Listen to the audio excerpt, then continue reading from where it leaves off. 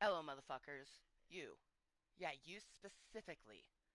Hello, and welcome to my club of Kottontales, a place for me to be 100% me.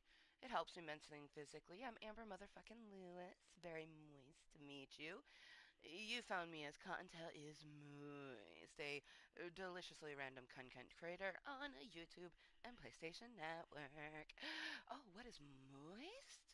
Do you mean moist like water or jizz or sweat? No, I mean moist.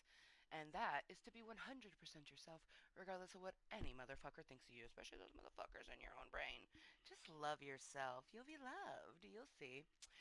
So, Thankful Thursday. It is the 10th of July, 7:10, which is in fact it's like 4:20 but for cartridges. So that's kind of dope. Um I'm excited, okay? Like, I got cute outfits, okay? We, we have been working. Work, work, work, work, work. Work, work, work, work, work. Oh man, it's not see-through, but it's almost see-through. Did not notice that until just right now. I went out for a 30-minute little fucking walk and got myself some pizza. Did not did not notice. Well, that happened. I'm moist. Are you? I surely hope you are. I hope you're always being 100% yourself. That is the most beautiful you that you can be because there is only one of you. Even if you're a twin, you may look alike, but you're your individual person. I'm gonna get my disclaimers up real quick, because I know if I don't do it now, it will be a hot moment before I do it, so let's just do it to it, you know what I mean? Put in Club Kottontale, Cuntent 420, three very wonderful disclaimers for my channel. The Club Kottontale essentially is what I had already said. Hello and welcome to my Club of Kottontales, place for me to be 100% me, all the while helping myself mentally and physically. Content. 21 plus always. I make this content for me. I am 38, going on 39. Feeling fine for me, by me, for the enjoyment of myself. But I appreciate your time spent here in my Club of Cottontails. And then, of course, 420 friendly always. I'm a cannabis patient, so deal with it. Oh, I'm glad we decided Minecraft and not Fortnite. My fucking wrist is killing me. I did too much beating because apparently that's a thing now. That's probably the one thing I miss about before having juniors. I didn't have carpal tunnel before junior, and crafting, journaling for hours, drawing, painting, all of the things. Playing Call of Duty Zombies. The things that I miss. Peace. Well, I get peace and quiet now because since we have a co-parenting relationship with her dad and her ally mom, truly her ally mom is the reason why any co-parenting between me and Voldemort even exists. But I get, 6 days to myself, which is pretty cool. Peace and quiet, just me and Artie girl, what she is snoozing. Got all my little disclaimers up. Yes, Cotton Feet Finder, can't forget that. Come find me. I'm gonna do some updating because I have some ankle bracelets that I made that are like they're staying on. Like these are not going anywhere. So I need to take some pictures showing them off. I got this all the way that we want, so now we put it here. And I pop into the world. The world of Ray and I. Uh-huh. And I saw that he had made a party chat but 5 minutes ago, so we will pop into that. Easy peasy, lemon squeezy. Easy peasy. Hello, handsome. Hello, hello. I'm so excited. Also, today being 7:10, Like 710 is like 420, but for cartridges. So I thought that was kind of nifty. Didn't Yeah. even realize that until literally starting the meeting up. I'm like, oh, nice.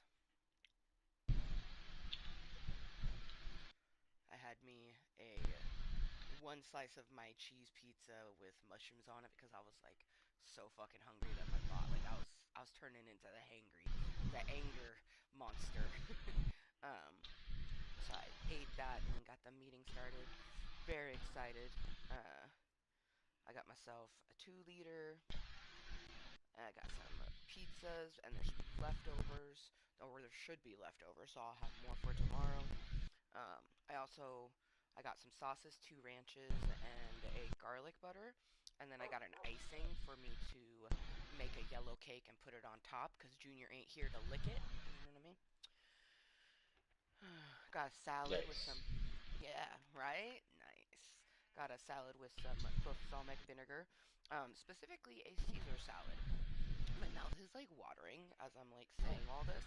And then I get a pan pizza with no sauce, extra cheese, cheddar cheese on top, and then mushrooms. And then I have just a stuffed crust Hawaiian pizza with light honey barbecue sauce, and then ham and pineapple extra, extra, extra. Oh yeah, I'm inside the booby storage at the village. This is nice. This is good. Check my inventory. Oh yeah. Heck yeah. I'm gonna put my armor in here because I am not doing any spelunking of any kind. It is this like it's not happening. Like I love Hollow Mountain 2.0 with its cherry blossoms, but if I go over that direction, it's to build on the pink lighthouse, and that's it. Oh, whoa, my gold pants look cool with my outfit. Oh, whoa. Okay, that's cool as fuck. But taking them off. I got a new outfit and the bottoms like show above the pants, which is so cool. Alright.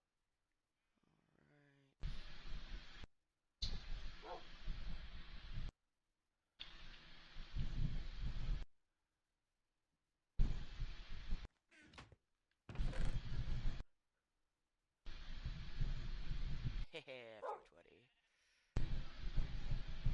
Make that a 420 as well. Cheers. Oh,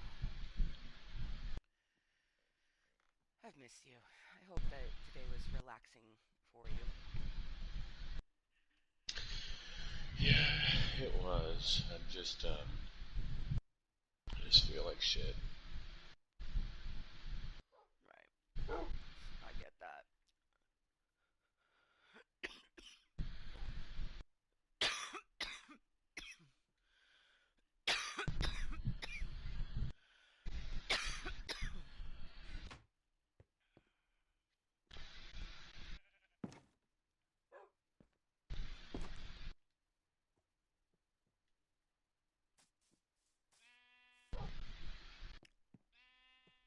Oh, I'm gonna put on just podcast in the background, because I don't think it's a washer machine. I think one person has a washer machine, but I think the sound I'm hearing is a standalone air conditioner that hooks up to the window. Because it just has it's nonstop. And it's kind of ridiculous because I don't understand the people using the standalone air conditioners. They take just as much electricity as using the HVAC. So why not use the in-home system? But I'm not even gonna begin to try to understand the way that people are. So if they want to do that, they can do that. Maybe it is cheaper. Maybe I'm not enough of a penny pincher to understand. I don't know. No, we're gonna put on music, no podcast, because I'm actually interested in this podcast and I don't want it distracting me. Let's see what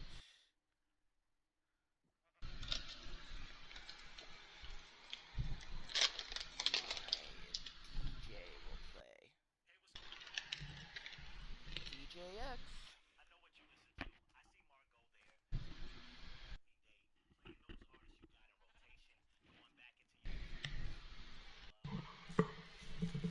I love that he always gives me this little intro as if I don't fucking already know. I also think it's kind of crazy that I call it a him because it is literally a AI DJ on Spotify. Yeah.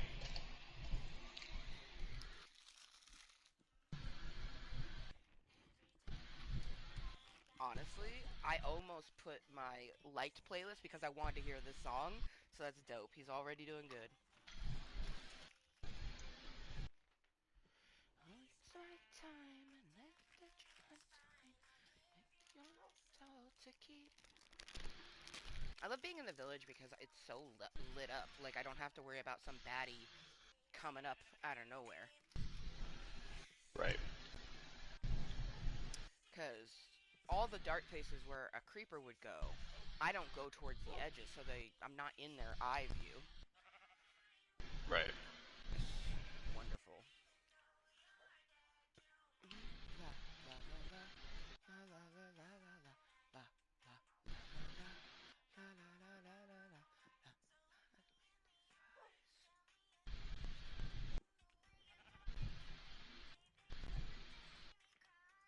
Cry, cry, as you see me cry. One time and another time, in my soul to keep. With my heart, man, that heart, bury me 6 feet deep. You won't wanna let me rest in peace. Oh, the violence of you still are haunting me.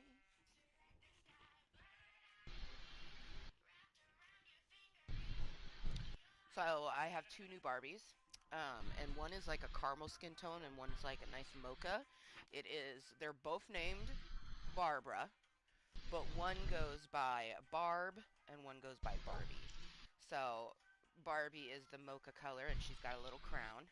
And Barb has like lilac hair and she's like the edgy one. So like they're both very feminine lesbians, but Barb is 100% the butch. Like I love it. They're so cute. I'm totally showing them in Club Kottontale right now. But yeah, their outfits like Barbie is got like a pink corset with purple detailings, purple shoes, and a really long purple gorgeous skirt and a purple crown. And then Barb is like got a metallic, like very xenon 21st century girl skirt with light purple pumps. Like, and the best part is that the pumps on Barb matches her hair, and the pumps on Barbie matches her crown. It fucking knows us. What? 1, 2, 3, 4. 1, 2, 3, 4. 5, 6, 7, 8. Oh my god, I gotta make my person do the secret handshake. It feels very fitting. And I'm holding scissors while I'm doing it. But yeah, Barb and Barbie, they're wonderful. Oh, hair's a bit of a mess. Been rolling around on the table, ladies.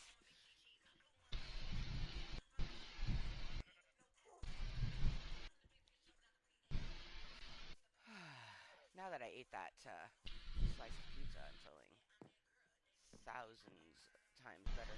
Oh my god, this drowned did not want to get out of your boat, so much so that he just burned to death.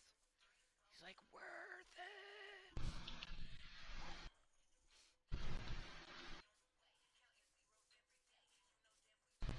Freaking idiots.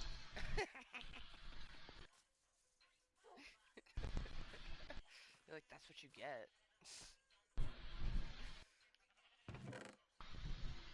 Hey.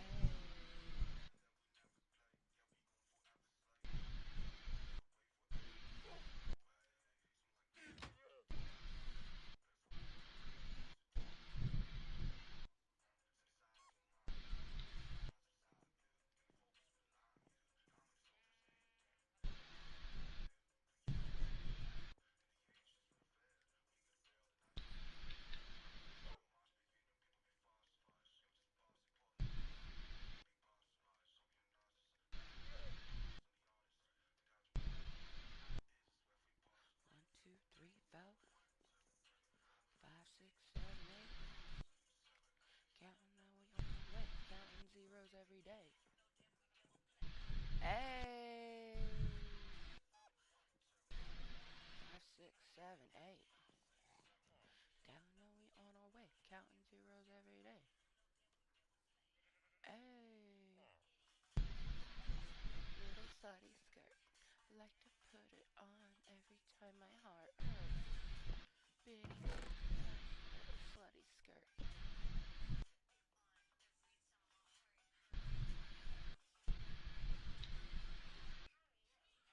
Girlfriend just broke up. Teeny, teeny, tiny little slutty skirt. I ain't here to work.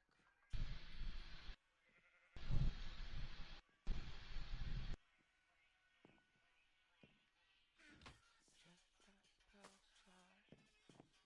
Likes my cryogenic cold hard. I'm star.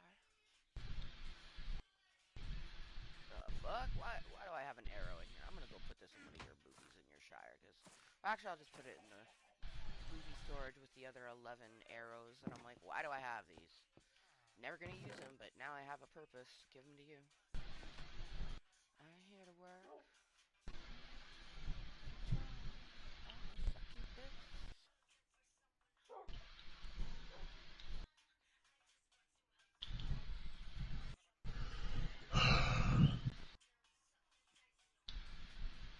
Fucking someone new. Super cute.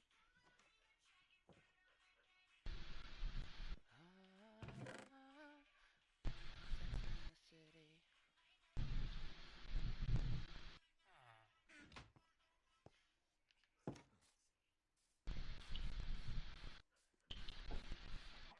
Good.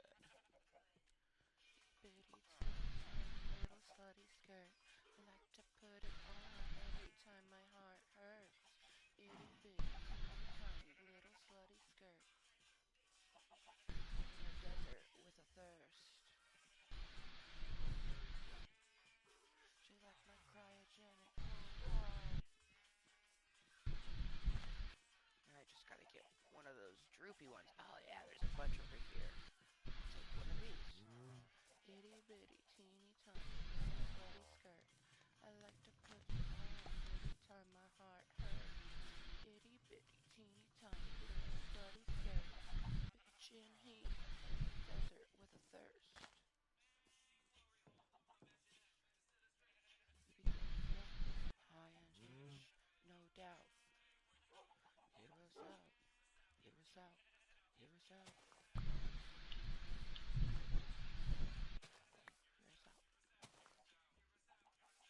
Sushi, glory, hole. Makes never make sense not to do it.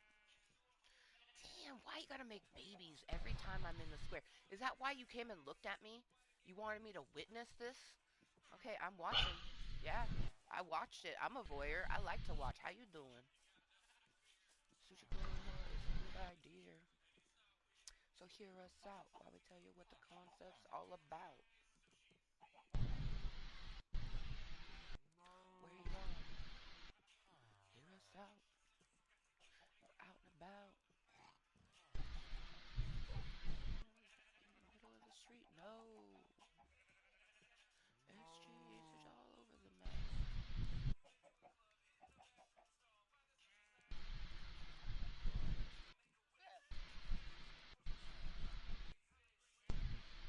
Come back. Come back. Come back. Hear us out.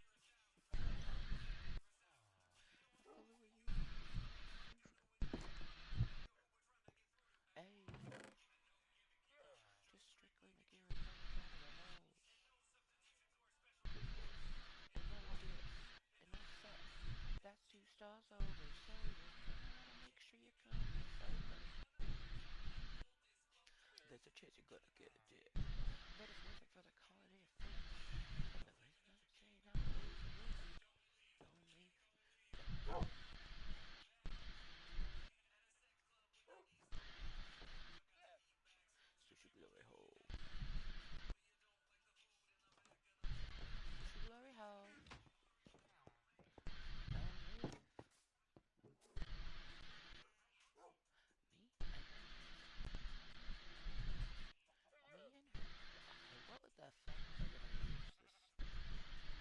had plans for this glow lychee stuff, but I honestly do not remember what past Amber was thinking. Like, I know I could put it under Wawada, and I can put it above Wawada, but like,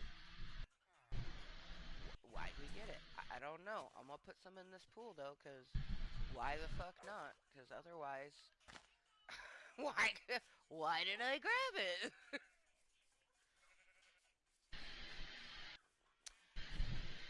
Shit. Me and me and her go ratchet. Put it. Yeah, I'll put it in here. We go ratchet a lot. Not if I'm not mistaken. Mistaken.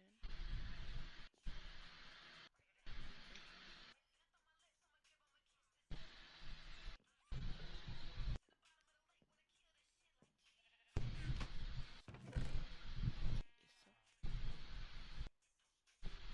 right down the middle. Compared to me, I'm little. What are you working on? Cruising back to the village right now. Oh, dope, dope. I decided that before I start, like, adventuring away from the village, I'm gonna make one of these little farm things and test my theory.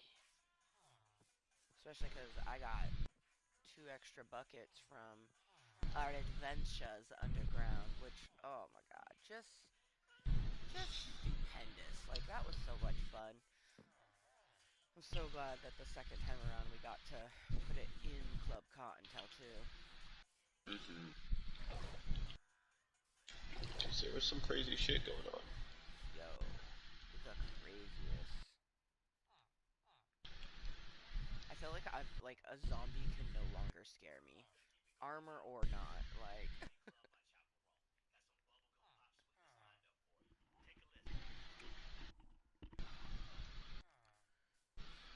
I'm gonna post up with a torch in our Shire house. Oh, you're there, yay!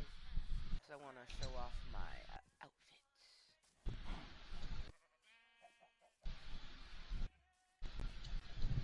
Bitch went shopping. Howdy, partner. 1 second. Oh yeah, no worries. She can wait. Oh, I love it. Yeah. The skirt, it will sit over my pants when I'm wearing armor too. Nice. And the skirt comes with little black shoes, and I can put my shoes that I have, like I can layer it. So right now I have Effie shoes on, but since I'm wearing the skirt, it only shows the top of it, and I think it goes real well with all the gold detailing. Took off the kitty bell, put the star necklace on,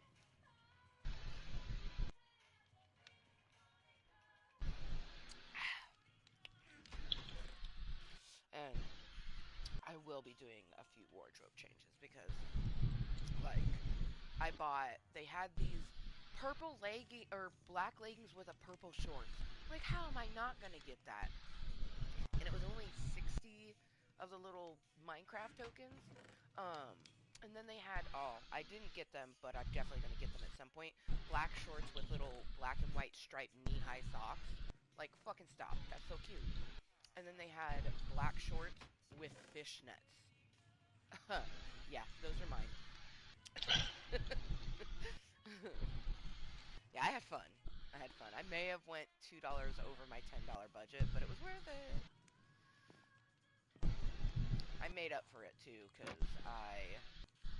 I'd given myself like a 75 to $100 like food budget to just kind of like spoil myself. Like, I deserve it. I only do it one time a month. Ouch. And I usually get leftovers to where I can eat some tomorrow. Uh, and what I did is I just spent less in one area, so then it makes up for the little bit extra in the Minecraft clothing. But, like, how could I not? Also, they have a free purple beanie. Like, it's so... I'm gonna put it on real quick. Like, it's... You tell me... yes or no on the purple beanie. So, one moment.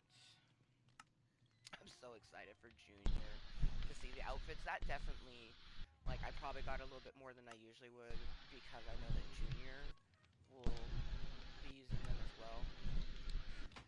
Oh, I got a sick ass crown for like when you put your crown on and we're just like being royalty type of thing.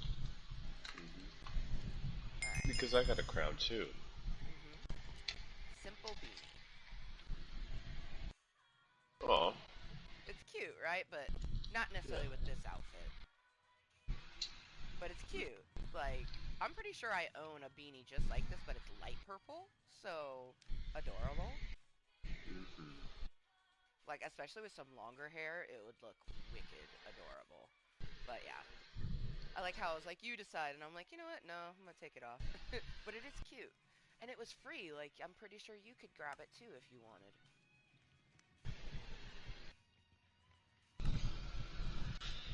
Oh boy.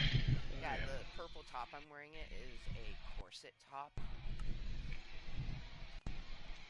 Freaking rad. And just the fact that it was a purple corset, because it could have been any other color, but nah, purple with gold. And I've really loved the skirt, because especially with my wings, like, it's just the perfect mixture of, like, rainbow, black, and white, which is, that's me. Okay, got my salad. Put my dressing on my salad. Oh, I should have mixed it. Oh well. I guess that spot is just a little bit more oily. Uh, what's really fantastic about the vinaigrettes is that Junior likes them, and she'll ask specifically. She's like, "Can you get the dressing that we like? Not the white one, the one that's like kind of spicy." I'm like, "Yeah, the vinaigrette." She's like, "Yeah, I like that." Like it's straight up got it's made with vinegar. But my 7-year-old's like, "Mm-hmm, I like that." Nice.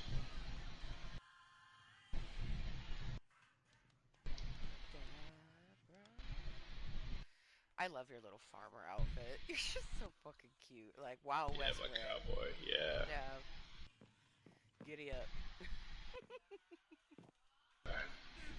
I will stop to puff with you. And it's nighttime. I don't know if you want to make it. I'm gonna load a bowl and puff before I do shit. I haven't Yo. smoked all day. I've Oh, just kind of same. been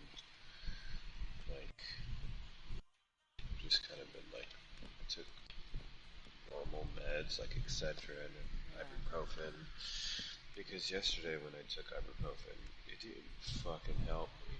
Oof. That's shitty. Oh, the wings like angle when you scratch. How cute.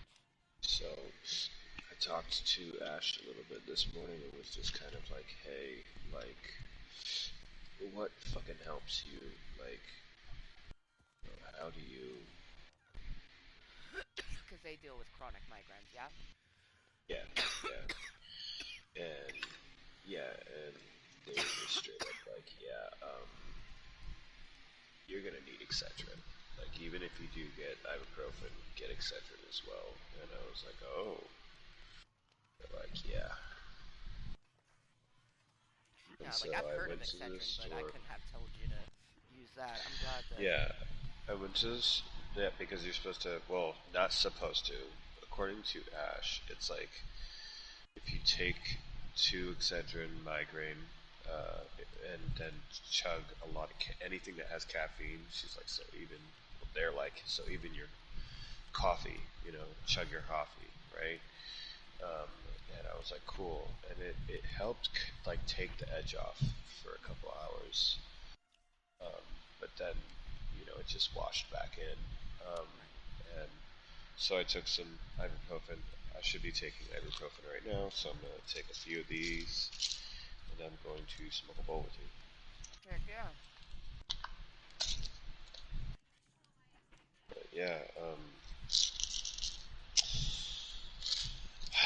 it's It's a pain in my ass because it kind of like when it hit me yesterday, it kind of washed over me too. Like I was washing dishes Mm. and like all of a sudden I started getting dizzy, like real dizzy, very Mm. quickly, and I didn't know why. And then my head started pounding.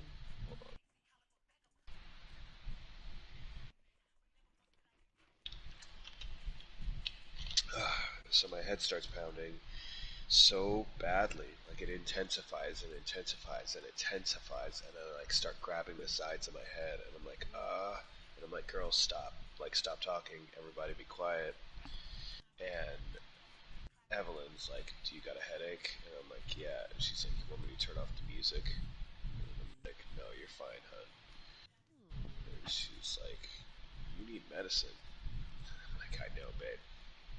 So Mm. I looked around for ibuprofen, and there was none in the entire house. Mm. So yeah, when Ash came home from Costco, Ash was like, yeah, we don't have any. So then I went up because by then it was like just full fledged fucking migraine. Like I knew what I was dealing with. I was like, fuck. And I rarely get them. Like when I do, it's debilitating, but it's like I rarely get migraines. Right. I feel that. But I've yeah, only had three my whole lifetime, but they were hospital scenting, so yeah. right. So um, I yeah, I went upstairs into my room, and I remember there being like a little Ziploc bag that had ibuprofen in it, and it just so happened to have like 4 pills, 1 dose, kind of a thing. Like, Hell um, yeah. so I was like, fuck yeah, I took them, and they didn't really help much at all. Like, I suffered through the entire evening, got to, bedtime, and was just really like, yeah, I wasn't happy. Man.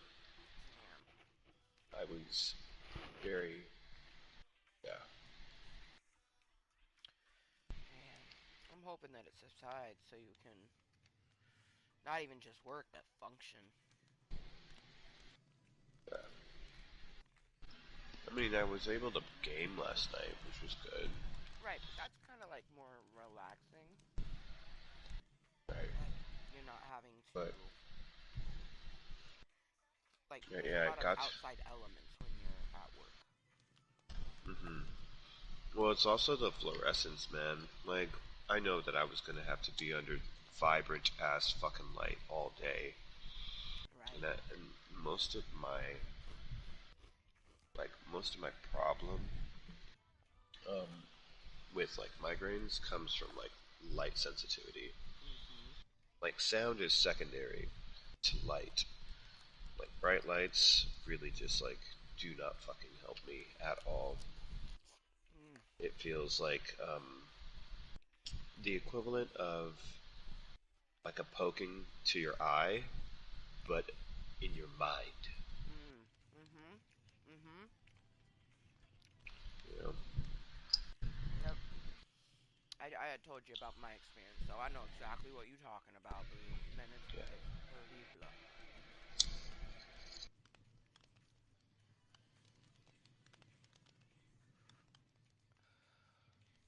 So I will be investing in another one of these all-in-ones. Even though it's throwing away more, it lasts. Like, for one, it's a gram and a half bigger than the cartridge, but it's only like May I double the ask what it price. looks like? Yeah, it looks like a vape. Like one of Like a those little straight pen? No, it's one of the little square ones. Yeah, yeah, yeah. Yeah, and I got some Rocket Pop. You know how much I love my Rocket Pop. Um, but yeah, I bought this and I didn't use it until Enchanted Forests, and I'm puffing on it right now. I remember those snaps.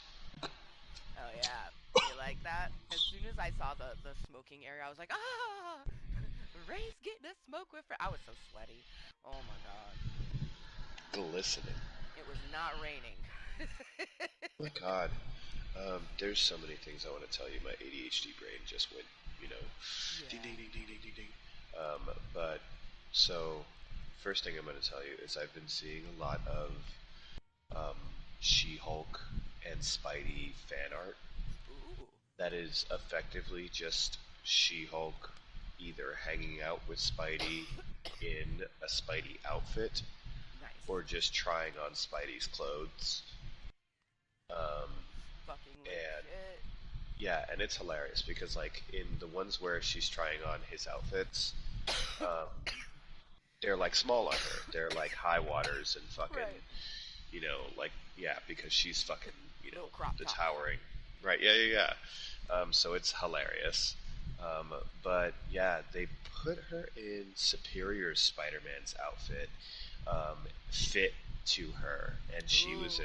like standing next to Superior Spider-Man outfit, Oh. like him in his. Mhm. And I was just like, man, that looks nice because the Superior Spider-Man design is the. I have a T-shirt of it. It's like the black and red. Right. That's what I was Um, envisioning, and I'm like, ooh. yeah, yeah, and even his like, It reminds me of Miles Morales'. yeah, yeah, yeah, yeah, yeah, but just more Spidey. Um, Yeah, but more Spidey, but exactly. yeah, um, but yeah, Damn, you're gonna have there's to just find I've that been art again and send it to me, boo. That sounds there's sick. just lots of them. Like I've been running into those over and over again, and I don't know why. Oh, Um, imagine Red She-Hulk in that Spidey outfit. let me see if I can quickly Oh, go back and find one of the ones in one of the groups that I so I'm always. But good. yeah, the second thing was today when I woke up, I checked my vacation request, and it was approved. Then I Ooh. called out because I was like so fucked up this morning. And so I lay back down and I try to rest my head. I make sure there's no light. I went downstairs and I like got myself some coffee, but I came upstairs and I just kind of laid down and tried to doze back off. But Right. somewhere between like that moment of trying to relax in the morning and just feeling like someone was repetitively punching me in the back of the skull, Mm. um, I found out that it was 7:10 because I picked up my phone and I started scrolling a little bit, and then I got to a web page that had like pieces. They were Mm. like on sale today only, kind of a thing, and I'm like, okay, but like it made me um, miss the Pacific Northwest, and here's why. Because I go to a dispensary that I love that's near my house, and they have no glassware in that bitch. Maybe it's tucked off in another room or whatever, but there is no glassware. Where, like, as you walk in, there's nothing on show. There's no, and that's weird because, like, in the Pacific Northwest, when you walk into a dispensary, generally speaking, there's glassware. There's lots of Mhm. pipes or bubblers or fucking bongs. There's stuff you can buy. Anyway, I've really been meaning to get myself a new piece, and I just, I don't find anything because physically I don't go into glass shops, Right. and my dispensary doesn't really carry any. But then today happens, and so I'm like, all right, maybe this is destiny. This is it. Let me go check Right. this out. So I start checking, and it's crap. It's all Mhm. just overpriced or just crap. I even checked into like one of the sites I had like that I came across had a novelty pipes section. Novelty pipes basically are like this one looks like a fucking bowling pin. This one Right. looks like a donut. Those are novelty pipes, Mhm. right? Mhm. And all of those were fucking whack. I was like, you don't got a lemon or something, like anything, like just something simple. And Polestar vaporizers. That's where you should go, boo. That's where I got my little Sherlock. but yeah, like I was Because it just is whack. The irritated. selection is very whack in stores. Of course, here we still got the beautiful glassware bongs. You know what I mean? I go in, it's like, oh, Right. Simpsons bong. Oh, a fucking Fallout bong. Like, oh, look at these beautiful gem shaped bowls to go in your bongs, your songs, your fucking all of it. But yeah, you guys don't have that, and that makes me sad for you. Right. Like, I don't know why. I mean, well, maybe it's because you guys are a newer recreational state. Like, give it a couple years, and I feel like, hey, also, see a need, fill a need.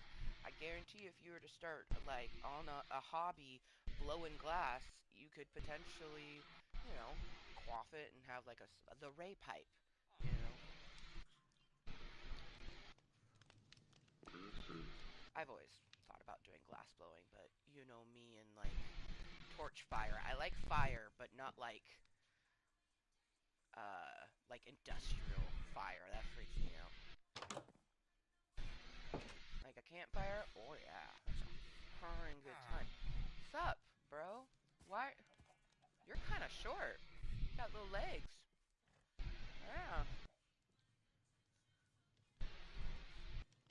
See, he's got longer legs than you. Yeah, he's taller than you.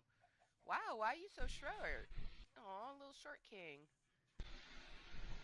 He's like, I'm taller than you. Damn, boo, why? Just he's obsessed with me. Are you gonna follow me? Let me see if he follows me.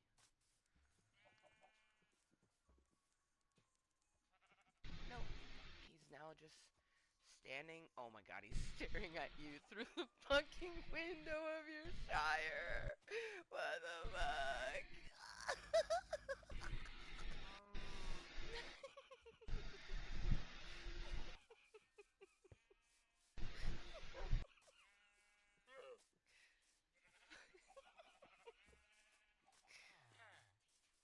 That's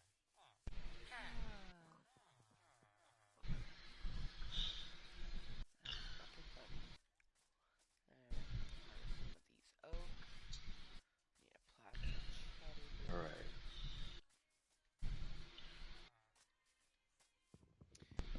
So what are you currently working on? So I have a. I'm looking for a building I created a while ago, and I can't find it. But on the side, I have a couple of separate projects that I'm doing. One, I'm going to my ship. I'm going to drop off some black wool and pick up a few things from the ship, glass. Then I've got to check out something by Lava Mountain real quick. Hmm. Then I was going to continue my search. But what are you doing? I'm working in the village. I'm gonna make that little, uh, like a traditional farm and see if they'll tend to it. Um, and then I most likely am gonna go and continue working on pink, or potentially go on an adventure to find my next location of the lighthouse. Because especially knowing that we have light blue, I kind of feel like andesite and light blue Yeah. would be really pretty together as like a lighthouse. Um. Yeah. Yeah. Absolutely. Quick question. Yes. Well, actually, it's just a request. Can you check your text messages real quick? Oh yes, I saw that it popped up. Oh shit! The little crop top. Oh my gosh. Isn't that mine? And then there's here. I got these. Boom, boom, boom. Oh dude. Oh man. Her in the Spidey suit made for her. That is amazing. Oh, I love it. It's giving Steven Universe. I love it. Oh, yo. The black and the red. That oh my god. Now I'm just imagine fucking Red She-Hulk. Oh. Yeah. And then I've Oh! got a Oh my god, the couple last of one. Holy pieces of shit, that's art too. amazing. And Oh, then that's these so will be it. Oh, Okay, that's so there you go. good. Here's Ooh. your doses of. Ooh. Yes. Oh, Yes. and then there was another thing that I saw. Oh my god, amazing.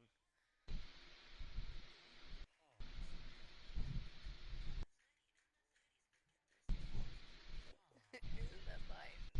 Did you even? Actually, it's better I don't ask. Huh? I'm reading the little caption. She's like, ready to Oh yeah, sleep? yeah, Yeah, yeah. It's it's better. so I cute. don't ask. Yeah. It's so cute. It's better. I don't ask. Yeah. How'd you even? Don't ask questions you don't want the answers to, Spidey. Oh my god, a fox and a cat were just like headbutting. That's so cute. How many? I'm gonna sleep Okay. before I run off. I don't know about you, but I think that bowl wasn't enough. Oh yeah, no. Maybe I should. Maybe I should wait a little bit, but I'm gonna smoke another one pretty soon. I would still be puffing, but I had to charge my little rocket pop thing because I was enjoying it, and then it was like I'm dead.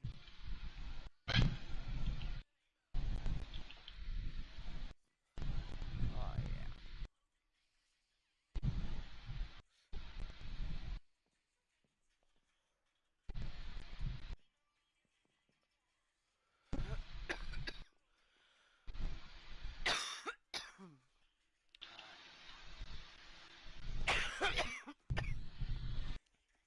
All my boats. There's so many.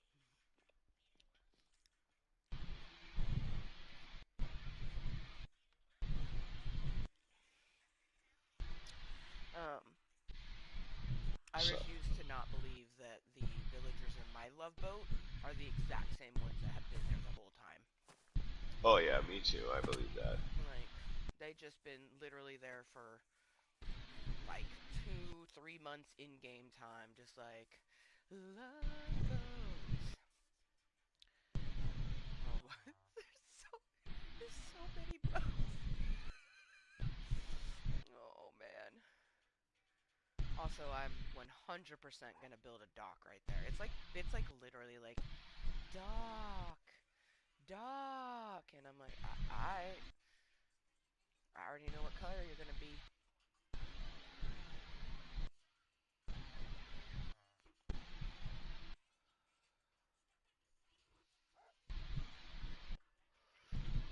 But yeah, if I may just let my brains kind of like do what it wants. Like, ooh, let's go here. Ooh, let's go there. Because Oh yeah.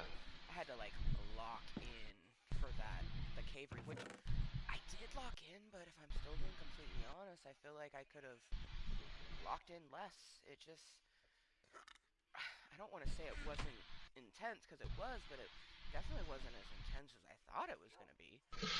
No, because here's the thing, and I thought about this a lot because of how easy it felt. So when I am alone, Hmm. there's no one to watch my back, Right. right? And a lot of the time when we were kicking ass, it's because we were right next to each other. Right. Like That that's true. yeah, if you separated us, we would have probably had a lot more trouble. But we were also fully fucking armored. Yeah. So We separated a few times and right, like still did okay, but we also didn't get overwhelmed. Like we right, didn't try yeah, to go do the spiders by ourselves or something like that. exactly, yeah, yeah, yeah. I just feel like it would have been more difficult if we were alone. Um, Yeah. 100%. because yeah, there was never a moment where I was like getting knocked the fuck around, and I didn't have you just running up and smashing the dude in the back of the head, Right. Or like like, and one of vice us is versa. battling the other person's laying torches. Like we were Right? very Yeah, yeah, yeah, yeah. Or efficient. when we took out those spawners, man, it was like Oh. one of us runs up and the other one plays defense, and that's Mhm. how it was. Like it, Yep. it was, yeah. It was good.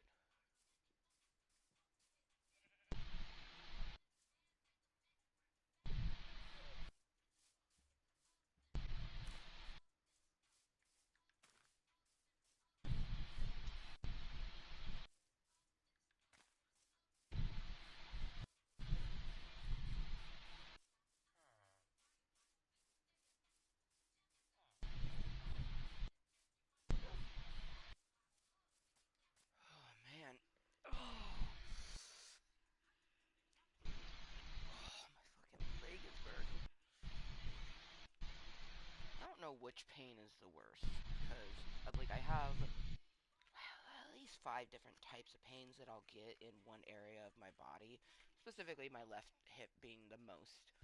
Um, and it's like I hate when it burns, especially when it burns by my scar, because I'm like, why? Why are you burning?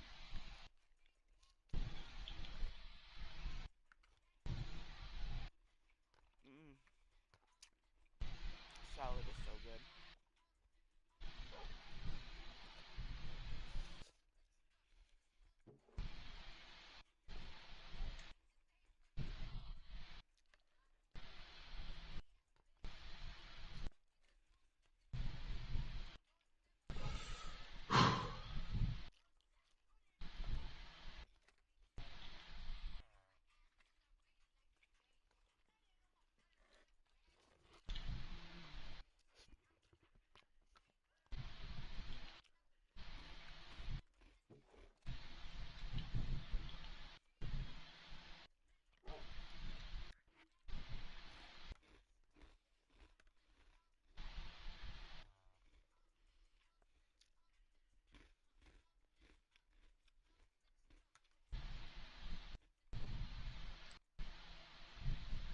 One thing I really love about the fact that I did Hollow Mountain 2.0 with you is that now Hollow Mountain, I probably could go in there and just not be nearly as scared as I was.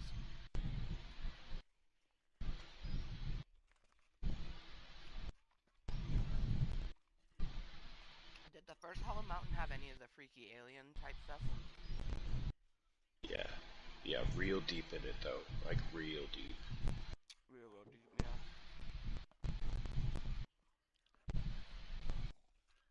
Crazy.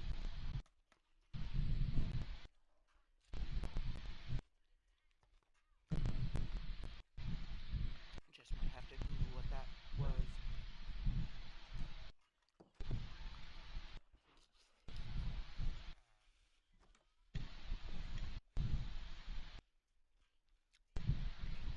It is crazy how like we're already down so deep that the edges of our screen are darkened, and then that thing made it even darker. Yeah. That's wild.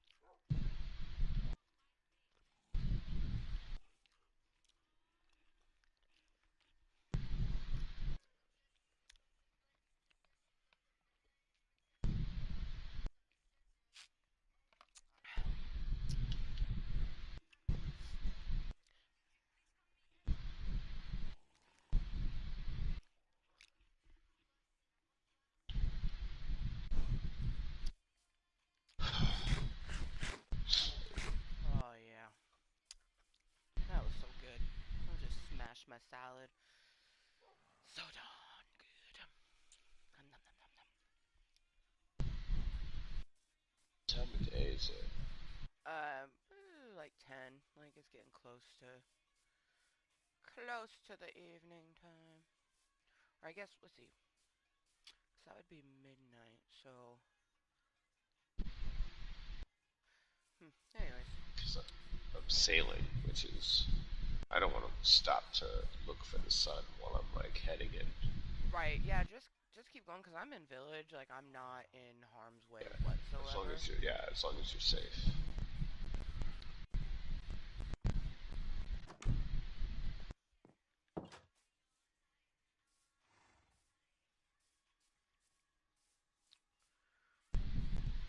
Days, days, days are still the same.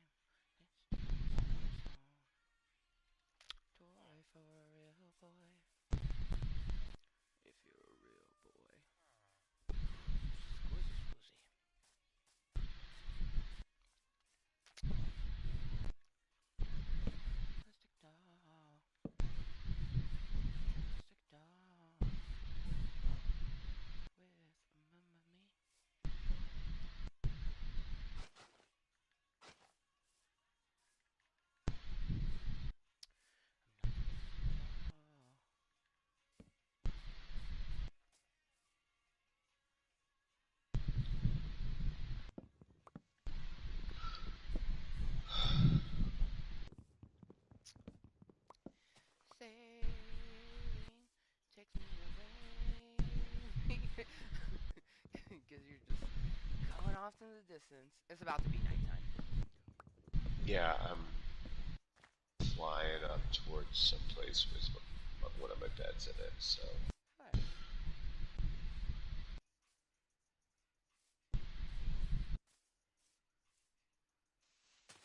yep, that's so awesome. I got out of my boat and I turned, and the sun is setting behind me. That's awesome. Probably beautiful.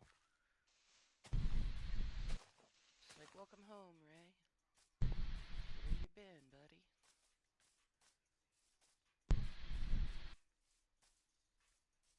Yeah, so if you want to make it daytime, I can. Yeah, as soon as I get to my bed, I'd like that. Dope.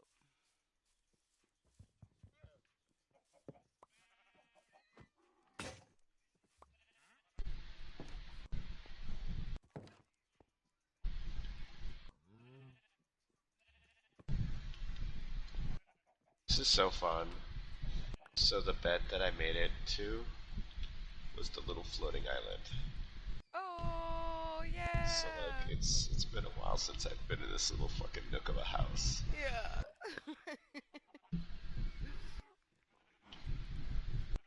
Like it's built so well to conserve as much space as possible. Oh my god, it's just really well made. It's so small.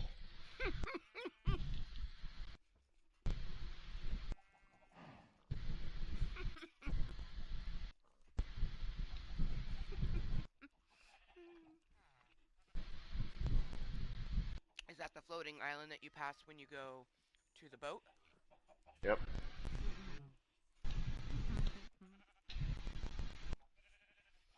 You have a balcony. Like, it's tiny, but it's amazing. Yeah.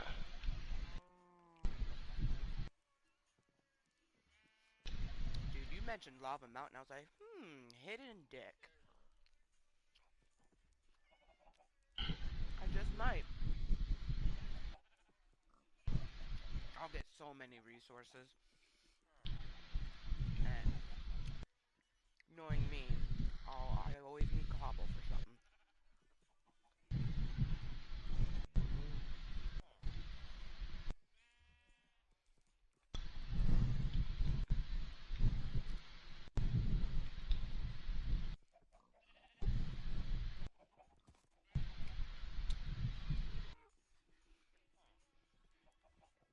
Ranch and pizza just like go together. So bomb.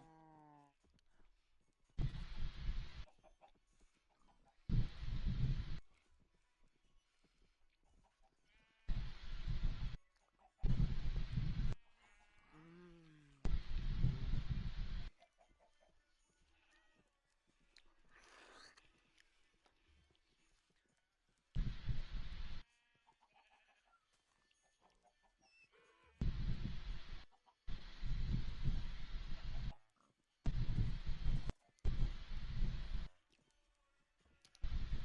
Baby, baby.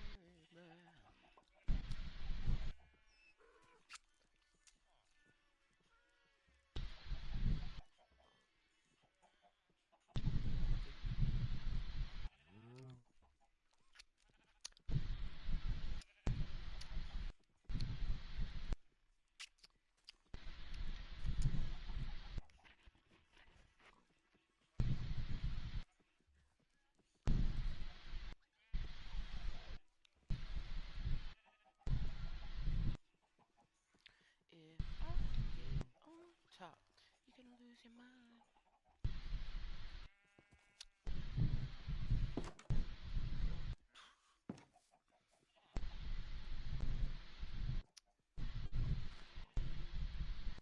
Fuck yeah. Okay.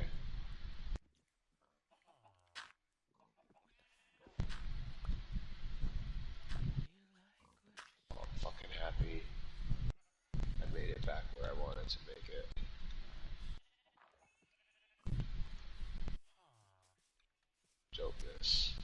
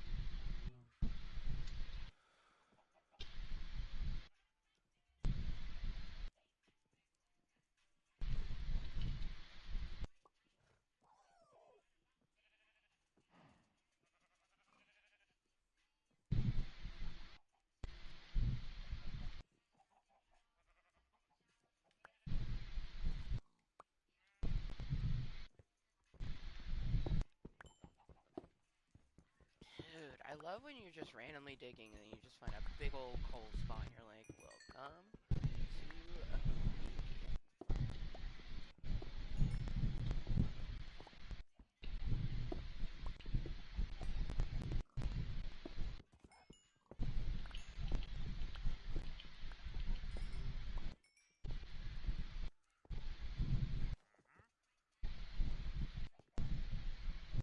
Also, liking the way this do-right with me doing it right.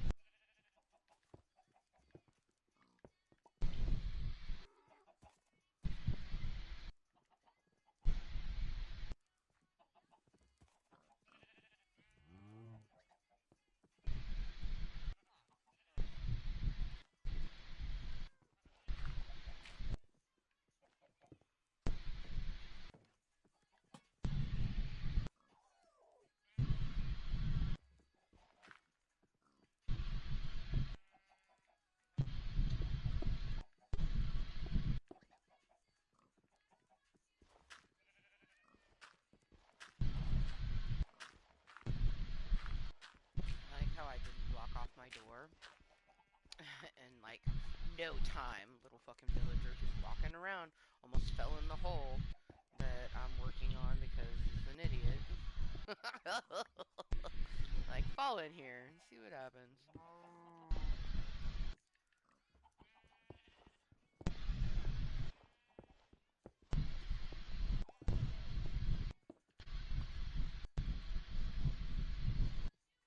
make it daytime if you want to or need to, but I don't need to.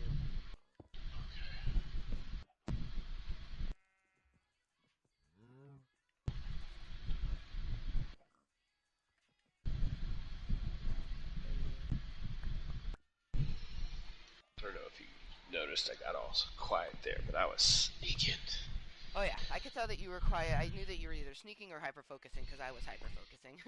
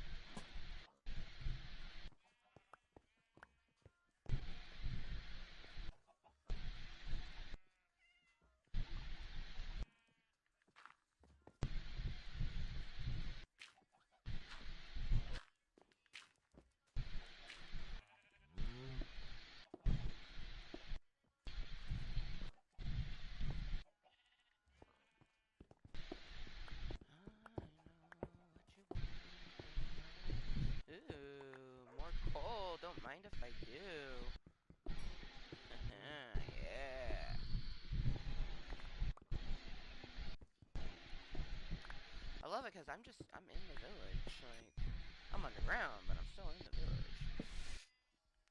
Excuse me.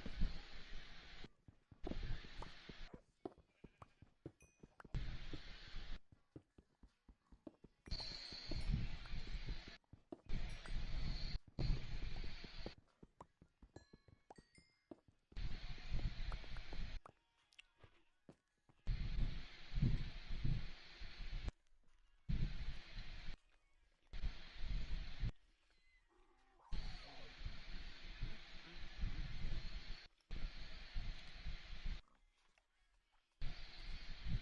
And I'm on Lava Mountain. Nice. Just kicking it. Fuck yeah. I think in a minute I'm going to load that bowl I was talking about. Hell yeah. I just feel so ill, dude. Like, I don't like it at all. Not one bit. I can tell just in your voice because you sound tired, but also like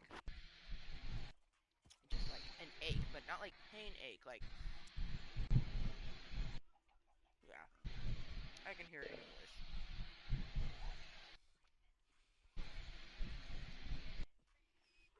I'm glad we went with Minecraft.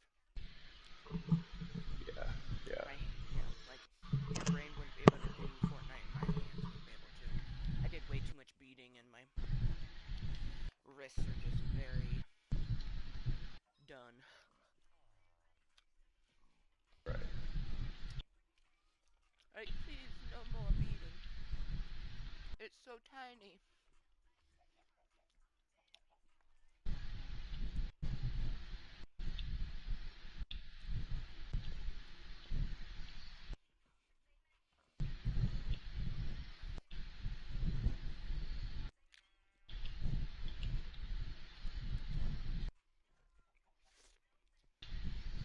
Mm.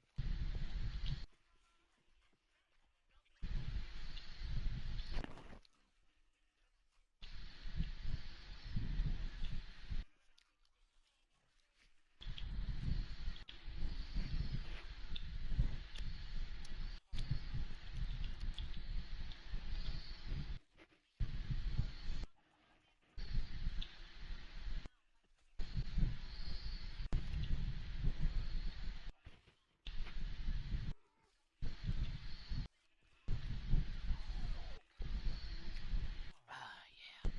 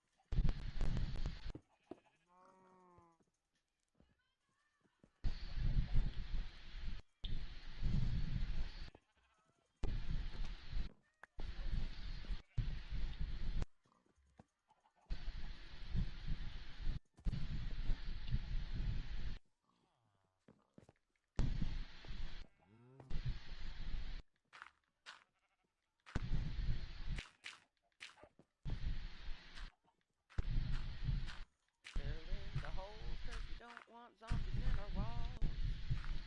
Excuse me. Took a bunch of coal, leaves you with a big old gape, and like I used to leave just like little singular ones. You can't even do that with them little tiny zombies.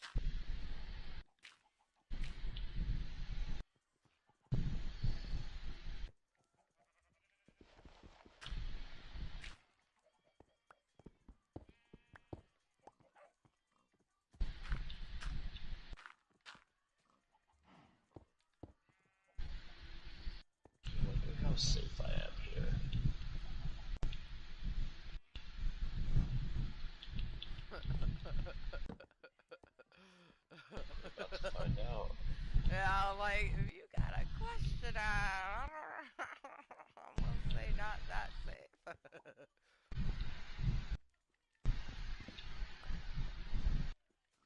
If you need to make it daytime, I can do that.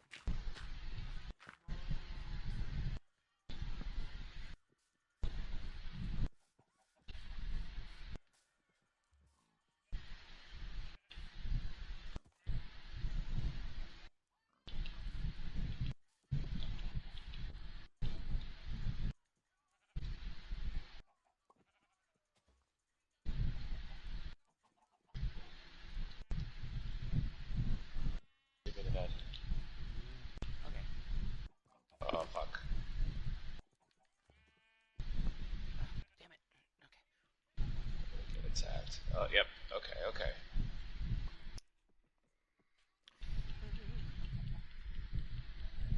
Gotta fight for my life real quick. No worries.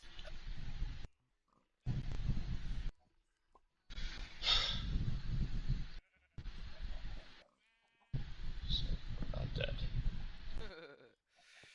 You're like, ha ha ha ha, I'm not dead yet. Alright, so I was safer than I thought.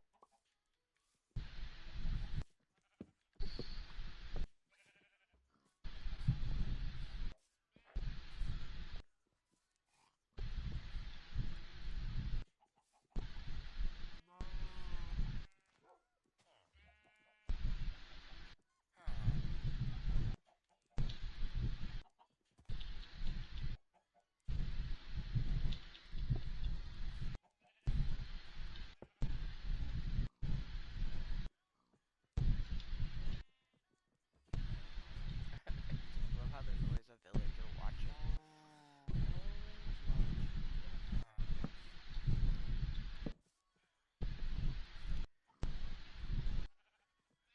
She's like, what you doing, Cottontail? Huh?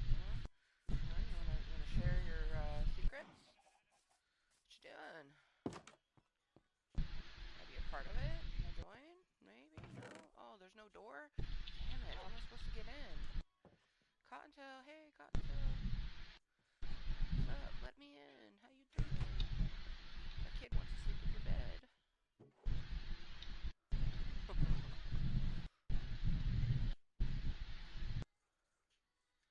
It's not weird, I promise.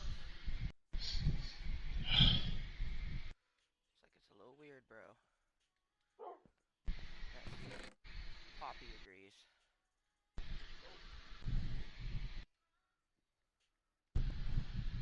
Oh yeah. Excuse me. I already have. I That was have. like a surprise burp. Yeah. Damn it! Now I gotta pee. Fuck. Okay. Let me just close this door. It's daytime, but oh man. I have almost 2 sacks of andesite, and that's just from like collecting it, like not even with a purpose. So thinking an all blue lighthouse is in my future. I just don't know where I'd put it, or when I'm gonna start working on it, because I already know what thing I'm gonna start working on. Hell yeah. That's after I'm done working on all the little random stuff. Because right now I'm making some stuff in the village, an alternative way for me to get my cherry blossom house that doesn't require fence and having to break down a bunch of stuff just to get inside. And then I want to make a little traditional farm. Like, I'm going to make it exactly how they make it. I'm even going to try to make that little composting thing. No clue how to make one, but I will figure it out. Yeah. And then just see, till it. Like, not plant anything, but till it and see what happens. Okay. Because I know when, like, the farms that are already there, if one crops gets undone, they don't till it. But if I go up and I till it, they go and they plant something. So I'm just like, Sick. oh. I'm like,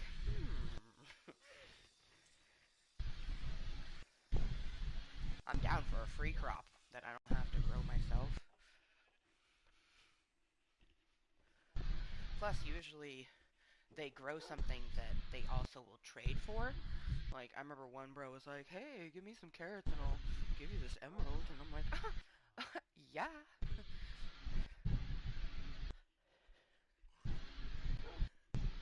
What's up, Doc?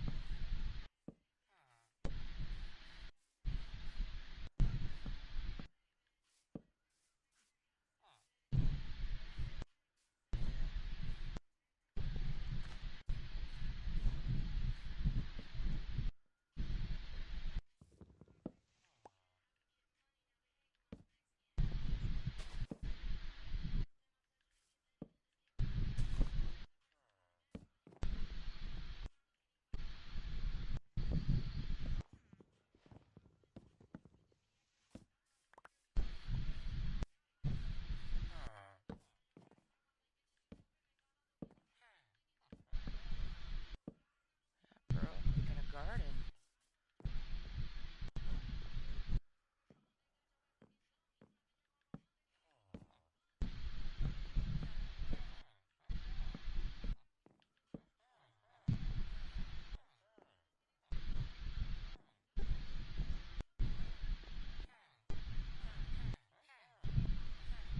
I swear these motherfuckers are like, she's making another one. We gotta make some farmer babies. I like, I just like it's giving that vibe. A lot of going on behind me.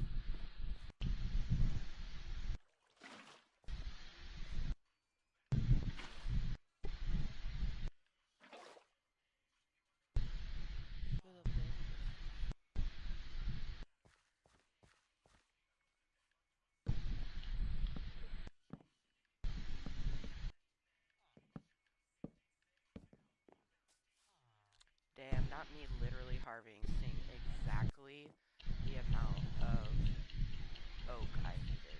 Like, that's some crazy wild good shit right there. Relatively, I got time, very literally. I got drugs. If it comes to drugs, stay hydrated. I sick bitch. Oh my god, there's a farmer looking at it. Oh, sup, boo? Sup? You like this farm? You like this? You like this? Yeah? Huh? You fell in the water.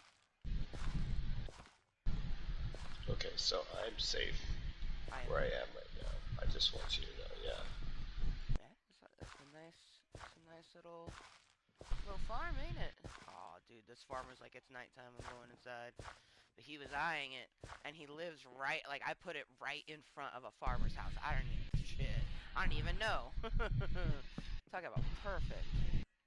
He was eyeing it, though. I'm just like, ooh, yeah, he's for surely gonna plant on there.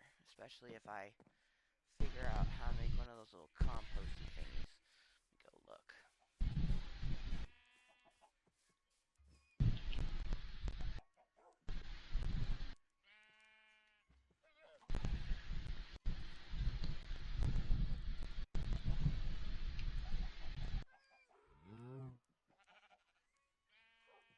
Okay, cool. It's just um, half planks, some slabs.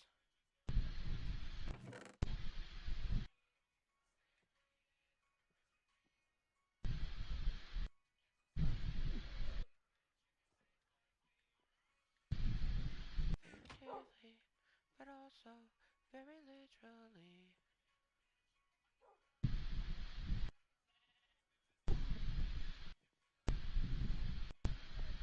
Stay hydrated. That's good. Oh my god, I make a composter.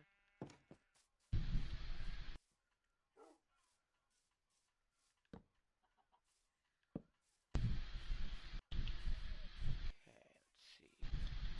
They always have it on the right side in the same spot. Okay, yeah. Right there.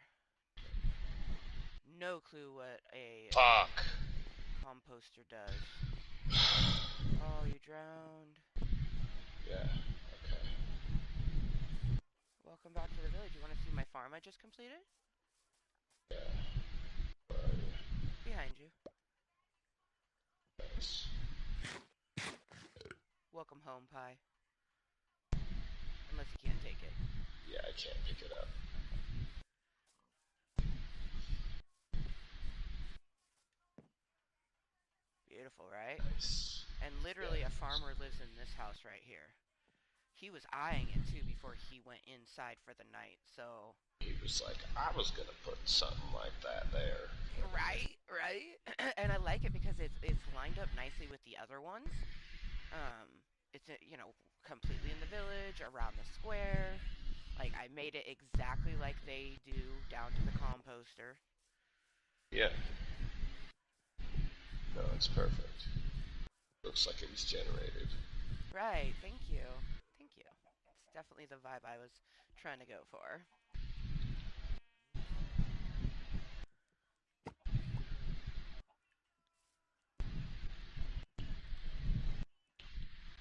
Nice.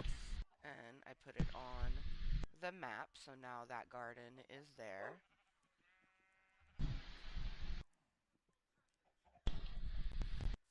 Very nice. Alright, back to what I was doing. I need to harvest some cherry blossoms.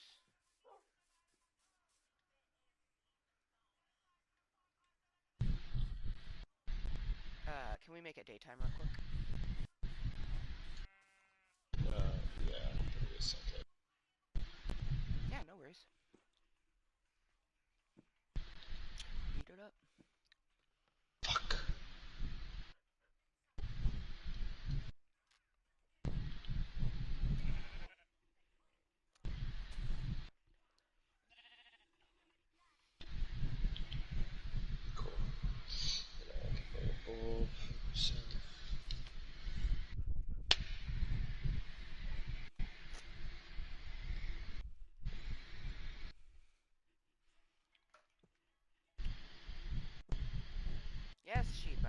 gonna take your wolf.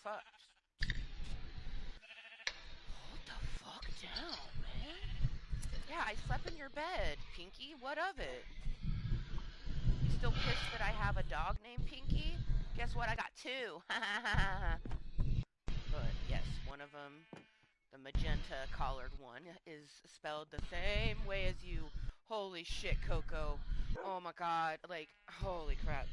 I came out of the little secret door passage into Pinky's pen, and Coco was like right on top of the trapdoor. So like I just got licked by a dog's asshole when I came out of it. I'm just like, oh my god, scared the shit out of me too for a moment. Whew.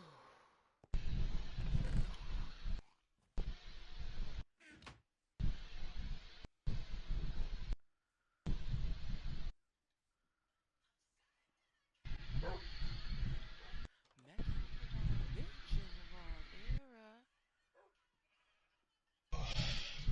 Honey, I just thought that's all yours.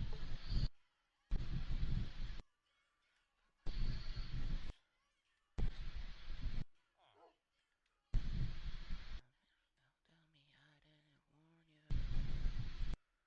Did you think it'd be bamboo? Carry a bucket of milk. I don't know why, but I feel like I'm gonna end up coming across a witch.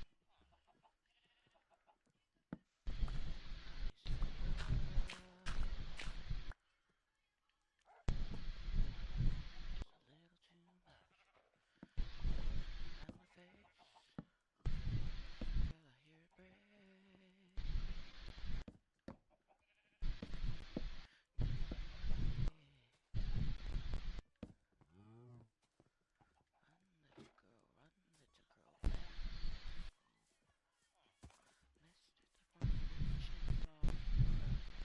It's too bad we don't have like a green type of wood, cause that'd be so cool to make a trapdoor that was green.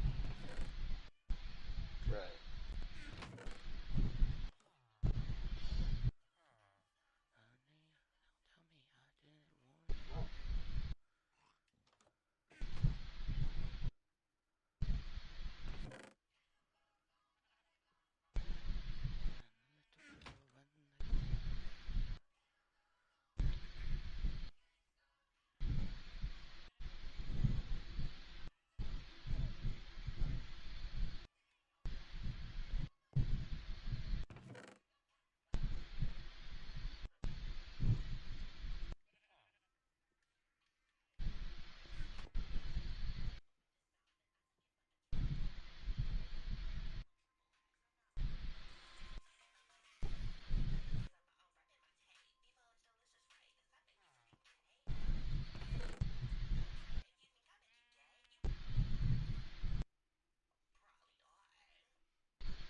Probably are.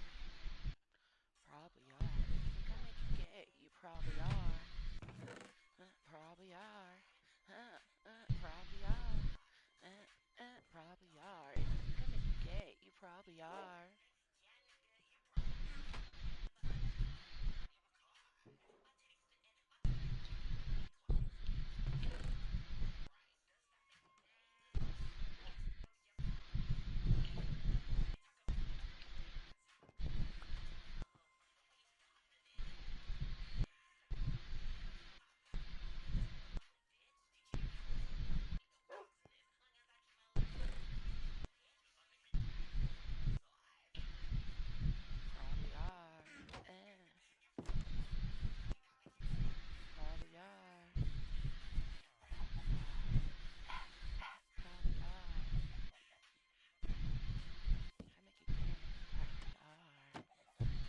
Probably are. You think I make you gay? You probably are.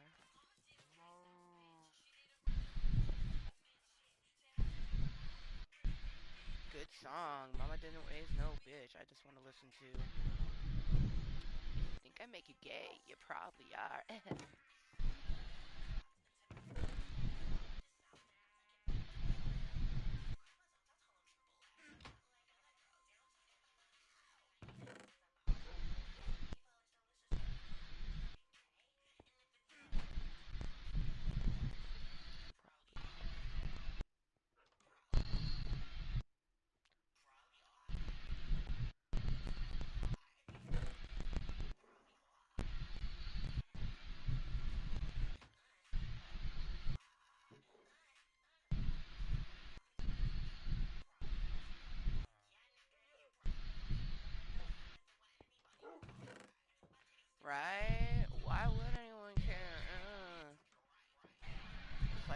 dick in your mouth? No? Okay, not your problem.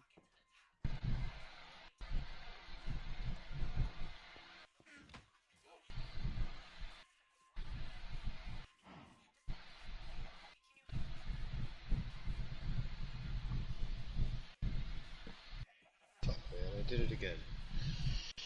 Where I like tap out my bowl and then I just kind of like go back Sit, to you playing. chill, and forget that you were gonna toke. Probably are. Probably are. If you think I make you gay, probably are. Probably are. Probably are. Okay, that's sick. I did a dark oak, and then I made a, like, little design around it, um, with the, like, the pathway, which is like a dark brown, so it blends in a bit better.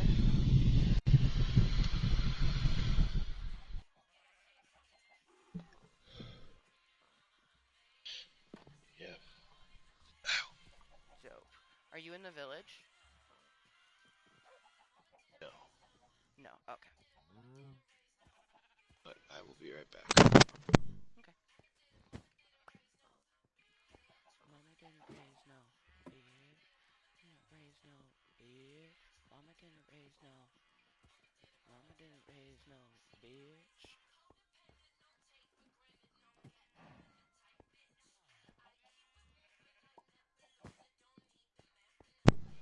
Okay,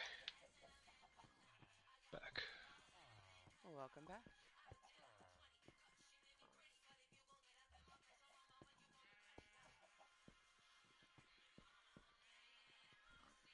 Woman, I can't catch.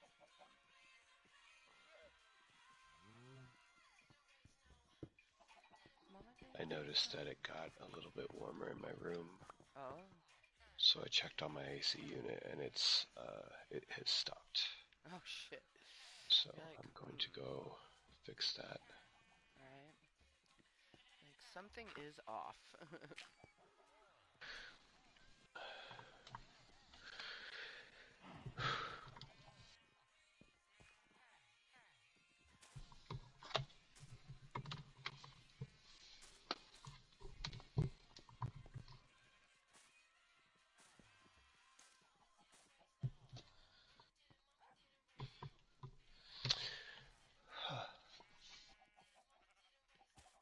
Bitch. Mama didn't raise no bitch.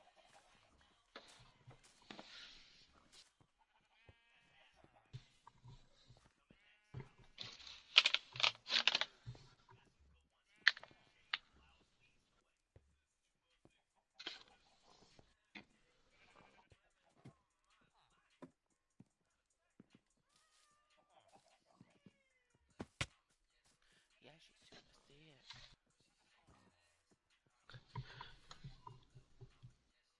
Yeah, she's super sick.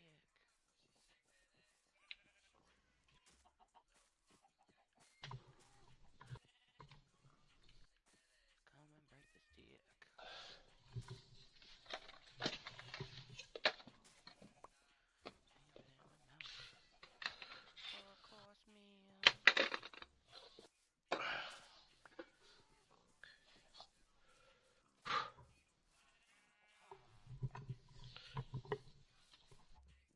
And I love this dick.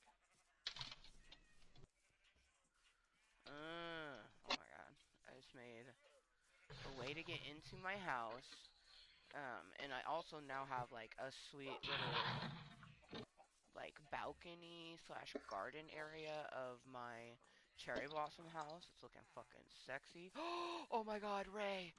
Oh, it's all. Oh my god, he did. He did. He fucking used it. Oh my god, every single one is planted. Oh my god, I did it. I did it. Oh my god. I made a fucking garden and a villager fucking used it.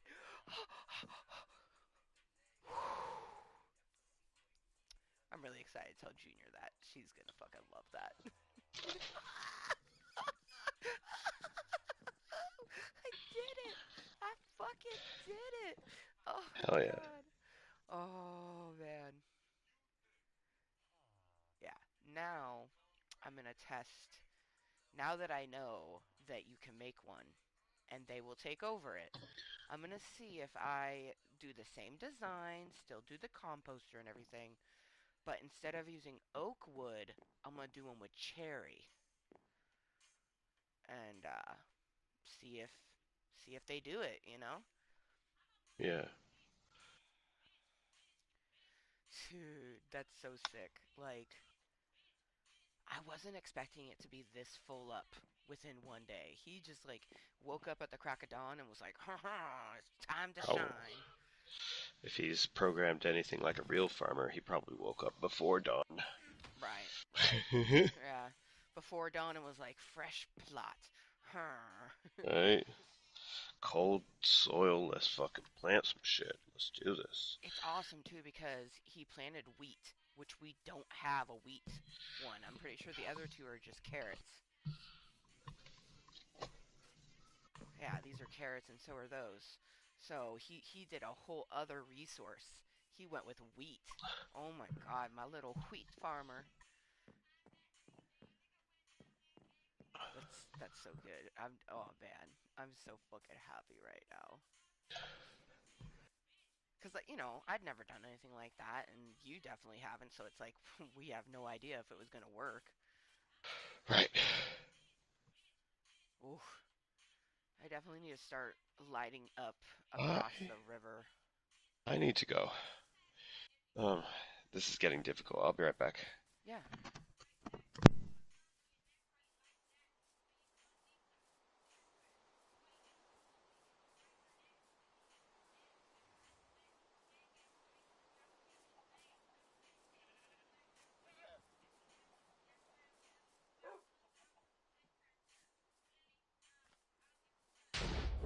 Oh shit. Oh shit. Oh shit. Okay. Oh shit. Oh shit, shit, shit. Oh, I hope the rod will work. Oh shit. Of all times that I hope the rod works, I hope it's right now.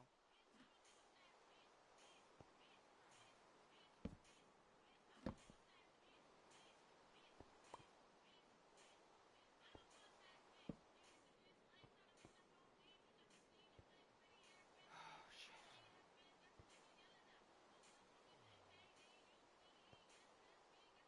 Not me wishing there was a lightning rod on top of that.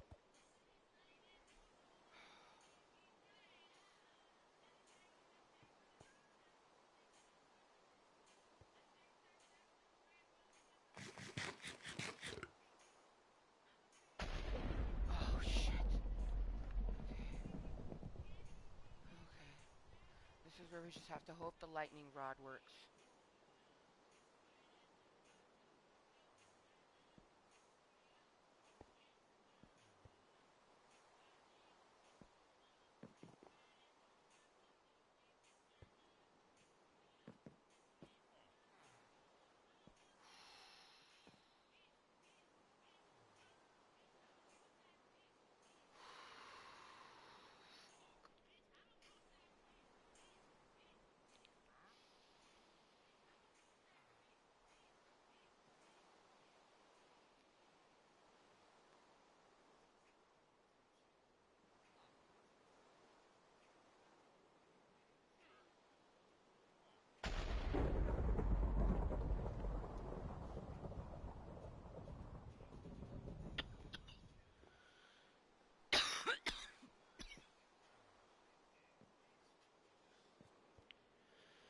How do you make a lightning rod? Let's find out.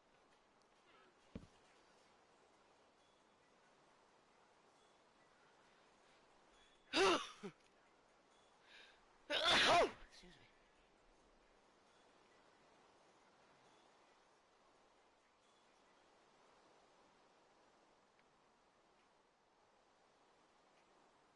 Okay, it's just copper bars. Okay, that's simple.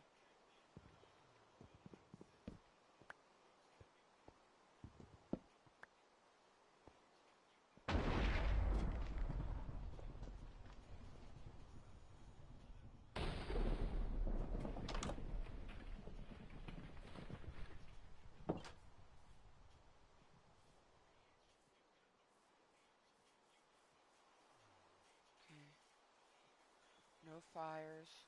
Maybe that one is in fact working.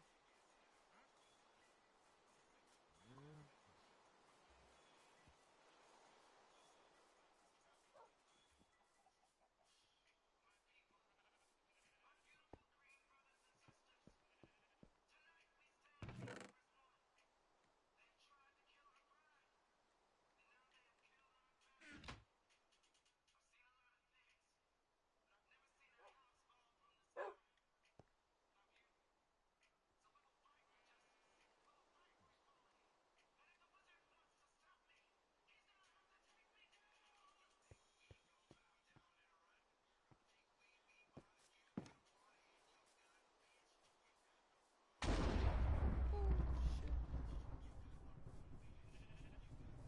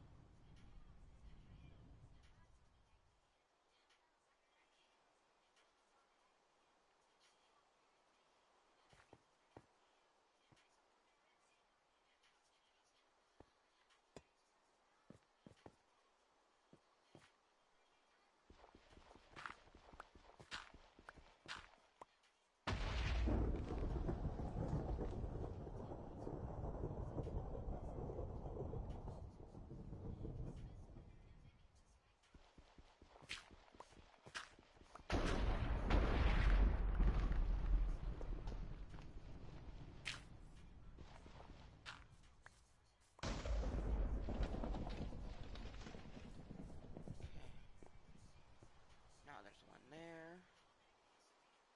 And there's one way up there. Sweet, let's get in our bed. Let's get in our bed.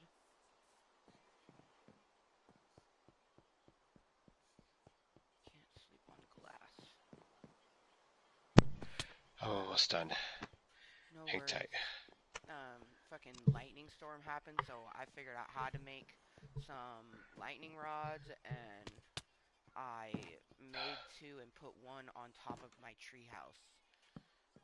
Um, Hurt me a little bit because it's not a point on top, it's four, so it's uneven. But I was like, we need it at a high point, so like I don't trust this. Yeah. But now I know it's just literally three copper bars, so I'm like, that's easy. Okay. I will be right back. Yes.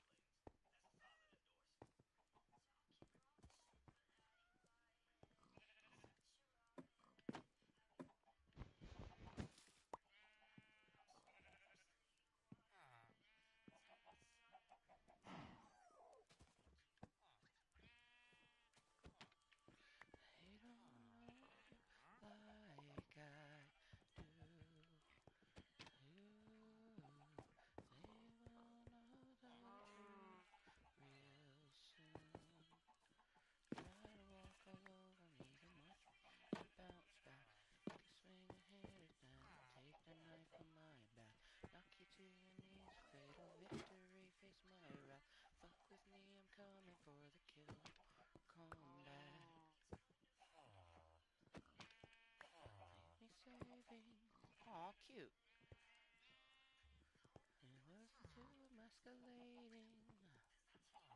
How many times I've been hurt in my soul on the line? Ooh, they don't know you like I do. Ooh, they will know the truth real soon. Try to walk all over me, then watch me as I bounce back. Take a swing and hit it. Take the knife from my back, knock you to your knees. It'll victory, face my wrath. Fuck with me, I'm coming for the kill like more combat. I've got karma on my side. She's that bitch and so am I. I go for the kill like Mortal Kombat. I can't resist.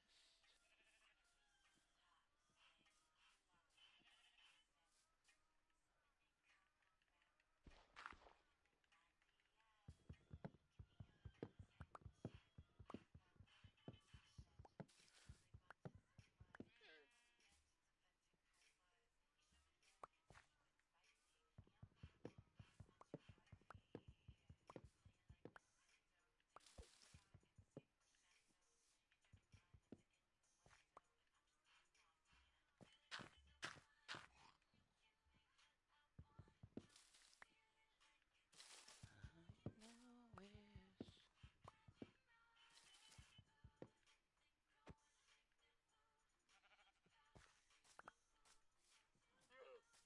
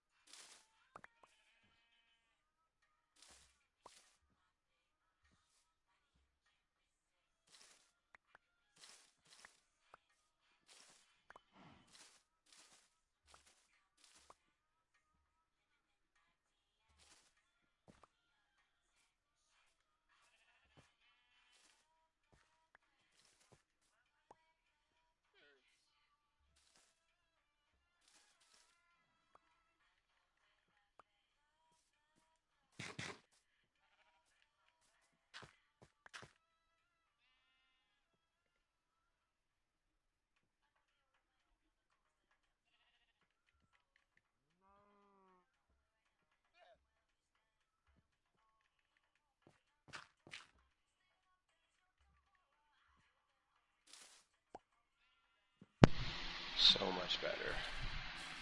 I'm back. got yourself all feeling a little good, a little better.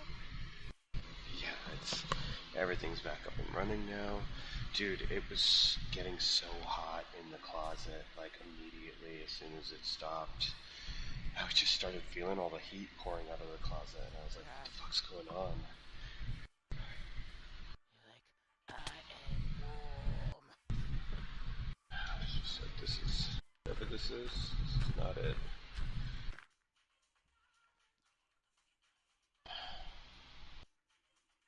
Oh my god. So glad that's back on.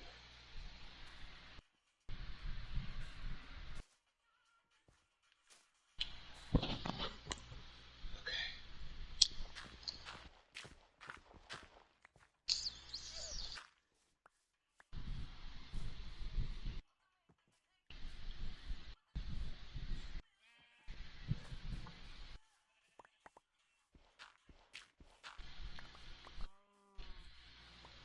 I'm glad it was something that was fixable.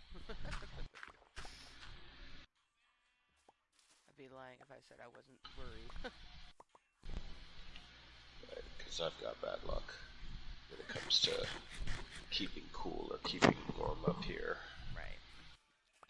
But yeah, I went over there and it was like full, flashing red. I was like, great. Because the other day I tried to drain it and it wouldn't drain. Yeah. But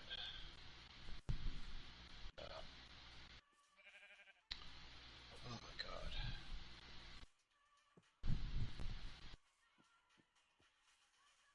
Dude, I have like a Teletubby farm up in here.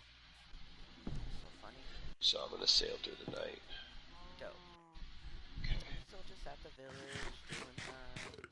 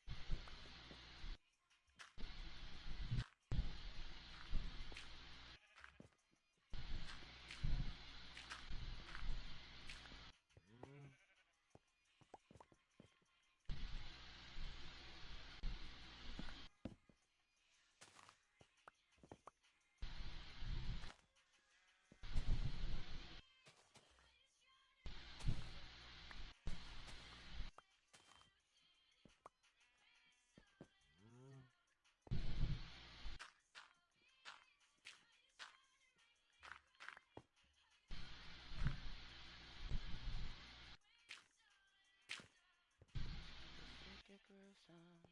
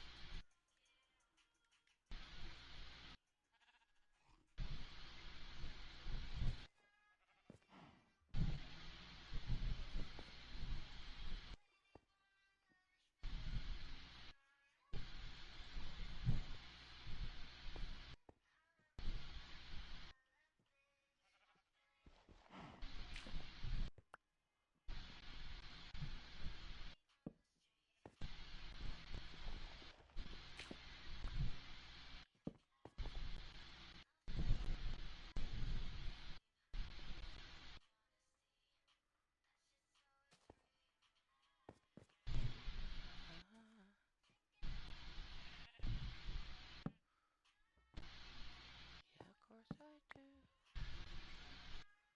Sup, Chief? Sup? Getting awful close there.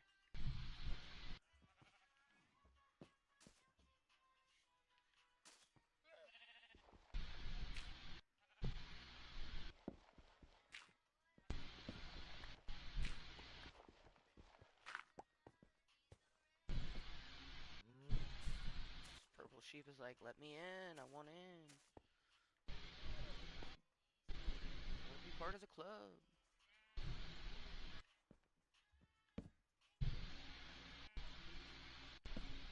Sheepism.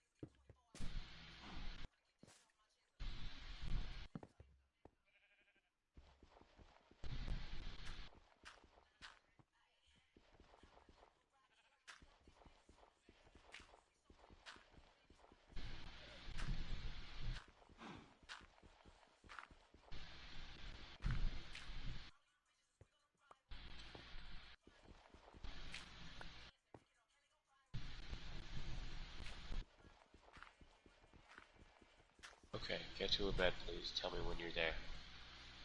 I got one on me.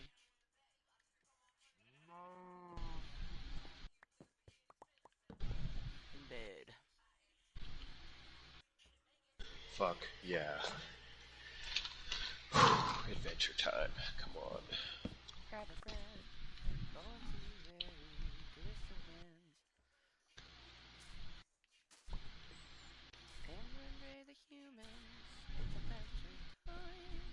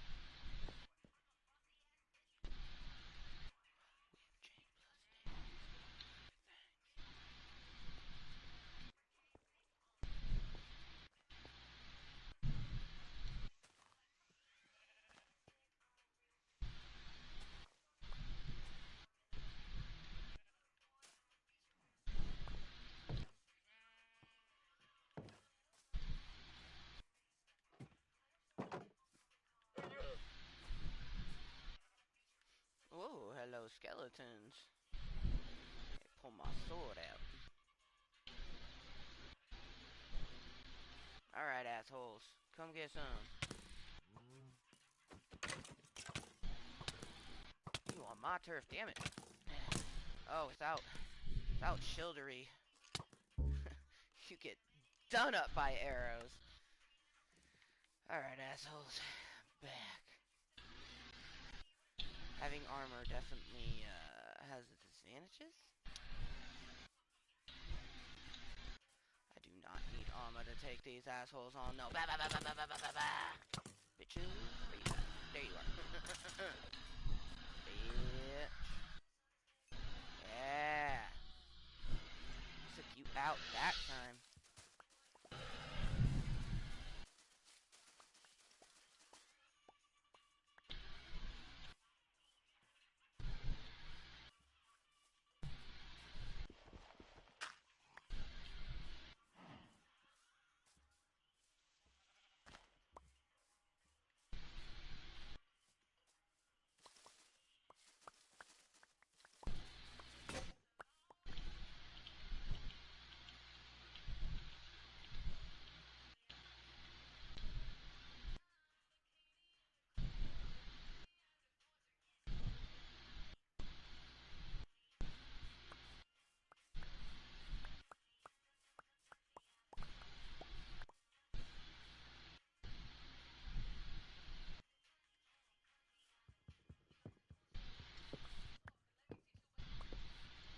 Okay.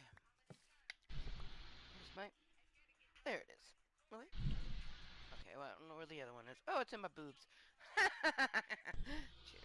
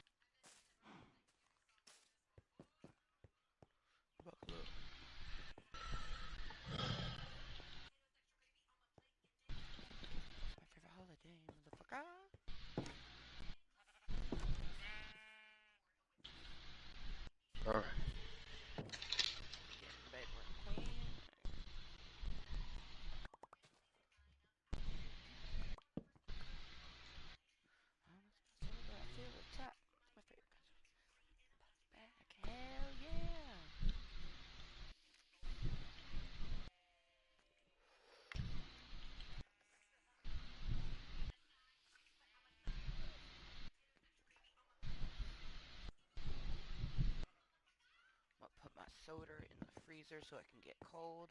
And then once it is cold, I'm going to have some crisp soda and heat up some pizza.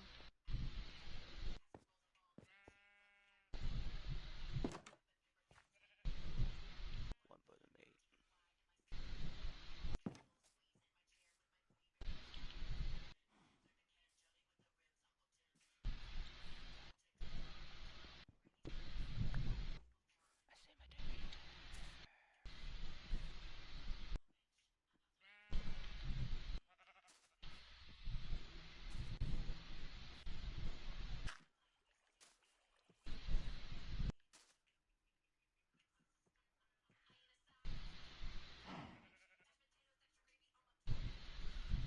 Time for the holiday, motherfucker. For the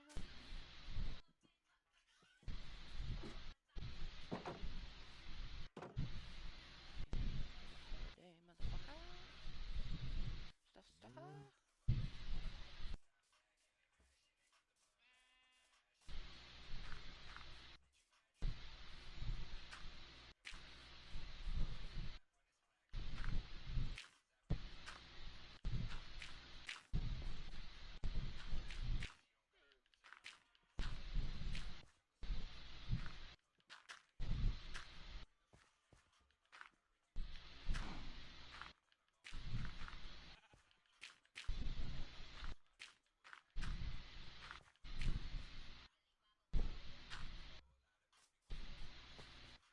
BBL, my LAP, that ass so like Lottie B.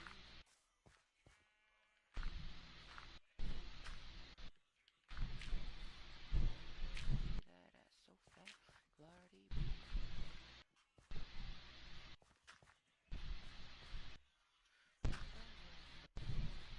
I don't give a damn what y'all think. Blew up in the night, I wanna leave. Nice. Like you wouldn't even know what was underneath. Ha ha ha ha ha. Here comes the march.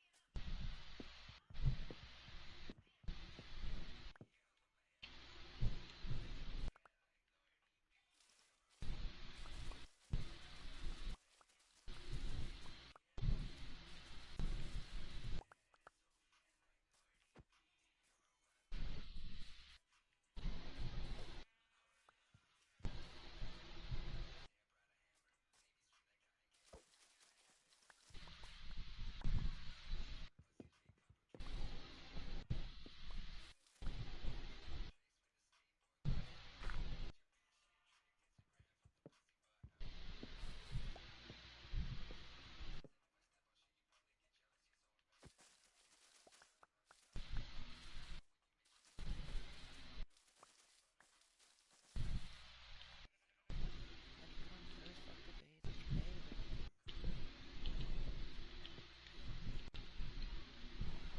BBL, my LAP.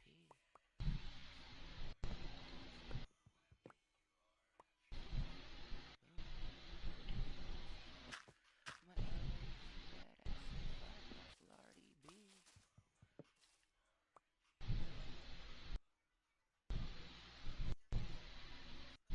He's a vegan soda for the chocolate.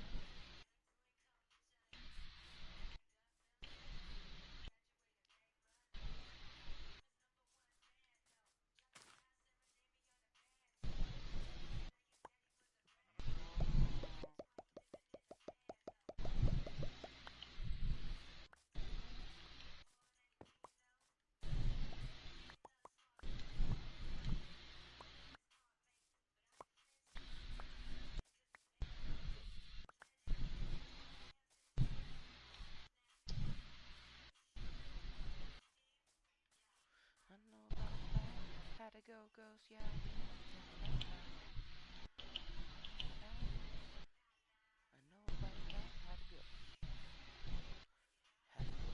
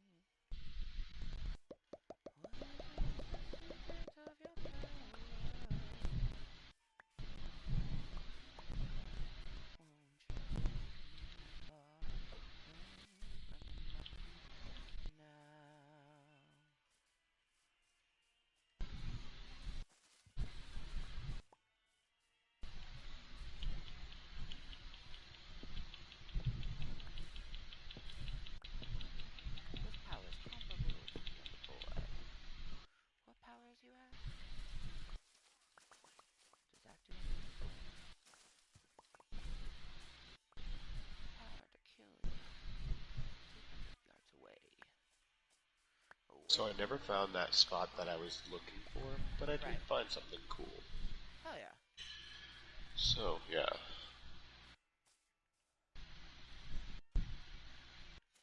History of Wonder Boy and your wonderful man.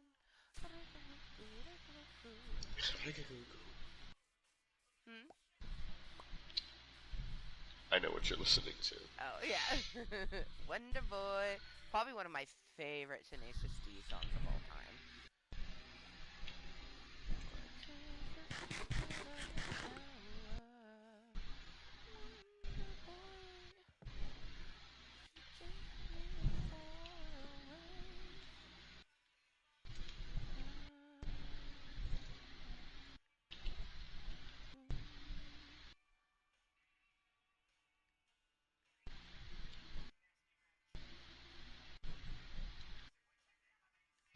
They call themselves Tenacious D. Me? Can't keep. That's me. With my Tenacious D. Fly with me, fly.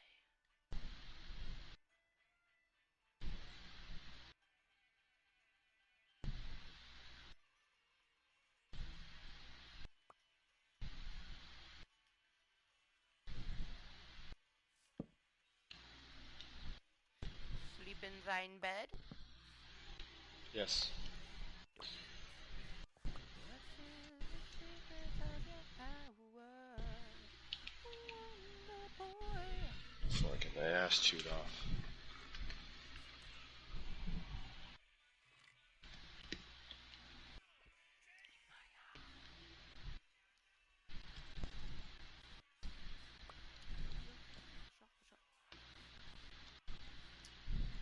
Slice its throat and grab its scrot. I'll take the low. There, the crevasse. Fill it with your mighty juice. With karate, I'll kick your ass from here to right over there. That's probably one of my favorites.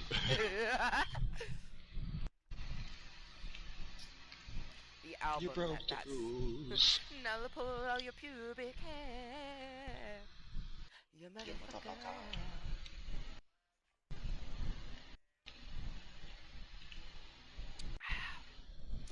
Kyle betrayed me, then he lied, tried to hide. And I died deep inside. I'm gonna kick your ass from here to right over there. Oh yeah, motherfucker. I'm gonna kick your motherfucking there, yeah, yeah. Where the fuck is my lid? Just like carrying this 2 liter around, about to put it in the fridge, and I was like, wait a minute. There is no cap on this.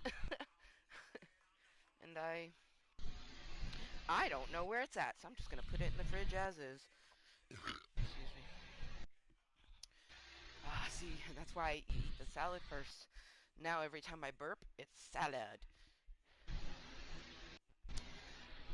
I'm sure there's scientific backing to it, but I feel like if you eat your vegetables first, regardless of what you eat after, it helps to digest it better.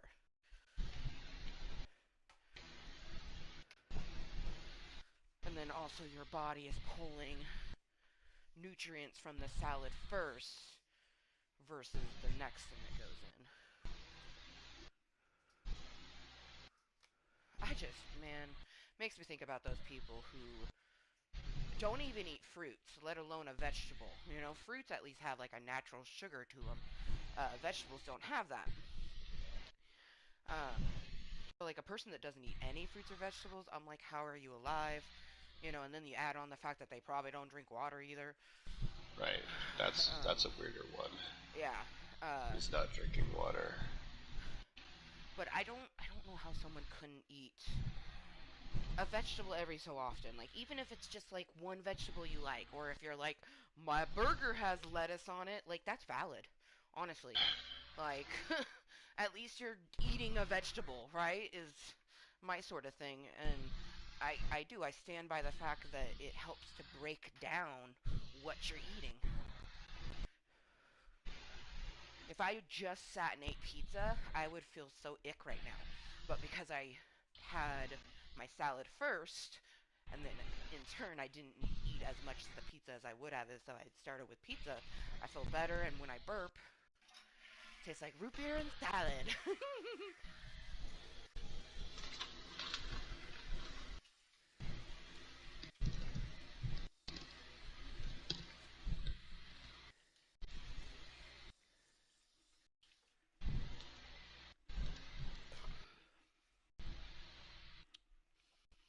Alright.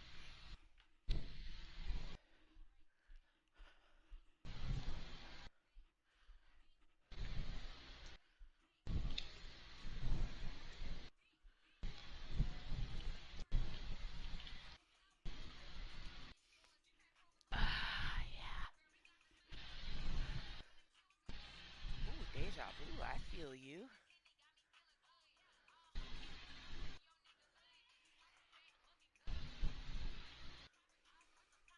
But yeah, once that chills, I still have, like, I only had one slice of my cheese and mushroom one, which I'm like, yeah, baby. The pan pizzas heat up the best the second time around. So honestly, those 7 pizzas of cheese with mushrooms probably gonna get saved for tomorrow. But I still have, yeah, half of the stuffed crust Hawaiian that I made, and I still have ranch and garlic butter. I might save the garlic butter for the cheese, but at the same time, I might not. It's Thankful Thursday, and I'm feeling very thankful. There's this trick that you can do. It's sort of like it goes along with the fake it till you make it. It's positive affirmation. So instead of being like, oh, I'm never going to find love, or oh man, I'm too this, I'm too that, I'm too all the other things, instead be like, I'm grateful that I found a person who loves me and not just what they think I am, all of me. Even if you don't have it, you just say it. And not only does it make you feel better, in that moment, but I find that you feel better throughout the day. So just always spinning it, you know. I am a very firm believer in manifestation, but even as a person that believes in manifestation, I also do know that all the positive thoughts in the world are negated by one negative thought. And that's just kind of how that works. And it can be exhausting. It's easier to be like hate, hate, hate, loathe, loathe, loathe versus love, embrace type of nature. Cheers. Cheers to being human beings, flaws and all, but knowing that we can manifest a good life for ourselves, even if it's just a positive thing in our brain. Like there's another part of you is like, oh, it's not gonna actually make it better, but you do it anyways and you feel good. It's kind of like when you say that you love yourself. Maybe the first 100 times you don't believe it when you look in the mirror, but at some point you're gonna find yourself saying it, and instead of being like, ugh, this, that, and the other thing, you're gonna be like, ooh, this, that, and the other thing. It's truly a beautiful thing. Like sometimes confidence can be built. It's just loving yourself unadulterated. Do not allow a limit to the love you give yourself.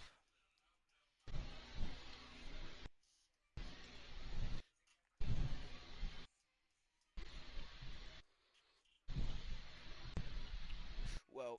I just that was crazy. I was standing at a stump and in the background a tree just sprouted. Awesome. Yeah, man. It's always extra dope when you're like actually staring at it. I'll take it. 9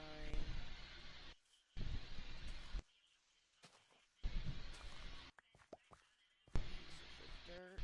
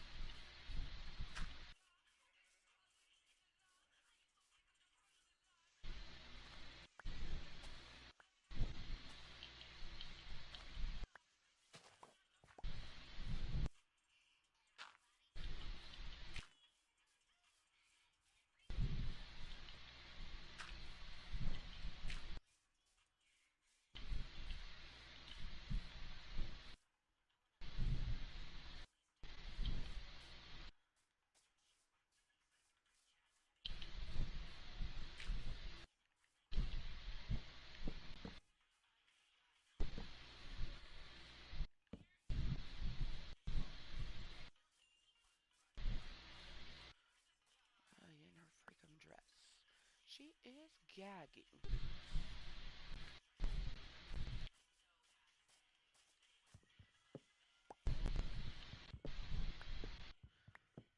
On display. I want to look like Tyra. I want to look like Linda Evangelista. I want to be Madonna. Whoa, why do you got pink leaves, bro? That's weird. Grow a tree here so it at least makes sense.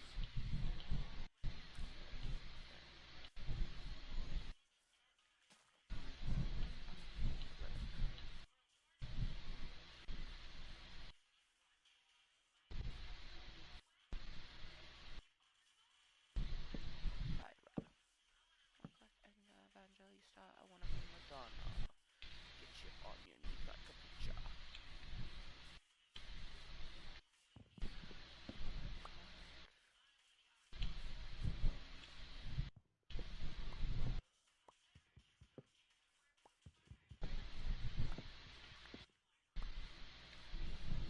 A special turn, so close we're about to burn. Like Tyra. I wanna look like Linda Evangelista. Get you on your knees like a preacher.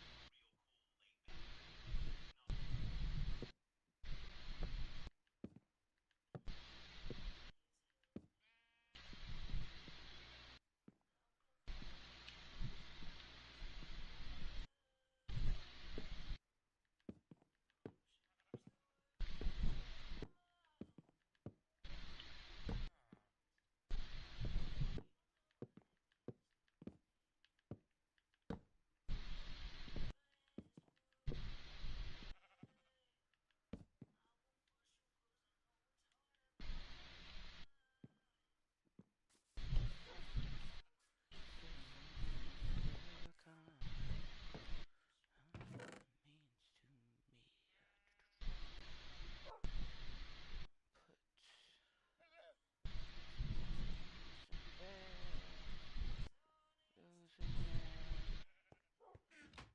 Cherry blossom leaves can go in here and here. Okay, good.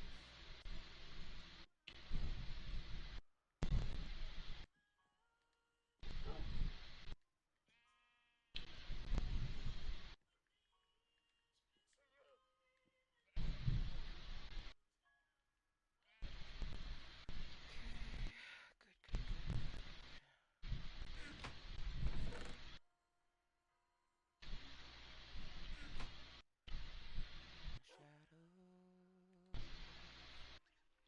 Cheers, motherfuckers!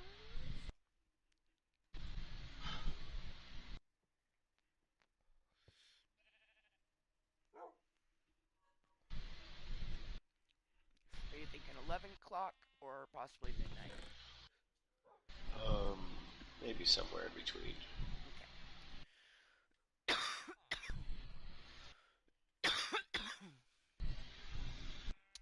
Yeah, because it's currently 10:14 for you.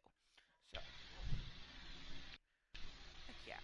So yeah, like an hour, possibly an hour and a half left of gaming. That feels real good, actually. I like that a lot. What was I doing? Okay, put those in there. Put those in there too. Put that in there.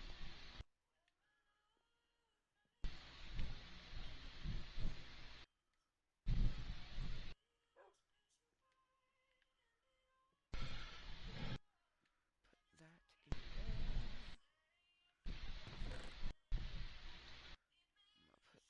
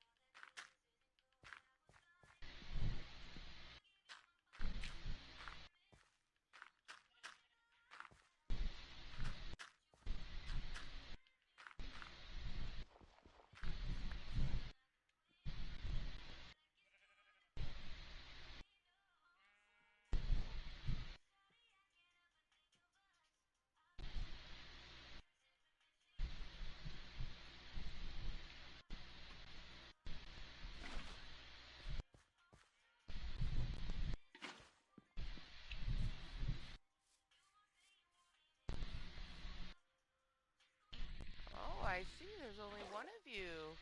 He finally said, I don't want to be a part of your love boat. Just you by yourself. I guess that's the way it goes sometimes.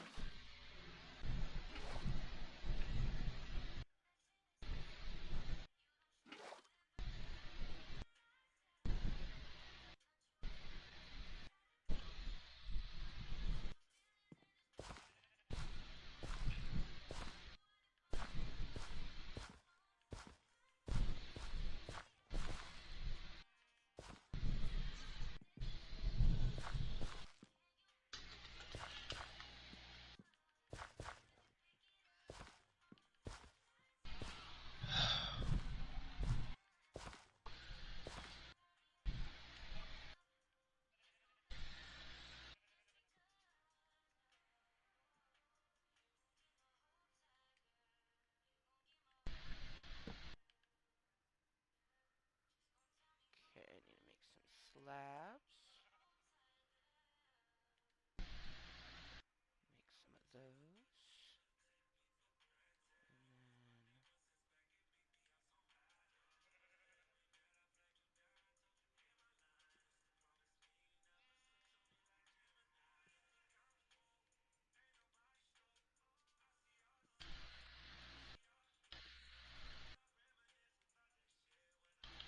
okay, now we got slabs. We can make ooh, a cauldron. I wonder what a cauldron's used for.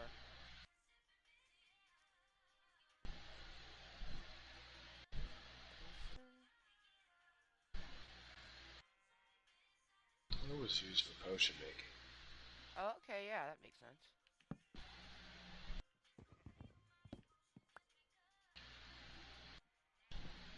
Whoa, as soon as I put the compactor down, little green things popped up on it. So I feel like the composter is what makes them come to the garden. Because as soon as I put that down, little green things like went up on it, and that usually means that a villager's attaching to it. I've only seen it done on a bed, but I mean it makes sense. Cool. I'm excited to see if this cherry blossom garden. I put it right next to my garden, not like right next to it, but in the vicinity. Oh, it's exciting.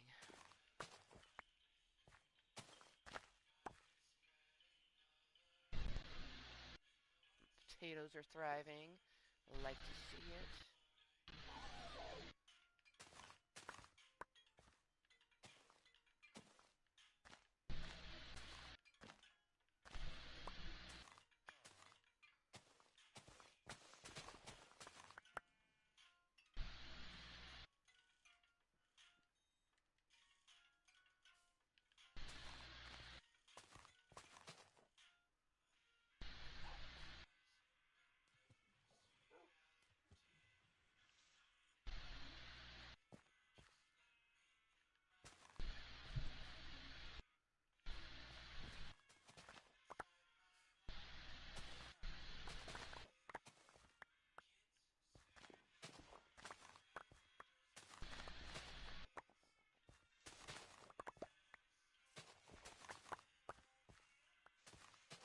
Oof, my wheat farm is sexy.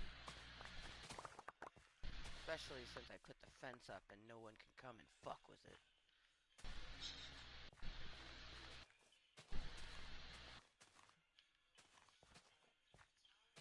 It's like they turn it into its own personal bouncy house, you know?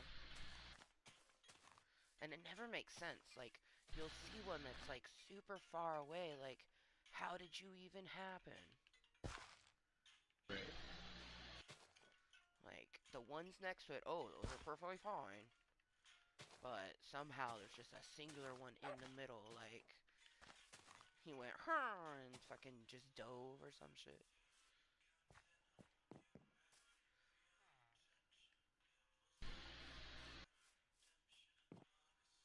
Good, good, good. Consumption.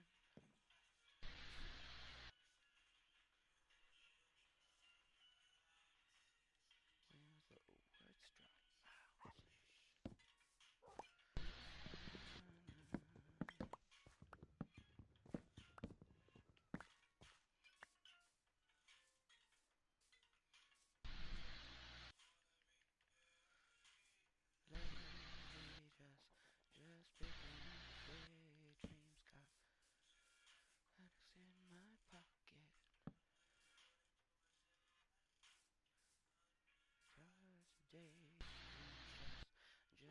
picking up dates. Let's plan on repeat. Damn, okay. There you go. Are you gonna finally place yourself? Jesus.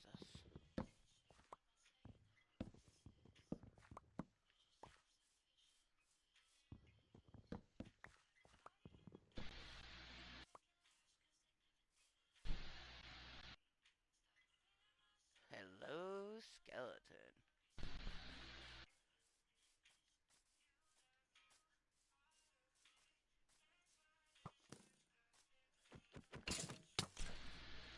Yeah, burn. Flame on, asshole.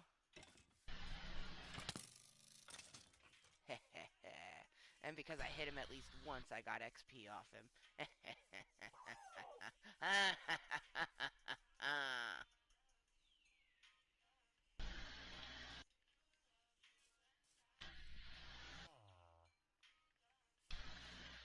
You love you and I love me. Myself. When it's cold and true, you catch feelings. In the sleepless nights, when I'm low, low, low.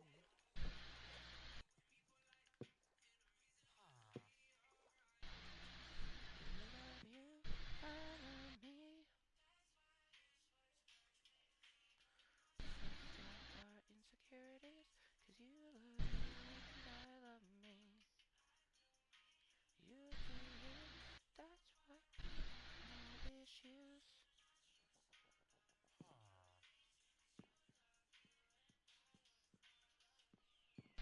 Love me, you love you and I love me. Love me.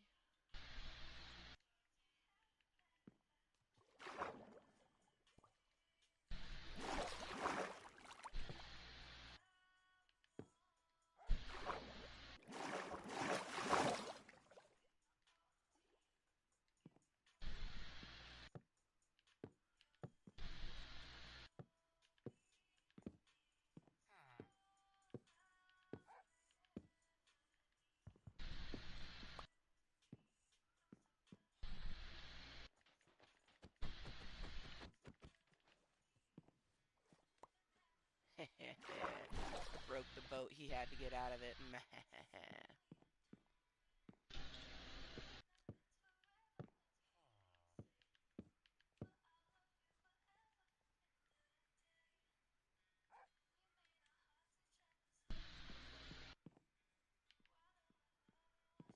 Oh, no fucking way.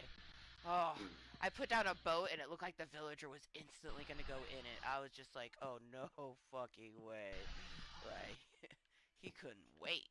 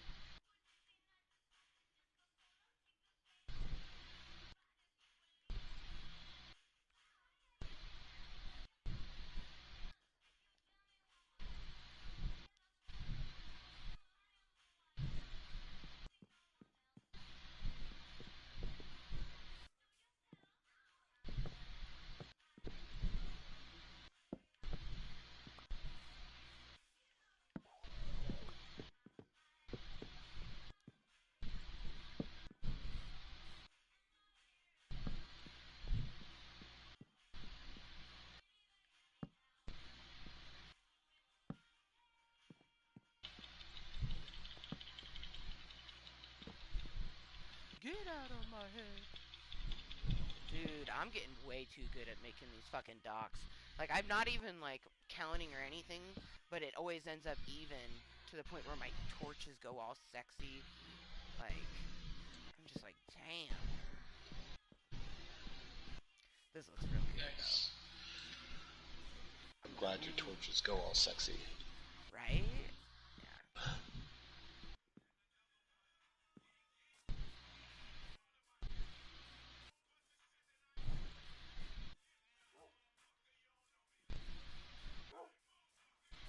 Oh, yeah. I was like, there's no farmers that have claimed the other thing, but there's literally 2 farmers making whoopee right now. Not me completely feeling like they're doing it on purpose. Okay, we got wheat and carrots here. Okay, a little bit of everything.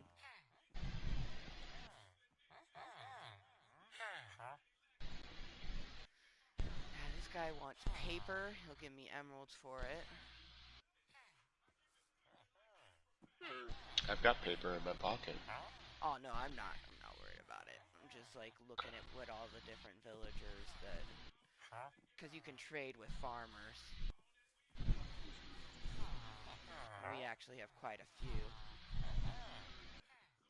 Oh yeah, this guy's like, hey, if you give me 20 strings, I'll give you an emerald. That's like, excuse me, I'm trying to talk to this guy. Let's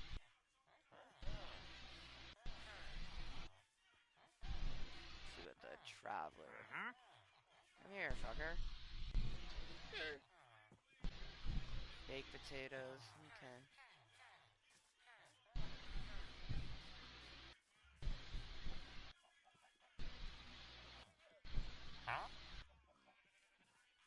The librarian. That's so cute.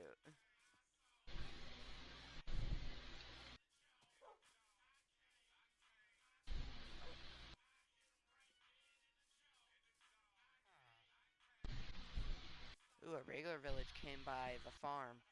That feels good, because then, just takes a moment and a farmer will find it. Oh shit, I should probably eat some of these pies that I have on me.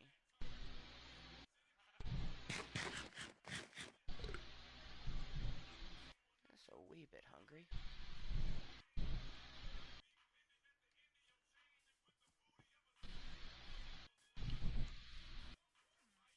Oh, let it out of here. Get back, motherfucker. You don't know me like that. Make one false move and I'll take you down.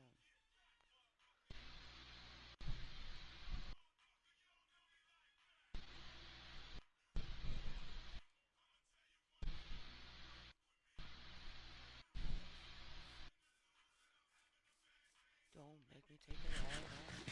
Hey,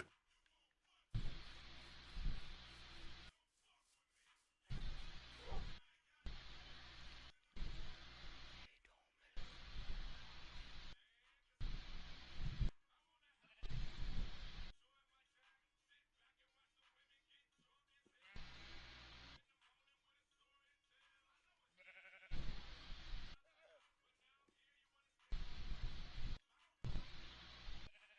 Do you want to sleep? Yes. Okay. Now that I'm gonna go my secret way into.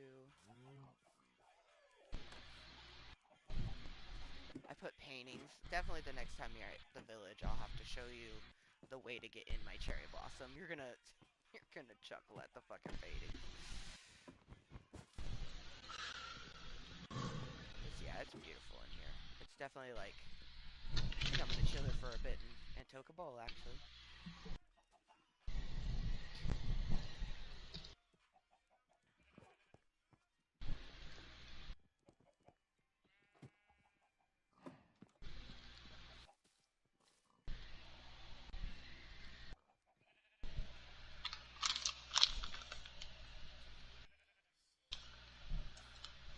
Where is my crafting table? Did I leave it over there? I must have. Okay.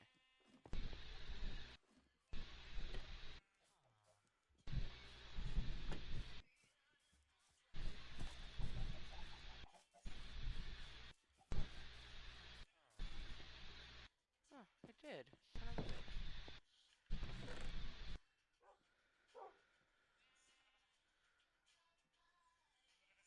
Can't teach myself to fly, so I just discover imagination's taking over. Another day without another. The more I come to understand the touch of my hand.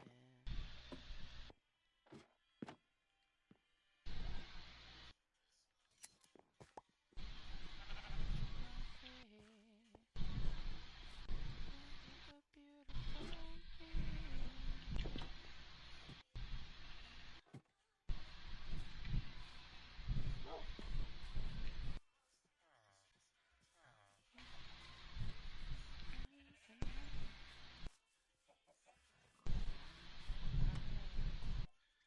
It's so good. Oh man. It's so elegant down here. Like, it's just an underground fucking walkway to get into my cherry blossom house, but it's just so motherfucking elegant. Like, and the pictures that it ended up, it's just yeah, it's so fucking good.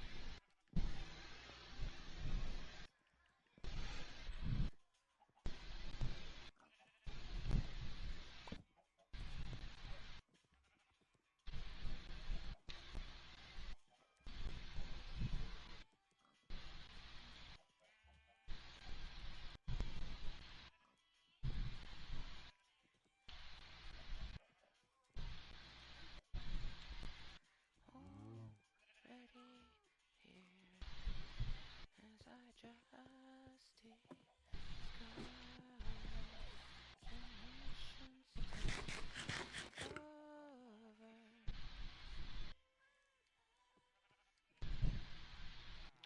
The more I come to understand the touch of my hand.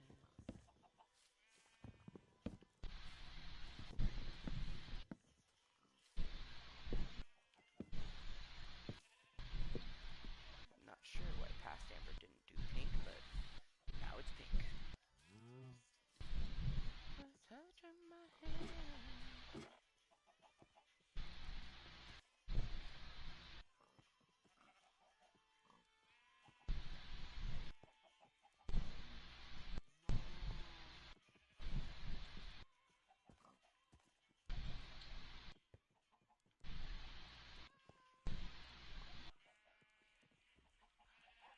Come on, let's rave the roof.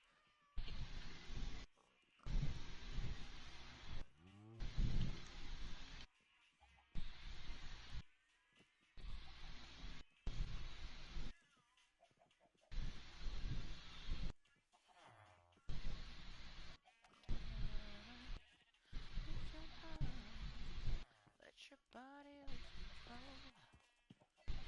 Feel it in your soul. I got that feeling, baby. It drives me crazy. All I wanna do is hit the flow. Started low, so hey, yo.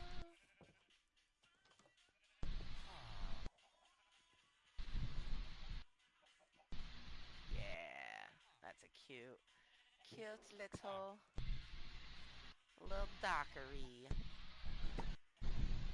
Party out, say come on, let's raise the roof.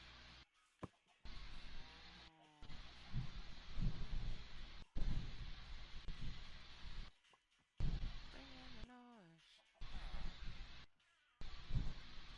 Enjoy the ride. If you want it more, become the sun.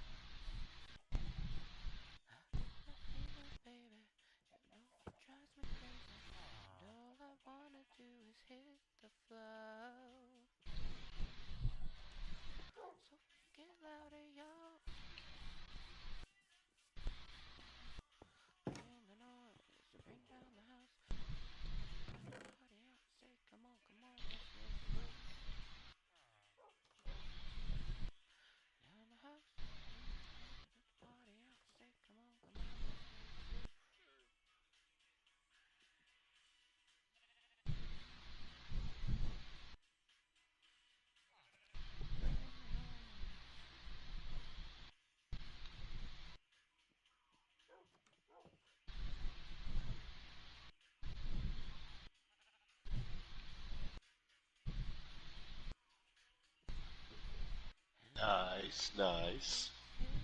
What's up? What's up? Where are you at? The Oh, dock. yes. Welcome back home. Welcome, welcome. I'm glad you like the dock. Hell yeah. Oh, bye. Because it's like right at the end of the little shortcut beneath your little path, like Yeah, to the yeah. I didn't want to block that lighthouse off too. or anything. Uh-huh. Yeah. You can Damn. I slide was up a hoping. skirt skirt. I was hoping. Yeah, you skirt off so fast. I wanted to show you the little secret entrance, but it's all good. You'll see it at some point. You skirt off so fast. Beep beep, Yeah, I'm on a mission. motherfucker. Get over to my boat, and then I gotta get back over to. You said toodaloo, motherfuckers.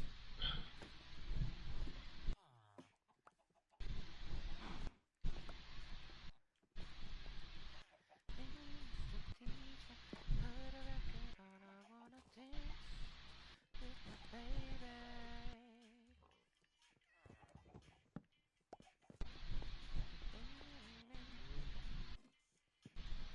There we go. Now it's got pink, which I have no idea why I used a different color wood. Like, not sure what past Amber was thinking. Looks way better with the pink.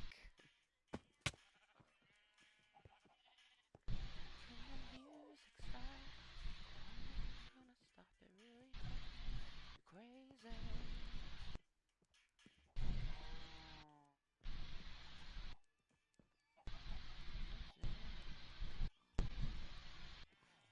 I Music. like that when you're sailing to my ship, you're watching the sunset. Right. Like, so I'm very well aware of where it's at in the sky before it Yeah. hits the Heck horizon. yeah. And it's beautiful. Oh yeah. It's like hella good. Fucking travels.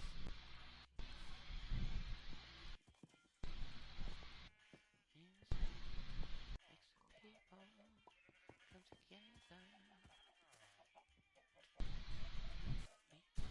Music makes the bourgeoisie not rebel.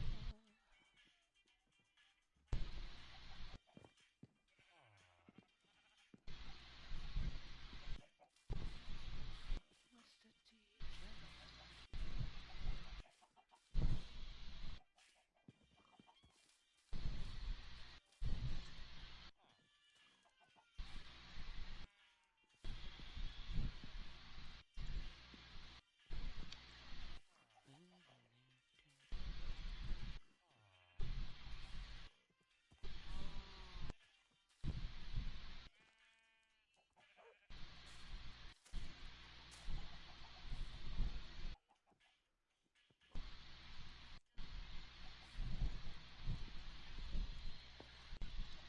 And I think it's fucking dope that I get to like sail from one dock to another dock now. You know, Yeah. because there's a dock. Yeah. Hell yeah. 'Twas meant to be. I'm stopping at the bird dock right now. Hell yeah.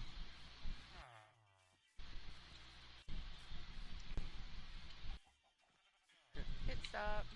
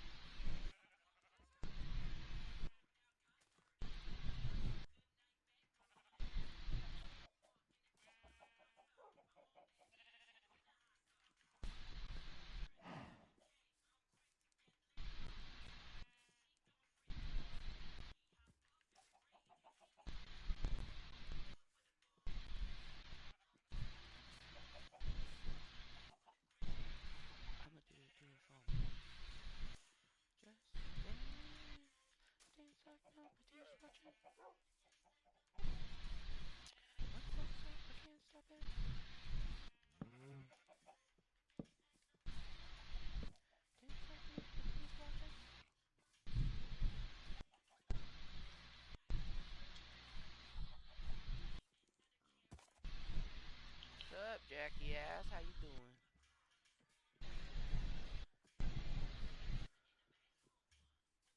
Boys.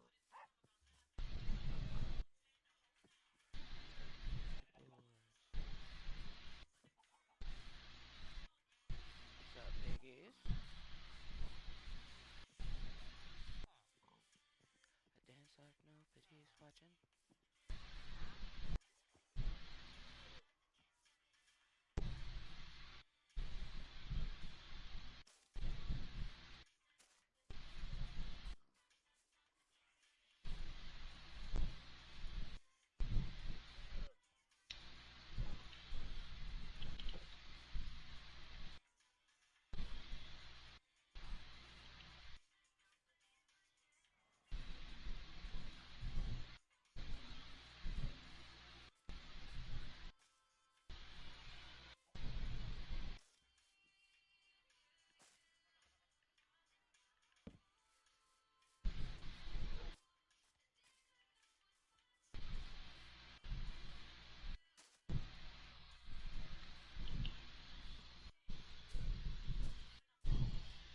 Right on the do do do do do do. Up into my bed I go and sleep.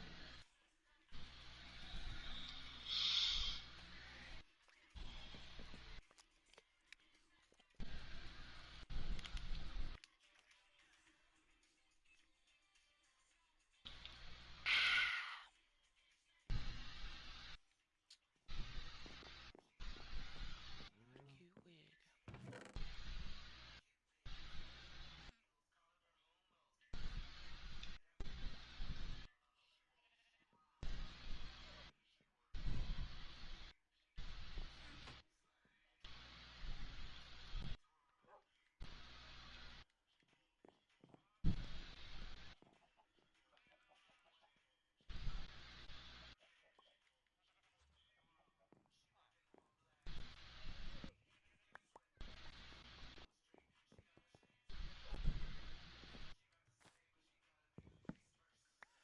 Beep bibbity fat face, honey. Oh, excuse me.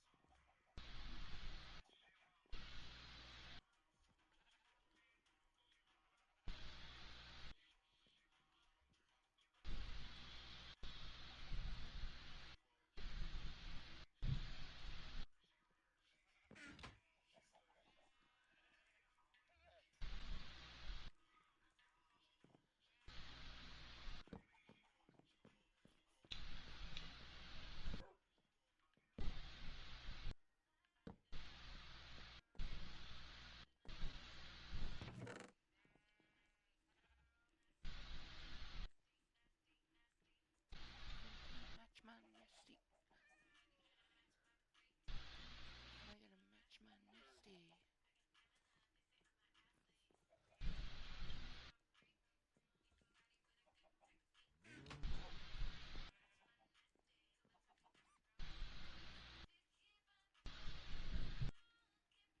What you working on? Right now, I am making some food because I think I've come to what I'm done in the village. I'm gonna head over to Pink Island, add some of my wool on top, and gather some glass for my next build that I'm gonna do. But yeah, I finished my little walkway. Now they can't get inside my house at all. I've tended to the fields, updated the maps. Yeah, it's looking real nice, looking real good. Dope. Whoa, some cocoa beans down here. No one's came over to plant anything on this farm yet. I guess we'll just have to wait and see.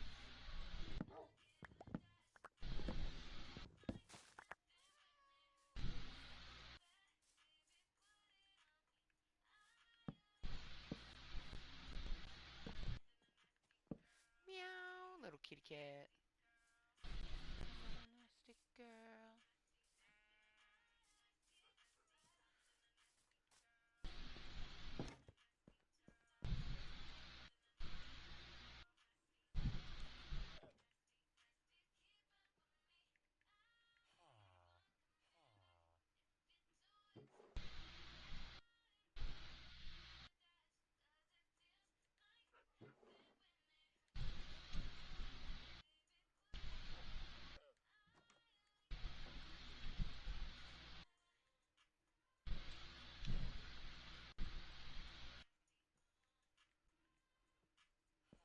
Make myself some bread.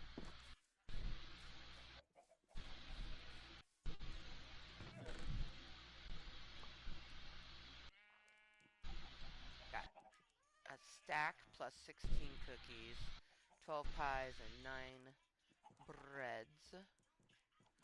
Very good, very good. I got some sticks still. Bitch, stupid I said. Put a foot in the pedal.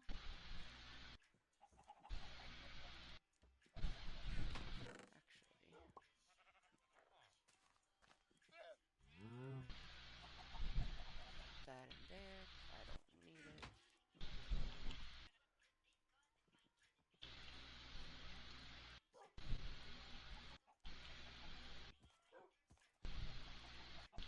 Oh yeah, my boat's on the dock. I was like, where's my boat? Start to freak out a little. Well, you know what? I'm gonna make a cake real quick while I'm here. Because why not?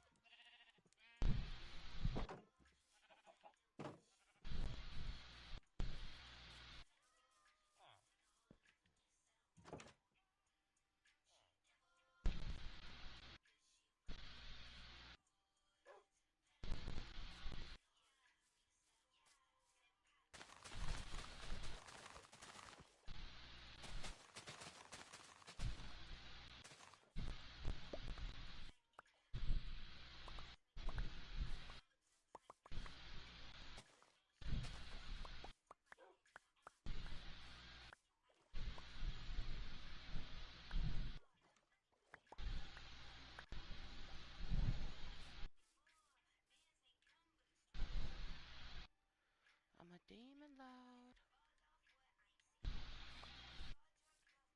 Alright.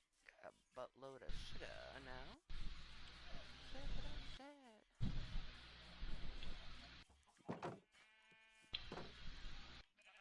Cake.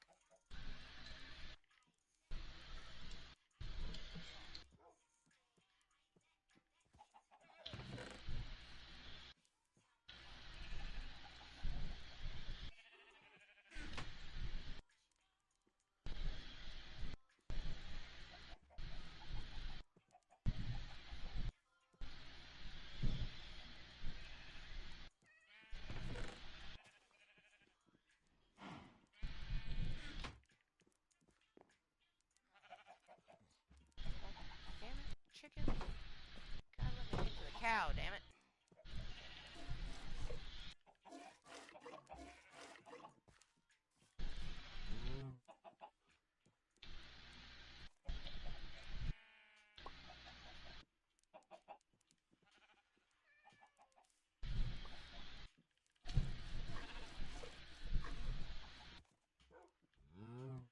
Cake, cake, cake, cake, cake. while since I've made some cakes.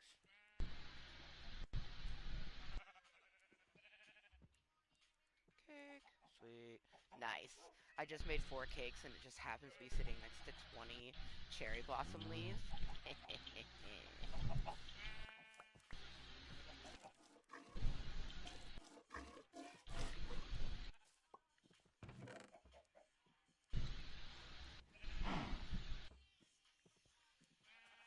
think I'm ready for my close-ups. Make sure to catch me from a close. Pick one. Oh, are you happy to see me?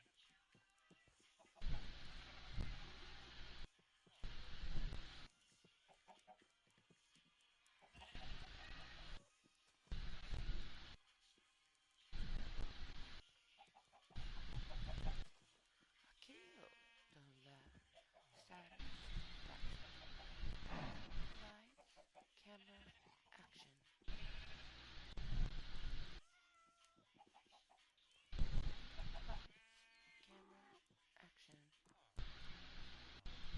camera, action.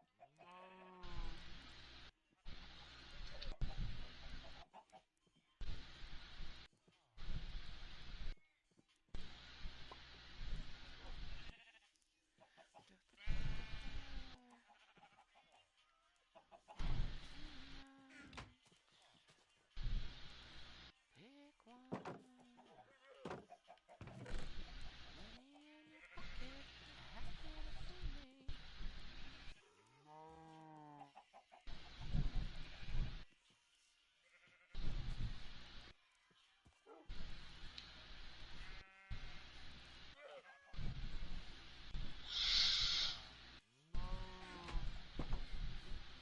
Satisfaction.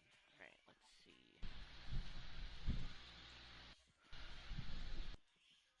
Ooh, let's see if we can get one more magenta from him, so then we have even stacks of pink and magenta. So, thank you. Even. Thank y'all. Bye. Pinky and her family.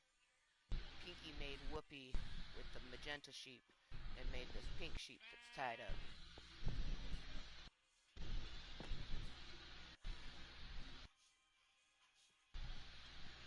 I feel like I'm forgetting something, but I'm not.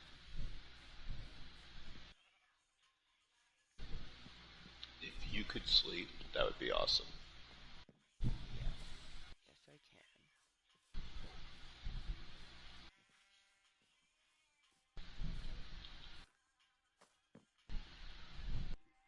Still in the village, pop into my bed before I head off. Are you by your ship? Uh, I might be a little lost. Mmm. Uh-oh. Ruh-roh.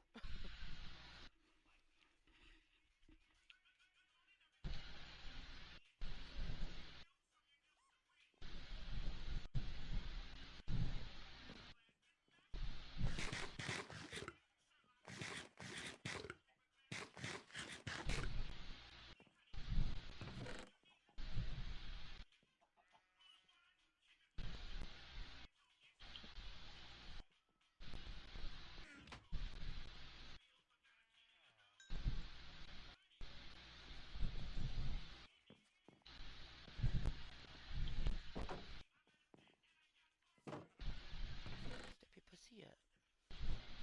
Step your pussy up. Step your pussy up. Bitch, you better get yo together.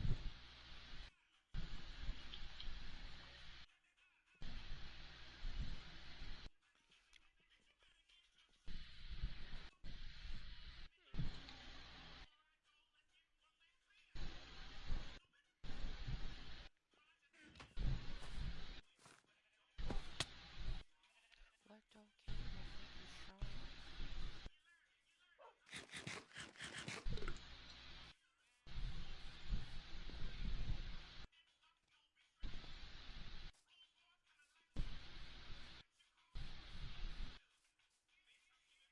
There's so many cats. I just love it so much.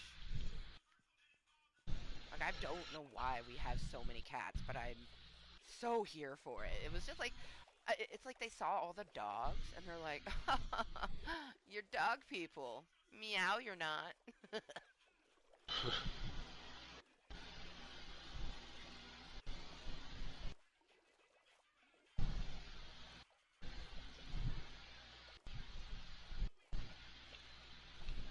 I'm headed over to the ship because I need glass.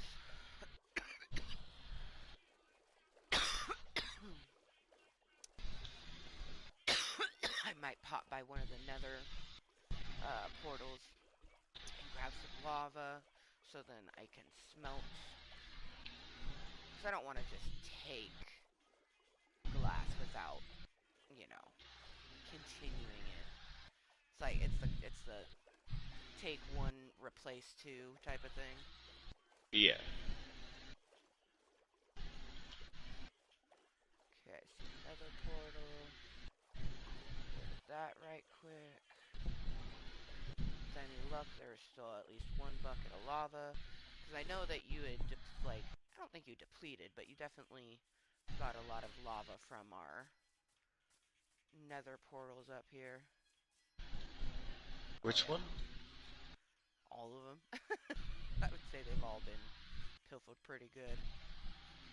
Yeah, like the nether portals are the first places that I've started pulling lava from. Yeah, so there's no lava at this one at all. Then I started pulling from the whatchamacallit, Nether or the lava in the cave? no, there was yeah, the one that was by the fire mushroom like thing that I built. Like I cleared that out.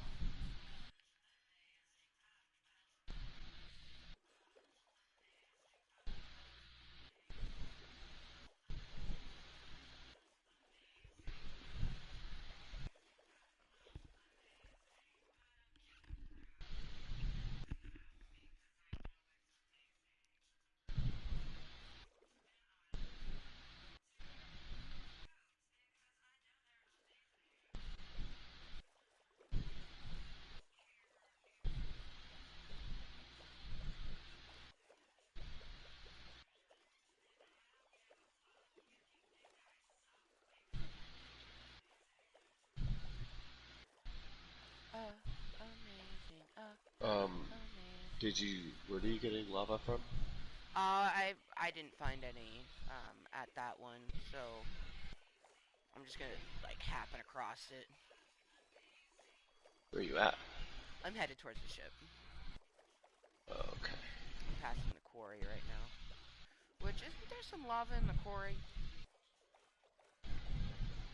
Um, what quarry? Oh yeah, like the one. Yeah, I have some lava lighting a pit. Well, yeah, but I feel like there's some down below. Cause I came over here and I was mining some coal. Yep, I see some lava.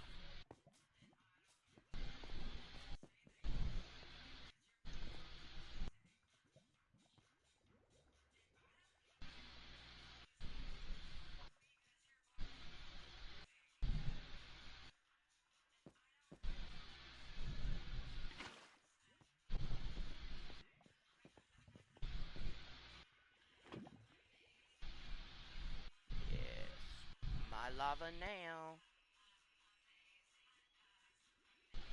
As long as it's not my lava. There's two lavas down here, and I don't think they're ones you put. I feel like they were naturally occurring lava spots. Like it's down in a hole. There ain't nothing down here. That yeah, that's where I mine. I put that lava there. Oh, well, I took one of them. Okay. I'll replace it. I've got a bunch.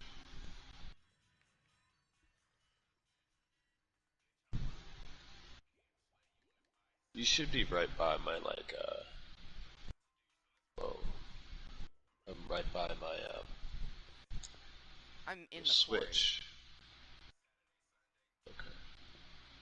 Like I'm inside the quarry. I was gonna take some of this coal that I'm looking at, but since it's your like I know that you come mining down here, I will not. No, go for the coal. Get it. Okay.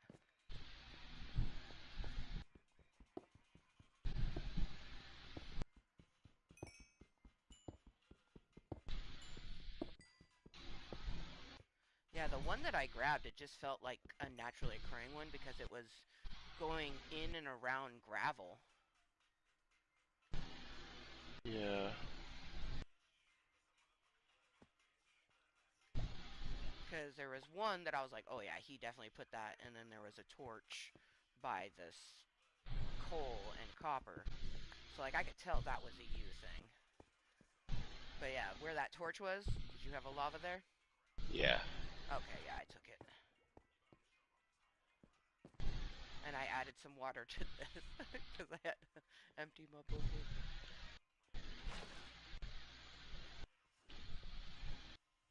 Rain.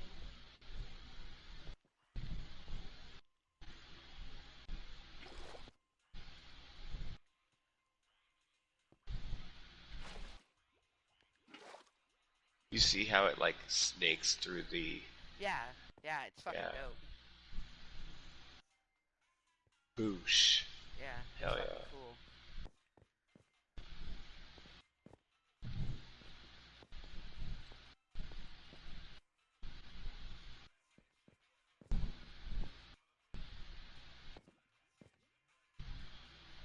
Fucking burn that bitch.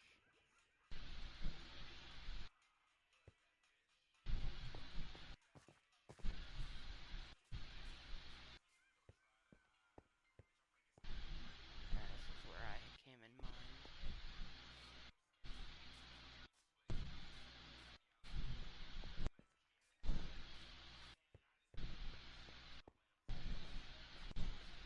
Do you need food? No, I'm good.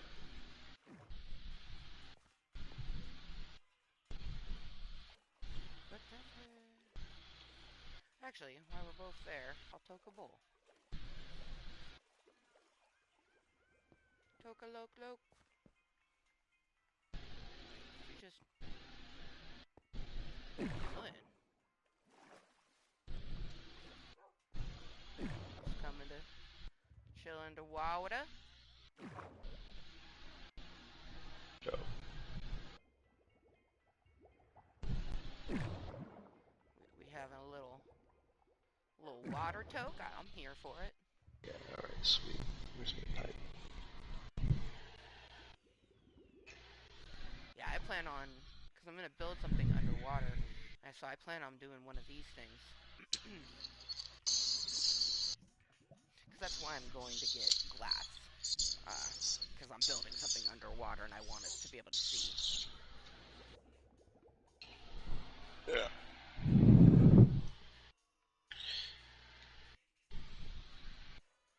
And then I put a magna block so that way I can get... How many magnet blocks do you got? None yet. I wanted to make sure I had my lava first. If you toss some at me, I'll Dude, pick them up. yeah, I tossed two into the floating away. Where are they at? Oh shit. Okay, there we go. What did I pick up that... Ah, ah, oh Oh no, no! oh Oh no, no! oh no, oh, ah, no! Oh, my buns! I'm just gonna let I it happen. cannot believe. Yeah, I cannot believe that happened. Son of a bitch. You watched me burn to death. I tried punching the I dirt, saw. I saw. but I can't yet. I'm gonna get rid of the one in front. Thank you. If you'd pick At up my least then. sword for me, that would be absolutely wonderful. Pick up I, your what? I had to throw my sword to get those magna Did it box. sink? It should float.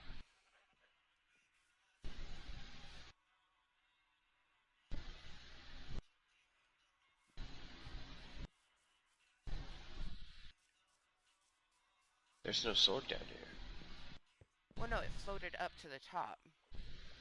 Yeah, I know. Damn, then it fucking Oh disappeared. fuck. That was like a almost full iron sword. Son of a bitch. Well, I'm coming back.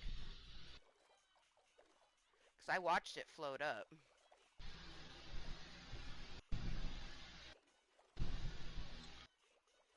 Aha.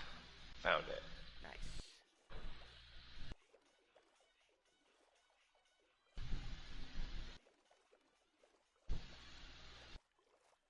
I'm on my way back right now. Luckily, I took the boat that was just sitting at the dock, so I still had my travel boat. So I just gotta make sure this back in my pocket. Ooh, that's a creeper. Goodbye, creeper.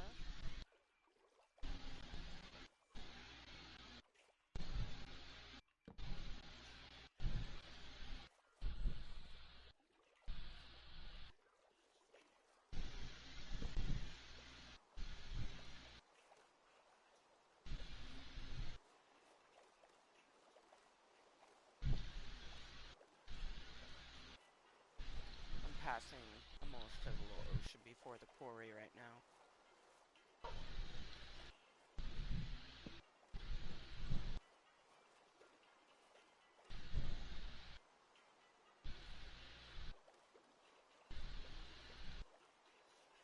Fuck, Tell me.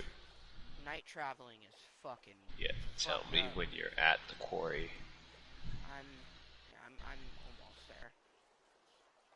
It is so wild when it's raining because like things just aren't as illuminated as they usually are.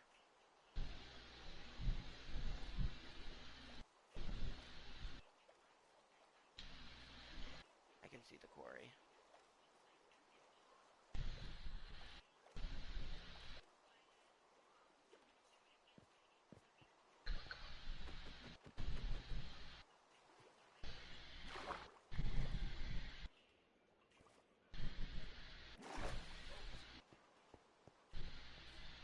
Sup?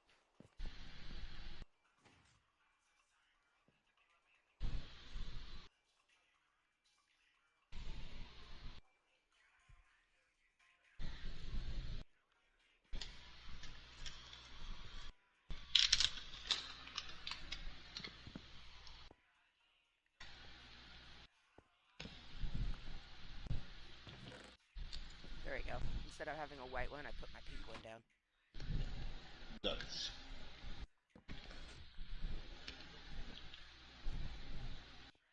Which doggy is this? Or is this is not a dog that I know. This is a doggy. This pup has been in this cave ever since I got him. Aww. Could, could I make their collar pink? Yeah. Yeah. There you go, puppers. Pretty pink collar. You like it. You're so cute. Your eyes match Ray's bed and your collar matches my bed. So sweet. Bye bye, puppers. Aw, he barked. Have you ever... No. I was like, have you ever thought about putting a window for him? But I was like, I guess that would straight up defeat the purpose of what it is. Get on the... Where to? My ship? Yeah, that's where I'm headed to.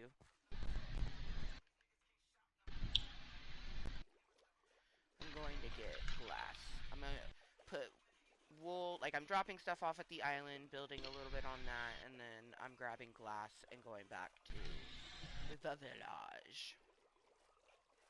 Well, and I'm gonna make sure because lava will smelt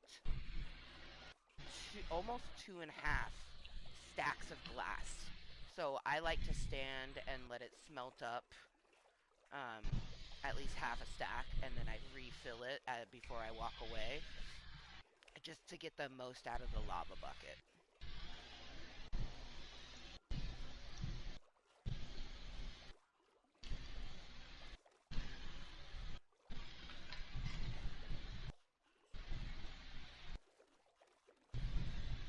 Day 947. I'm gonna cheers to that. Hi, turtles. Oh my god, a turtle went on the back of your boats. Oh, oh, What? Oh my gosh! So cute! Oh, we have turtle buddies! This is awesome. Oh, it's so awesome. I love that little passageway.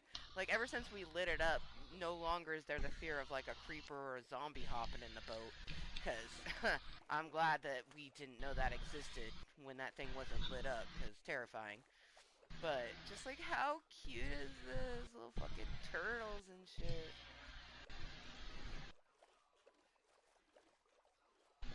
You have so many boats.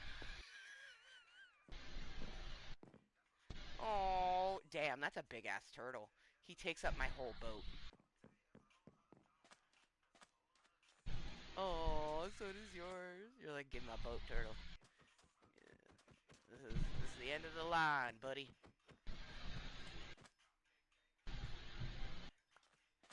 Took its sweet time, didn't it? Yeah. Alright. We're gonna smoke in this here ship. Lava.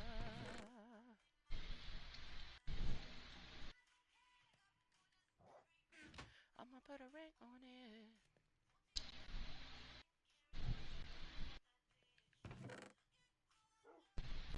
Sexy young man.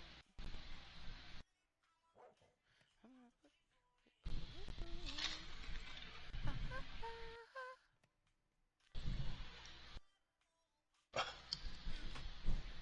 Ooh, ha ha.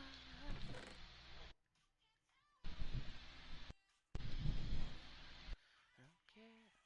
I'm in my pretty girl.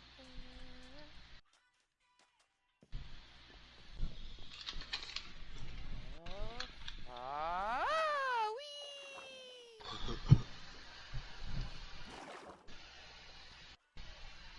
I hope you saw me with my fucking Yeah. dragon wings just flying off. I love it too because like this is close enough that it's not a crazy swim. Like I can see both docks. Like this is the coolest place ever. I love it here. Yeah, it's hella dope.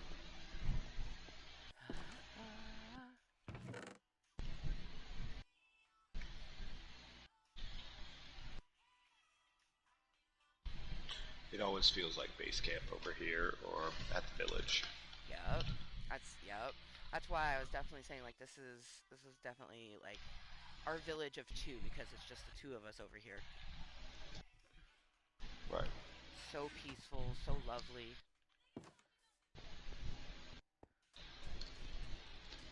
It really does. Like it's like a home away from home. I got my three dogs, Pink, Pinky, and Pinky. And we have sheep, which is a pink sheep. Check 'em on my doggies. Musical coolers.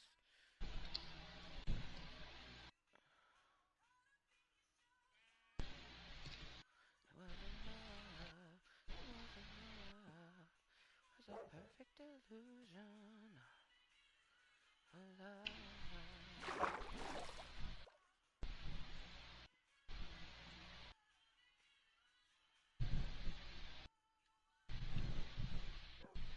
I don't need eyes to see. Maybe it's just a dream.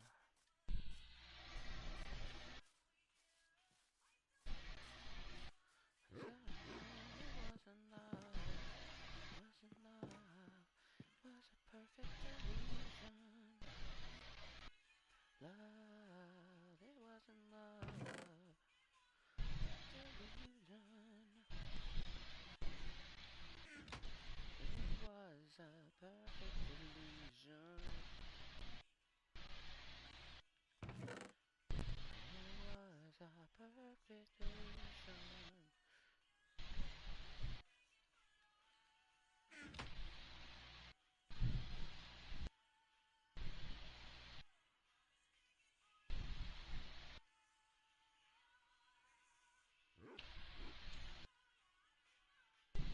Wasn't love.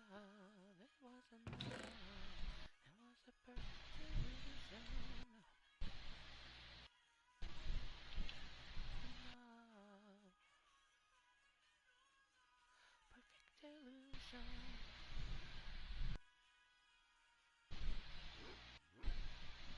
Was a perfect illusion.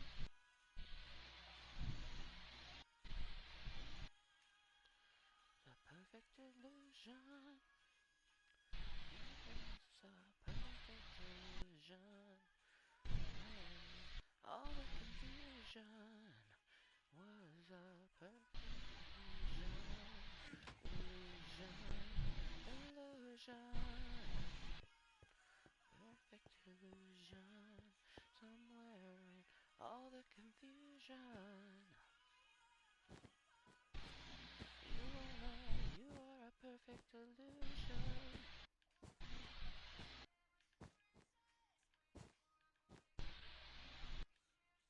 And back again.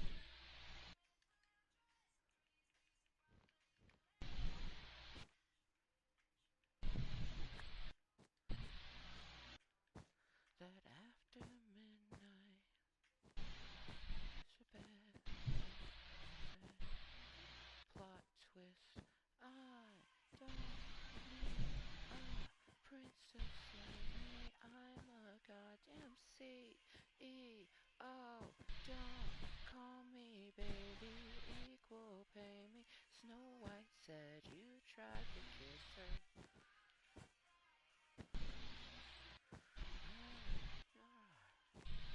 I guess that's how Cinderella snaps.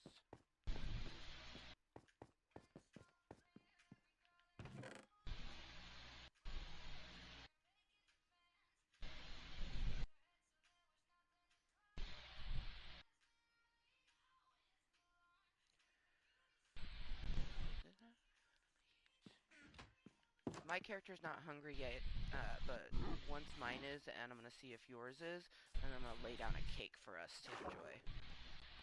Because I brought 4 cakes with me.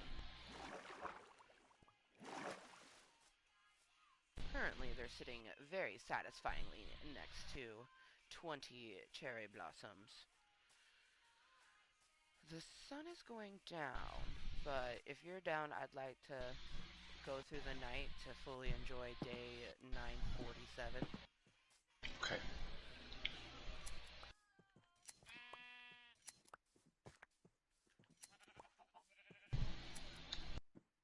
Just gonna hang out with my sheep, shear them,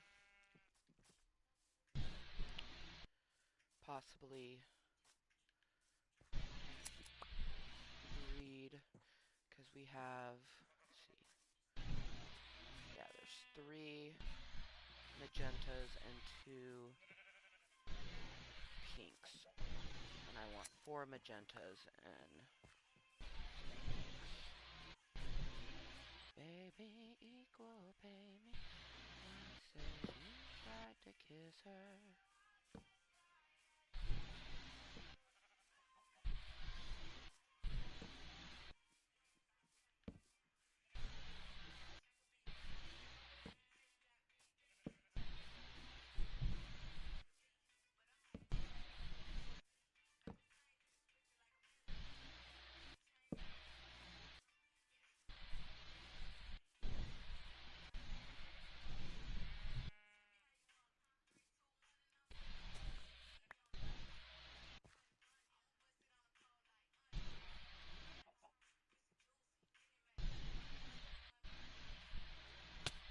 Oh shit. Oh, that's a zombie. Hi, bitch. Can't get me now.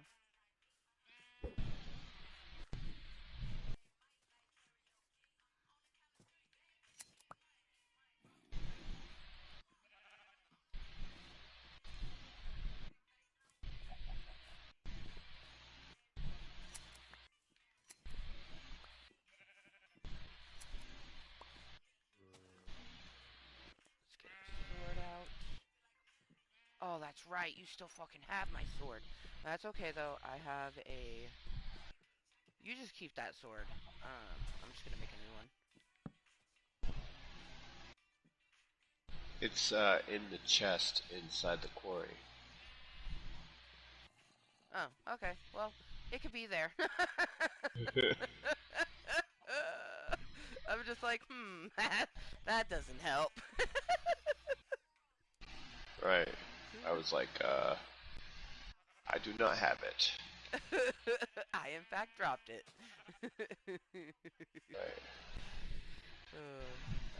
Boom. Now I have an iron sword, so. Easy peasy.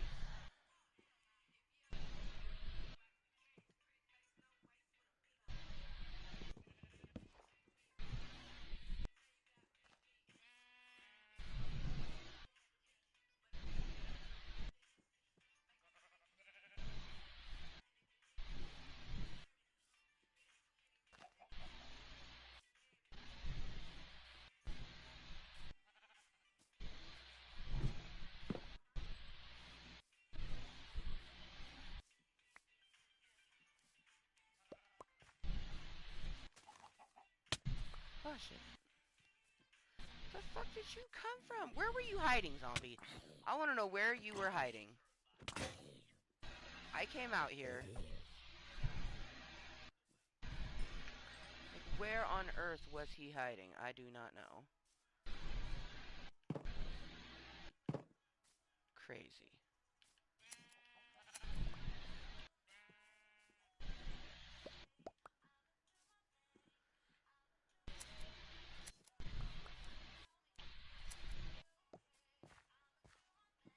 Okay.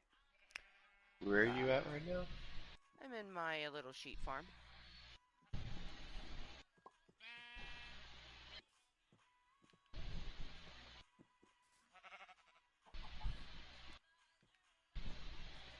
Oh, shit. I was trying to get to the pink sheep. But luckily, the pink one was the one I did first, so it made a little pink one.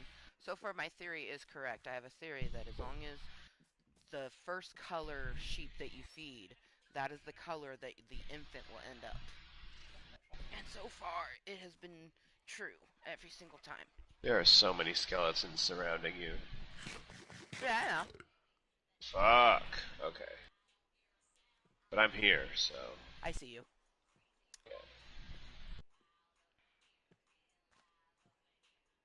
Yeah, once you get down here, you're safe. You got any fence out here?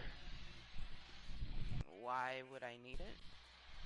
You don't really need it. I think I can hop that. Oh, here, let me... I just need to get him out of here. Yeah. I don't know if he will. I have some fencing. One moment. Let me just lasso him for you. I always carry fence with lasso. Um, just because I like to take animals. So, I, I always have fence and I always have lasso. So let me just make a Dope. little pajow. Oh, where do you think you going? Nowhere. Make it extra fancy and put a little torch on top of that for him.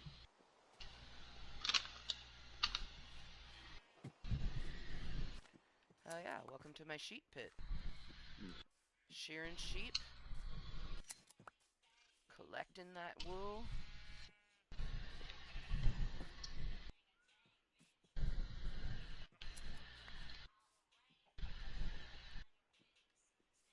And my character is hungry.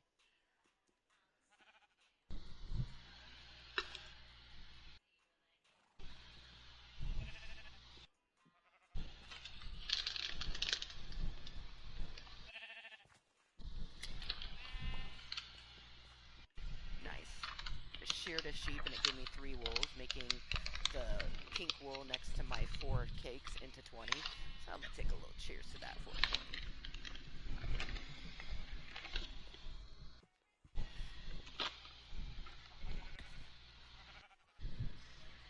Oh man, you look so cute in your little farmer outfit. I need to do a quick change. Because we're like... I rode here on a horse too. Yeah, man. It's good. It's real good.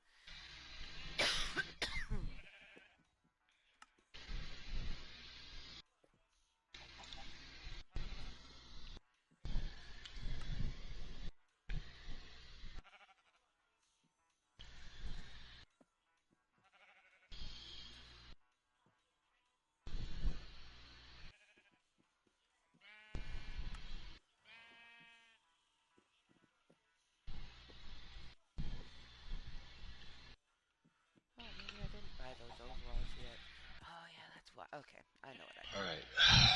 Cheers. Fucking cheers.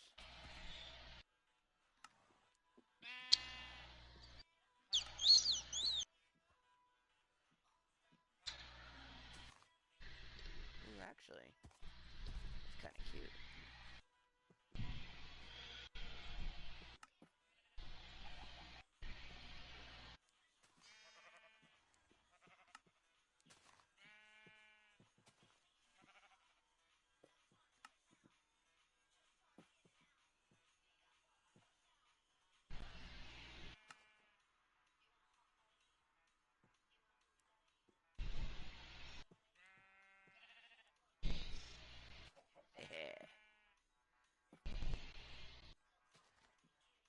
Both in overalls, but as soon as I saw the skirt over the top, I was like, oh my god, I'm just gonna change the shoes.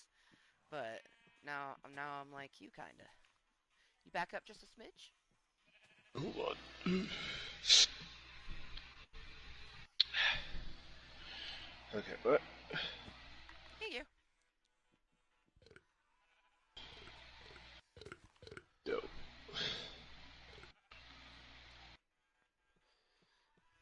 Yeah, my person needed to eat, and I was like, next time I eat, I wanted to put it down so we could share cakes together.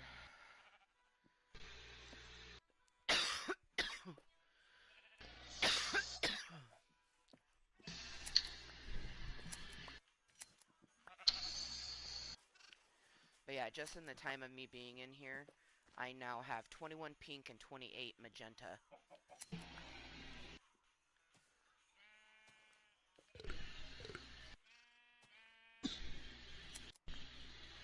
Day by day, 9:47. So this like really simplifies making these colorful wool projects when you could color the wool before you even Yup. right. Yes, it does. Because instead of having to gather a flower or the dye for each wool, you just dye one sheep and it endlessly gives you that color. Right. That's why when you told me that you think I could, I was like, wait, what? Like, what?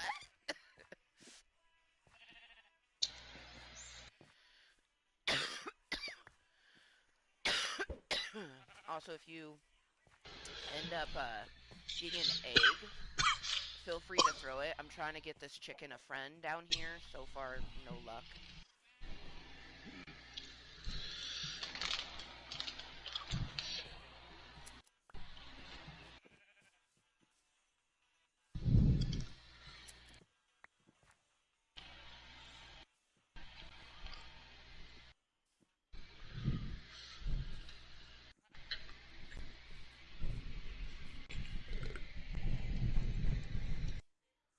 Oh, it's raining. That's nice.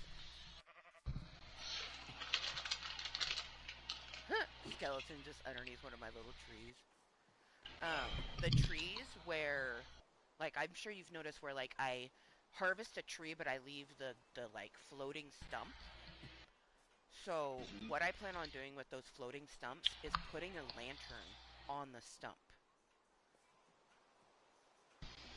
So like that That's one dope. that yeah, right? That's what I was thinking. Like, so that one that skeleton is under, he wouldn't, in theory, he shouldn't even spawn there once I have it there. Right. But yeah, I have my little wheat right here because wheat is what you breed sheeps with. So I have that, which I only need two more pieces.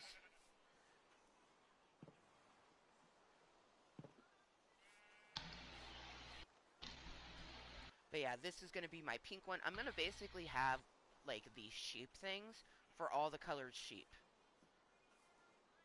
They might not all be in this field, but I will have little sheep farms like this for each color. So we'll have some purple one, we'll have one that has the blue and the light blue sheeps.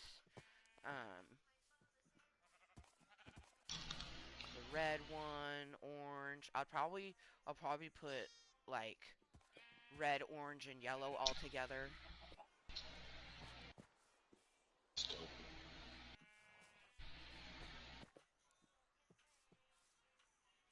Yeah, there's so many colorful sheep everywhere. I love it. You can never have too many. And I think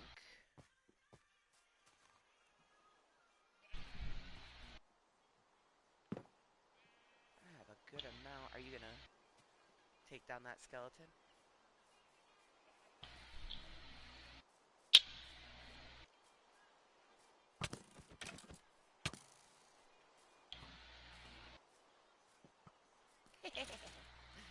You like how I jump around? I've gotten good. Yeah. Can't shoot you if you keep on ducking and Yeah. dodging and dipping. Yep, and dodging.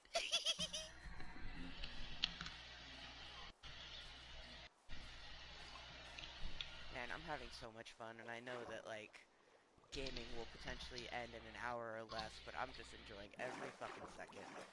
This is I truly feel like I see you, like I'm hanging out with you, and like feels like we're in the same room just enjoying ourselves. It's a very nice feeling.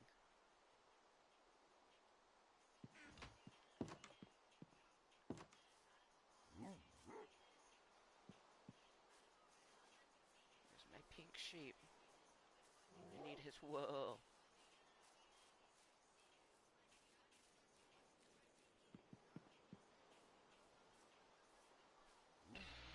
Stupid boy think that I need him. Stupid boy think that I need him. Know you think about me in the shower. Porn up on the browser. Fantasize about the pussy power. Hand on your powers. And I'm sour. Know you got the begging over me though.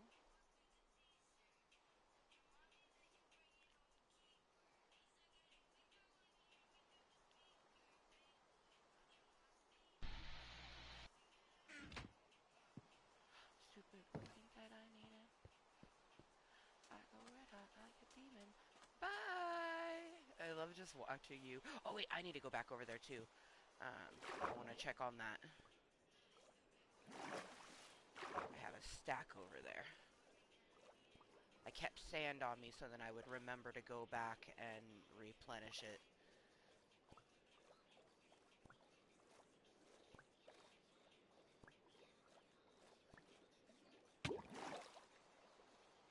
Yes.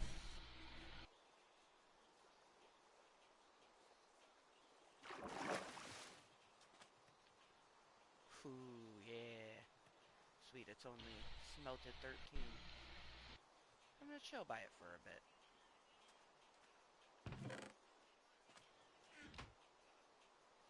Put a cake down. Cake! Oh, did you grab that lead from taking your horse, or did you leave him over there? I left the horse over there. Okay, cool, cool, cool, cool. Yeah. Yeah. Because it's hard to get him across. Right, right, right. There's, yeah. Honestly, I like that. Let's keep that black horse over there, and then that will become like my sheep field. So it's kind of like the black horse is taking care of all the colorful sheep. Yeah, I'm gonna try to bring one more horse over there. All you gotta do is catch it while it's over there, you know? Right, And then, right. that's what I Uh, did with the black horse. nice, nice. I had a saddle on me and I was like, yeah, I'm gonna take this horse. You're mine now. Thanks, Yeah, horse. this horse is totally mine now. I'm gonna go into our little smoke Oh, the little glass glass house. smoke. Yeah, I'll be there in just a moment.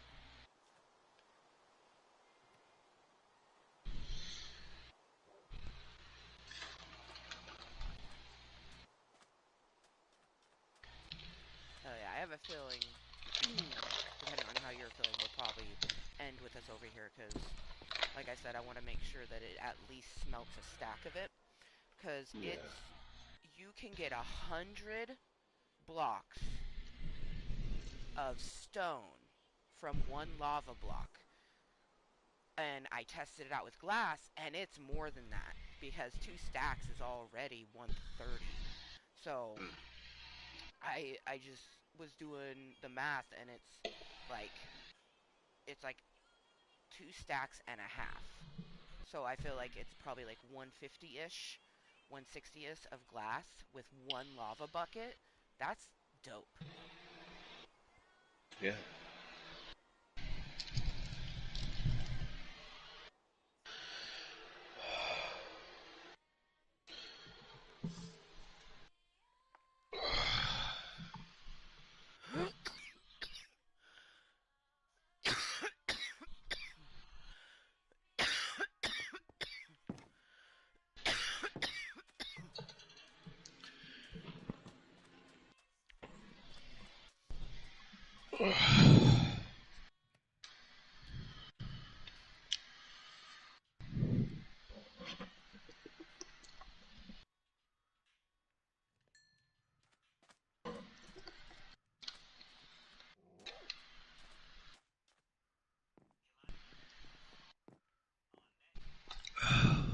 Whee! Did you jump off of the? Fuck yeah, dude! I'm gonna have I want to make one like just like a spot for it. Like 100%. Ever since I saw you do it, I'm just like, oh my god, yes! It's fucking dope. I love how we were both doing it there for a hot minute, like a good like 3 to 5 minutes of us just jumping off and being like, wee! And we weren't streaming or anything, so it's not like we were doing it. We weren't doing it for anybody but ourselves. It's fucking fun. Yeah, Just right off. Just man. yeah. Yeah. Whee! Yeah. Yeah.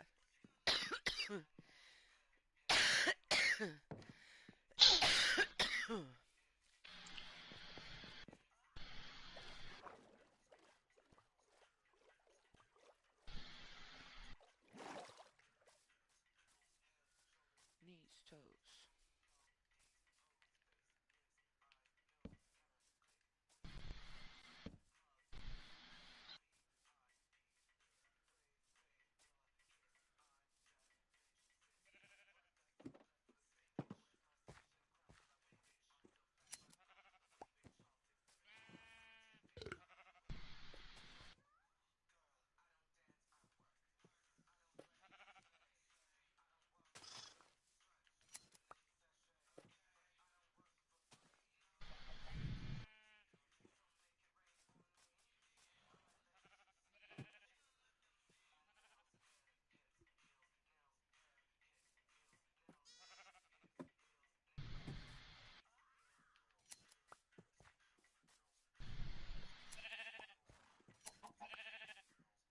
How much more did you need done?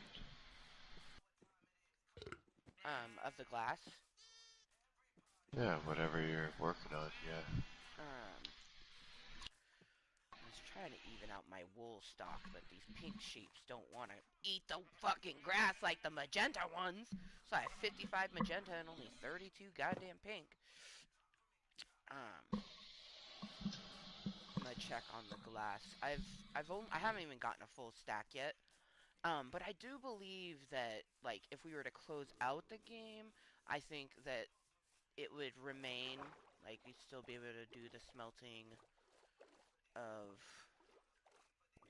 the glass like the next time popped in, but I don't know. Usually I wait for the lava to completely deplete out.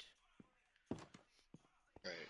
But no, I figured because it's almost midnight your time, I figured that we probably only have one more night and day cycle before you're like, I'm going to bed.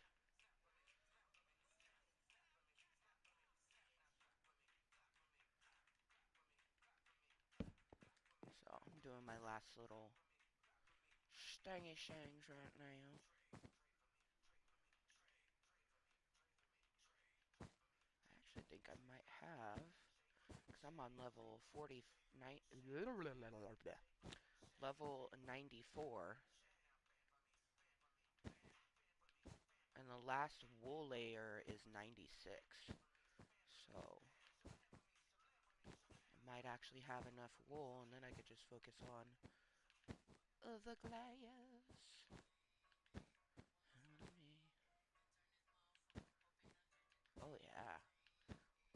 level 95. Oh, fuck yeah. I think I'm gonna have enough.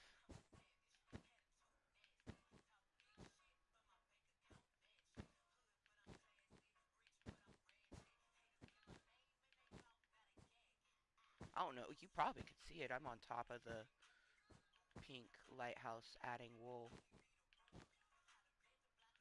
And it's a clear night, so you might actually have a good visual. Oh, yeah, I'm on 96 right now.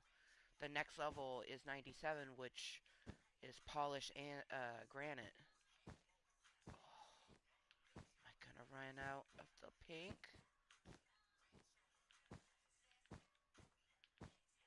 I think I'm gonna end up running out. Wait. Oh my. No fucking way. Ray, I had exactly enough pink to finish it up to level 96. Like, that means I've officially put all the wool on this lighthouse. That's sick.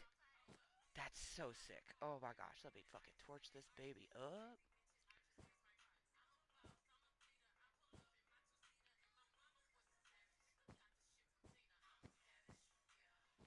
Oh my gosh. Yes, that means the next time future Amber will start building the top of that lighthouse. Ha ha ha ha ha.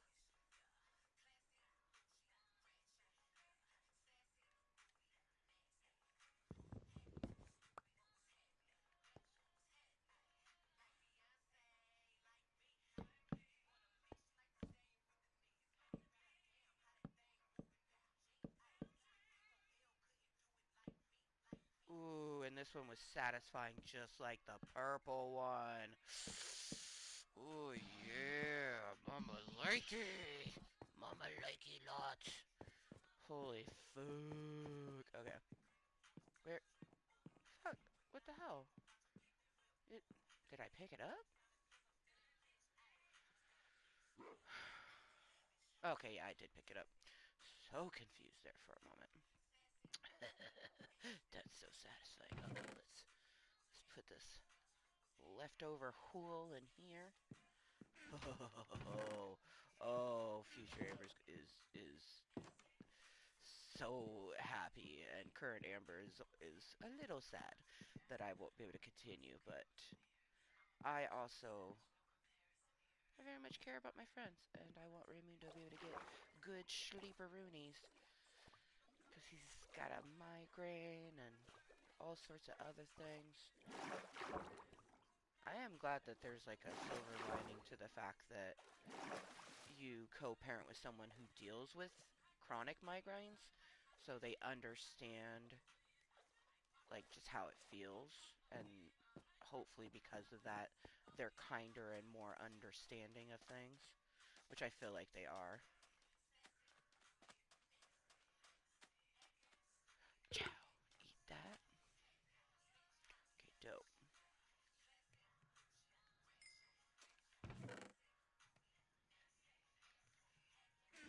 Yeah, last thing I want to do is just, and there's only a little bit left in this. Um, if I could just smelt up until this lava is done, it shouldn't take longer than 1 day cycle. But that's all I'm gonna work on is like coming from here, go over there and check it. Oh yeah, you totally could have seen me up there. Oh man. Oh god, it's so beautiful, Ray. Look at it. Look at it. It looks like the ship has a. It looks like it has a red rocket. The ship. Because it looks like. Oh man, it's so pretty. All the wool is on top. From there, it's. God damn, that spiral is good. Oh, zebra gum. That's what this reminds me of. Zebra gum. Oh my gosh. That frickin' zigzag is so good. It looks great. So, but from here, it's, doing polished granite the same way that I've done the other tops with the cobble.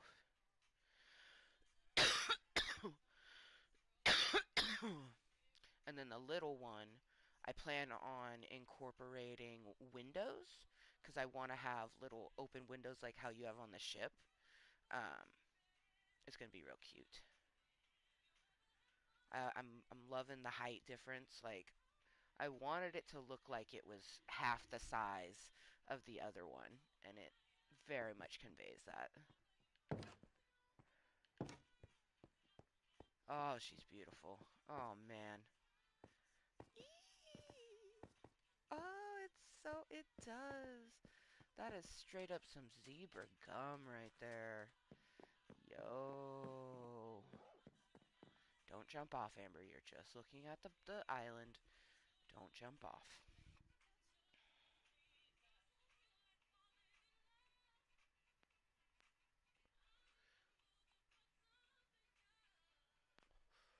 I also purposely made the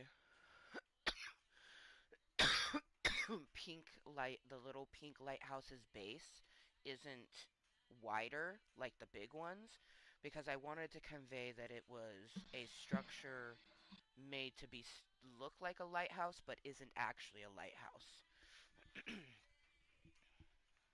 It's like if it was on a play structure, essentially. Yeah.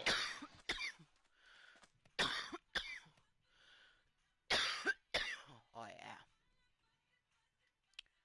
We're down to the last bit. There's no more gleaming in it, so I'm just gonna sit here and watch it. 'Cause, yeah.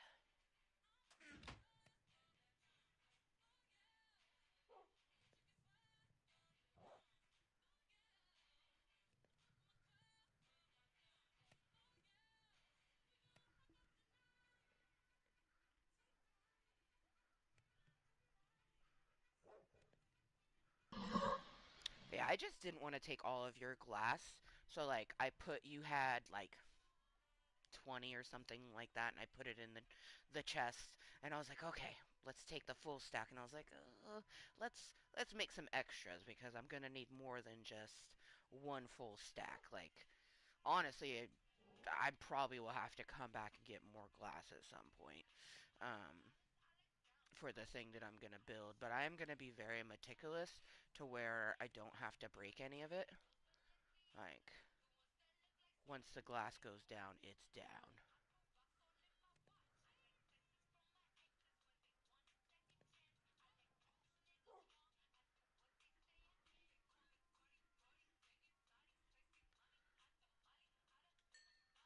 All right, she's officially done.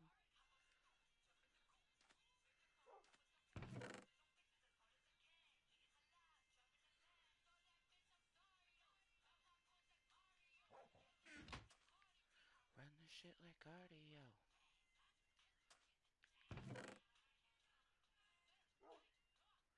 And I like it like that.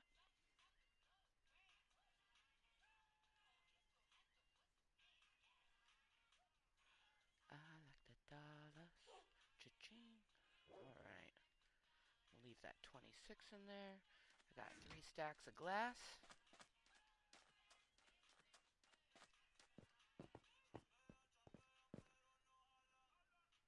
Oh, wow. It's so bright pink in the daytime. Oh, whoa. I just was like, what is he looking at? And then I was like, oh, shit.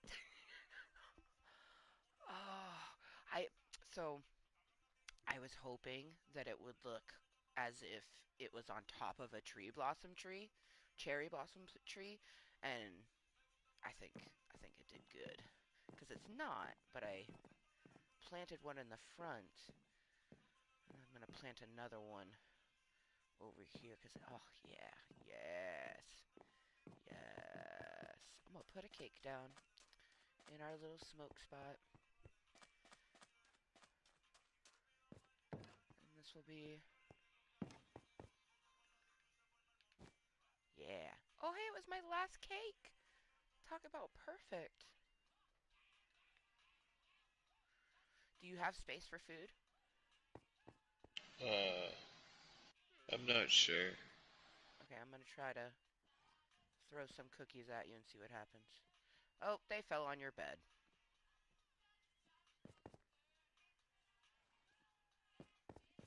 Let me try that again. Okay, get right up on your booty and throw the cookies. Damn it! Okay, let's try it this way.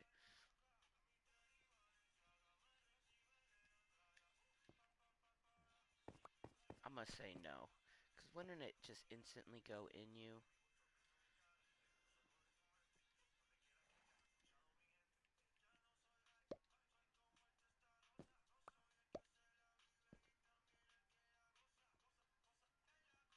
Yeah, you don't have a spot. I got it perfectly, and it's just a cookie floating next to you. So yeah, you don't have any spot for food. That's one way to find out. Oh, I forgot I put a lantern chandelier in here. It looks so good.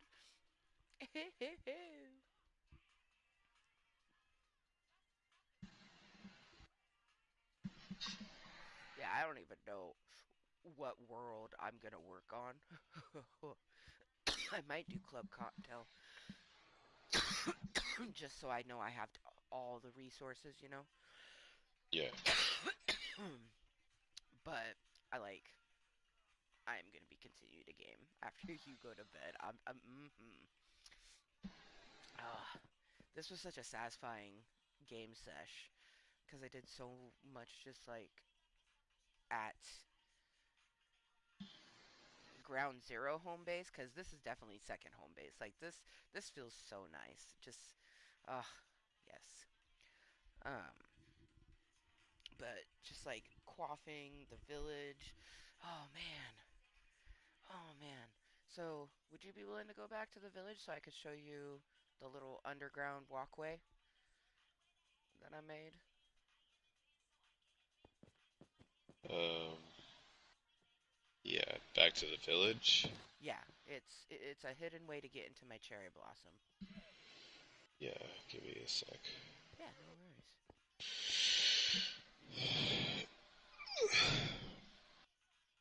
Okay, I have my travel boat. I'm leaving my one pink boat there. I'm just gonna hop on the back of whatever boat you take.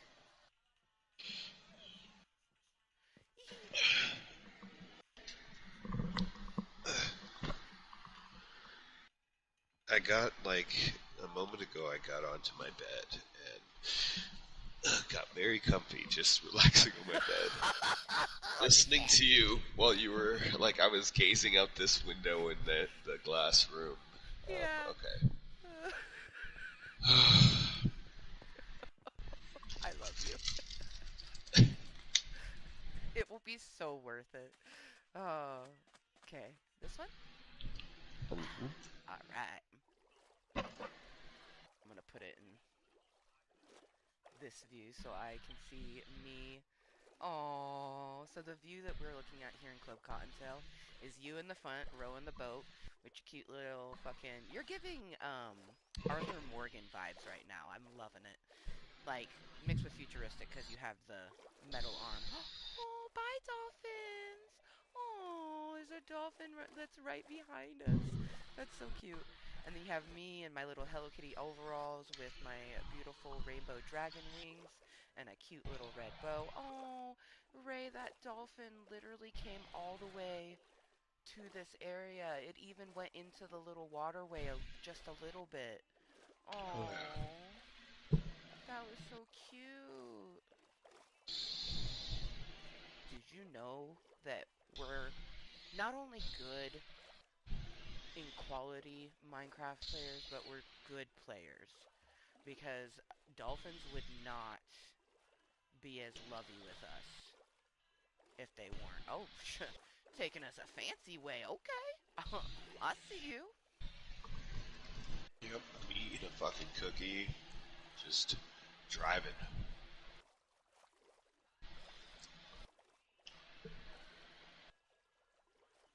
This is so good.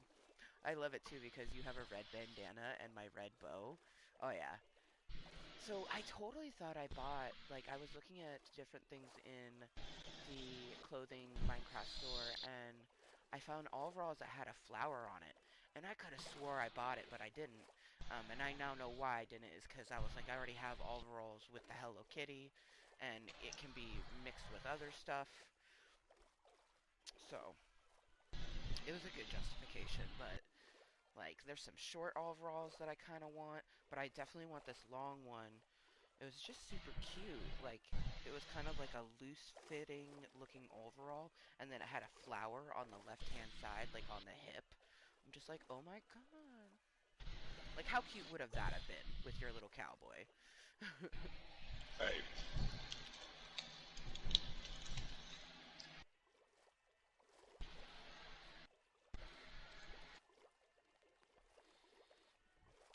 Almost home.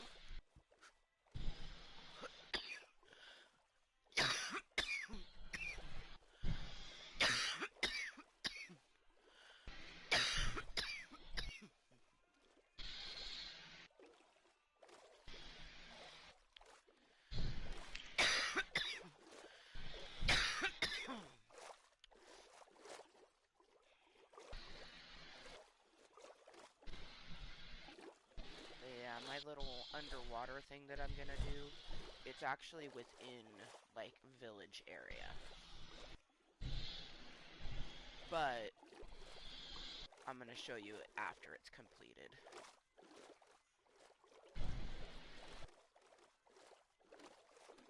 So excited. Oh, you're gonna love the little... It's so good. It's... it's like, why is this so fancy? Oh, this is nice rolling up onto the dock as a passenger princess. I'm here for it. Alright. Damn, no one's taken over it yet, but when I put down that composter, little green things went on it, so it's gonna happen.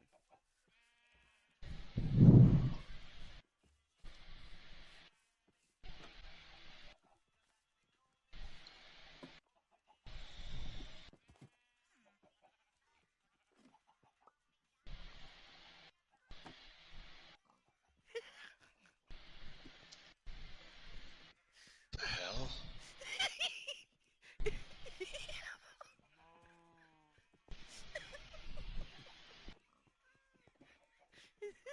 The karate with the giant hand, and then like Is my favorite. and then the Like, photo meets a pig. Yeah, it dude. is my favorite. It's like it's on.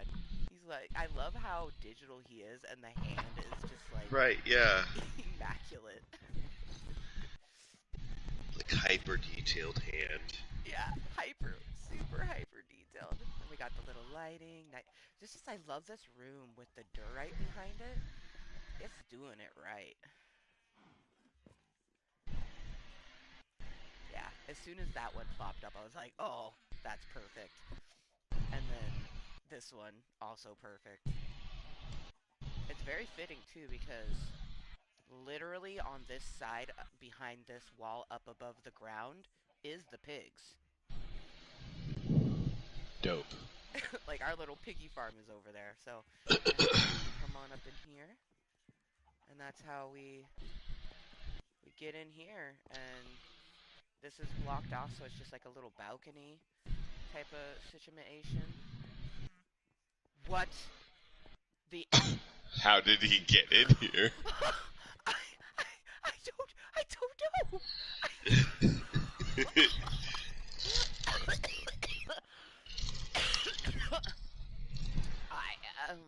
You're like, no, no one can get in here. Like, I turn around. I'm like, whose kid is this?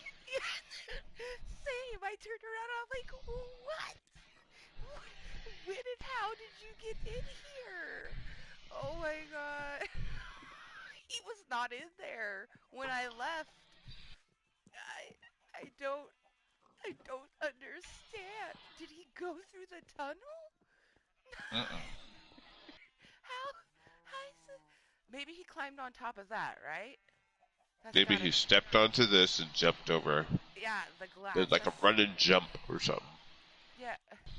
Well, cause because you could step up onto the glass and then walk the fence. Yep. So that's gotta be. Yeah. You totes can.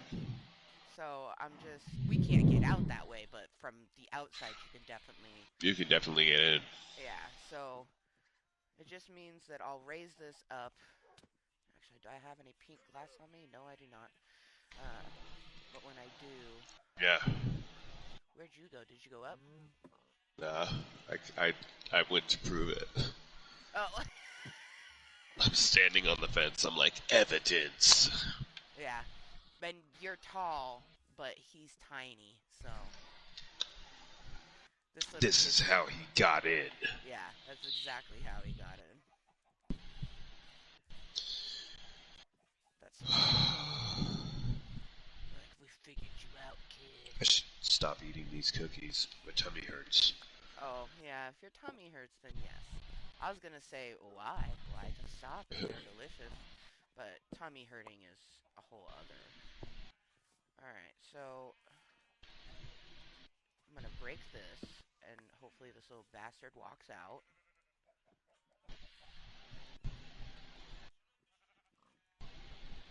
Come on, little homie. Come on, little homie. Where'd he go?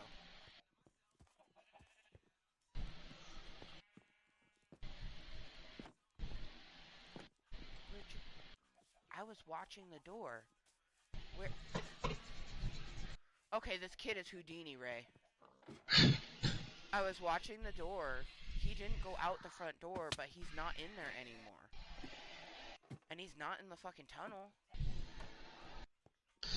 But I bet he's still watching you. Somehow, Wherever yeah. he is. Wherever, yeah. Wherever he is. Like, Oh my gosh. no, this is actually fucking insane. Okay, well, try running and jumping. Okay, so it could still run and jump to get up to this one. But I doubt that a kid is gonna do that. Right? Oh, fucking, yeah, let me just add another Kids are fucking piece of... squirrely. Yeah, let me just add it, like, sitting here knowing I'm a whole-ass parent. I'm like, I should definitely just... There we go.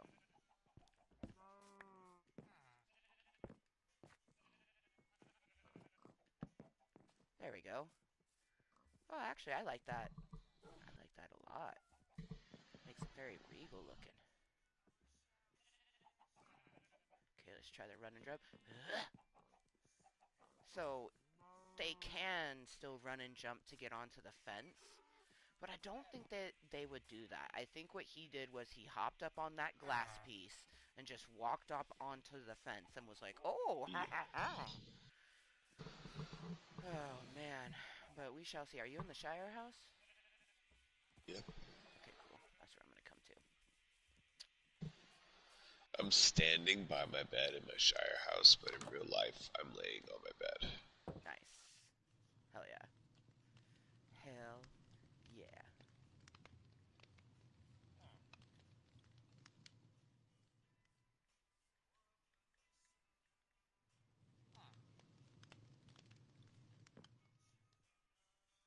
Oh, is the fire we hear the campfire that's above?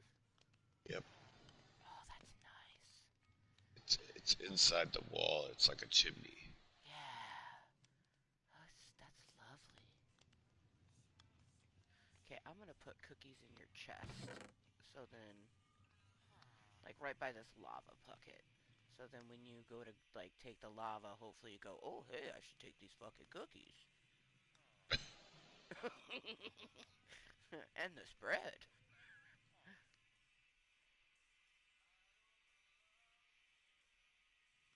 Or you don't, and they sit there.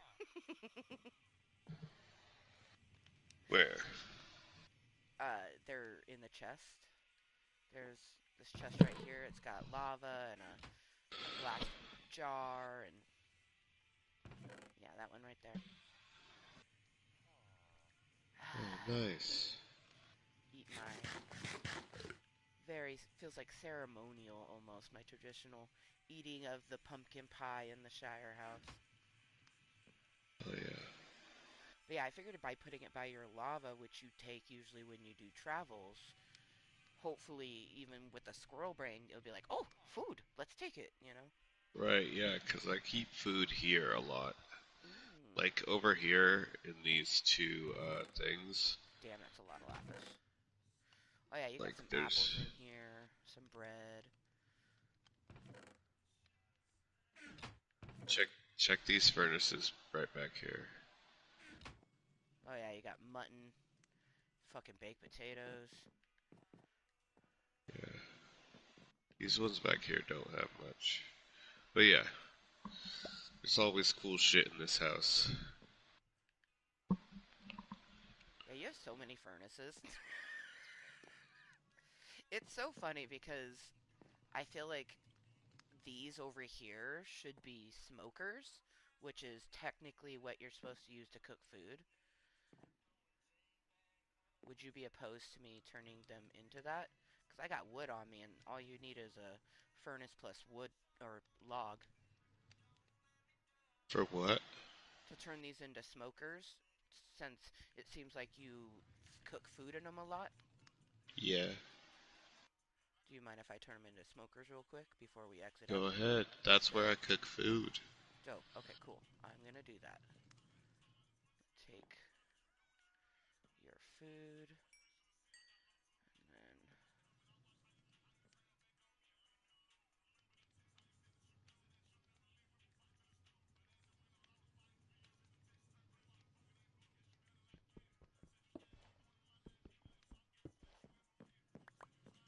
pick those up. Bring them over here. You'll have to put um, the coal back in them. Oh yeah, of course. It didn't. They honestly didn't have very much. There was only two in it. Probably should do some moving around.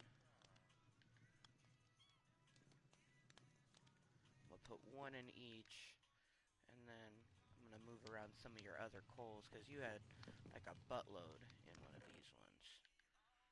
That one has 13. Was it this one? Oh, maybe not.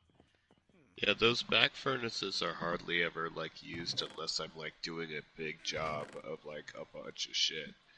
These three by the door are usually where I put like ores and shit, and those two right there were for food. Yeah, you had some coal in your chest there, so I just both of these have 5 in them, and now you have actual food. So many lapis. Oh my gosh. I'll remember that in the future for if I need blue dye. God damn. But yeah, this looks so. It totally looks like a face. Arrgh. Like, Wild. I'm gonna put your food, or half of it, because I'm like, amber tax. I don't think I've ever actually done that. Where'd the baked potatoes go?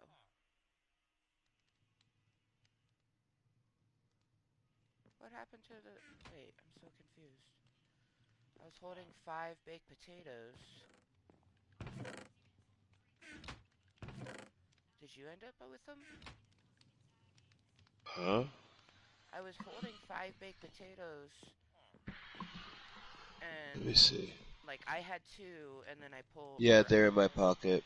okay, cool. You just keep them. That's so funny. That's so funny. I was like, what happened to my 3 potatoes? I was like, he had 2 in there. I was gonna put them in there. I'm like, where? I was tripping. I was like, where's the potatoes? Do you want some? Oh no, no, I'm good. I have the mutton. I rarely ever take meat, so my character needs the protein.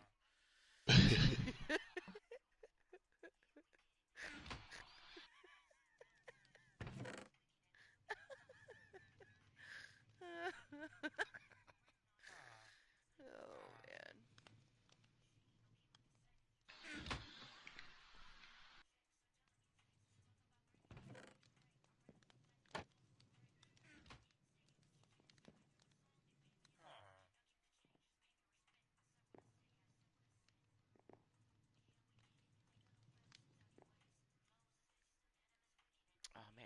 so excited for the next time we get our Minecraft on.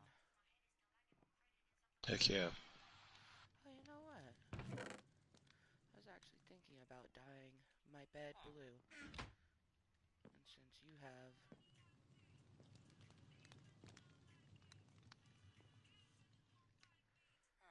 Bam! And now I have a blue bed. Yeah. Summer party.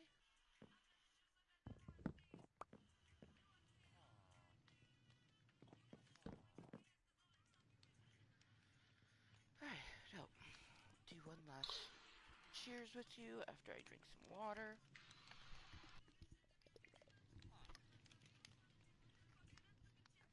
Gaming with you is always fun, but this week has been exceptionally wonderful gaming. Heck yeah. Glad. And the fact that like I have a cute outfit is just like the cherry on top. Oh man, I'm gonna show you the fishnets before we go because they're just so good. Because I was like gonna ask you to token 2 minutes with me, or just I'll cheers in 2 minutes for 420 somewhere. But Yeah. I'm gonna. I think I'm stoned. Oh yeah, you will hopefully just zonk out. Oh yeah, I have rainbow leggings too that are cute little jean shorts. But those aren't the ones I want to put on. I want to put on the fishnets to show you them because they are amazing. Hell yeah. Let me undo my outfit a smidgen.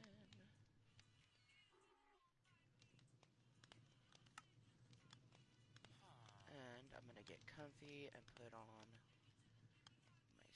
Oh, damn it. Footwear, son of a bitch. I bought really cute. Okay, there we go.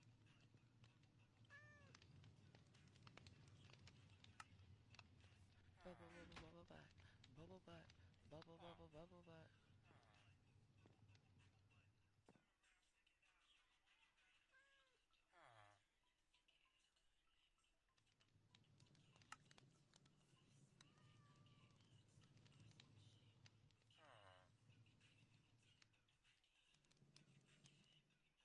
Okay.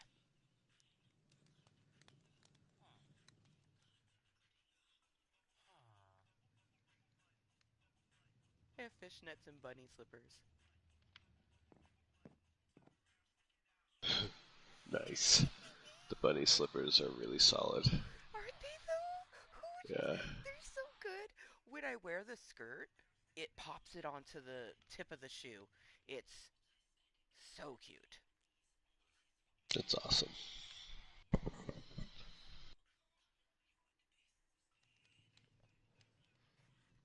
The fishnets tickle me so much so.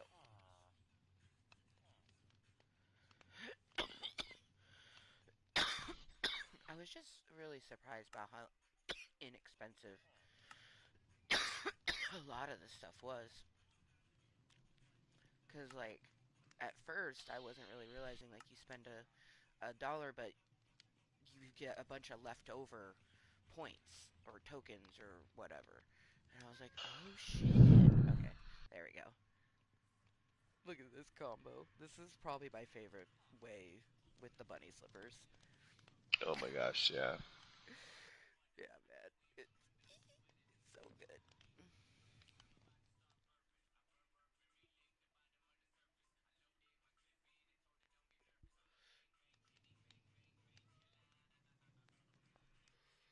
Alright, boo. Save it when you're ready. Oh, shit. Save it when I'm ready? Yes. Okay. Love you, and Love I you. hope you have a good night. I will. I have you in my life, and as long as I think about that, every day is really beautiful. Hell yeah. You made me smile big. Aww. Alright. Sleep well. Talk to you tomorrow. Mm-hmm. We'll talk.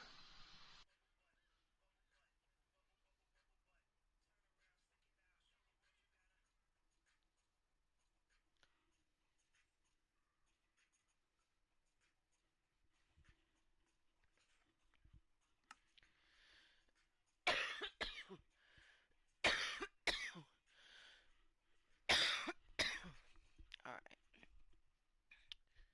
First things first. We need to turn a light on. Okay? And then.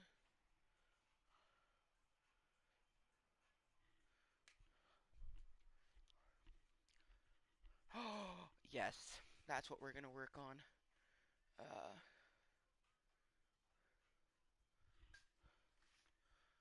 I have a oak tree that I plan on turning into like a tree house that's underneath the ground. It's a tree house underneath another tree house that are all underneath a giant cock.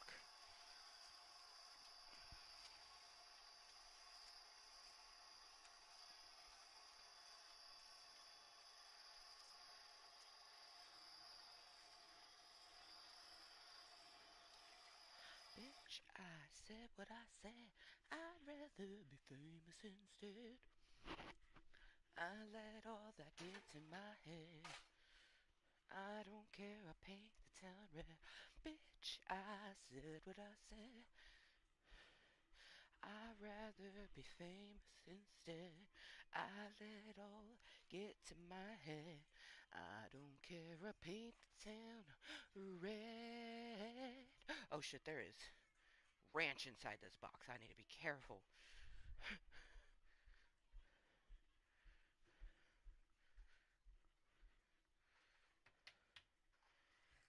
Okay, good. It slid right into a slice of pizza and was like braced for impact. Okay, I'm gonna get me some slices of a pizza.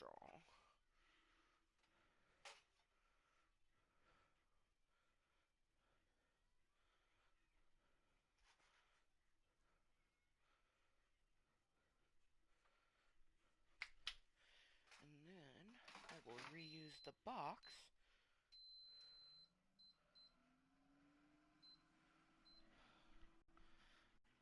like a plate.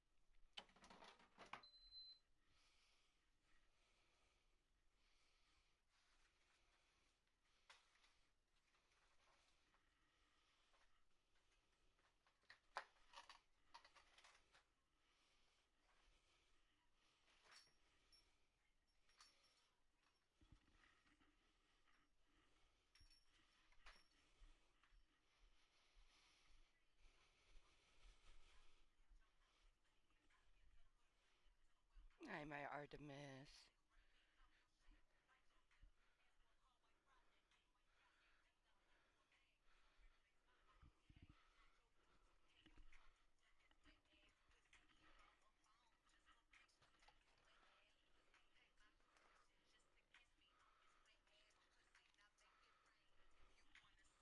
Dude, not this song being on, and then I walk up, and fucking Barbie is on Barb. About to get down! Ladies, get a room. Hello, motherfuckers. Welcome to my club of Cottontales. I'm Amber motherfucking Lewis. How are you? You found me as Kottontale47, a deliciously random content creator on YouTube as well as PlayStation Network. It is 9:35, so we will game anywhere for probably, a few more hours, like maybe even past midnight, but I don't really see myself doing that.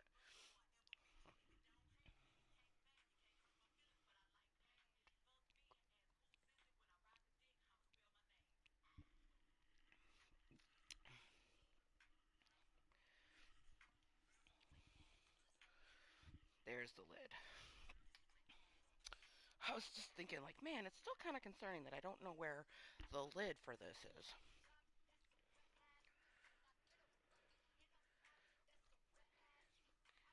Wop, wop, wop. Mm,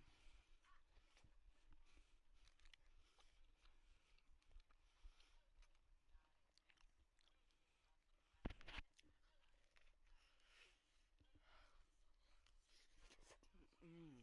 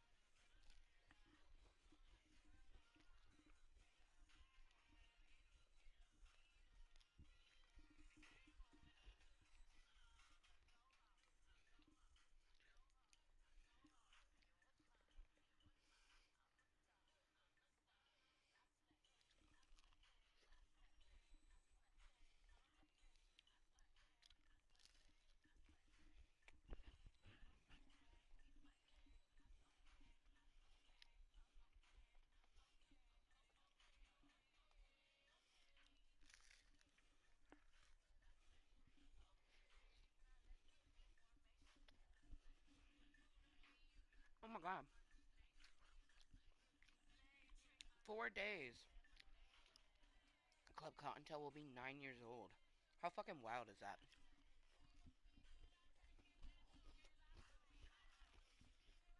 Mmm. Yum. Ranch on pizza. Meant to be a.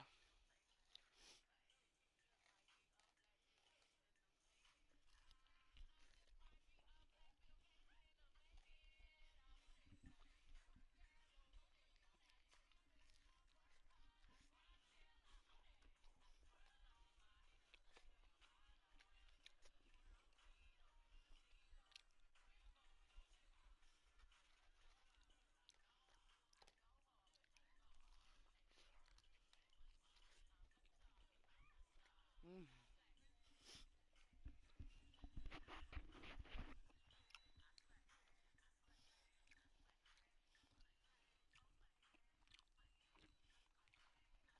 Okay. Let's back up.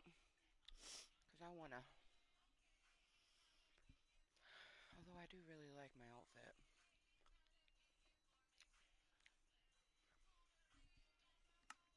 I think I want to change my miss shirt.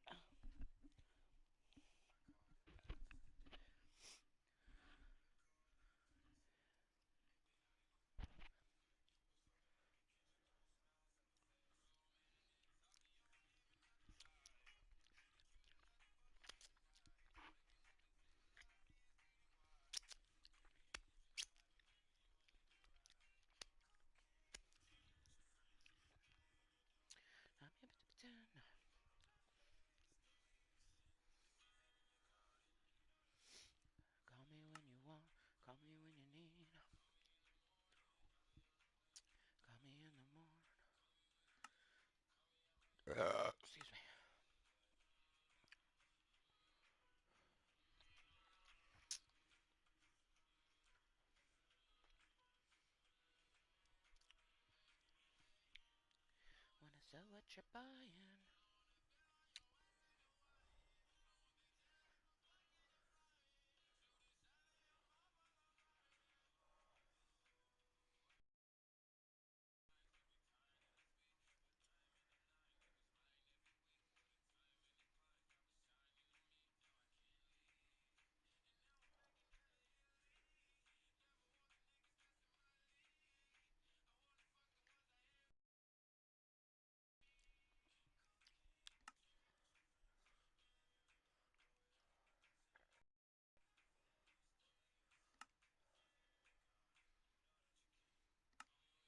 I like how she looked back with her little winky face.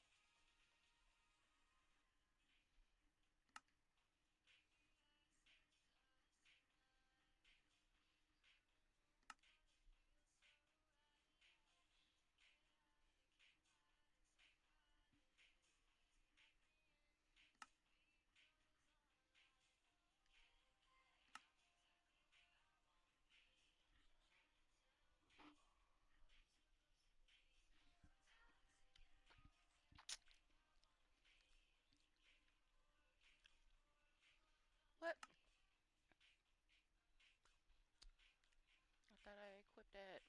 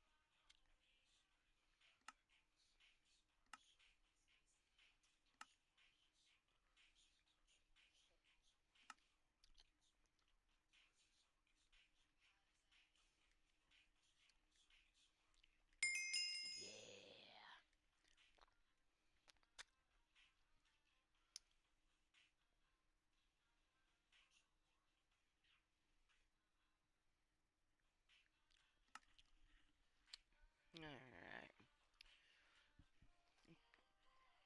Thought I was pretty. Hmm.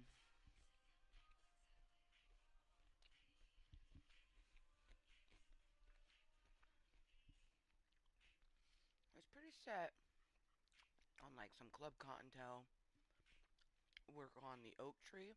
I think we'll do Club Kottontale and maybe work on the horse stable. That's something I was like meaning like a planned build forever ago.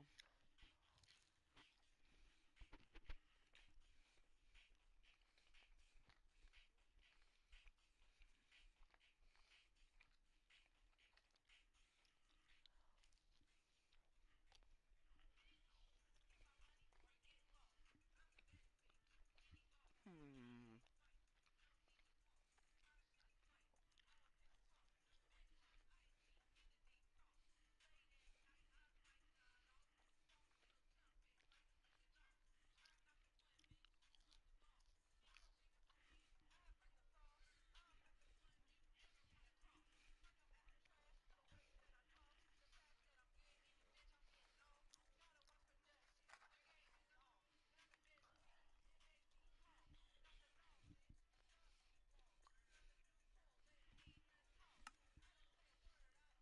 Club Kottontale. It's literally a world I created here in my channel on YouTube, and I only play on it when I'm in here, so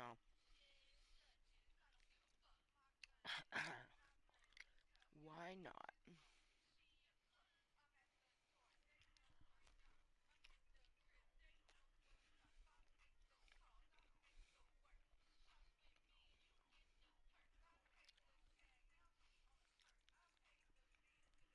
Damn it.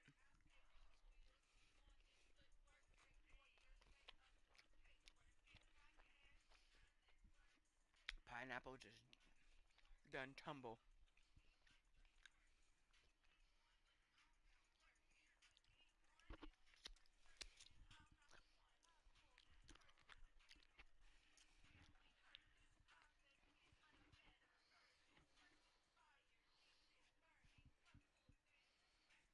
Damn. It like hit everywhere on the way down. Oh my god, we look so fucking magical in this world in our fucking custom outfit.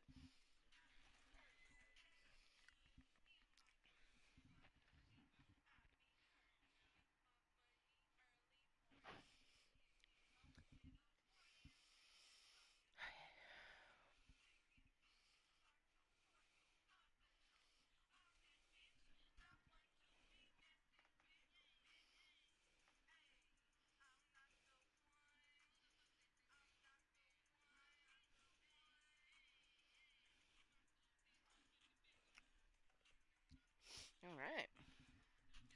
All picked up now.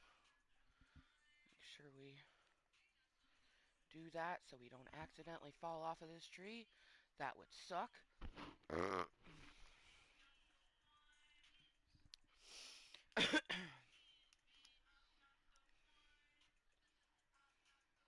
fuck. That was way more water than I was anticipating.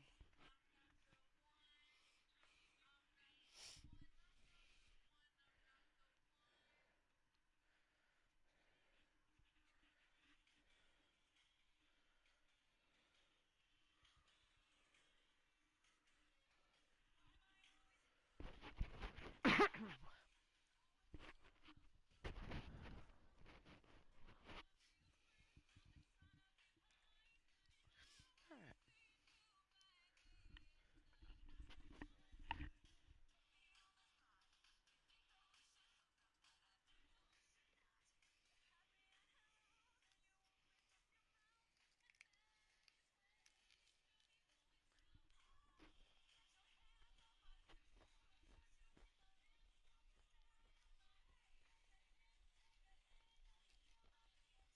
Mm.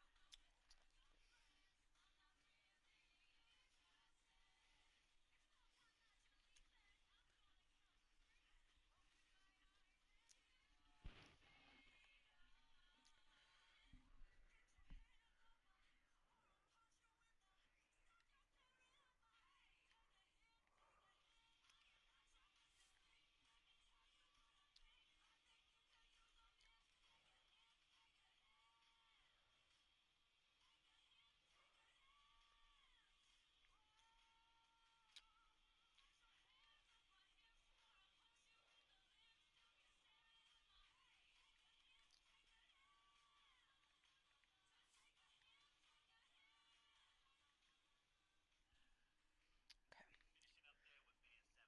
It's a great set, but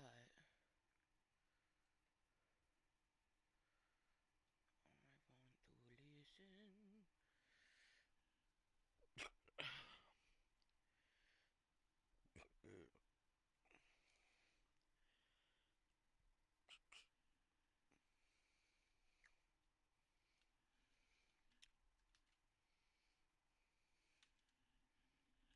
Okay, it is messy. Alright.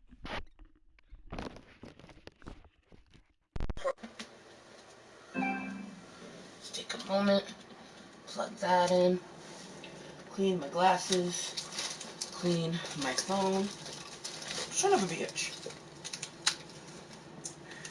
And actually, I think I might check the sound.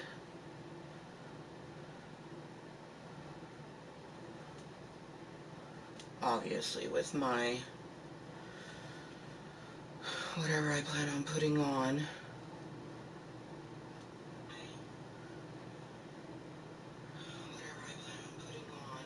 Okay, yeah. You can hear me real good. So, hell yeah. I'll just put on, yeah, with me not wearing my headset, it doesn't have to be as loud, too. So, huzzah.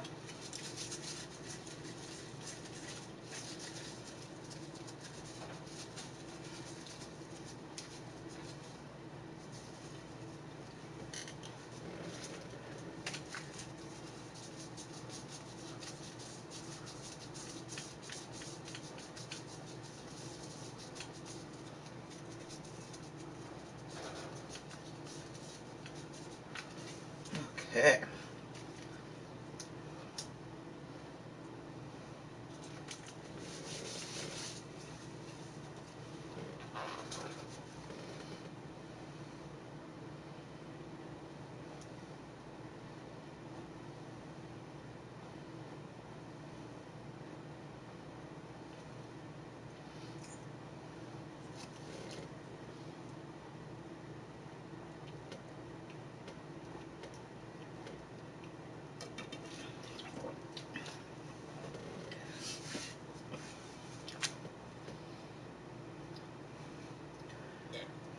So they got arrested.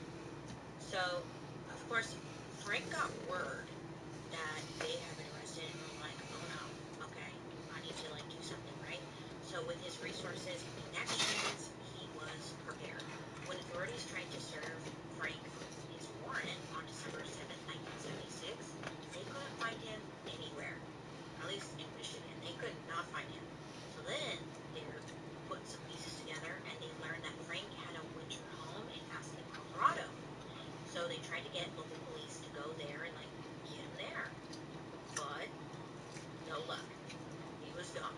By December 16th, the Traverse City Record Eagle managed to contact Frank's housekeeper in Aspen. So the housekeeper was like, I think he might be in Mallorca, Spain. I wonder if I can still lives there. Okay. So I was like, what? Okay. But then there was a letter that was received by the housekeeper, and it was from Frank Sheldon, but it was postmarked from Miami, Florida. It was clear that Frank was on the run. And eventually, we learned he went from Miami to a family property in Antigua before making his way to Europe. I mean, it wasn't just like he wasn't panicking. This obviously was a planned disappearance. Okay, so it's like, okay, where the fuck is Frank? We don't know. So Dyer Grossman was also just as hard to find. Initially, police thought he'd gone to his home in Walnut Creek, California, but by that same December 16th, he apparently relocated to Washington State and he left like no forwarding address. So the trails for both men had gone cold by February 8th, 1977. That's when the Michigan State Police got the FBI to assist with the manhunt. And I was thinking to myself, shouldn't the FBI, shouldn't they have been involved from the beginning? No, no. So now they're involved. So these men are just on the run. They're moving and grooving. No one can seem to find them. But then on February 11th, there was like a little break in the case. A plane with the same tail number as Frank's showed up in Provo, Utah. Now, I guess it had been sold to a man back in December. It wasn't just a random sale, okay? It became clear to investigators that the sale of Frank's plane had been brokered by none other than Adam Starchild. Yeah, remember Adam Starchild, the man who didn't exist and like didn't know anything about anything? Yeah. Well, this revelation like solidified his deep active involvement. It appeared that this Adam Starchild was actively helping with Frank's escape. By February 25th, formal felony warrants for fleeing were issued for both Frank Sheldon and Dyer Grossman, and they were officially federal fugitives. As the investigation continued, more pieces of Frank's exit strategy started to come to light. He had managed to sell his Ann Arbor home. He rented out his Aspen property. He even sent a letter resigning from the board of trustees for the prestigious Cranbrook Institute. The letter, it was dated December 6, 1976. Now this was the day before the warrant was issued. So this letter had been postmarked in Kearney, New Jersey. So to investigators, this confirmed Frank's flight path. He went from Michigan to New Jersey, then Miami, before finally disappearing across the Atlantic to Antigua, and then Europe. Dyer Grossman, yeah, he managed to also kind of like button everything up. After being tracked to Washington State, authorities found a motel in Tacoma where a man fitting his description was spotted, right? So they go to the motel and they look this guy up. I guess he was registered as E.D. Grossman, and he had stayed at this hotel for about a month. He even had P.O. boxes rented in Washington and California, but both of them went expired and they were not renewed. So authorities believed that he had skipped the country entirely, just like Frank. It was always like they were kind of like two steps behind, you know? The authorities, that is. So by around 1978, the trail for both men had gone cold.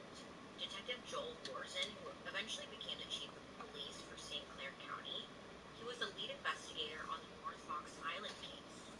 And upon his retirement in 1989, more than a decade later, he publicly listed his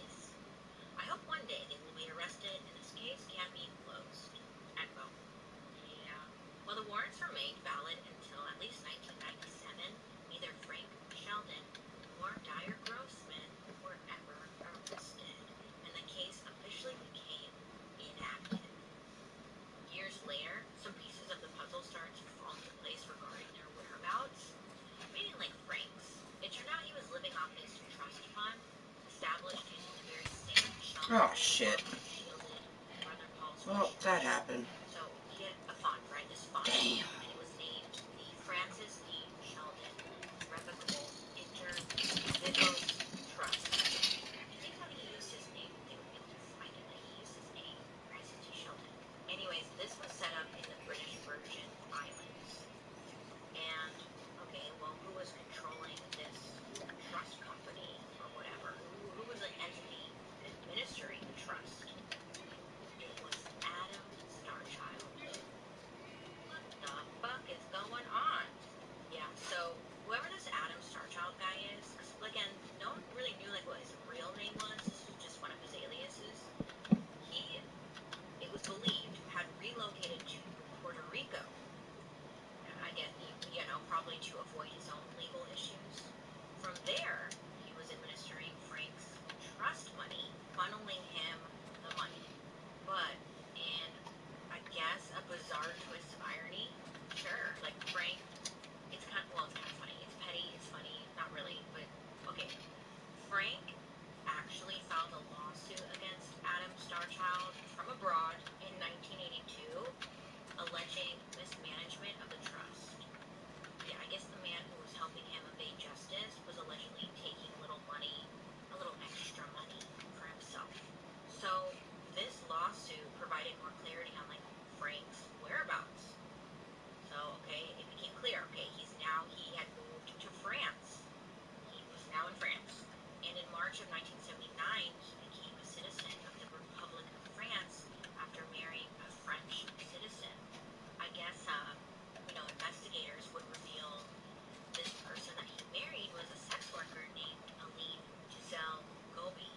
So marrying a French national was his golden ticket to European citizenship. It was a shield against extradition. At some point after that, Frank made his way to Holland, and despite authorities knowing exactly where he was at this point, there was absolutely nothing they could do. Prior to 1983, the U.S. did not have an extradition treaty with Holland, which is so annoying. You think they could just like go there and grab him, but they couldn't because he was a citizen? Like, okay, I mean, okay, whatever. It's complicated, right? Yeah, okay. But he knew what he was doing, obviously. And then in 1983, just before the U.S. and the That Netherlands, happened. finally signed Fuck. an extradition treaty, Frank applied for and was Oh, I granted need it in here anyways. Dutch citizenship. That worked out, I guess. It's complicated, huh? Yeah. He's a Dutch citizen at this point. Oh, this one here. He reportedly lied on the application, saying that there were no outstanding warrants for him. And at the time, they just didn't have like the technology to just like look him up, Google him or something,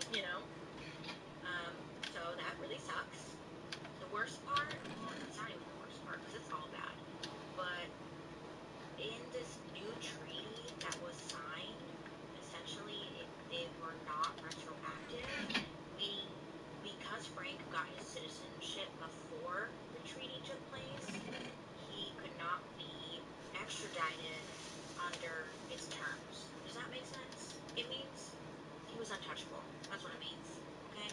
Interpol, the International Police Organization, they still conveyed the warrant for his arrest, noting that if he traveled to any one of 108 different countries, he would be arrested. But he knew the rules, and he never did. He stayed put.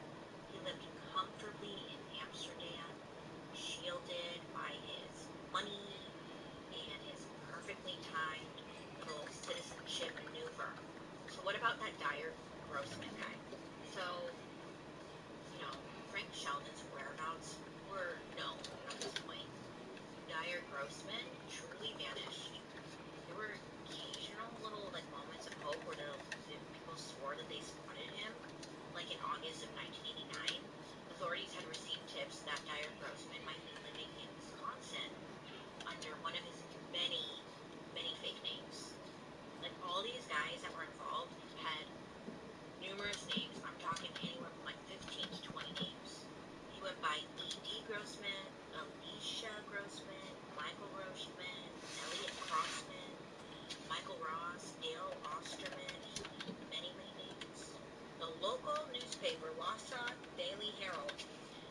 story.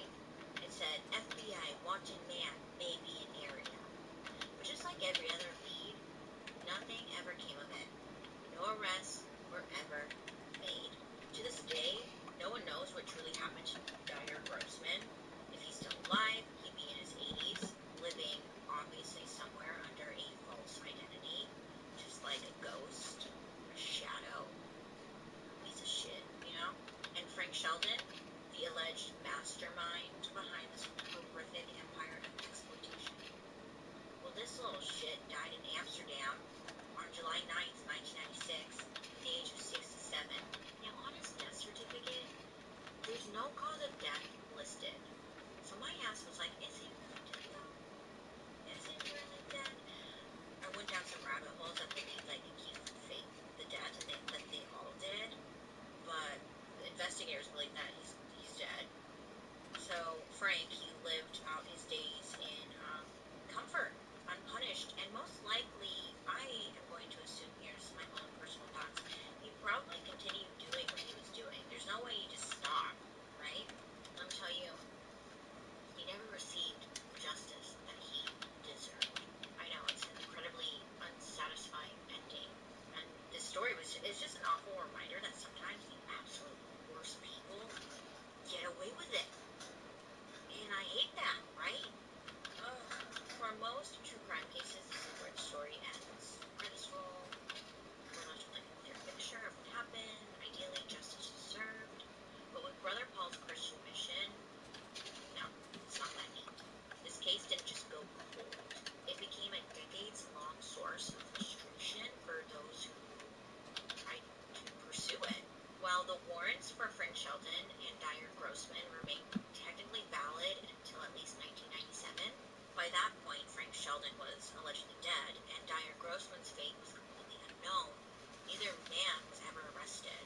The official designation of the Brother Paul's Christian Mission case remains inactive. For Dyer Grossman, many believed that he fled the country. Authorities would occasionally get tips that he was still somewhere in the Midwest. In August of 1989, there was a potential break. It was believed that Dyer Grossman, again, was like spotted in Wisconsin, specifically in Marathon, Wisconsin, or Lincoln County, Wisconsin. The press even noted that, again, he might be using these fake names: Edie Grossman, Alicia Grossman, Michael Grossman, Elliot Crossman, Michael Ross, or Dale Osterman. But no arrests were ever made. As of today, what happened to Dyer Grossman remains one of those mysteries. I mean, if he's still alive, he'd be in his 80s. Where are you? We're gonna find you. I'm looking for you. Dyer Grossman, I'm coming for you. You're sleeping tonight on the bench. Just kidding, but like not really. If he's still out there, he's just living a quiet life under another fake name, having gotten away with some unimaginable crimes, you know? Or maybe he's dead. Now this is where the story takes another turn. It's more speculative theories. You know, people have a lot of theories.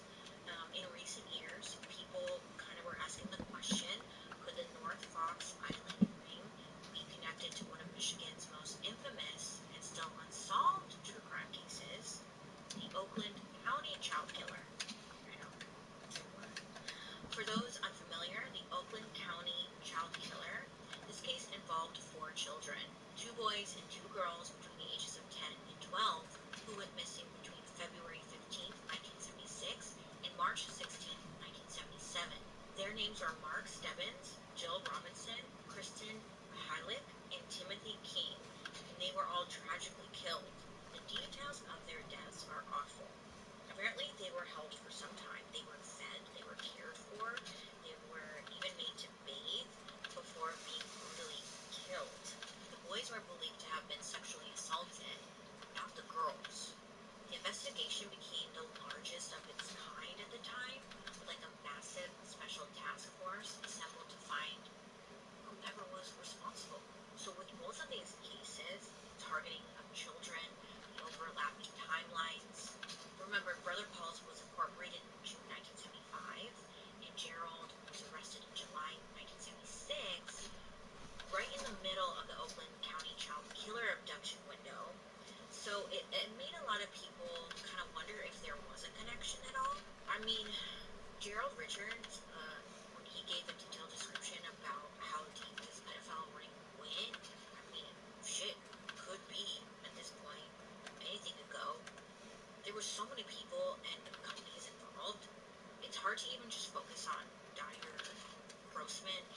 Sheldon because it ran so deep.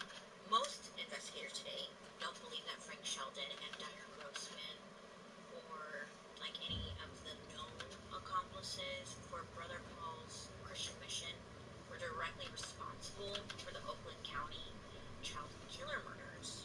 Now, it's speculation. There's no hard evidence that, it is linked at all. It's just a theory that's been out there.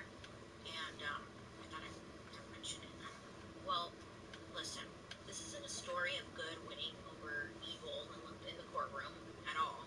Instead, it's like a brutal account of how power, privilege, and a carefully constructed web of deceit allowed heinous crimes to be committed, and the men in charge escaped accountability. I guess, I don't know, it kind of forces us to confront the uncomfortable truth that sometimes, a lot of the times, the systems designed to protect us can be manipulated to instead protect the guilty.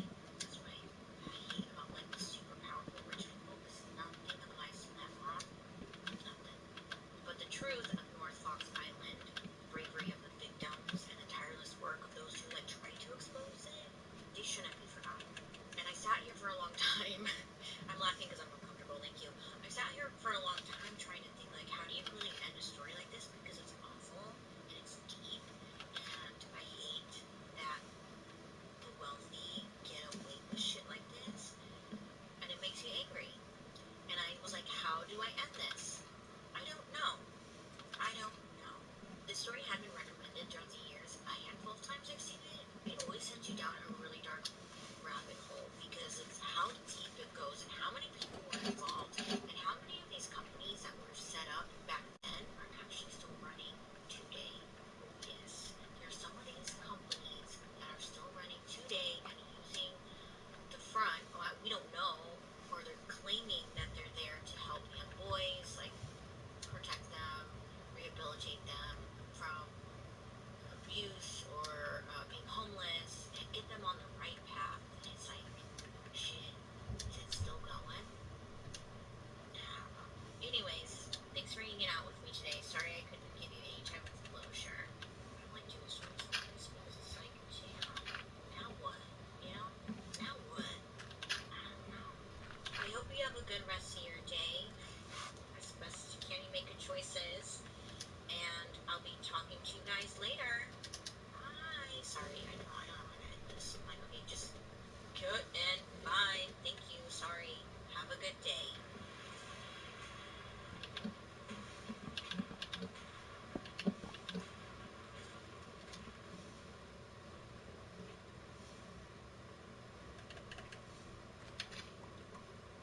I fell in love with my married neighbor, and then I babysat his kids. Now I'm questioning my feelings. Okay, so first of all, I'm new to Reddit. So sorry if there's any mistakes or something. I would safe to say that there would be some mistakes, but it's not your writing, babes. Sorry. I obviously can't talk about this with any of my friends or my mom, but then I saw a Reddit post on TikTok, and I thought this would be a good place to talk about this. Finally, I know you're all gonna judge me, but at least try to understand my side. Thanks. Okay. I always do try to understand. I can still say you made a mistake, though. I made a mistake. So, I'm a 34-year-old woman, and 7 months ago, I had a messy breakup with my long-term boyfriend. So I moved in with my best friend and her husband in a house we are all renting together. Oh God, okay, it's not the best friend's husband, thank God. I'm sorry. Girl, he just about gave me a heart attack. It was then that I met my neighbor, who I will call Kay. He helped us move our stuff into the house, and I was instantly smitten. We live in the suburbs of a major city, so we both end up taking the train into work at the same time each day. I knew Kay had a wife and kids very early on. He talked about them often, and pictures of them on his lock screen, social media, etc. However, initially, it all started out as a very innocent, silly crush.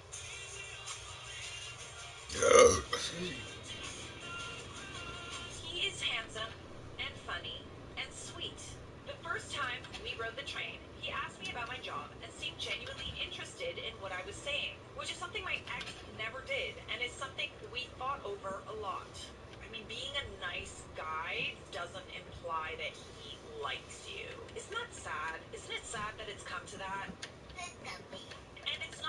men or it happens across the board. We are so starved for someone being nice to us and actually listening to us that we mistake it for them having feelings. I actually dealt with this a lot. I like to think I'm a pretty chatty person. I like to have, platonic chats with people, whatever. But even just having like a platonic chat with a dude, oftentimes it would result in them kind of thinking that I liked them, or maybe their wives or girlfriends thinking that I like them, when it's literally just talking. We're out at a bar, we happen to be standing next to each other. It's odd, and it's sad. It's sad. He's always doing things for his kids, like bringing home treats and stuff for them, and staying on the phone with his older daughter the entire ride to work, because she needed a pep talk before a school presentation. It was just so easy to imagine how lovely and attentive Kay would be with me, because he's like that with everyone else. This is the thing. Okay, this plays into the whole, does he really like me, or is he just like that with everyone else? He's just that kind of person, babes. And he's not the only one like that. There's plenty of people out there who are not married that would be like that with you. Plenty of other fish in the sea.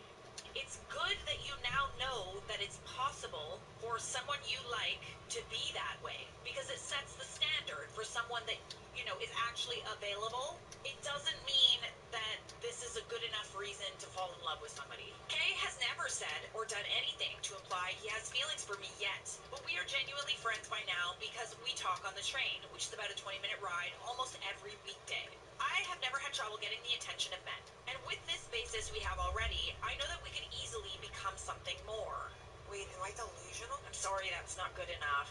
I learned shortly after I developed feelings for him that his wife is someone I went to school with, and I was surprised because they are polar opposites. He's funny, she's dry. He's exciting, she's cautious. He's a little dumb, she's very smart intellectually. I mean, that doesn't necessarily mean that you would make a better partner. You're also looking at it through a different lens where you're comparing each other. And you cannot compare. You don't know her on the level that he knows her. Looks-wise, this feels mean, but yikes. Oh no. I just don't think their personalities fit very well together at all, and I can easily see Kay getting stuck in a relationship because he's just so nice. Or, maybe she's just a really good person. I never thought of it that way before. And he wanted to spend his life with someone like that. And because he's so nice, I doubt that he would ever do this to his wife and kids. The issue is that yesterday evening, Kay knocked on my door and asked if I could watch his kids for a bit. This was, of course, no trouble, and I said yes right away. He told me that his wife had gotten into a car accident while away on a business trip, and because she's pregnant, he was super worried and had booked the next flight out to go see her. They don't have any family in the state currently, so he asked me to keep an eye on them for a few hours while a family friend drove several hours to watch them at night. I think it's very interesting that he is reminding you constantly about his wife, talking about his kids in front of you, talking to your kids in front of you. He's constantly reminding you he's taken. This gets deleted. Ooh, it got deleted! It got deleted! Oh my goodness, I feel like this is the only place where it's actually live. Now, here's the issue. The kids were an absolute nightmare. There were 3 girls, and the oldest was a typical bratty preteen times 1,000. She was rude and didn't respect my authority at all, arguing with me about everything, from dinner to who had to clean up to what movies she was allowed to watch. I even heard her call me a B-word under her breath a couple of times. You raggedy bitch. The middle was rowdy and constantly wanted to play loud, messy games, even when I told her no. The youngest was mostly sweet and quiet on her own, but she joined in with whatever drama the middle wanted to create. It culminated in me agreeing to play hide and seek with the younger two and ended up getting locked out of the house. Oh my. I wonder if they kind of know about you. I wonder if they know how you feel about their dad. I don't know. It would be interesting if they picked up on that and are now treating you as such. When I went back and tried to convince the oldest to let me in through the back screen door, she pretended she couldn't hear me and put her headphones in. Thankfully, the family friend arrived a few minutes later and let me in, and then I went home. This makes me sad because before, I would often dream about being a stepmom to Kay's kids one day because of how highly he would talk about them. Now I'm trying to do that, but at the same time, that Kay and his wife are not happy because people from the home do not behave like this. Oh, girl.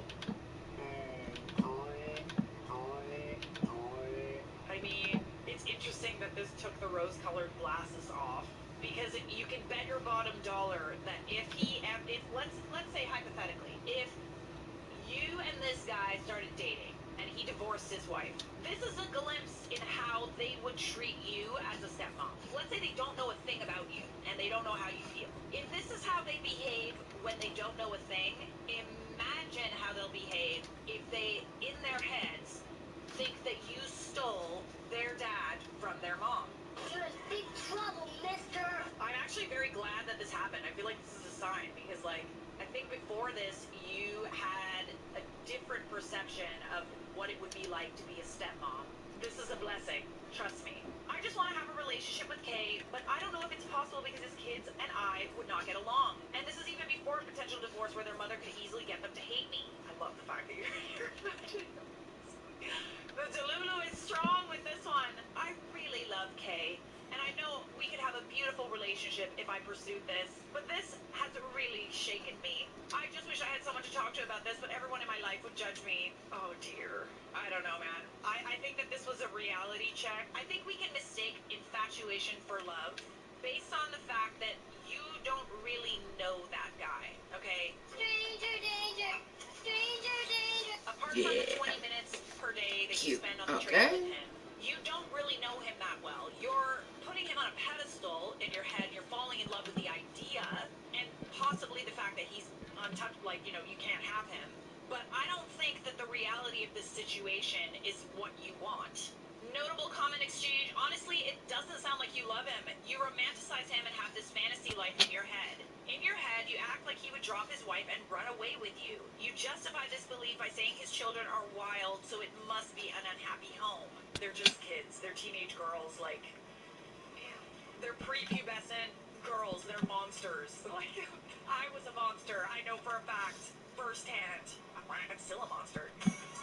Meanwhile, you completely ignore the fact that his wife is pregnant and he dropped everything to go to her. Yeah, this is so true. Like, he has a pregnant wife. He's giving you every inclination. He's telling you that he loves his wife. You say the kids do not respect your authority. It sounds like they barely know you and suddenly you're in charge. You're not their mother and will never be their mother. And even if she was, you know, their stepmother, they still won't accept her authority because they would rather their mother be with their dad. No one would make that connection. You think you will have a beautiful relationship with Kate if you pursued him? No, you wouldn't. He has a family that he clearly loves. Just because he's nice to you, that doesn't mean he wants you. I encourage you to discuss things with a professional because this is not healthy. OP responds. How do you know whether or not I love him? Are you inside my head? You can love someone before being in a relationship with them. I mean, you can be infatuated with someone. I firmly believe that you can't truly say that you love someone unless you've seen all the bad things, you've had fights, you live with them.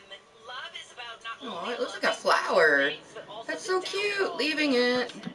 And willing to look past those things and loving them regardless and maybe even seeing the beauty in those things. Love you. Love is not, you know, having like a high school crush on your teacher or your married neighbor.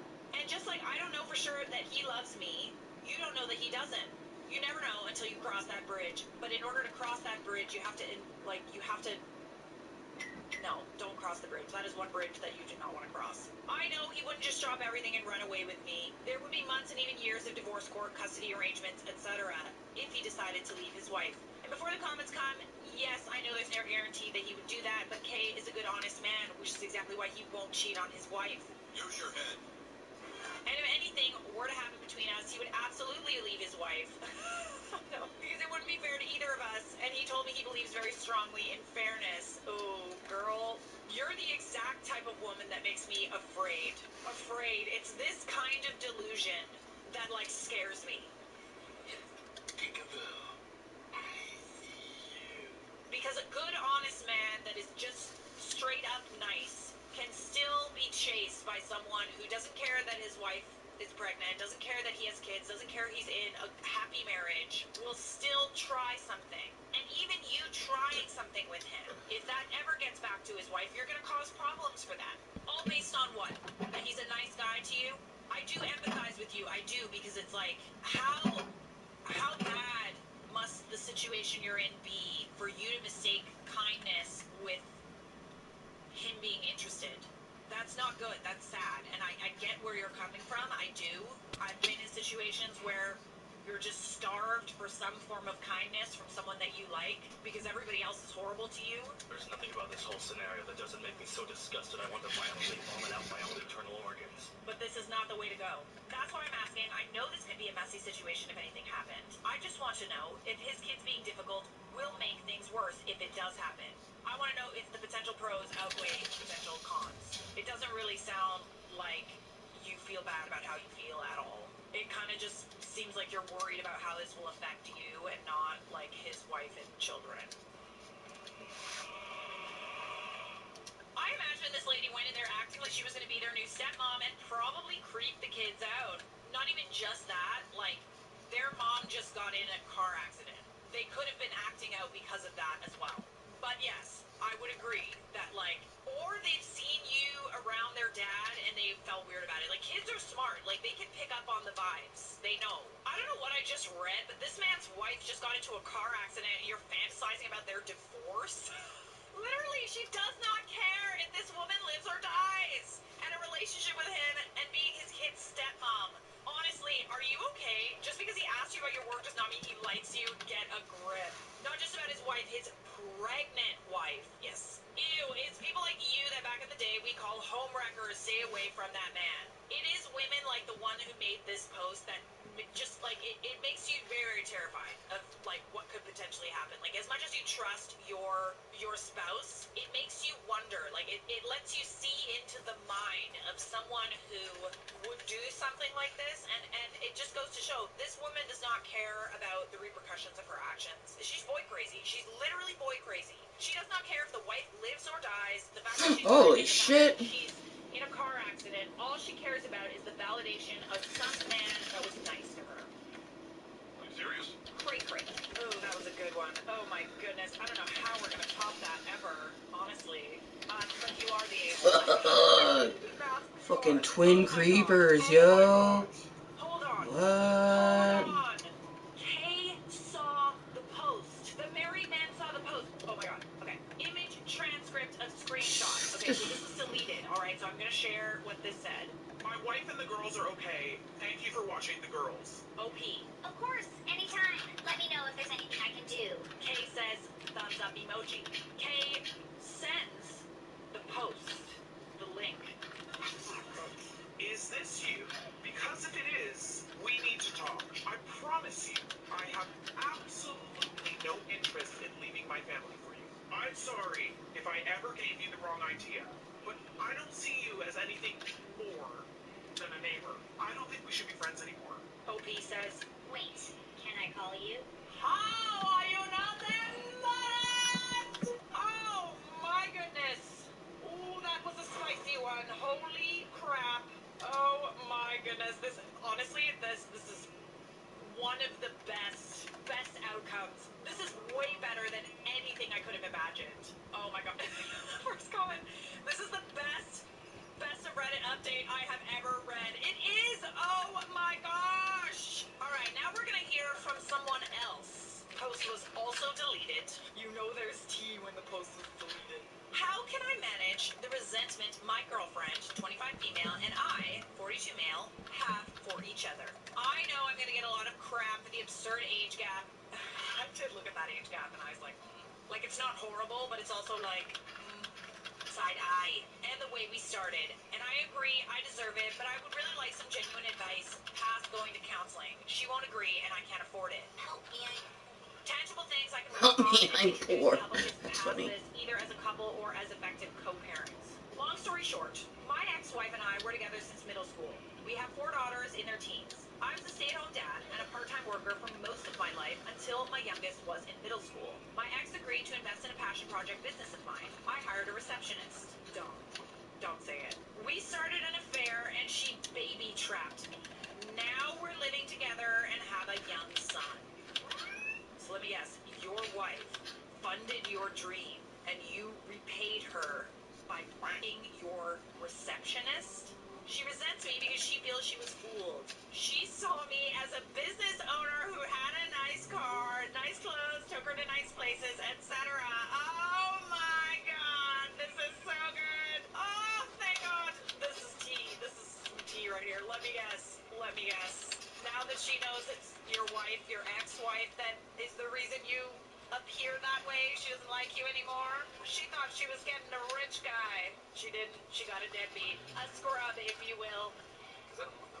She thought I was rich, so she got pregnant on purpose. Admitted it, not an assumption. Oh my god, you deserve each other, I swear to god. Hoping to use me to not work and sponsor her family from overseas. Well, actually, my ex-wife and her family are the rich ones. None of our homes were in our names. We were renting from her parents and giving them a nominal fee with the expectation that these homes would be left to my ex and me after their death. This allowed my ex's salary, 150K, not huge in the high cost of living area, to stretch, and we lived a really good life. I left our marriage with half our savings, $25,000, and my personal property and a car. I lost my business due to lack of funding, and I did not seek alimony.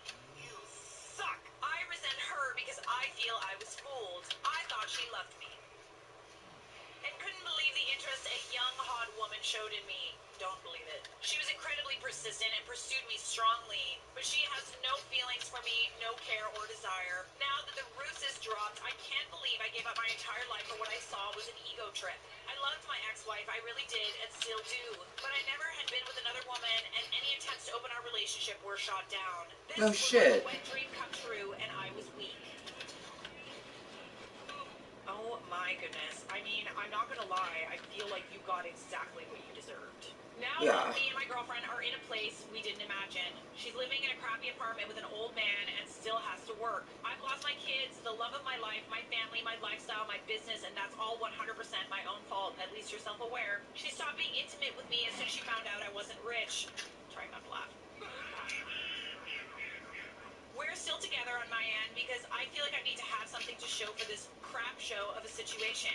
At least I got a son and a partner out of it. At least it wasn't for nothing. And also because I don't trust her with our son. She would never agree to give me full custody, and she's not a good mother. I would be worried for his safety and the people she would have him around. I honestly don't know why she hasn't left me from her end. What can I do to improve this situation?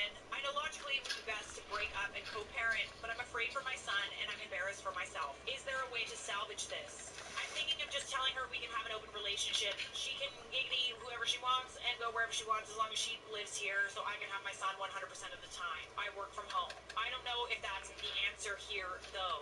I don't even know what to do, man. Like, I literally have no advice for you because, like, I would, like, that's... Situation I'd never get myself into, that's for damn sure. I'm speechless, and rarely does that happen.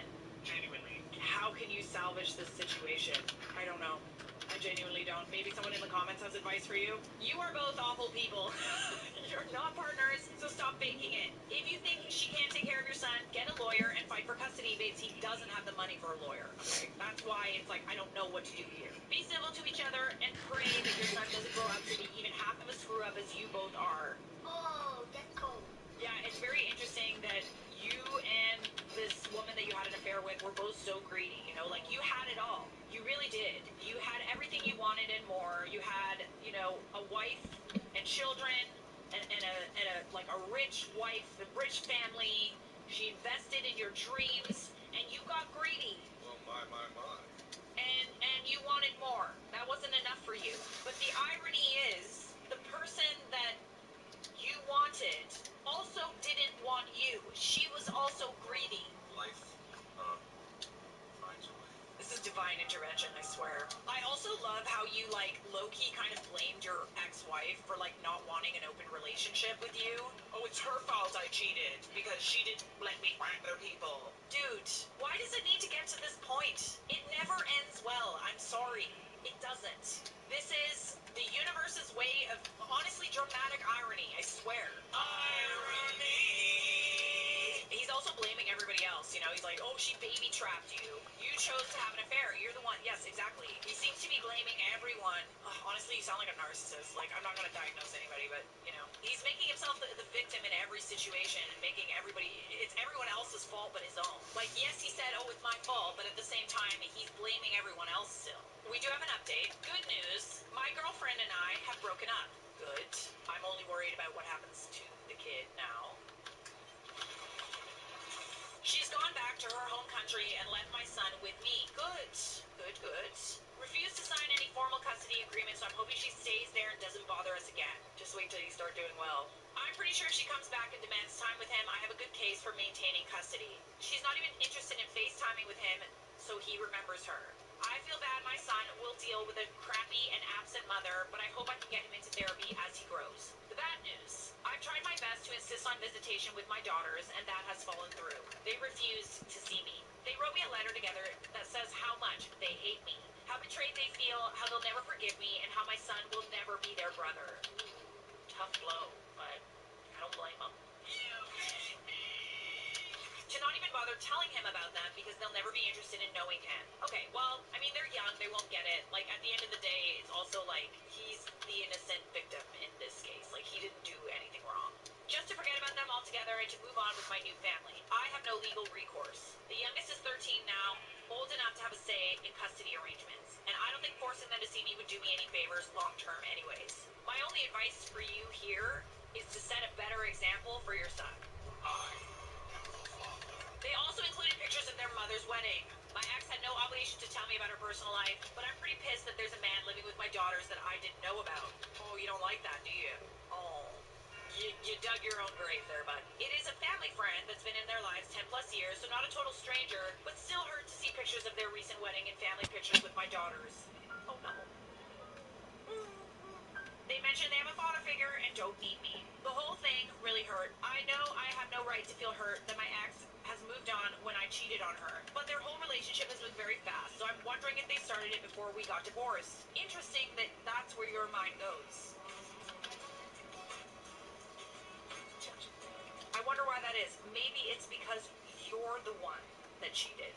No way to know. Doesn't matter. It really doesn't. It really doesn't. They've also known each other for a very, very long time, right? So they didn't really need to, like, get past the whole, like, dating, get to know you stage. Like, they already knew each other. My ex agreed to keep me up to date and send pictures of my daughters once in a while. After dealing with my son's mom, I'm grateful she's so good to our girls, and I don't have to. Ooh, I can see the tree. Or at least one of them's grown. And patiently waiting for my girls to grow up and reach out. It may never happen, but I'm hopeful they will understand me more as they become adults. Very nice, very They nice. will never understand. One has grown, now we just wait for the others. Come on. I feel like you got everything you deserved, and, you know, thankfully your girlfriend didn't make a big fuss about your son. I think the only thing you can do in this situation is to reflect on your choices and not have this woe is me, kind of like everybody's out to get me attitude, and genuinely reflect on how you got to this point. While you're waiting for your tea water to boil, reflect on all of your regrets. And I pray that you teach your son the dangers of what will happen when he's a greedy f***er. Maybe don't use the word f***er until he's older. And you are the a-hole, by the way. Christina Skates thought she was killing time. The 23-year-old biology student was scrolling through cemetery records on a quiet afternoon in 2014 when the line 82483 stopped her cold. And on that line was a date of death, February 5th, 1975. And beside the date was a name, but it wasn't a name. It just said, unknown, white, female, bone. So Christina just stared, puzzled. Someone had been murdered, buried without identity, and completely forgotten. As she later put it, quote, "It was in the back of my mind for a couple months every day, thinking this isn't right. This isn't how things should be." What Christina couldn't know was that her inability to let go would set off a chain reaction spanning years and continents. A single college student's curiosity would mobilize internet strangers, expose massive system failures, and ultimately solve a decades-old cold case that stumped police for generations. So this is that story, how one haunting line in a cemetery ledger became a digital crusade to give a nameless murder victim her identity back. Crime, conspiracy, cults, serial killers, and murder. All things that I love to consume, and I know you do too, you sick, twisted, beautiful, intellectually minded. And today, we're doing just that. We're getting into a case that is extremely interesting because my good friends over at Reddit solved a dang cold case, and it is an extremely interesting case. So without further ado, let's unbuckle our seatbelts, go Mark 5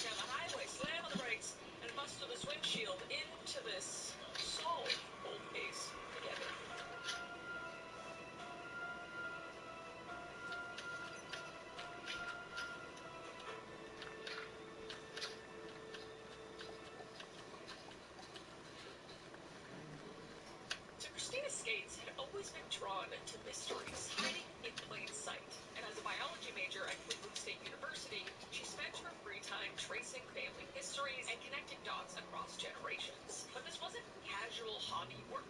Christina had developed serious genealogy skills, using advanced database searches, DNA analysis, and cross-referencing techniques that would make professional researchers envious. So genealogy just satisfied something in her methodical mind, the puzzle-solving, the detective work of uncovering forgotten stories. And she'd become known in genealogy communities for her thoroughness, her ability to track down records others missed, and her persistence in cases where the trails had gone cold. But line 82483 was different, because the entry appeared clinical, routine even, because beside the name was unknown white female bones. And most people would have just scrolled past it, but Christina couldn't. And the geography of this particular case made it personal to Christina, because she had grown up in Strongsville, which was just 20 minutes from where the remains were discovered. So this wasn't some distant tragedy. This was her backyard. Someone murdered, buried, nameless, and forgotten just miles from her childhood home. So to understand how a murder became a footnote, we need to rewind back to February 15th, 1975, when three teenage boys were exploring along Rocky River in Mill Stream Run Reservation when they made a grim discovery. Scattered among the winter debris were partial skeletal remains, clearly human and clearly old. Or that's what they thought. And the boys would call the police eventually. It took them a minute, but, whether they were scared of admitting it to their parents or they were just scared in general, we won't know. But they did end up calling the police. And the excavation that followed yielded more questions than answers. But the skull told the story, because there was a 24 caliber bullet lodged in the left temple. And on February 12th, 1975, the death was ruled a homicide. But the skeleton was incomplete, weathered by months of exposure, and animal scavenging had scattered bones throughout the woods. So crucial pieces were entirely missing, and the jawbone was completely gone, along with most of the teeth. There was only 5 left, plus one interrupted wisdom tooth. And the age estimate was about 20. But without the completed remains, that was even educated guesswork. So investigators knew they had a young white woman murdered and dumped along Rocky River. And someone had executed her with a single shot to the head, then abandoned her body in the woods. But without identification, without family coming forward, the case grew cold fast. The investigation tried everything 1975 had to offer. They even compared the skull to photos of Patty Hearst. She was actually making headlines at the time, so the police just thought, the most famous person in the United States right now, and it's not even near this location. Maybe it's Patty Hearst, they're kind of crossing their fingers that they could solve one of the biggest cases in the United States at the time. But alas, the dental records did not match, and it was just far-reaching anyway, so they couldn't find a match, and no missing persons reports fit with this case, and no families claimed her. So on May 15th, 1975, 3 months after discovery, the identified remains were buried in Potter's Fields at Memorial Gardens Cemetery. And Memorial Gardens Cemetery was basically where bodies that were unclaimed went. And her headstone was unmarked and unremarkable. And there was no grieving family, no friends, just another unclaimed body in an anonymous section reserved for those with nowhere else to go. And that cemetery entry would be what caught Christina's attention all those years later. Unknown white female bones. So someone was looking for her once again. But since 1975, years had passed and the case files just gathered dust, and detectives retired. The evidence was just boxed away. So the young woman murdered along Rocky River became truly forgotten, existing only in that ledger. But in 2014, Christina decided to do something about it. Because Christina's biology training had taught her to question, to dig deeper when something didn't add up. And her genealogy hobby had shown her how to research, how to connect seemingly unrelated information. And her naturally inquisitive personality, what friends called her amateur detective streak, wouldn't abandon someone so completely forgotten by the system meant to protect them. So staring at the cemetery entry, Christina had no idea she was about to trigger a chain of events that would captivate online communities, engage professional forensic artists, expose system-wide failures, and give a name back to someone everyone erased from history for 44 years. So Christina made the decision that would consume the next several years of her life. An unknown white female bones would get her name back because of it. So she started where any good researcher would, the newspaper. So hours at local libraries, hunched over microfiche machines, scrolling through decades-old archives, she searched for any mention of February 1975 discovery along the Rocky River, just hoping contemporary coverage might reveal details missing from official reports. But what she found was worse than silence. There was virtually nothing. A young woman murdered remains discovered by children, and it barely rated as a news brief. So in 1975, this case was treated as just another Jane Doe, another unidentified body worth little public interest. So without media coverage, there'd be no public awareness at all. No tips, no pressure on investigators, and the young woman had been forgotten by the press as thoroughly as by the system. And next came the police departments, and Christina called everyone. The Cleveland Police, the Akron Police, the Cuyahoga County Sheriff's Office, and she hit wall after wall. And some departments had no records at all, and others had incomplete files. But most simply told her cold case information wasn't public, or she'd need formal requests, which would take weeks or even months. So the digital age had just spoiled Christina, and here was a decades-old murder with no apparent ongoing investigation. Yet accessing basic information required navigating bureaucracies that seemed designed to discourage inquiry. She was actually starting to learn why so many cold cases stayed cold. And institutional barriers can be as formidable as investigative challenges. But then she caught her first break. Lieutenant Dawn Silvis of Cleveland Metro Parks Police was different. And when Christina explained her interest in Strongsville Jane Doe, Silvis, surprisingly, didn't dismiss her like the other ones. He would actually recognize something in her persistence and her genuine concern for a forgotten victim, and her demonstrated genealogy expertise from their phone conversation. So Silvis would do something extraordinary, and he gave Christina copies of the original case files. Crime scene photos, forensic reports, investigative notes that hadn't seen daylight in decades. And this was not standard procedure. You know, just ask the police, hey, can I have some fucking crime scene photos? And they give it to you. Because sharing active case files with civilian researchers broke protocol. But Silva saw an opportunity. There we go. If Christina's Yeah, so genealogy cute. skills and online networks could generate new leads on a stone cold case, why not take a chance? And those files would change everything. And the photos were haunting. Images of the muddy skull discovered by 3 teenagers, and forensic shots of the bullet in the temple, and documentation of scattered remains. So this wasn't just a cemetery ledger entry anymore. This was a real person who'd suffered real violence, and Christina was staring at the evidence. She would work on it for a while by herself, but she would start to hit a wall, and she had taken her solo investigation as far as possible. So she needed help. She needed to get other eyes on this case, the kind of collective intelligence only a community could provide. And that's when Christina turned to Reddit. Shout out to Reddit. And she would choose r/unsolved mysteries, a community of over 400,000 members dedicated to cold cases and missing persons. I have spent many an hour on this subreddit, and the people in it are awesome. And she would actually use the username Call Me Ice. Her name's Christina, my name's Christina. I say call me Chris, she said call me Ice. I don't know, I feel like we need to be friends. Anyway, so Christina would share everything. The cemetery record that started it all. Details from Silvis's case files, crime scene photos, her theory that this case had fallen through the cracks, and more. And the response was immediate and overwhelming. Christina would say, I posted on Reddit because I figured other people could do more than I could at that point.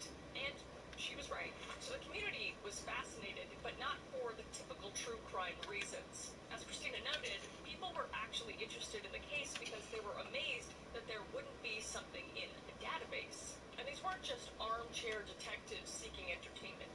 They were genuinely outraged that a murder victim could be so completely erased from official records. And the case represented everything wrong with cold case handling. Jurisdictional confusion, poor record keeping, communication failures, and casual dismissal of searching families. So users immediately began deploying sophisticated research techniques, and some would cross-reference Strongsville's discovery with missing persons databases from the 1970s, and others used Nice. We're just waiting for one more to grow. cases, military records, social security, death indexes. The community just cast a research net wider than any individual could manage. And the case would spread beyond Reddit even. With Christina's permission, a websleuth.com username, Migmoo, cross-posted her research. And WebSleuth was purpose-built for public involvement in missing persons cases. And it had 115,000 members, 12 million posts, and proven track record of matching over 20 unidentified bodies with missing people, which is great. We need to go get some blue. It's like dark oak, I think. Cold cases, and members included retired law enforcement, genealogy experts, former military investigators, and amateur sleuths with specialized knowledge. And when this case appeared, it just triggered systemic investigation by people who knew how to research exactly such mysteries. So Christina had accidentally created a perfect storm, a storm of crowdsourced investigation. So the collaboration between Reddit and the web sleuths became seamless, and users on both platforms shared their theories and divided research tasks and cross-posted significant findings. And some focused on newspaper archives from the 1970s, and others specialized in genealogy research, building family trees from potential matches. And others reached out through professional networks, sharing information with colleagues in law enforcement or forensic sciences. So this collective effort kind of wielded a power traditional law enforcement just couldn't match. Because while individual detectives juggled dozens of cases, these online communities could focus entirely on one single mystery. And while official investigations faced jurisdictional boundaries and bureaucratic constraints, internet sleuths could follow leads anywhere, regardless of geographic or institutional limits. Thank God for the internet. So Christina just watched Making sure there's not any other ones. obsession became a collaborative investigation involving dozens of people across the country. Because one college student's inability to forget a cemetery entry had become a community effort to restore identity to someone systemically erased from memory. So hundreds of miles away from Christina's Ohio investigation was a 54-year-old former CPA in California, and he was just browsing the same forums that had become activated by the Strongsville's Jane Doe case. And this man was called Kopelman, and he was not your typical forum user, no. Nay. This was a man who discovered an unusual calling, and that calling was creating reconstructions of unidentified remains. Very niche, but very cool. And Kopelman's path to forensic artistry was unconventional, because after retiring from accounting, he developed an interest in unidentified remains cases, and initially just following them online, but his analytical mind and natural artistic ability led him to try something ambitious, which was learning to create facial reconstructions using computer software and anatomical knowledge acquired through intensive self-study, which is so impressive. Like, I like to paint, but this guy's like, you know what I'm gonna do? I'm going to be a fucking hero, basically. So it started as a easy peasy. Become something much bigger. And Kopelman had already helped solve high-profile cases, including the identification of Tammy Jo Alexander, known for decades as Caledonia Jane Doe. And his reconstructions combined artistic skill with forensic science, using skull measurements, tissue depth markers, and anatomical knowledge to build faces that could spark recognitions from families and friends. So when he encountered Christina's research, he was immediately intrigued. But intrigue and action are different things, obviously. So Kopelman's initial reaction to the Strongsville case was professional skepticism, because the photos Christina had obtained were challenging. The skull was caked with mud after months of exposure and damaged by decomposition and animals, so crucial facial features were missing entirely. And he would say, I looked at that for a couple of months, and I thought, no, the angles are wrong. There's no mandible, no hair color. Let's go get my blue lays. Oh, stay 1, 2, 3, 4. Artists, these weren't inconveniences, they were fundamental obstacles. Because the mandible determines facial structure and jawline, and hair color affects perception and memory, and teeth influence lip positioning and facial symmetry. So without these elements, Kopelman was being asked to create a face from fragments, and to restore humanity to someone whose most distinctive features had been lost. So the technical challenges are immense. Kopelman would need to estimate mandible size on what remained of the skull's attachment points. So for months, the photos sat in his files, a constant reminder of an impossible challenge. But something about the case wouldn't let him go. And maybe it was Christina's persistence documented in forum posts. And maybe it was institutional failure that had left the murder victim nameless for 4 years. And maybe it was just recognition that if he didn't try, no one else would. So finally, Kopelman made his decision with characteristic directness, and he would say, eventually I came along and said, what the hell, I'll give it a shot. And thank God he did. So using sophisticated 3D modeling software typically employed by professional forensic anthropologists, Kopelman began to painstakingly process a digital reconstruction, and he studied the skull photographs from every available angle, taking precise measurements and noting anatomical landmarks. And using tissue depth data from the FBI's forensic database, he calculated how flesh would have sat on the bone structure. Which, again, just a little crazy that people can do this, but anyway. So the missing mandible was the one that required educated guesswork based on skull proportions and attachment points. And Kopelman studied similar cases and consulted anthropological references and made careful estimates about jaw size and position. And for the missing teeth, he estimated lip positioning based on remaining dental structure. Because remember, she had 5 teeth left, so not a lot to work with. And the hair presented another challenge. With no DNA to indicate color or texture, Kopelman chose a neutral brown that wouldn't bias recognition one way or another. So the goal was creating a face people could see as their missing loved one, regardless of specific details that might have changed. So using digital reconstruction techniques and years of studying facial anatomy, Kopelman began rebuilding a face from the damaged skull in those muddy crime scene photos. And the result was remarkable, because despite limitations, Kopelman had created a facial reconstruction that looked like a real person rather than a medical illustration. And the digital artwork showed a young woman with soft features, kind eyes, and an approachable face. Someone who could have been anyone's daughter or sister. And for the first time in over 40 years, the Strongsville's Jane Doe had a face people could connect with emotionally. But creating the reconstruction was only half the battle.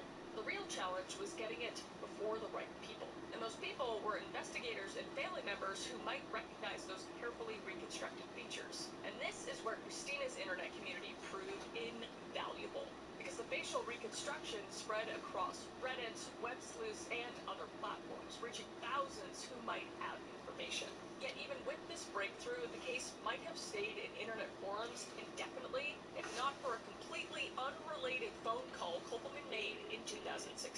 So he'd been working on another case and needed to contact Cuyahoga County Medical Examiner's Office about different remains entirely. And during that conversation, he mentioned the Strongsville's Bones case, describing his facial reconstruction and his frustration with the lack of progress. And the response was shocking, because on the other line, the person said, "What bones?" Because the officials had no record of the Strongsville Jane Doe case in their system at all. So this wasn't an oversight or misfiled report.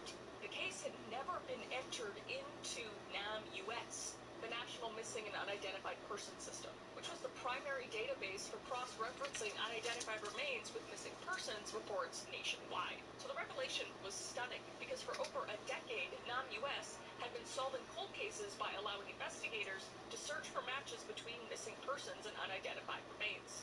But the system was specifically designed to prevent cases like Strongsville Jane Doe from falling through bureaucratic cracks. But as we know, it did. And none of that mattered if the case was never entered to begin with. So it all ended up being a simple clerical error, likely a spelling mistake or a jurisdictional confusion from the 1970s. And it had prevented this murder victim from being included in modern tools designed to identify her. So the discovery exposed systemic failure beyond one tragedy. And how many other cases were lost to similar errors? And how many families were still searching for missing loved ones whose cases had never made it into databases that could provide Yes, answers? it is But the once dark oak. discovered, That's correcting what the I error was thought. pretty straightforward. The Strongsville Jane Doe case was finally entered into NAM-US, complete with Kopelman's facial reconstruction and all the forensic details gathered over decades. So for the first time since 1975, this person, this victim,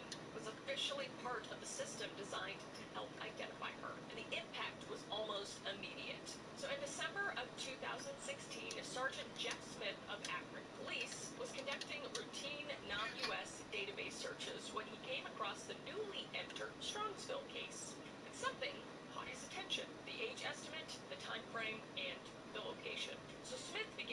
cross-referencing with missing persons reports from the same period, looking for potential matches. And that's when he found her. A missing person report from September 1974. A 17-year-old girl who had disappeared from Akron just months before the Strongsville remains discovery. And the age was right, the timing was right, and the geographic proximity made sense. But what really convinced Smith he might have found a match was Kopelman's facial reconstruction. Because when Smith pulled up the missing person photo and compared it to the digital artwork, the resemblance was unmistakable, which is wild, especially based off of how little evidence he had to work off of. And Kopelman's reaction when he saw the photograph for the first time was immediate and definitive, and he would say, "She looked like my drawing." So after months of painstaking work reconstructing a face from fragmentary remains, and after years of the case languishing in digital obscurity, the breakthrough had finally come.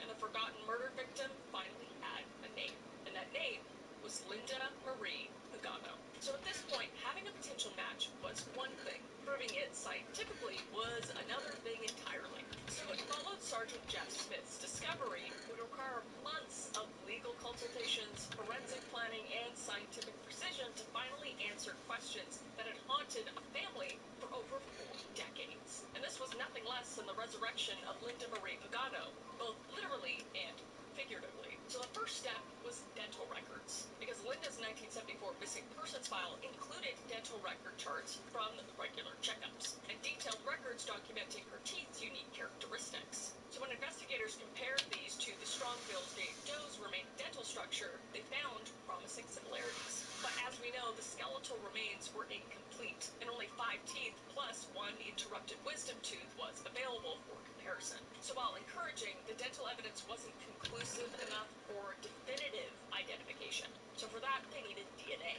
So obtaining DNA samples meant exhuming remains buried in an unmarked grave for over 40 years. So in October of 2017, the investigators returned to Memorial Garden Cemetery with court orders and ground-penetrating radar from the University of Akron. And the technology would let them conduct magnetic surveying of Potter's Field. Come give me a little paper, bitch. 1975 burial location among dozens of unmarked graves. Very difficult. And the exhumation proved more challenging than anticipated, because Potter's Field is notoriously difficult. Because with the minimal record keeping, graves were poorly marked or just not marked at all. So the first attempt yielded wrong remains entirely, and it was just another stark reminder of how easily the dead were forgotten, especially when the proper documentation was lacking. But with multiple attempts and careful surveying, they were finally able to find the correct location, and they were able to successfully exhume the remains buried as unknown white female bones in 1975. So once recovered, samples were extracted and sent to the University of North Texas DNA laboratory for forensic identification. The lab would conduct mitochondrial DNA testing, comparing genetic materials from the remains with cheek swabs from Linda's surviving siblings. And this type of DNA is ideal for degraded remains, because it's more stable than regular DNA and passed through the maternal line. So perfect for sibling comparisons. So while science was working, investigators pieced together who Linda Pagano had been in life. So born April 11th, 1957, Linda was the youngest of 3 children. Friends and family called her Midge, short for midget, a playful reference to her petite stature, which is not okay to say now, but that's what they called her. It's not me saying it, it's what they called her. It was a different time, and it's terrible. But anyway, it was based on her petite stature of about 4'10" and about 100 pounds. But Linda's small size belied a big personality, and those who knew her described her as honest, hardworking, and surprisingly independent for someone so young. She had blonde hair and blue eyes that seemed to sparkle with mischief. And despite being naturally shy, Linda was well liked among her classmates at Springfield High School in Akron. And she worked part-time at the A&W restaurant in Talmadge, earning her own money and just saving it for the future. So Linda was the kind of teenager who followed the rules, and she stayed out of any serious trouble, but had dreams beyond her small-town circumstances. So what investigators discovered about Linda's final night alive was magical and heartbreaking. So on August 31st, 1974, Linda had tickets to Crosby, Stills, Nash, and Young at Cleveland Stadium. I am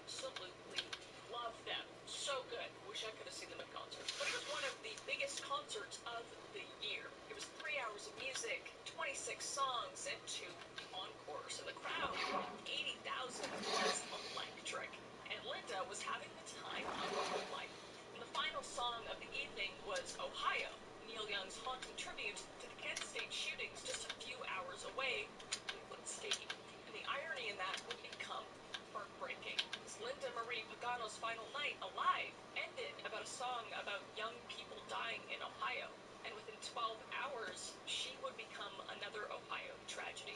So Linda was particularly close to her mother, and her relationship with her stepfather, Byron Claflin, had always been tense. Because Claflin was a strict disciplinarian with a volatile temper, especially when he'd been drinking. And as Linda approached 18, the household tensions were escalating, and she was starting to assert independence that Claflin saw as defiance. So the last weekend of August 1974 started ordinary for Linda. She had tickets to her favorite band, and she drove there with her prized old Mustang she saved up to buy, and she would pick up her boyfriend, Steve Wilson, along the way, and her friends. So they would all go to the concert and enjoy it, and as one friend later recalled, Linda seemed on top of the world. But the evening would run late, and the concert didn't end until after 11 p.m. And then there was traffic, dropping off friends, and the drive back to Akron. So Linda didn't return home until about 4 a.m. on September 1st. And her father, Byron Claflin, was waiting for her. Claflin was a bartender with a reputation for heavy drinking and a temper, as we know, that made him unpredictable when angry. And he'd been drinking that night, stewing over Linda's absence, working himself into a rage about her independence and perceived disrespect. And the argument that followed was heated and final. And in his fury, Claflin threw Linda out of the apartment, telling her to never come back. And those were the last words anyone would officially hear Linda Pagano speak. And after that night, Linda was reported missing September 2nd of 1974, just one day after the confrontation. And she had nowhere to go, no money beyond what was in her purse, and few options for someone her age in 1974. And unlike today, no cell phones to track, no social media to monitor, no digital footprint providing clues. So Linda Pagano had simply vanished. And despite her family's efforts, she remained missing for 44 years, as we know. And Byron Claflin, the last person to see Linda alive, remained a person of interest until his death in 1990, though never charged with any crime. So he took whatever knowledge he had about Linda's fate to his grave, and the investigation always suspected Linda's disappearance connected to that final argument. But without a body, evidence, or witnesses, nothing could be proven in court. So flash forward to 2017 again, with the DNA matches going on. So if the strong smell remains were Linda's, mitochondrial DNA would match exactly. But the test had limitations because mitochondrial DNA is less discriminating than nuclear DNA, because thousands of people might share the same mitochondrial profile. So the test could rule Linda out definitively if it didn't match. But a positive match would only indicate family relationship, not absolute identification. Unfortunately, in Linda's case, other evidence supported the DNA match. Age, height, timing, and geographical proximity all aligned. So when combined with that positive mitochondrial DNA result, investigators had scientific confirmation of what Carl Koppelman's facial reconstruction had suggested months earlier. So on June 29th, 2018 now, those questions finally received their scientific answer. And the DNA results from the University of North Texas came back with a definitive confirmation. And the remains discovered by 3 teenage boys along the Rocky River in 1975 were indeed Linda Marie Pagano's. So after 44 years, the girl thrown out of her home after a late night had finally been found. And Christina Skates learned the news while gaming at home, receiving a phone call that validated years of obsessive research and sleepless nights wondering about a forgotten murder victim. And as she later described her reaction, quote unquote, "I got choked up when I got the news." I can't even imagine, like, just doing a hobby, like to look for somebody's name that just got forgotten by bureaucratic bullshit, and then being able to solve the case with the help of so many people. Like, it's just amazing. It's amazing to me. So the cemetery ledger entry that had haunted her for months finally had resolution. And unknown white female bones now had a name, a family, and people who never stopped loving her. And the official announcement came July 12th, 2018, at a press conference marking the end of one of Ohio's longest-running Jane Doe cases. And Linda Marie Pagano was no longer a mystery. She was a murder victim who deserved justice. And her case immediately transferred to the Cleveland Metro Parks Police as an active homicide investigation. So for Michael Pagano, Linda's brother, who had called the police in 1975 only to be dismissed, information was overwhelming, because back in 1975, Michael heard about the remains that were found, and he thought they were his sisters. But the police just said, nah, doesn't sound right. And the case was, as we know, filed away and forgotten. So I can't even imagine the relief her brother has felt, and also just the betrayal at the same time. But what he said about the case was, I thought I was in a dream. I thought I would never see this. I thought this day would never come. I thought I would die wondering. I am amazed how this came to light like it did. So the man who had spent over 4 decades wondering what happened to his little sister finally had his answer. And Michael made sure to meet Christina Skates in person to thank the young woman whose curiosity and persistence had accomplished what the official system failed to do for nearly half a century.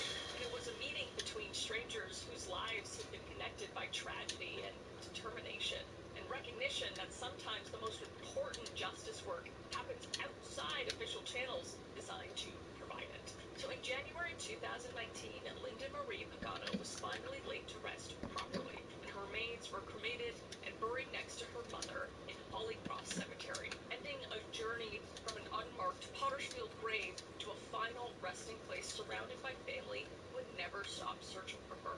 But finding Linda Pagano's identity was only half the battle, because now investigators face the daunting challenge of proving who killed her. So when the case transferred to Cleveland Metro Parks Police as an active homicide investigation in July 2018, detectives inherited a murder nearly 44 years old, degraded evidence with deceased suspects and witnesses scattered to the winds over 4 decades. So the primary suspect had always been clear: Byron Flatlin, Linda's stepfather, who'd thrown her out after the final argument in the early morning hours of September 1st, 1974. So these circumstances just painted a disturbing picture. A young woman with nowhere to go, kicked out by her angry stepfather in the middle of the night. But as we know, Byron Flatlin had died in 1990, so whatever knowledge he had about that night had died with him. So even if investigators could have built a strong case against him, there would be no trial, no conviction, no formal acknowledgement of guilt. The most likely suspect had escaped earthly justice by nearly 3 decades. But the other key figure was Linda's boyfriend, Steve Wilson, because he had also vanished from the official record. Wilson had been with Linda at the concert, drove her home that night, and would have been crucial to understanding the final hours. But decades of dead ends had failed to locate Wilson. So by 2018, investigators weren't even certain if he was still alive. So without testimony, crucial details about Linda's final hours remained to Oh remain shit. lost. Pagano waited 44 years for Come answers. The on. investigation's limitations. Need to put a trap door there. When the family finally knew what happened to Linda, legal accountability remained painfully unresolved. And as Oh, Michael claimed, holy the fuck. Okay. nation will know in our hearts who did it, but will never be able to prove it, which is so heartbreaking. The challenges facing Linda's case were symptomatic of broader problems plaguing cold case work nationwide. Because evidence degrades, witnesses die or disappear, suspects escape accountability through death or time's passage. But Linda's case also exposed systemic failures beyond normal cold case difficulties. And the clerical error that kept Linda's case out of the national database for over a decade raised troubling questions about the entire missing person system. Is how many families were waiting for answers prevented by similar bureaucratic failures. And NOM-US had been operational since 2009, designed specifically to prevent cases like Linda's from falling through the cracks. Yet, as of 2016, thousands of older cases have never been entered into the system.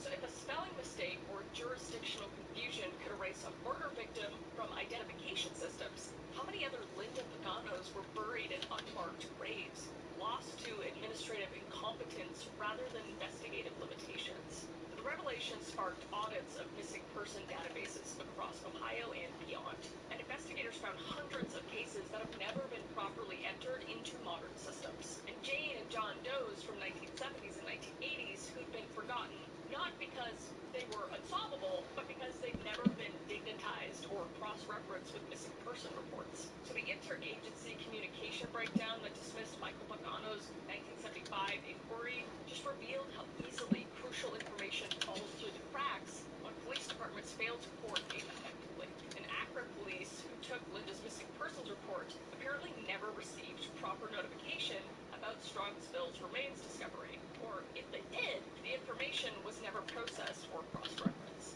And in the pre-computer era, a 20-mile jurisdictional gap might have well have been 2,000 miles. So it took a volunteer forensic artist working from his home computer to finally give Linda a recognizable face. Technology that cost thousands of dollars in the 1970s was now accessible to dedicated amateurs with modern software and internet tutorials. But Linda's case also demonstrated the transformative potential of modern technology and community collaboration. And Christina Skates accomplished what decades of official investigation had failed to achieve. Not because she had special training or resources, but because she had persistence, curiosity, and access to digital tools that let her connect with like-minded investigators worldwide. More importantly, Linda's case revealed how internet communities could serve as force multipliers for justice. The collective intelligence of Reddit and web sleuths users provided research capacity that no individual detective could match. Because when hundreds of people could simultaneously research different aspects of the case, cold cases that have been dead for decades suddenly became solvable. So Christina's approach became a model for responsible amateur investigation.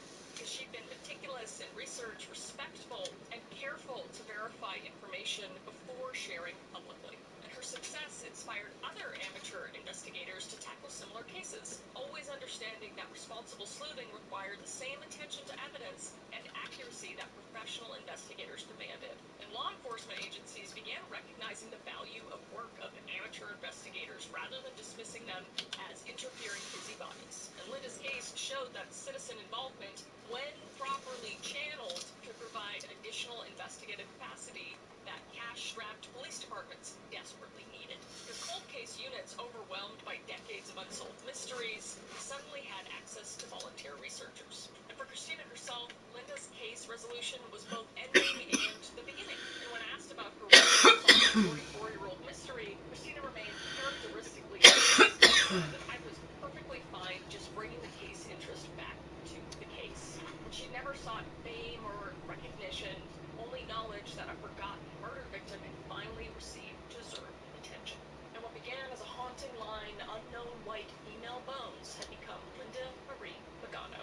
Not just a name, but a life restored to memory.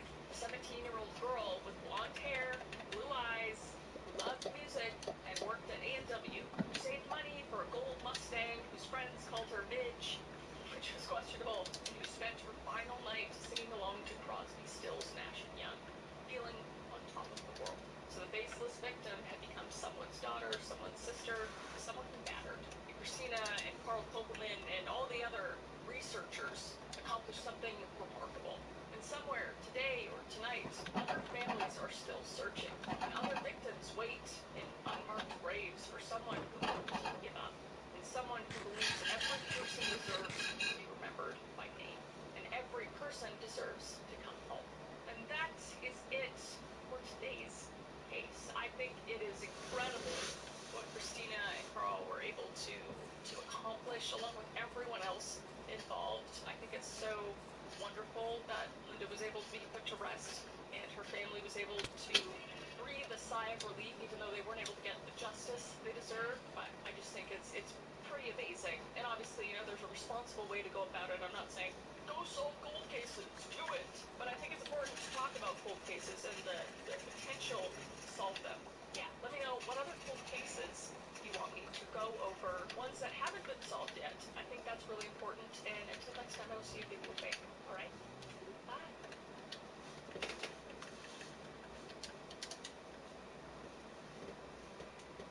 You're free now. Free to fill your feed with impossibly chonky chonkers who chonk harder than you ever thought possible. Cats, corgis, babies, baby penguins, baby pandas, chunky baby pandas. Free to make your smart devices do silly things. Free to open a world of remote work and a portal into Gametopia. Who's the boss now? Free to be everything you imagine, and then some. That's how it feels to have Quantum Fiber Internet. Quantum Fiber, your world unleashed. Learn more at quantumfiber.com. Limited availability. Service in select locations only. Warning, the following ZipRecruiter radio spot you are about to hear is going to be filled with F words. When you're hiring, we at ZipRecruiter know you can feel frustrated, forlorn even, like your efforts are futile, and you can spend a fortune fortune trying to find fabulous people, only to get flooded with candidates like us? Fine. Fortunately, ZipRecruiter figured out how to fix all that. And right now, you can try ZipRecruiter for free at ZipRecruiter.com/zip. With ZipRecruiter, you can forget your frustrations because we find the right people for your roles fast, which is our absolute favorite F word. In fact, 4 out of 5 employers who post on ZipRecruiter get a quality candidate within the first day. Fantastic. So, whether you need to hire 4, 40, or 400 people, get ready to meet first-rate talent. Just go to ZipRecruiter.com/zip to try ZipRecruiter for free. Don't forget, that's ZipRecruiter.com/zip. Finally, that's ZipRecruiter.com/zip. This podcast contains adult language and content. Listener discretion is advised. If you have a story to share, send it to letsnotmeetstories@gmail.com. Enjoy the show.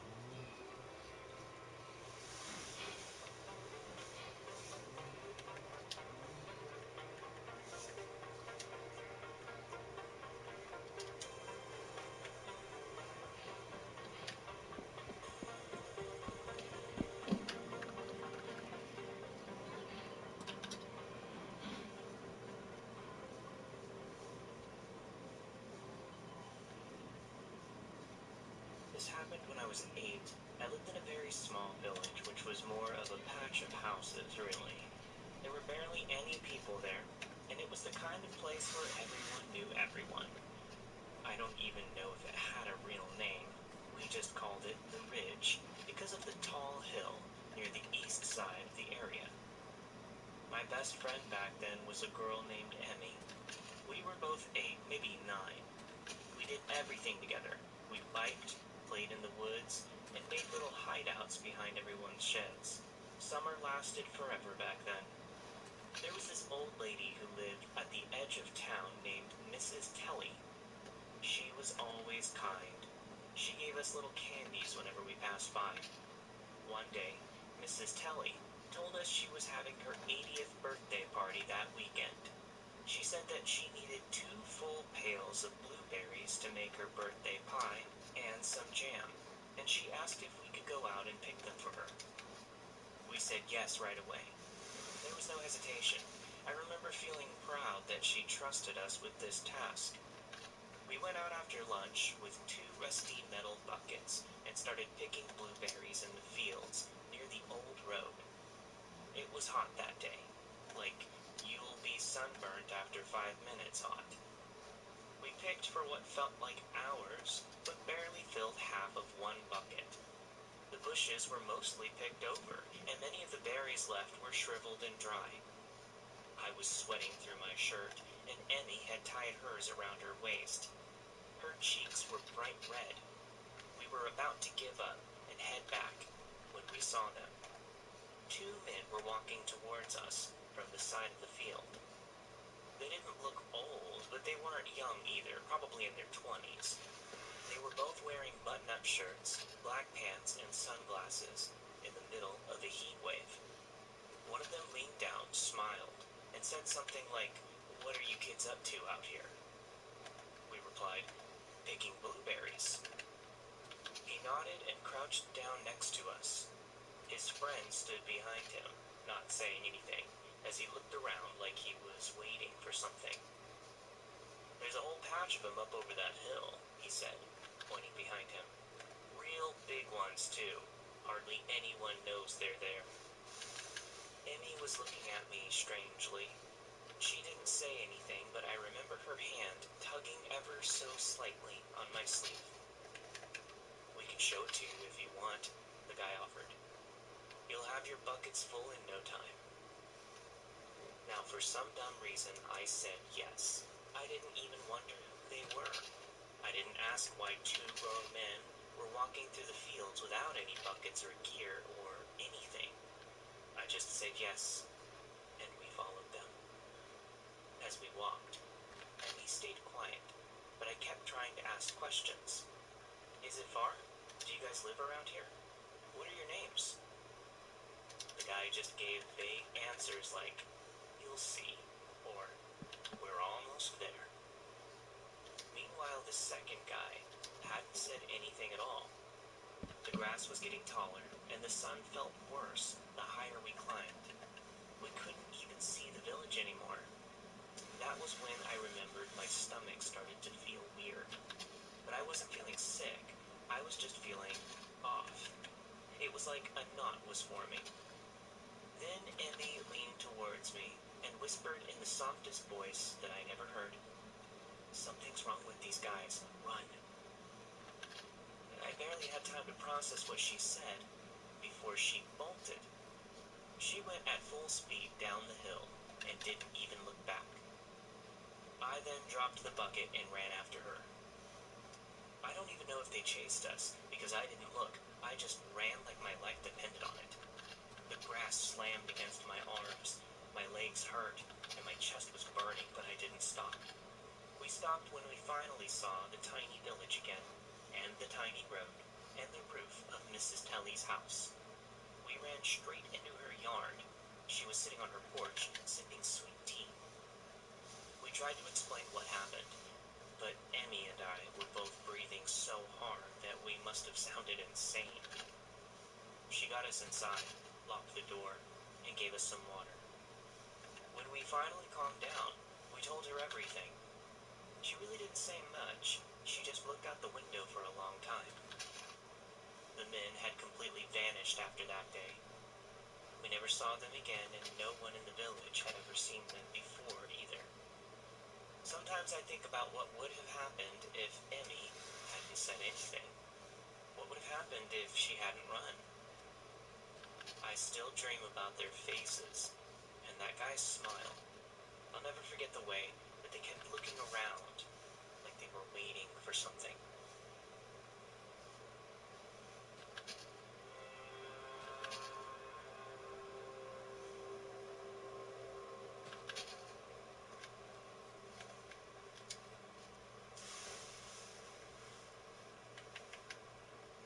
This occurred in Pakistan when I was driving from Islamabad to Kashmir. I live in Kuwait, but whenever I get winter vacation, I usually go to Pakistan to spend time with my cousins. My 5 cousins and I decided to visit Kashmir, which is incredibly beautiful. We planned to stay there for 3 days. So we packed up our stuff and left. The issue was that we had to use 2 cars. I borrowed my uncle's car since it was big, and because of that, all of the suitcases were stored in the car that I was driving. After the car was packed up, there wasn't any space for anyone to sit with me. I played it off as a joke and said, "Oh, no one wants to sit with me." But deep down, I was honestly terrified that I was going to be driving in that car alone. I knew it was going to be particularly eerie at night. We decided on a shift system so that I would get to sit in the other car with my cousins whenever I got tired. At around 10:30 that night, after I had already sat in the other car a few times, I was driving the car with the luggage while one of my cousins was driving the other car. Everyone else was tired, so we were the only 2 who were up for driving at this point. We reached a historical landmark, and that meant that we had driven a considerable distance. From there, we were officially in a desolate area. It was just mountains as far as we could see, and there was a sparse tree line on the side of the road. The wooded area became more dense beyond the tree line, and just past a creek, I almost there just was a fell off huge that fucking forest. tree. Keep in mind, at this time, the only light on the road was coming from my headlights. Now, if you live in Pakistan, you already know how nature sounds out there. Crickets and birds are normal, but there's a specific type of bird that sounds exceptionally chilling. These birds are naturally found near forests and trees, although they do gravitate towards graveyards. I thought I heard somebody whispering, which is exactly what these birds sound like, so I was a bit on edge. Since I was so focused on the forest and the whispering that I was hearing, I lost focus on the other car with my cousins, which I was supposed to be following. I couldn't believe I lost track of them. I tried to honk the horn to get their attention, but I quickly realized that probably wasn't working since I knew they had their music on pretty loud. I was worried, so I decided to call them. They told me not to worry. and they stopped their car so that they could wait for me. I then sped up, but as I looked out my windshield, I suddenly saw a girl. She appeared to be about 19 years old, and she was just lying down in the forest. She was dressed in typical clothing. I rolled my window down just a centimeter and asked, "What are you doing here?" Keep in mind that there was no light. I could barely see her, so I wasn't even sure if I was talking to a 19-year-old girl or some fancy discarded bag.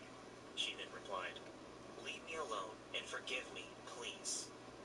This was beyond creepy, but I still managed to calmly ask, "Do you need help?" She then looked up at me. I was still shocked, so I couldn't really hear her. She looked concerned and frightened, so I couldn't really get a read on her.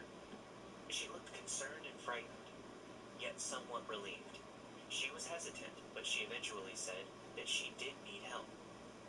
I again asked her what she was doing there, and she said that 3 days ago, 2 men had kidnapped her from her town.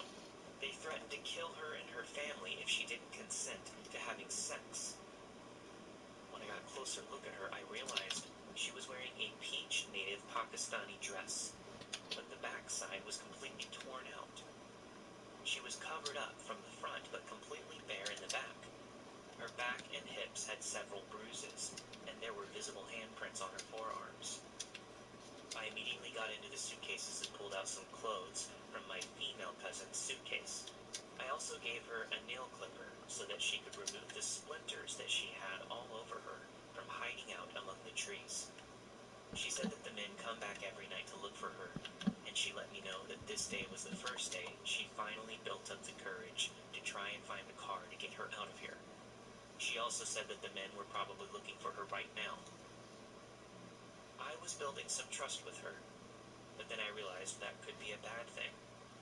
I was worried this seemingly innocent girl was trying to manipulate me so that I could be kidnapped or worse. So I told her to show me her pockets and shoes. She had no weapons in them. This made me feel safe, but I also wasn't sure if there was anyone else lingering around, waiting for me to get out of the car. I started to drive up the road a bit to separate her from the scene and where I found her, and after driving for a bit, I didn't see anyone, so I let her into the car.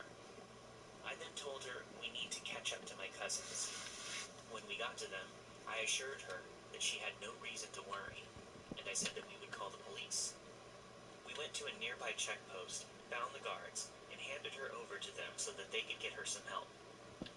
I really do hope she's okay, and I certainly hope that I never meet the men who took her from her town.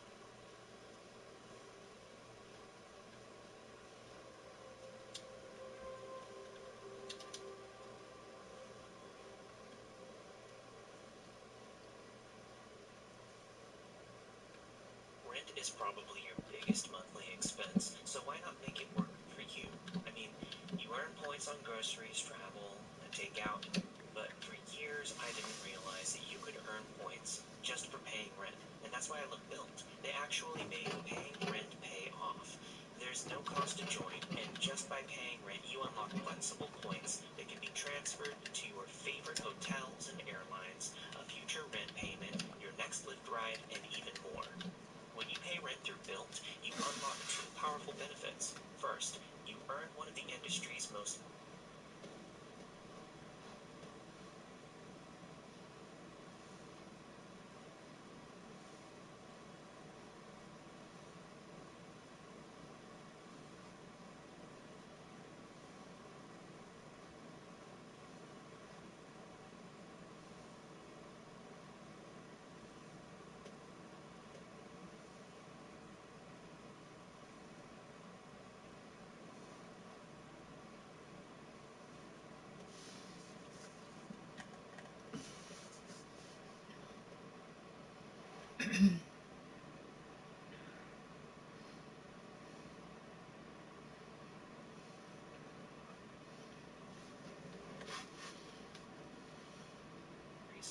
and then they rode up the elevator to bring the first trip of groceries up.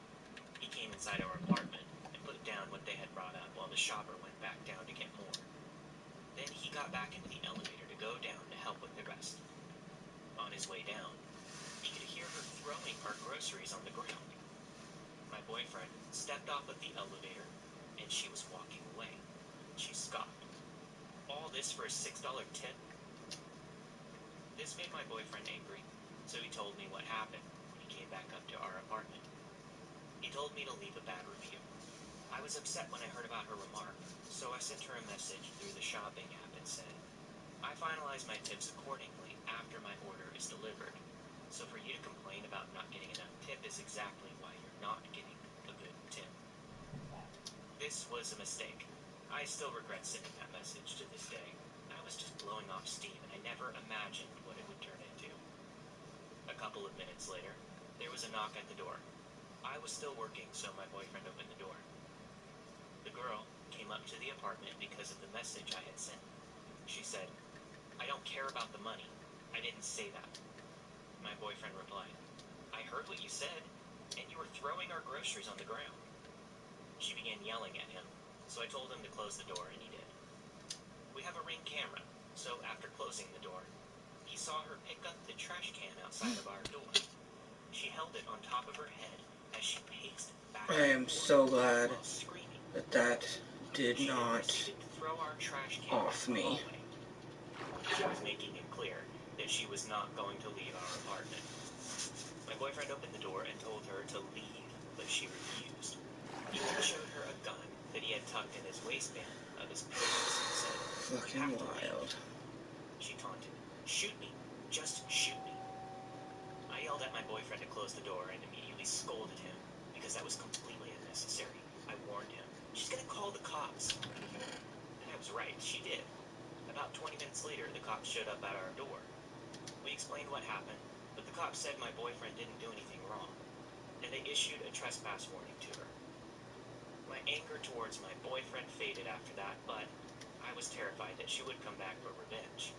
We don't live in a very safe area, and I've heard way too many true crime stories to not think the worst. The police report had her name, which differed from the name listed on the shopping app. My boyfriend and I Googled her, and there were a lot of public records that came up. Last year, she was arrested for criminal trespassing and damaging property. She also Says something, but there is nothing there. So Well, this cheers girl was going to regardless. come back that I didn't leave my Maybe apartment. there is, maybe there isn't. I don't know. She was going to be waiting in the parking lot for me and my boyfriend. It's been about 2 months, and we haven't had any more trouble. But just in case, Instacart shopper, please, let's never meet again.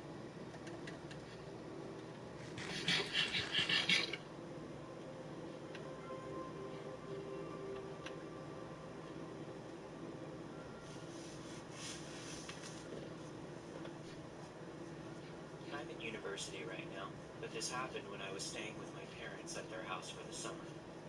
I was hanging out with one of my friends, and we decided to go to a party. I wound up meeting this guy around my age while we were there. We got to talking, and we were having fun, but it wasn't anything serious. Or so I thought. We exchanged phone numbers and hung out a couple of times, but he became incredibly clingy right from the start. So I decided to distance myself in hopes that he would get the hint and back off. Well, he didn't. When I stopped responding to him, he sent me over 100 messages, with each message becoming increasingly aggressive as time went on. Keep in mind that it had been less than 2 weeks since we first met. I finally responded, and I told him that he needed to chill out. He appeared to calm down a bit after I finally responded, but then he asked for a phone call. I agreed, and we talked for a while. He told me that he couldn't stop thinking about me. He said that I was the best thing that ever happened to him. He said a bunch of stuff that was way too intense to say to somebody he barely knew. I tried to let him down gently, reminding him that I'm only home for the summer and I was not looking for anything serious beyond a fling. But that only made him angrier. He started yelling at me, insulting me, and he called me a slut. It was basically a complete 180 from the way he had been talking to me mere minutes ago. Then all of a sudden the phone went silent. After the pause, he said in this quiet voice, "You better get ready, because I'm coming for you." This was very frightening, because he knew that my parents were out of town for the week, and that I was staying in their house, all alone.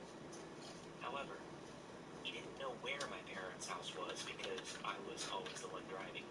And luckily, he didn't know my friend that I went to the party with either. So I thought he had no way of figuring it out. Regardless, I locked all of the doors and shut the blinds just in case. After a while, maybe an hour or so, I fell asleep. When I woke up, I looked at my phone and I saw a notification on my lock screen. It was from the Ring app. It was indicating that there had been movement on my parents' camera. I opened the app to access the footage and it was him. When you watch the footage, you can clearly see a weapon in the guy's hand. When he noticed me talking with him, he left. I immediately blocked him on everything and reported the incident. I have no idea what he had planned to do once he got here, but it was terrifying to realize that he had come over when I was asleep, defenseless, and completely unaware of his presence. As I would later find out, he was able to get my address from my phone number. Apparently, he Googled it, and the search results generated my dad's name as the registered owner of the phone number, along with my parents' home address. Since I'm on my parents' phone plan, I guess it shows that I still live at their address. This revelation was horrifying, as I never knew my phone number could reveal my home address. I'm still extremely upset that this kind of private information is on the internet for anyone to find. It's incredibly dangerous that websites will just give this information away to anyone who has your number. Please learn from my mistakes and do not give anyone your phone number unless you trust them.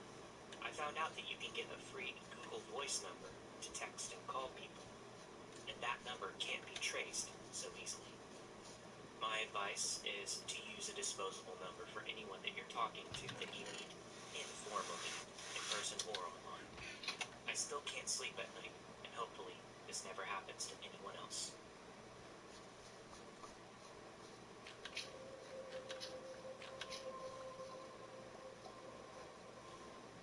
With the $5 meal deal with new McValley, you pick a McDouble or a McChicken, then get a small fry, a small drink, and a 4-piece McNuggets. That's a lot of McDonald's for not a lot of money. Price and participation may vary. McDouble meal $6 in some markets for a limited time only. You're free now. Free to fill your feed with impossibly chunky chunkers who chunk harder than you ever thought possible. Cats, corgis, babies, baby penguins, baby pandas, chunky baby pandas. Free to make your smart devices do silly things. Free to open a world of remote work and a portal into Gametopia. Who's boss now? Free to be everything you imagine, and then some. That's how it feels to have Quantum Fiber Internet. Quantum Fiber, your world unleashed. Learn more at quantumfiber.com. Limited availability, service in select locations only. When I was 18 and newly graduated, I ran into some issues while attempting to enroll in college. I was also having a hard time finding a job in my area, which led to me having to seek assistance at a job center. They determined that I was too shy to succeed in interviews and placed me in a group that was supposed to teach interview skills to fix that. The group ended up ultimately being a complete waste of time. I honestly think that they just put me in the wrong group, or maybe needed an extra member and made an excuse to throw me into that group.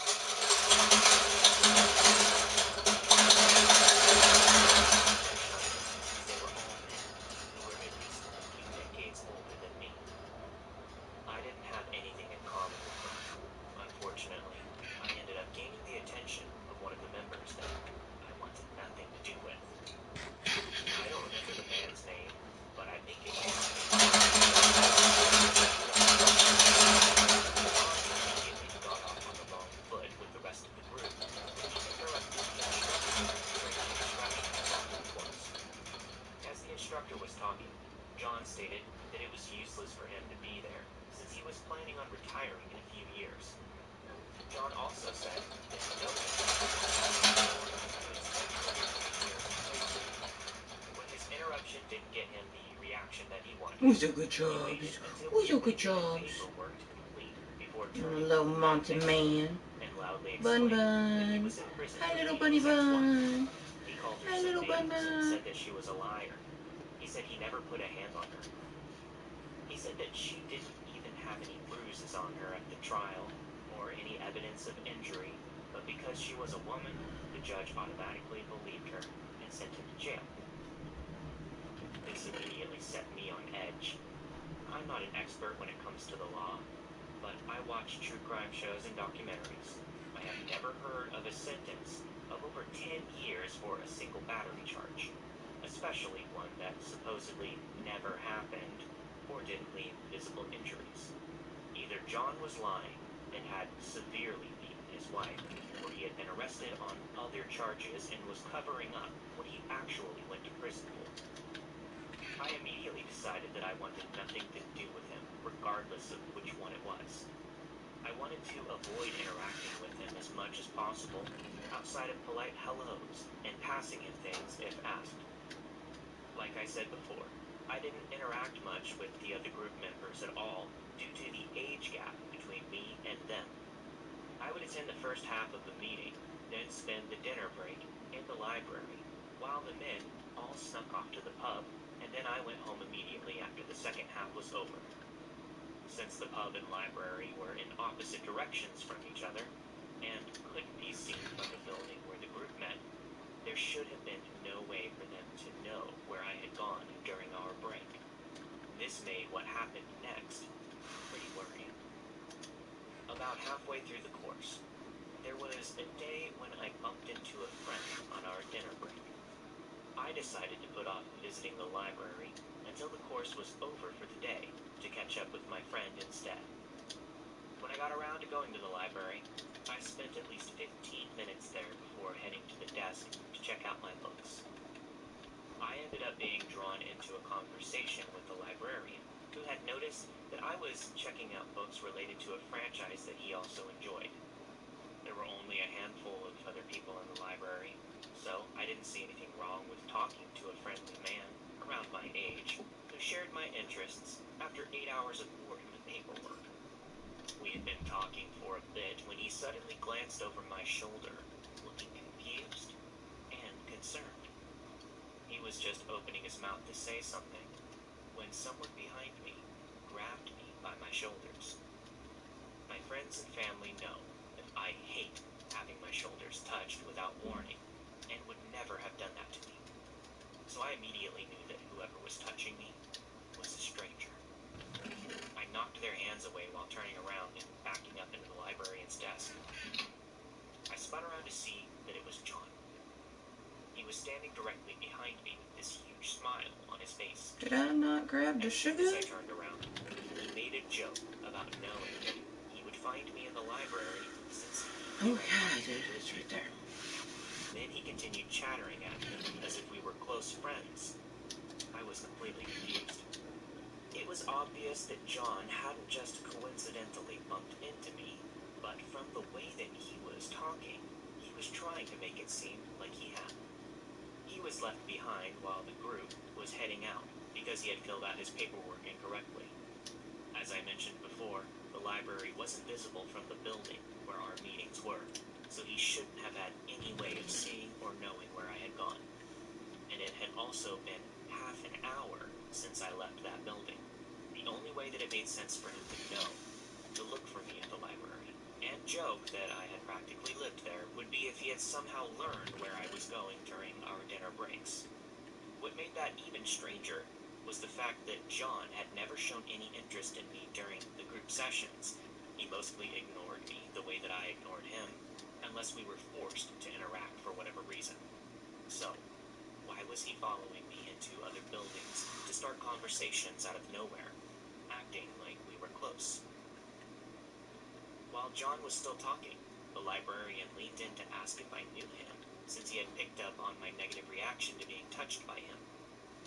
I briefly explained the situation to him, and he politely asked John to leave me alone and leave the building.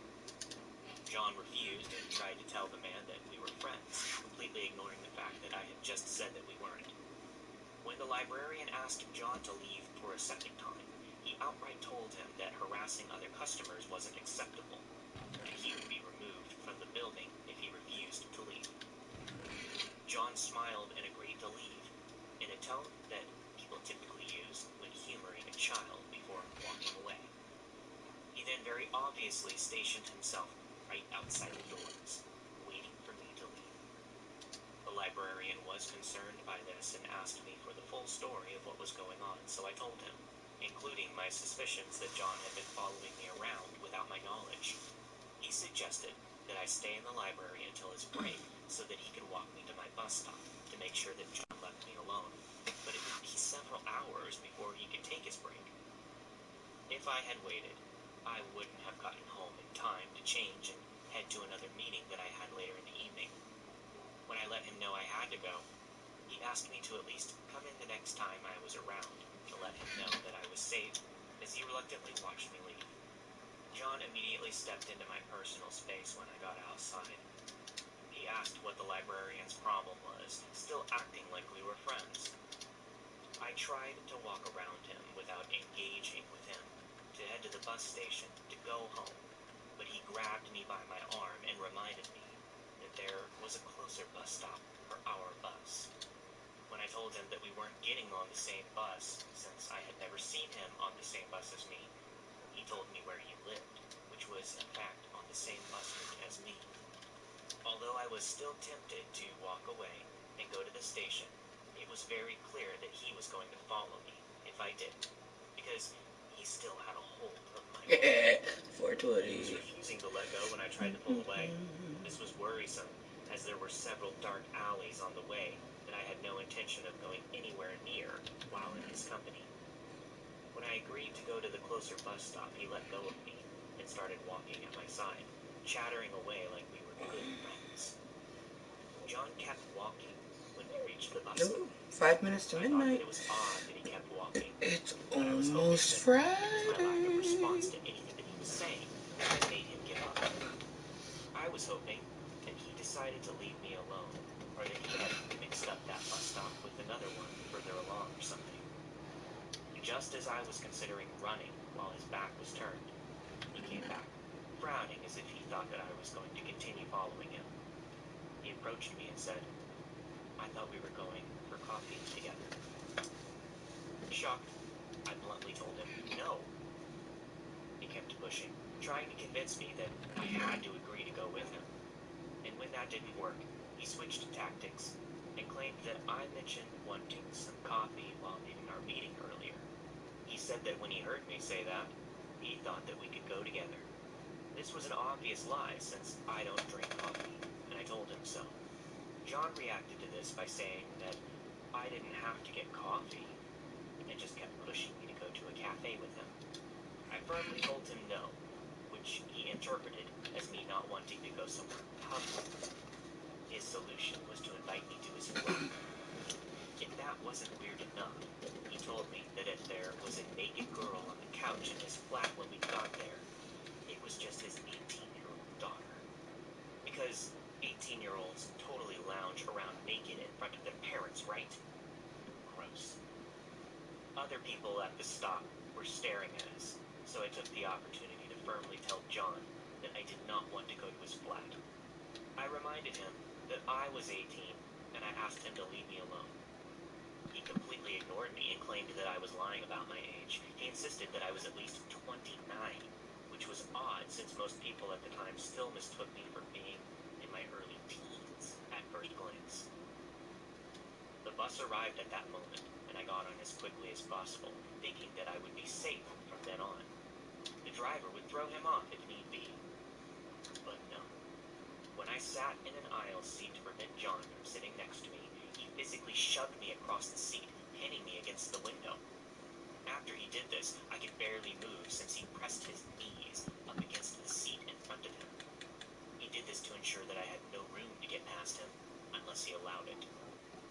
The only way for me to get out was to straddle his lap, since the surrounding seats were occupied. I couldn't climb over to another seat or anything. I loudly told him to move, but he ignored me and continued, trying to convince me to come to his flat. A few passengers gave me uncomfortable looks as I tried to make eye contact with some of them in hopes that they would help me. But everyone would just look away, as if they hadn't noticed or suddenly had become very interested in their phone screens. I spent the ride home huddled against the window trying to touch him as little as possible, and I was ignored again when I shouted at him to stop touching me because he kept putting his hand on my thigh. I as high up as he could get without directly groping me. No one did anything about it, but he stopped touching me after I shouted. He had also given up on convincing me to go to his flat, but when we came up to the block that his apartment was on, he pointed it out to me, basically turning my face towards it when I refused to look. He told me his apartment number, and then tried to kiss me on my cheek, which I dodged. When the bus set off again, several people started loudly talking about how disgusting he was, saying that men like him should be reported. The other passengers talked amongst themselves about this while refusing to look in my direction as I was shaking and seething in my seat. Other than an awkward, are you alright? From the driver, just as I was about to step off the bus, no one even bothered to check on me. As soon as I got home, I emailed the instructor, telling her that I wanted to switch groups and never see John again, explaining what he had done. She read it, but ignored it for an entire week. I sent a follow-up threatening to get the police involved if they forced me to interact with that man again, and the solution was to release me from the course early, essentially kicking me out, as if I were the problem.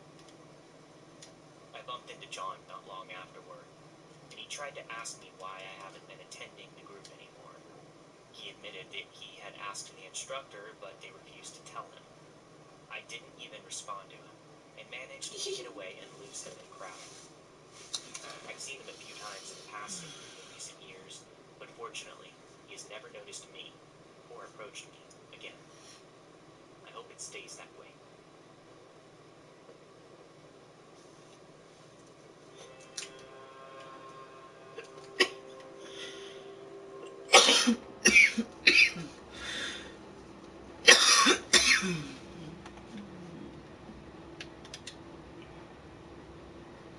Thanks for listening. Make sure you stick around after the music for your extended ad-free version of Let's Not Meet, a true horror podcast, if you're a patron. If you'd Where's like my to sign up, boots? head over to patreon.com There they are. /Let's Not Meet podcast to sign up and support the show today. You'll get access to all kinds of bonus content, hours upon hours. This week you have heard Creepy Pizza Delivery by Tears of Ashes, Repetitive Peeping Tom by Mimi Throwaway 101, I Still Wonder What Could Have Happened by No Donut 487, The Underground Man by Fred and Bell, Crazy Instacart Shopper by Anonymous, I Recorded the Moment a Guy Came to My House by Pity42, and finally, John the Job Center Stalker by Asfottle 2020. All of the stories you heard this week were narrated and produced with the permission of their respective authors. Let's Not Meet, the True Horror Podcast is not associated with Reddit or any of the message boards online. As always, if you have a story to share, make sure you send it to letsnotmeetstories@gmail.com. Make sure you check out the new episodes of my other podcasts like Odd Trails, my true paranormal podcast, and the Old Time Radio Cast. Gotta get CrypticCountyPodcasts.com more water. or wherever you get your podcasts. I'll see you guys next week for a brand new episode of Let's Not Meet. Everyone, stay safe.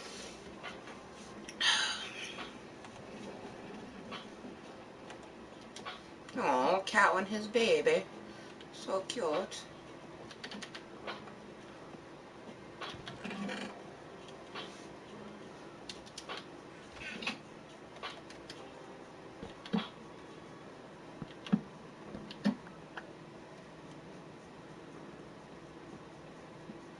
Oh yeah. That's looking awesome. And you can see the sort of vibe I'm going for. Purple, green, blue, and pink.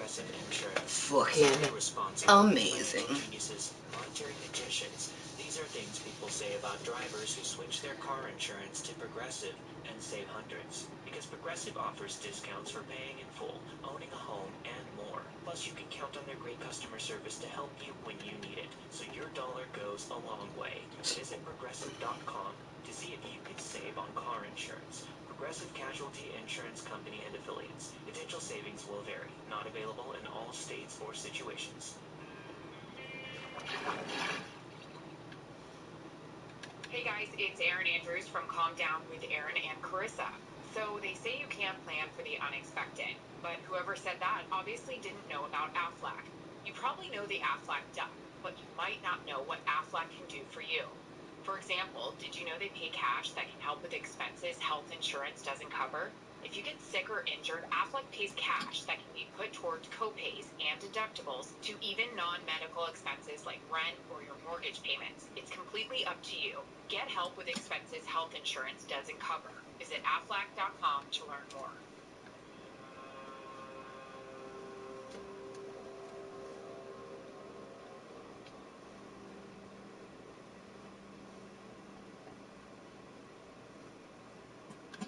Welcome to Wednesday One Shots, the series where we share a bonus story with you to help you get through the week. This time around, we have a story from a listener named Debbie. I'm a long-time listener. This is not only my story, but also my mother's story as well. It happened the year that I was born, 2001. My mom and dad decided to take a trip to Colorado to visit family. They brought me along, but I was only 4 months old and lying in my carrier still. On the return flight, there was a layover in Virginia. During this layover, the airline told my parents that there were some issues with their luggage, so my parents made their way to the baggage claim area. When they deboarded the plane, my mom saw a woman about 5'3", very skinny, with shoulder-length black hair, who seemed to be out of place. This woman made the hair on my mother's neck stand up and sent chills down her spine. My mom shook this feeling off and kept walking with my dad to the baggage claim while carrying me in the carrier in her arm. My mom kept seeing this woman pop up throughout their entire walk to the baggage claim, so she made a mental note to stay vigilant. When they arrived at the baggage claim desk, my dad stepped away while my mom was talking to the lady at the desk. She placed the carrier that I was in on the bench directly to the right of her. She positioned herself to be able to see me and the lady at the desk at the same time.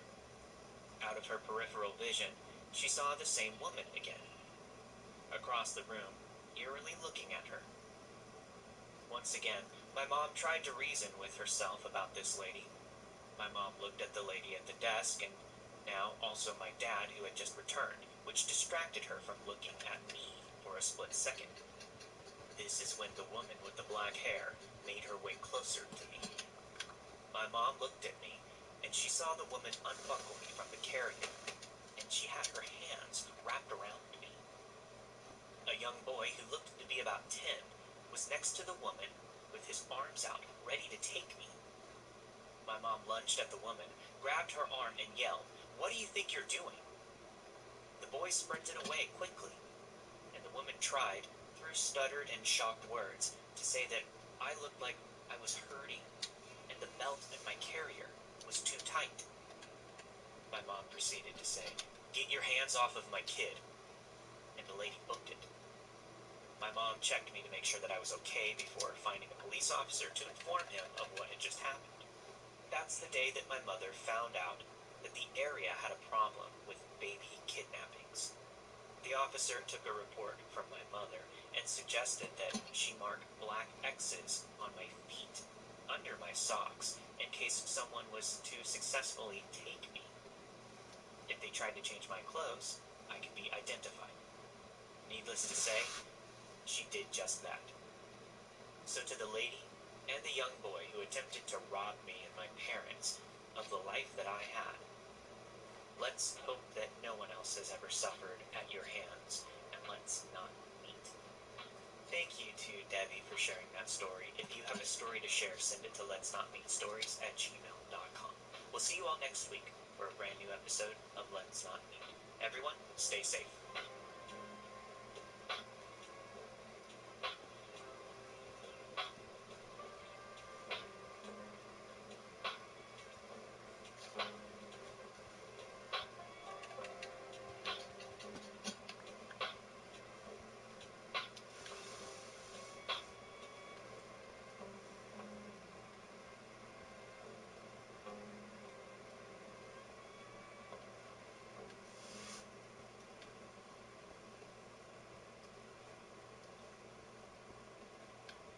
You're great at protecting your own personal information.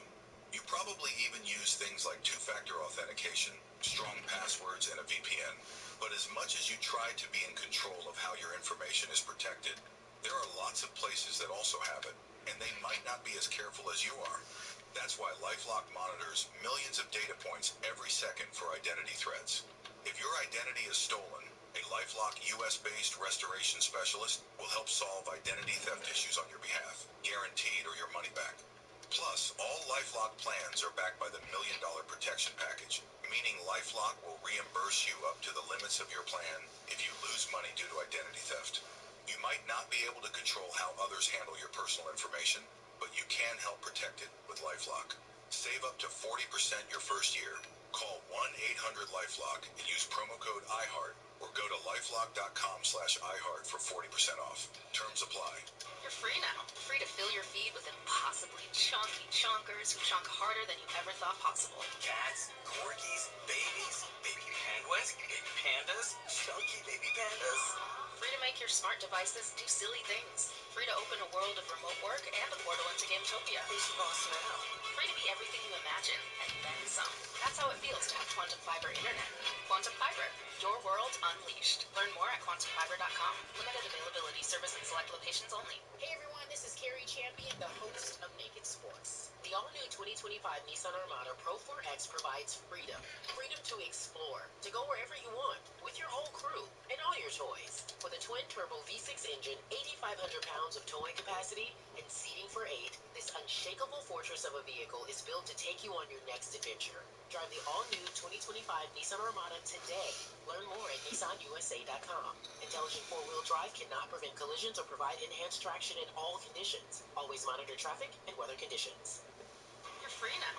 Free to fill your feed with impossibly chunky chunkers who chunk harder than you ever thought possible. Cats, corgis, babies, baby penguins, baby pandas, chunky baby pandas. Free to make your smart devices do silly things. Free to open a world of remote work and a portal into Gametopia. Who's the boss now? Free to be everything you imagine, and then some. That's how it feels to have Quantum Fiber Internet. Quantum Fiber, your world unleashed. Learn more at quantumfiber.com. Limited availability, service in select locations only. This goes out to all you finance folks. You're under a lot of pressure to save money, but the best finance leaders focus on more than that. Brex knows you want to drive growth, change the game, and win. So that's 9 years old, my family and I were in a bit of a rough patch. My father had issues with substance abuse, which resulted in our family of 5 being sort of homeless. Now I say sort of because in reality my parents owned a home, but we just ended up kind of leaving it. My dad's addiction introduced some shadowy characters into our lives, but the scariest of which was our next door neighbor. We lived in a secluded, wooded area on 5 acres.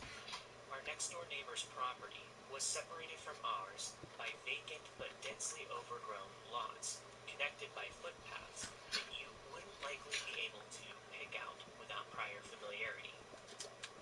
For many years, this neighbor had been on good terms with my dad. When my dad's addiction got truly out of hand, those terms turned more and more sour. See, our neighbor had been producing drugs. If that wasn't bad enough, we had come to know that he was involved with the KKK. It was really scary stuff.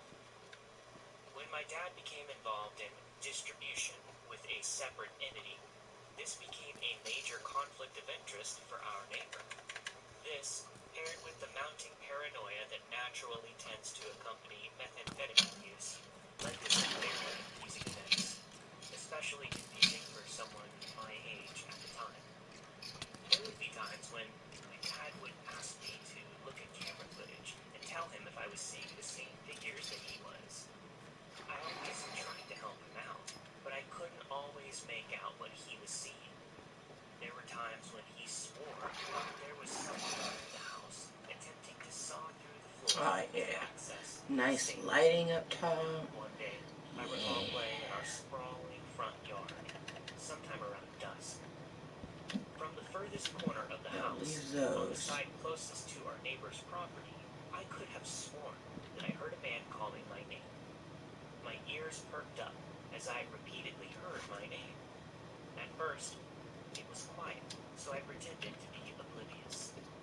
But the voice increased in volume after a minute. Not wanting to stick around to find out who was calling for me, I sprinted back into the house.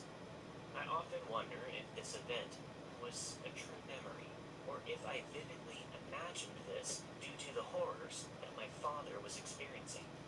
His concern and paranoia had managed to seep into my psyche as well. Around this time, my dad decided that he was no longer interested in standing his ground and putting his family at risk.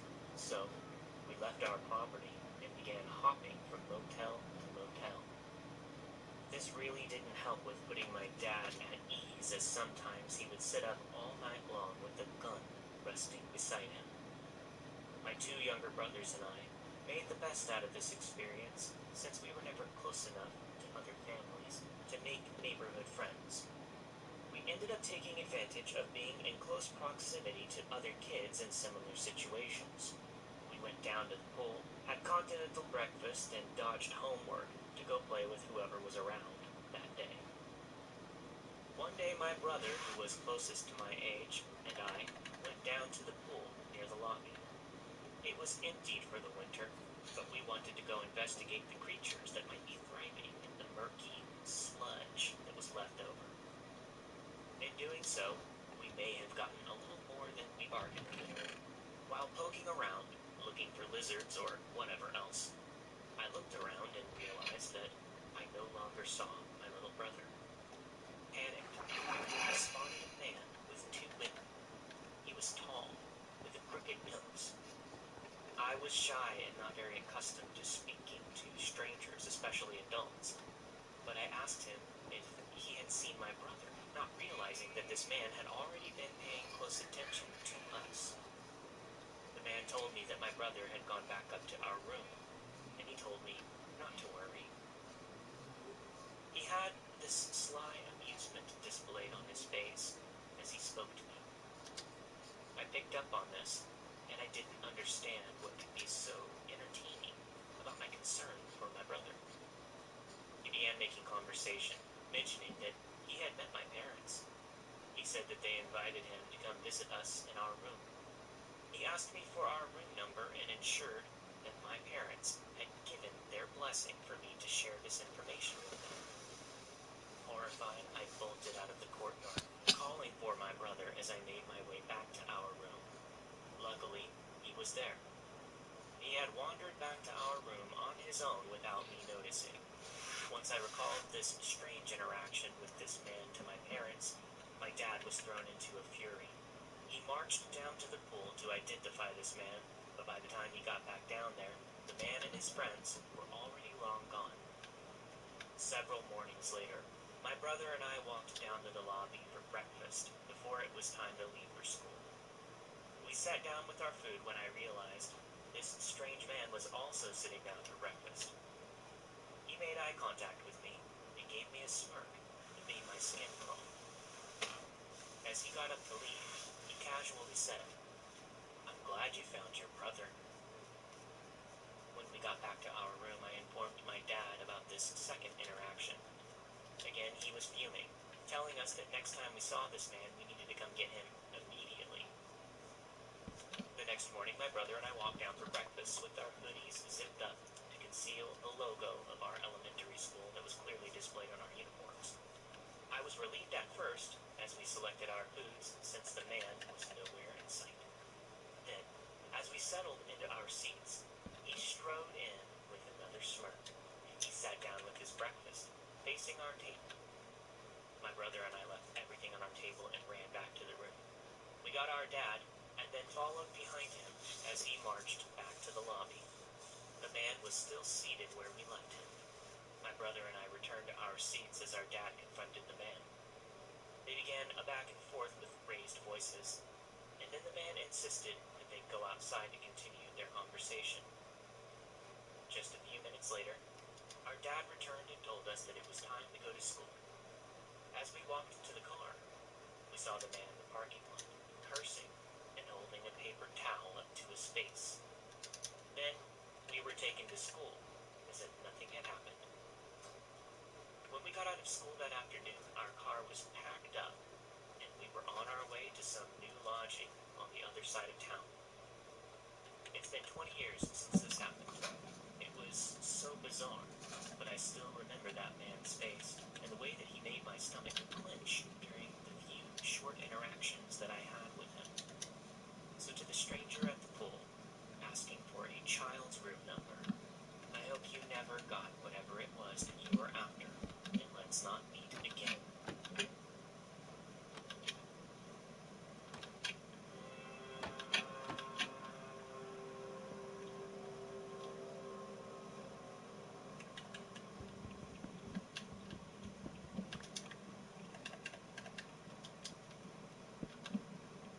My story happened sometime around 99 or 2000. I was in middle school. My best friend, whom I'll call Lisa, and I were in a phase where every weekend we would have sleepovers at each other's houses. On this weekend in particular, we were at her house. We both lived in typical suburban neighborhood homes, with 2 stories, on quiet streets with lots of neighbors. What's important to know is that behind her house was another row of houses. These parallel rows of houses were separated by just a few small trees. Do that, because I believe that's why this one isn't growing, because it didn't have it, like, I think eventually it would have, but we'll just give it a little boost. Our parents had gone to a late evening dinner theater show. We were explicitly told not to call them unless it was an emergency. For those of you that don't know, or don't remember, around that year, 2000, our parents either had very basic cell phones or pagers. Texting was not a thing yet. Lisa and I were on one of the cordless phones, talking to another friend of ours in Lisa's bedroom on the 2nd floor. This was during the winter, so it was dark outside, and inside of the house was pretty dark as well. All of a sudden, we heard the distinct sound of her back door, which was by no means a quiet door. Right when this happened, Lisa's older dog, who never made much noise in her old age, started barking. We told our friend on the phone that we had to go, and we booked it to Lisa's parents' room. Her parents' room had these 2 attic-like closets. They were unfinished but accessible via a door, and both contained racks of clothes. We looked at the racks and picked one to hide in. I'm not sure how we did this undetected, since I had never breathed so frantically loud in my life. Everything felt loud in that moment, even my heartbeat. Once we settled into the clothing rack, we sat as quietly as we could and listened. As we started to assume that we were just being jumpy, we heard the heavy, slow footfalls of somebody wearing boots downstairs in the kitchen. Thankfully, Lisa still had the cordless phone in her hand when we dove into her parents' closet. She called her dad's phone, but there was no answer. We sat in the clothing rack in the dark for what felt like hours when, in reality, it was probably just a few minutes. We had pre-dialed 911 on the phone, ready to hit that second one, when the phone rang in Lisa's hand. The house had a corded phone down in the kitchen, but we had the cordless one with us. For those of you that don't know, landline phones ring in unison, so as the cordless phone rang in Lisa's hand, the corded phone rang downstairs. We picked the phone up as quickly as we could so that the intruder didn't have enough time to determine where the cordless phone was. After we picked up, it was Lisa's dad on the other end of the line. Holy fucking creeper spider party. I'm down there fucking having a rave. We heard the back door open and slam closed. Since we picked the phone up after just one ring, this intruder must have realized that somebody was obviously home, so they booked it right away. After explaining the situation to all of our parents, they left the show early and came back to the house. We were beside ourselves, but when they got back and noticed that nobody was in the house anymore, they shrugged it off and assumed that it couldn't possibly be true. They were upset at us for making a big fuss about this and ruining the show night for them. I still slept over at Lisa's house that night. The next morning, we went out into the backyard where it had recently snowed. From the back door across the deck, Leading to the house of the neighbor who lived behind her, there was a clear track of fresh footprints in the snow. We didn't know much about these neighbors. All we knew was that some older high school-aged boys lived in that house. We showed Lisa's dad the footprints in the snow, but he still didn't believe our story. I can still picture these fresh footprints in the snow in my mind. I also remember the fear that I felt while hiding in that closet over 20 years ago. I'm not sure exactly why somebody entered the house that night, but I'm thankful for being able to reach Lisa's dad so promptly during the age of house phones. And to my friend's backyard neighbor, who likely let themselves in, let's never actually meet.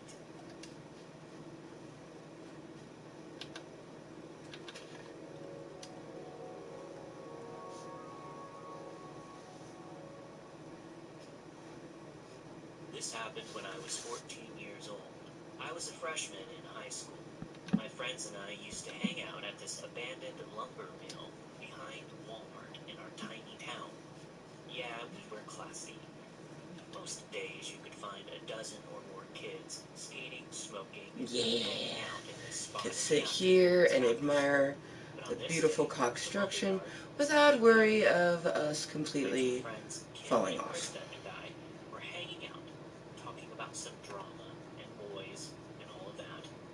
We were hoping that some other teens would show up when an old Nissan pickup pulled into the yard about 100 feet away from us. We didn't know many people who drove, so we just assumed it was somebody looking for directions. Beautiful. A well-dressed man who appeared to be in his Beautiful. late 20s stepped out of the Nissan and began running. He said something to us in Spanish, but we knew very little of the language and replied that we don't understand. The man continued speaking to us in Spanish as he slowly walked closer to the large concrete block that we were sitting on. We tried to brush him off, saying, "No thanks," and we attempted to ask him to stop getting so close to us. We stood up and got ready to walk in another direction because we were used to old men trying to talk to us like this. It was annoying every single time, too. When the man saw us stand up, he started walking toward us faster and began unzipping the fly of his freshly pressed Wrangler jeans. Then he did the unthinkable. The man fully exposed himself in front of 3 teenage girls. All 3 of us girls were on our feet screaming at the man to get away from us. My friend Krista picked up a small clump of concrete and threw it at the man, sadly missing his face by an inch. We were several feet away from him when my other friend Kim started mocking the man. She said, "Oh, look how small that thing is." Despite being in very real danger, this prompted all 3 of us girls to laugh and taunt the man. This man did not speak English, but he fully comprehended what our English insults meant, and they enraged him. He started running towards us, pants still unzipped. He was yelling, "I'm going to kill you." So we got out of there fast. Thankfully, the Walmart was nearby, and we started running towards it. The man jumped into his truck and sped after us. We got to the store safely by running along the tree line that he couldn't drive his truck into. We went inside Walmart, and we watched the doors while he circled the parking lot, waiting for us for about half an hour. Eventually, he gave up and we left, making it home safely. I don't think any of us knew what could have happened if the man had gotten his hands on us. We saw that same truck around town a few times after, so we warned our friends about what had happened. For some reason, we never reported this incident to the police or our parents. I think we didn't want to freak out our parents, and we didn't want to lose the very little independence that we had as teenage girls. Sadly, this is something that we hear about in these stories quite often. This was back in the early 2000s, when nobody had cell phones. If something like this were to happen today, it would be reported in a heartbeat and made viral on TikTok, fully doxing the man. When I think about this moment, I feel proud that my friends and I stood up to this psycho pervert the best way that we could. We weren't afraid of him. Truth be told, I think we wanted to kick his butt in the next county, but we knew that we needed to run away to avoid a more dangerous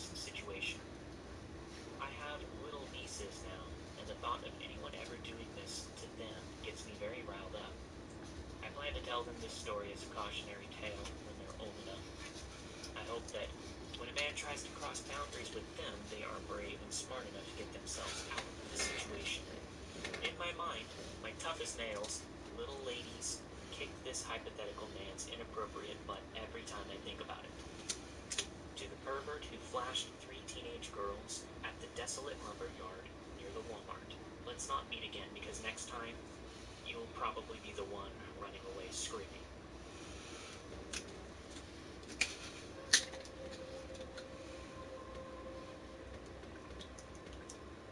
Before I start with my story, I would like to give some background that will play a role in what I experienced with someone who we'll call Ronnie.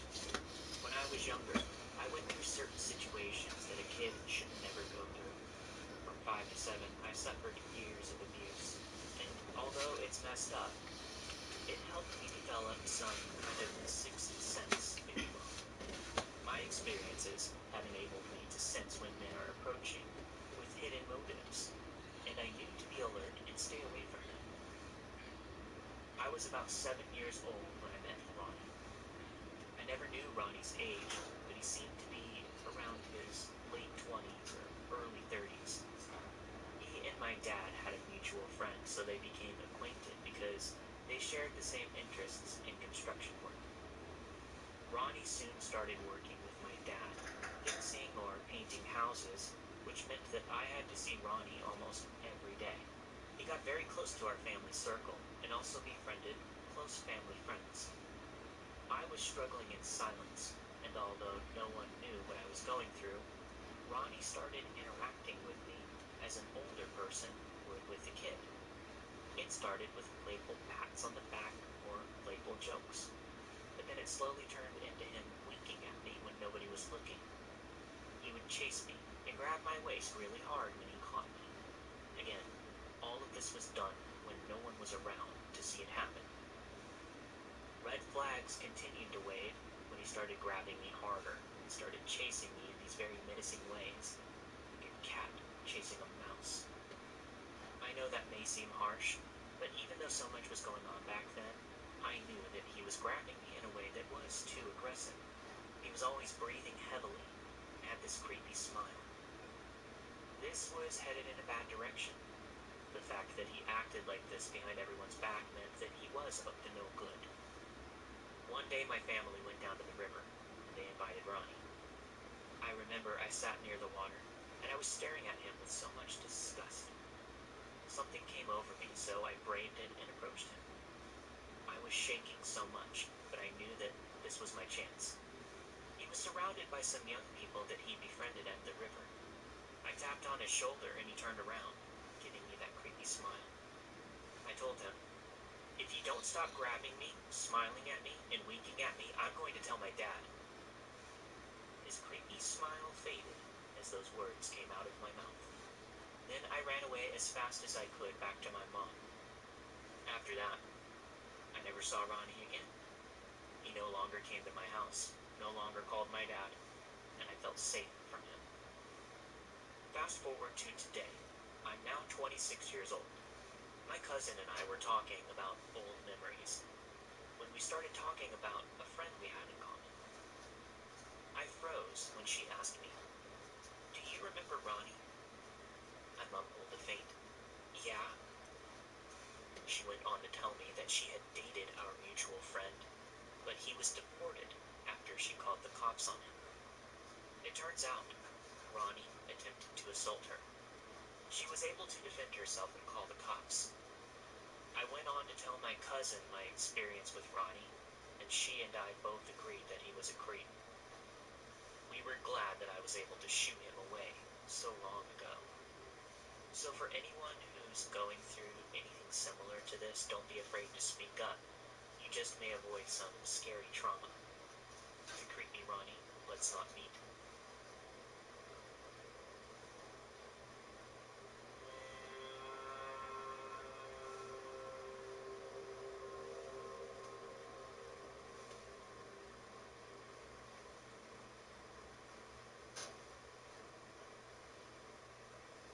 I had a pretty creepy experience with my friends in the woods fairly recently.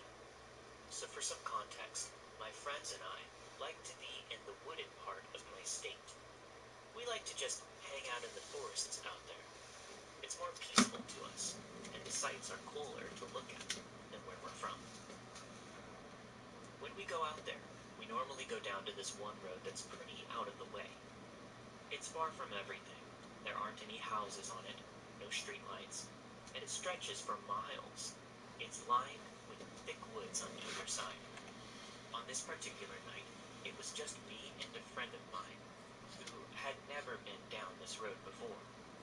I decided to show it to him, so we started driving. We were pretty far down the road. Come on, little sapling. The reflection of a Grow, license plate on the car. grow. This confused me since cars are never on this road, especially at night. I decided to keep driving as I was passing it. I'm hoping it will, like, go that way. I just gotta chill and let it grow, though. I found this to be strange and turned around to go home. The following weekend, I was with friends who frequented the Close road. up at one of my cute little The Mustang was spots. there again, but this I time think I like the one in a that we were different at. spot with a white towel sticking out of the window. We thought it was strange, but we pulled over to check it out. We wanted to make sure that no one needed help or anything like that. We peeked through the windows, and inside just looked as new as the outside, but nobody was there. We brushed it off and kept it in the back of our minds. The next day we went back and the Mustang was in a different spot, but it still had that white towel sticking out of the window. I took a picture of the plates and tried to run them, but we were on a stretch of the road where there wasn't any service. We had never noticed a drop in service on this road, which was weird, so we drove back towards the road that took us home until we got connection. When I was finally able to run the plates, nothing came up. Do I have room to take all my armor We off? decided to Yeah, step I out do. the car and see if someone comes to get it or move it or something. So that night rolled around, and we were just sitting in my friend's car trying to focus on this Mustang that was about 100 feet ahead of us. My friend and I got out of the car and went to take a look inside of the Mustang with our flashlights. As we walked up to the car, nothing seemed weird. We heard nothing. No animals in the woods. No anything. Oh, he's so cute. This prompted us to walk into this little clearing in the woods and take a look around. You know what, we should go stand on the little flower platform. We like your Mustang. We heard whispers. So cute. My friend and I thought that we were hearing other friends behind us, so we started to run back to the car. Like, it literally just looks like a flower. So we heard footsteps. And that was natural. I just took off the top pieces, revealing that underneath. And they said that only pieces that aren't natural are this one and this one. even if they were, from where my friend and I were in the woods, we wouldn't have been able to hear them. We all got into the car, and my friend drove us up to the side of the Mustang. His car was angled in a way that his lights were now shining on the driver's side door. One of my friends took a video, and when we looked at the video later, we clearly saw a person standing in the woods behind the Mustang. There was another person too, but we couldn't really see them as clearly, since they were behind a tree. To those creepy people hiding in the woods behind the Mustang, let's not meet.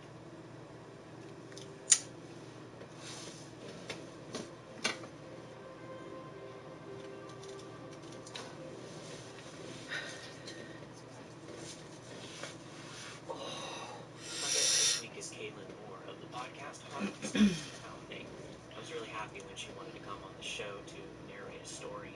I've been binging her podcast for the last couple of weeks and I'm almost caught up. Caitlin, much like our show here, shares a collection of terrifying stories. However, they're both fiction and non-fiction. She's such a fantastic storyteller, and I love that she's not scared to cover all kinds of creepy topics paranormal.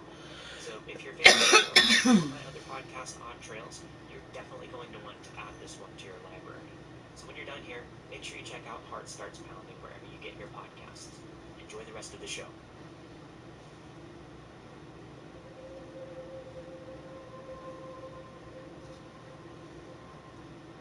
This happened when I was 25. I worked as a teller at a bank. My branch, in particular, was located in a high traffic area, so we had a lot of customers coming in and out on a daily basis. Suffice it to say, we were always busy, especially at the teller station. But as busy as it was, the job wasn't all bad. We had a lot of customers that we became friendly with and looked forward to seeing. It got to a point that the bank tellers memorized a lot of their schedules, and we essentially became friends with these customers. There was another branch of my bank only a few minutes away from my own, but our regulars would insist on coming to our branch since they, as they said, liked us better. Many of them would buy us cookies and treats for holidays, and I remember on one occasion, I made us a whole batch of delicious homemade empanadas. Our regular customers were really sweet and great people, for the most part. Some customers weren't as sweet, like this mother and son duo that I'm about to talk about. From here on out, I'll call them Kathy and Dave. Kathy was an older woman. The other tellers and I used to joke that she was the devil because she would always come dressed in head-to-toe black, complete with a hat that had a veil pulled down, concealing her eyes. She was mean and she was angry, and on more than one occasion we had to call our supervisor to physically escort her out of the building, walker and all. Sometimes it had come to this because she'd start screaming, threatening, and cursing at us at the top of her lungs if she thought one of us looked at her funny. She only came to the bank at the beginning of the month to withdraw a certain deposit she received around that time. We were grateful for that, at the very least. It was a relief knowing we generally only had to deal with her once a month, as it gave us ample time in between her visits to mentally prepare ourselves for her next visit. Her son, Dave, on the other hand, was a whole different story. To this day, I don't really know what his deal was, except for the fact that he was acting as his mother's caretaker. He lived in the area, or at least I assume he must have, since he was constantly in and out of our branch. For the most part, he was quiet and unassuming, but there were days, mostly when he came in by himself, that his demeanor did a complete 180, and he became much more threatening. On these days, he'd walk in cursing and swearing under his breath, and when he got to a teller station, he'd stare the teller down while cursing even more audibly. One time, he was at the window of my coworker, and as she was counting his money in the denomination of the bills that he had asked for, he suddenly lashed out at her. He made derogatory comments at her and said he was, quote, going to kill her. This threat wasn't enough to ban Dave from the premises, since my supervisor shrugged it off and dismissed his behavior due to his instability. My supervisor also said that my coworker must have done something to provoke him, and that was ultimately why he was allowed to continue to come into the bank as he pleased. I had never really had any interaction with Dave myself until about a year after he blew up at my coworker. At this point, my branch was being moved to my bank, cutting costs. I was moved to another branch that was much farther away, and I was sad to be leaving all the great people I had gotten to know so well. So on our last day there, my coworkers were joking about how lucky I was to be leaving the area, since I'd never have to deal with Kathy or Dave ever again. This was safe for everyone to assume, as the branch I was relocating to was in a completely different neighborhood. We knew that Kathy and Dave used public transportation, so we figured they would just go to the branch that was only a few minutes away from our branch that was closing. We were all wrong about that. The first time I saw Kathy and Dave walk into my new branch was a few months after I had been relocated.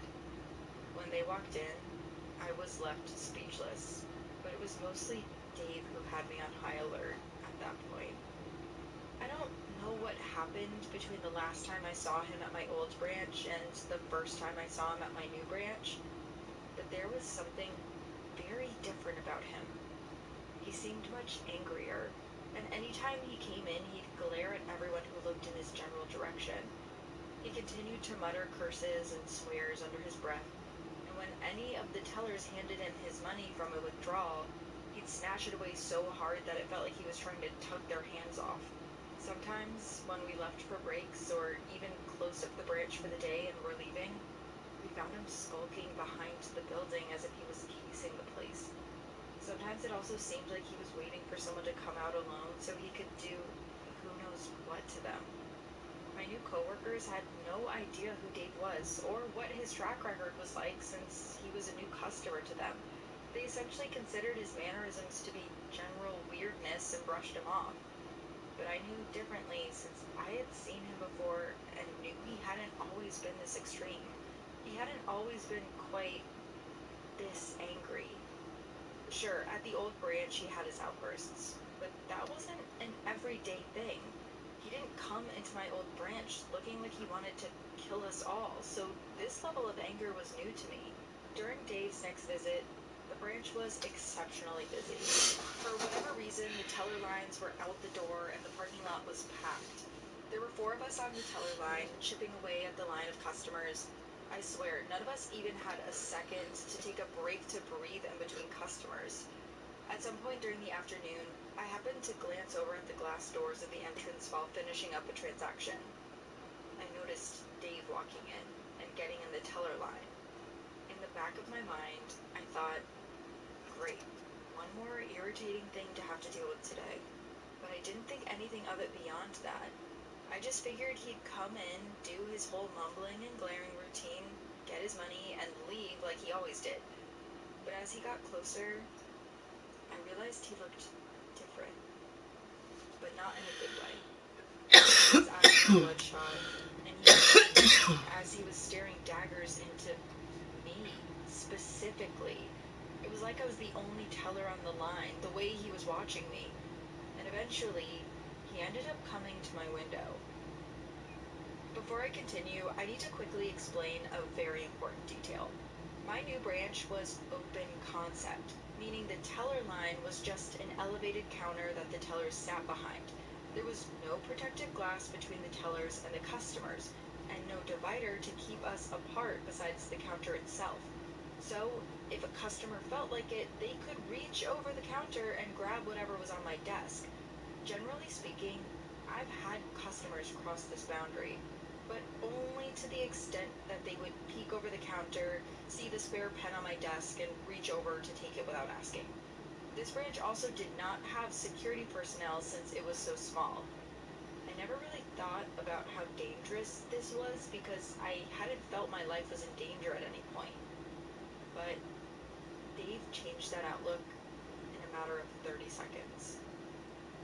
The second he got to my window, he slammed his withdrawal sheet and ID on the counter.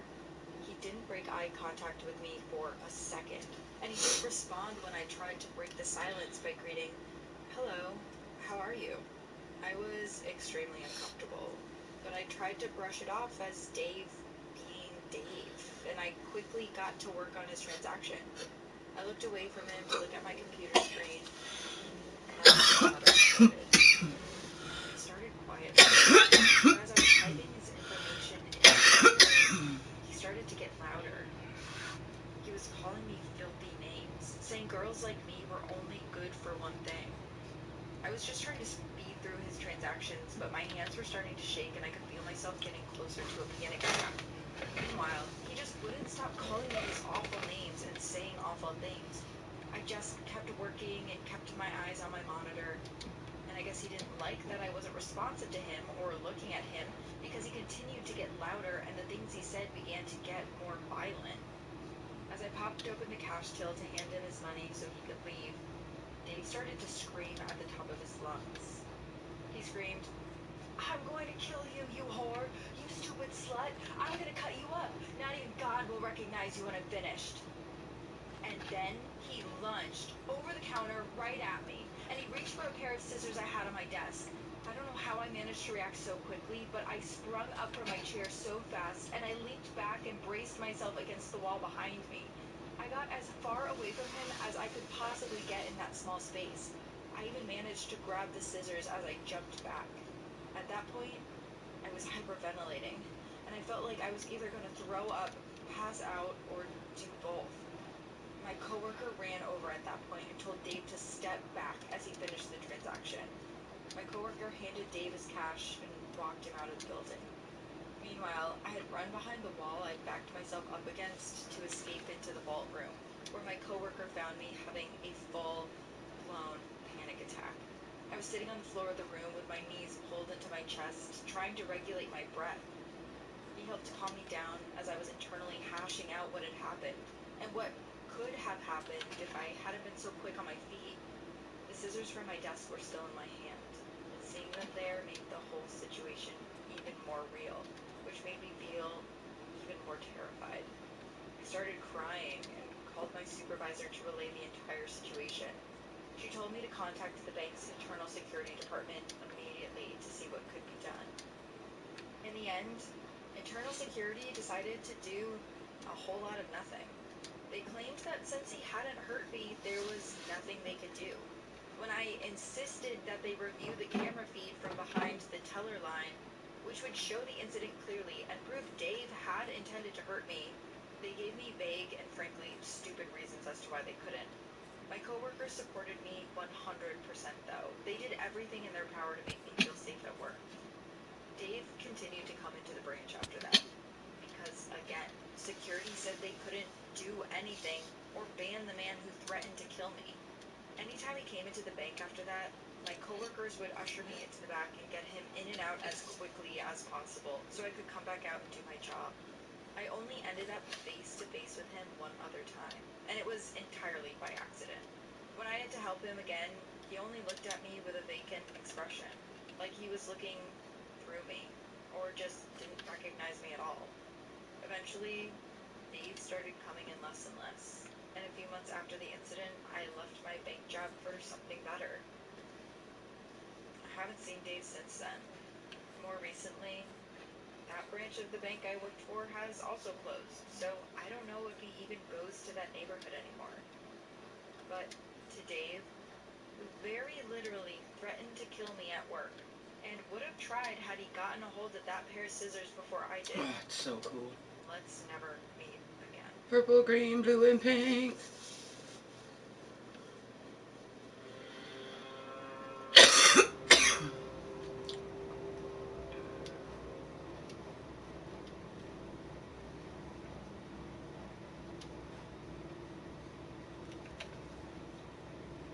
I've listened to enough of this podcast to be able to dig deep into memories of my early 20s.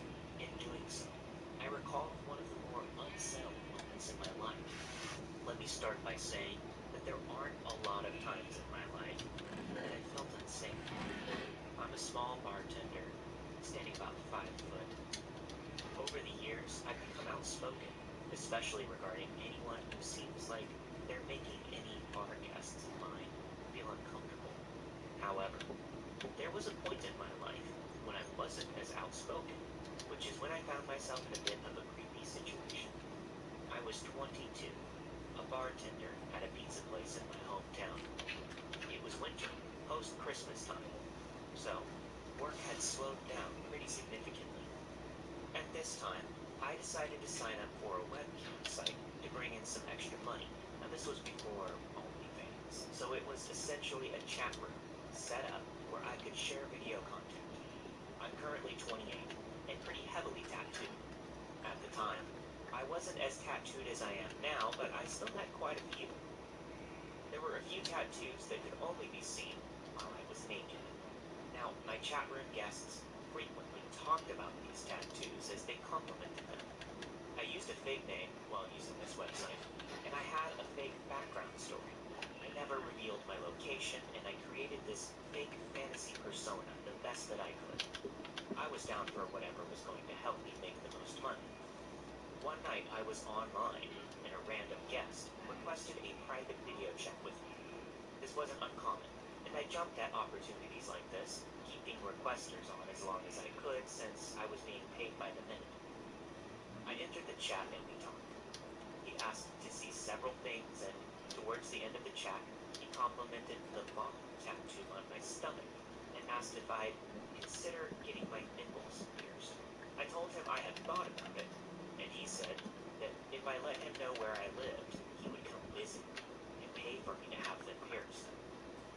This guest talked about money a lot, so in my head, he was just some bored, rich, older guy who could easily afford the time and money that it took to talk to women online all day. I was uneasy about this pitch to visit me, so I told him I'd think about it, and asked if I could do anything else for him before I logged off. He said no, and I closed the chat. I genuinely thought nothing of this. They said creepy and weird stuff to me all the time, especially on the webcam site. They were all relatively harmless, as most of these men were too afraid to talk to women in real life. They often used anonymous profiles so that they could act their wildest. A few weeks passed, and that particular guest did not return. I didn't receive any messages from him, and he never entered the chat again. This caused me to quickly forget about the entire interaction, allowing other creepy men's behavior and comments to take its place. Then, one night while at work, I had been scheduled to bartend in the beer garden. This usually meant I spent all of my shifts outside until right before closing time, when I brought everything into the dining room bar. As I moved my operation inside, there were only a few patrons remaining, including one man sitting at the bar inside. He was talking with a few of my coworkers, and they were all laughing.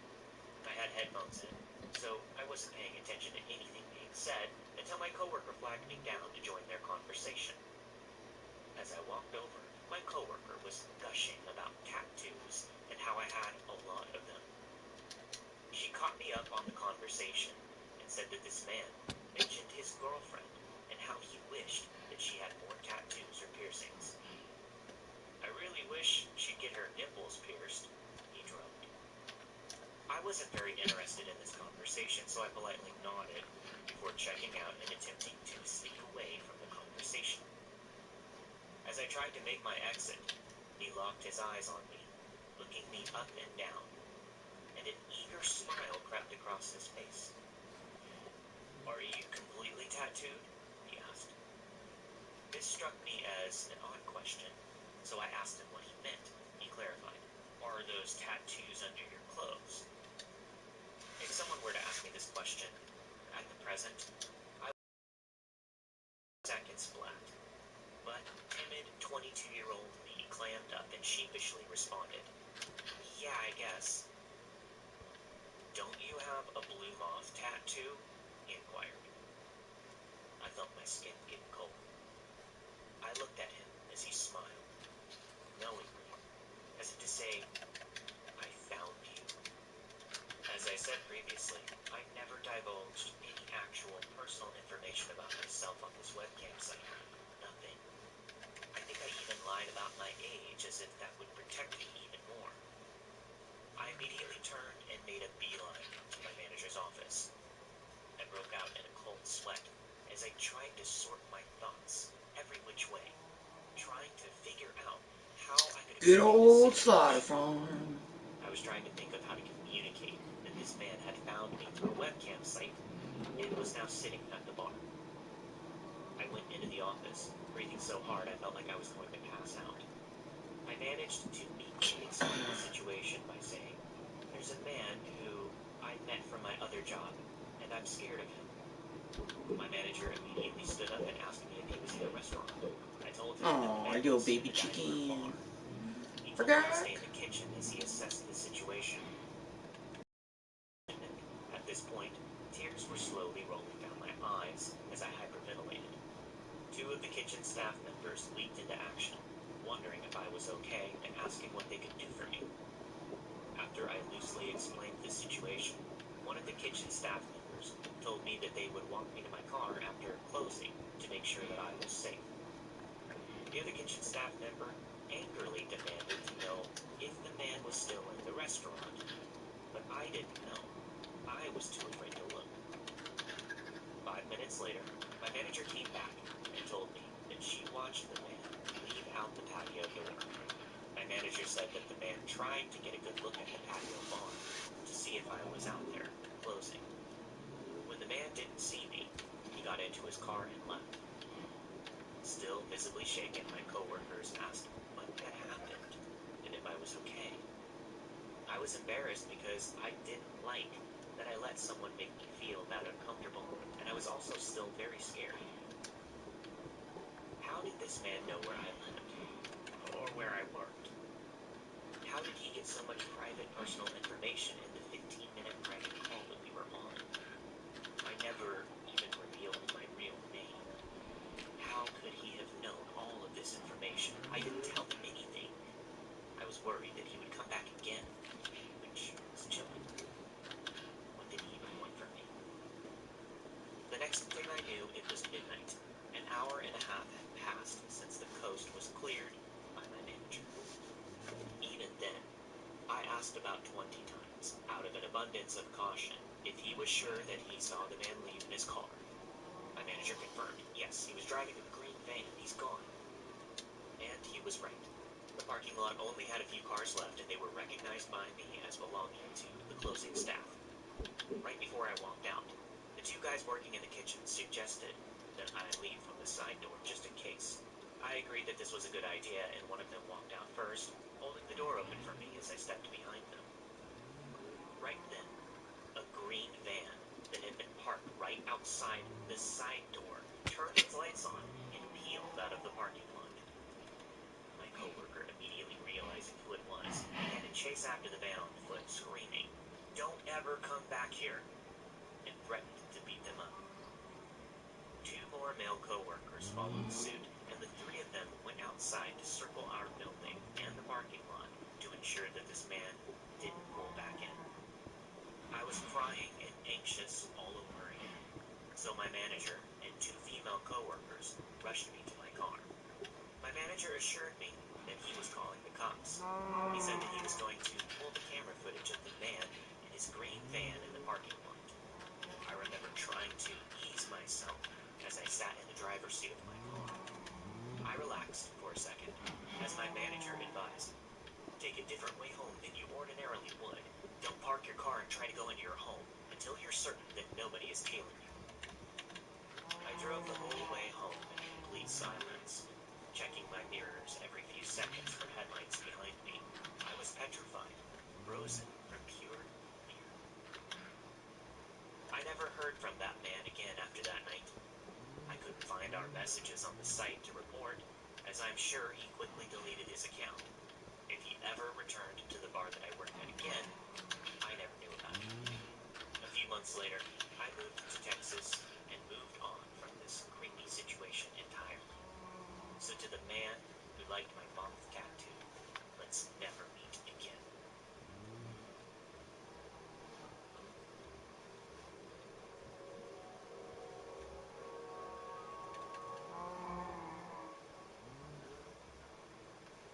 Thanks for listening, and make sure you stick around after the music if you're a patron for your extended ad-free version of this week's episode. And if you'd like to get access, head over to patreon.com/Let's Not Meet podcast to sign up and support the show today. As of right now, we're uploading content every single day with remastered ad-free versions of all of the early seasons. Make sure you check that out. Again, that's every single day we're releasing content. This week you have heard A Motel Creep by Chime, The Backyard Neighbor by Anonymous, Keep It in Your Pants by Fricka Skottelheinen, Creepy Ronnie by Apple, There you go. Mustang on the Side, Radius. Wooden Road by Omega Chad. Just because you're a slaughter farm doesn't mean you can't have some nice amenities. Oh shit, I do not have a bed on me. And my nearest bed is up a tree. Well, I guess we're chilling in here. We'll just make little baby chicks.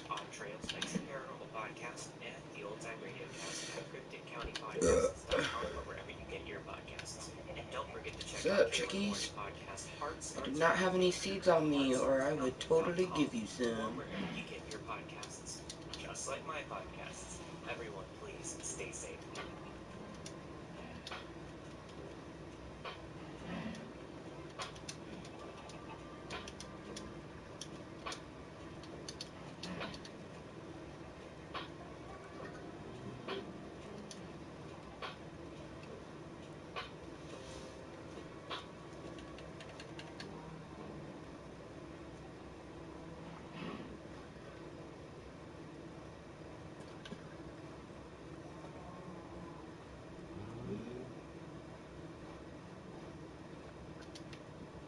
Let's Not Meet is brought to you by Progressive Insurance. Fiscally responsible, financial geniuses, monetary magicians. There's a These bunch are of things people say about creepers drivers who out switch there. their car insurance to Progressive and save hundreds. Because Progressive offers discounts for paying in full, owning a home, and more. Plus, you can count on their great She customer almost service fucking to saw help me. you when you need it. So your dollar goes a long way.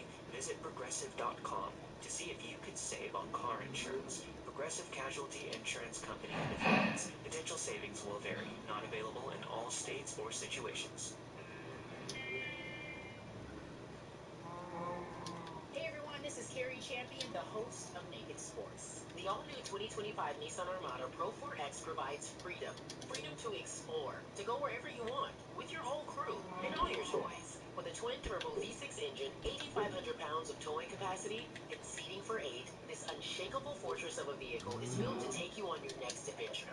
Drive the all-new 2025 Nissan Armada today. Learn more at nissanusa.com. Intelligent four-wheel drive cannot prevent collisions or provide enhanced traction in all conditions. Always monitor traffic and weather conditions.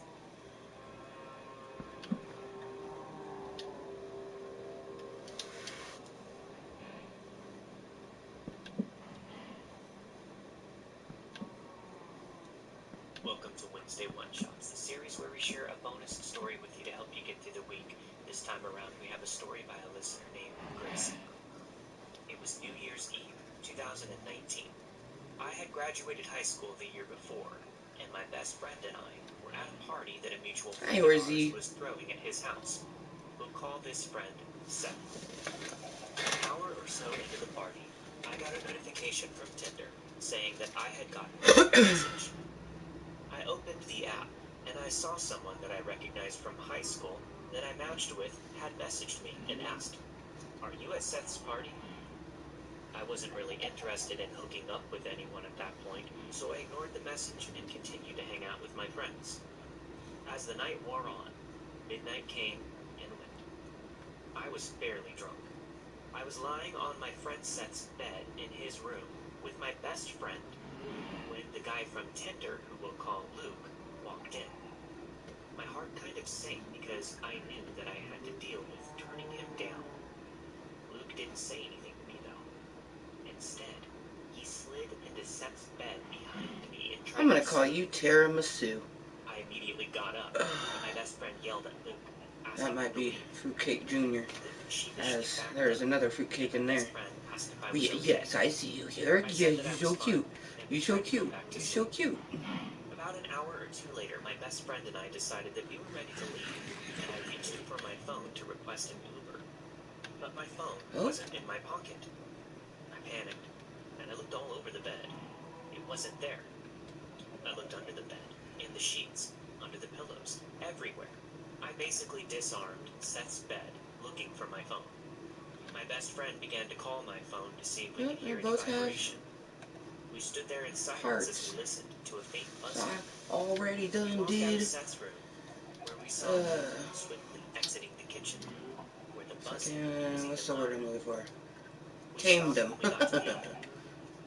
Thinking rationally, I assumed that my phone had fallen out of my pocket and was kicked under the oven. There's actually So quite I a got few onto babies all in here. fours, trying to look for Two. it. Thinking irrationally, I Yeah. thought I'd get a better view of Out of what all was the little behind eggs the I oven threw. if I got on top of it. I hopped onto the top of the stove, and I was facing the wall on all fours. See if we can get a When I third heard one. my friend say, "Dude, what in the world?" I felt a hand sliding down my body. So the chickens aren't necessarily at the slaughter farm. They're, like, you could if you wanted to, but they're mainly for eggs. That's when I realized that the oven that I was sitting on was warm. Hot, even. My stomach flipped as I jumped off of the stove and yanked the door open.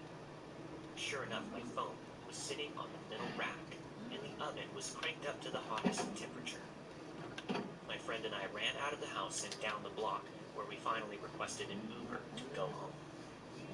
Even now, I truly can't comprehend what the thought process was for Luke. My phone was pretty messed up from being cooked in the oven, but it worked for another 6 months before it finally crashed. I found out a week after the party that Luke ran his mom's car into a telephone pole in an attempt to run someone down after they mentioned his ex-girlfriend. I recently saw him on Tinder again and reported his profile, but who knows what that will actually do.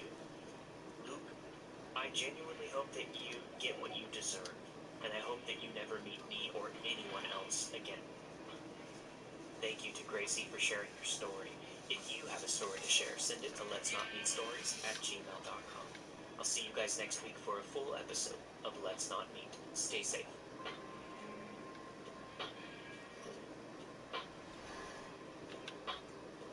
Oh.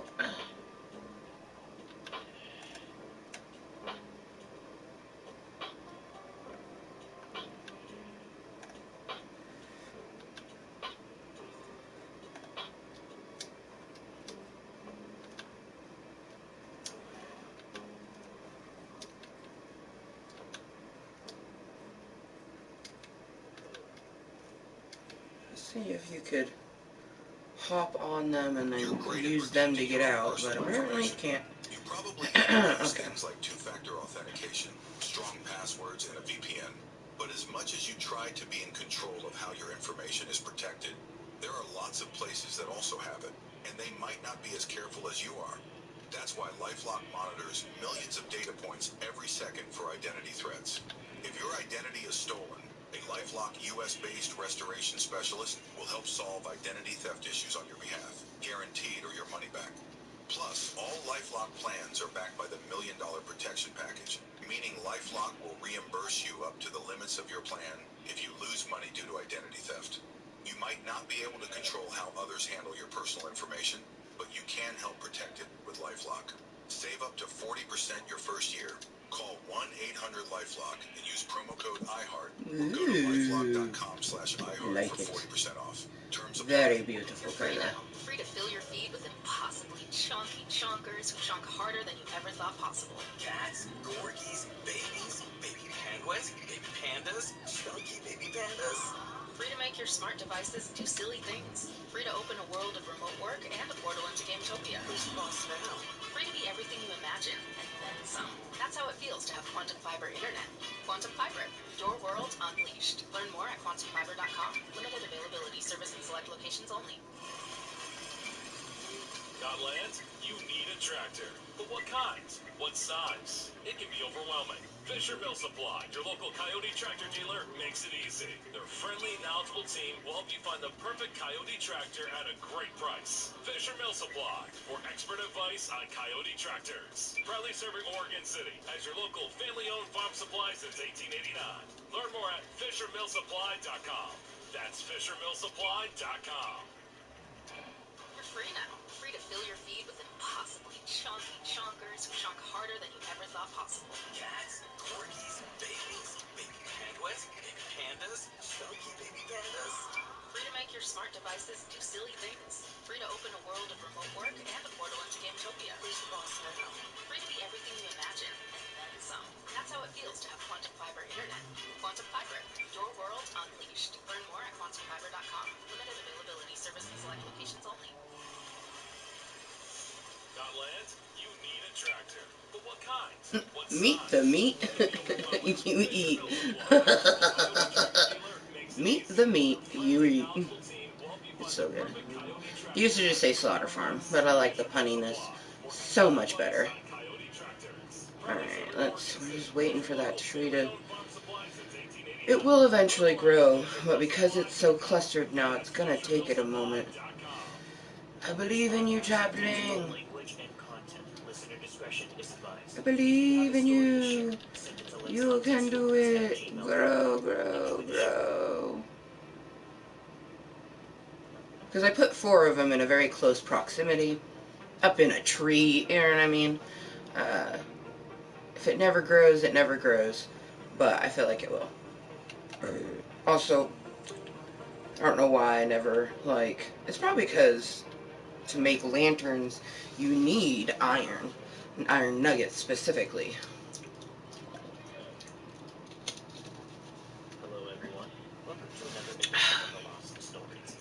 And this is really one of the only worlds where I have so much that I'm like, okay, yeah, I have an abundance of this. We've had the pleasure of recovering these classic recordings. We're back with some more recordings from 2018 that will surely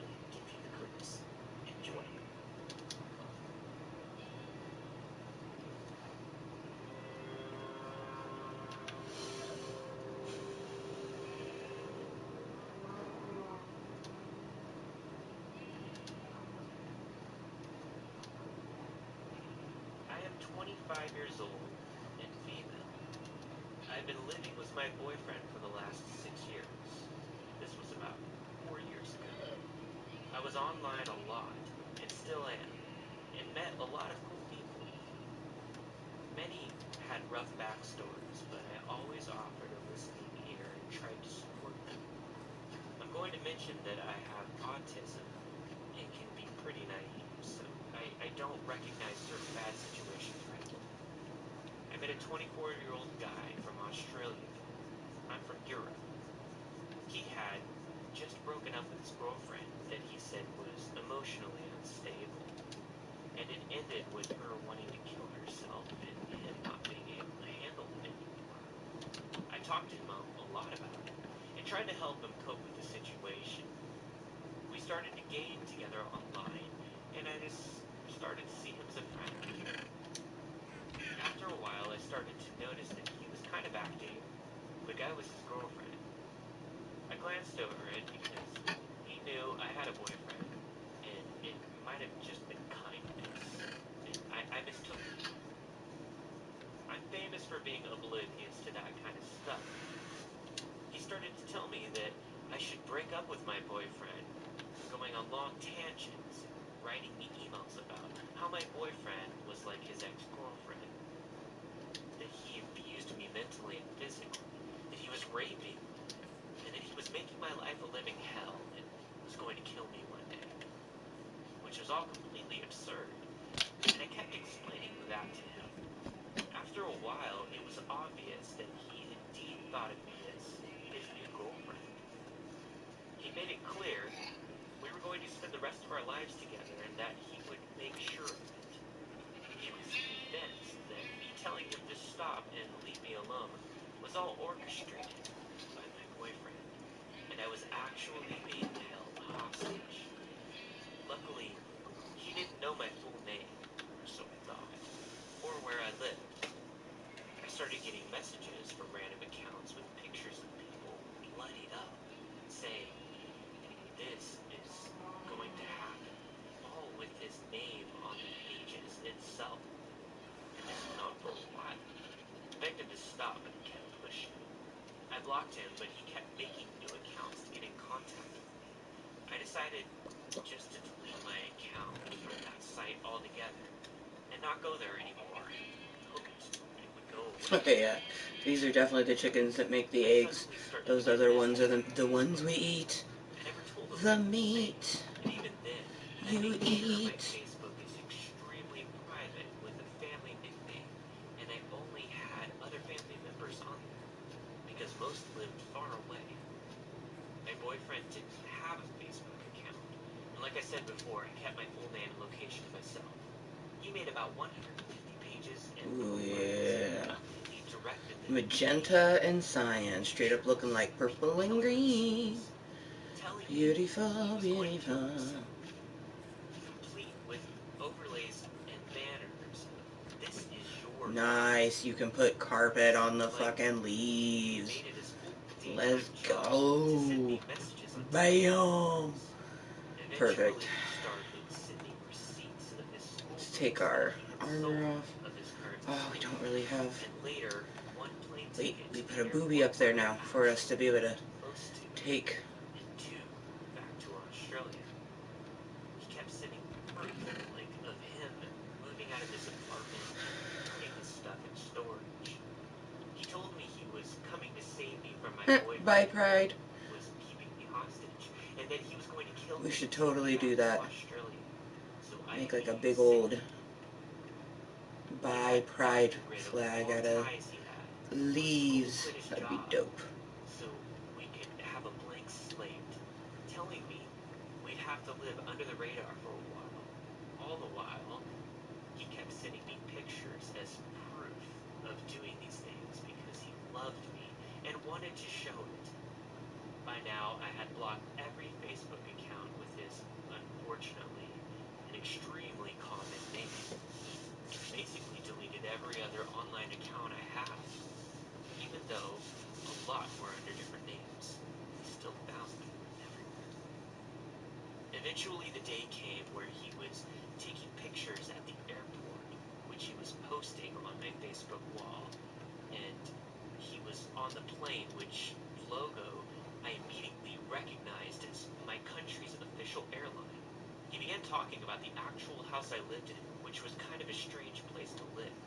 I lived on an industrial area in a maintenance apartment inside a huge empty building with only one other office.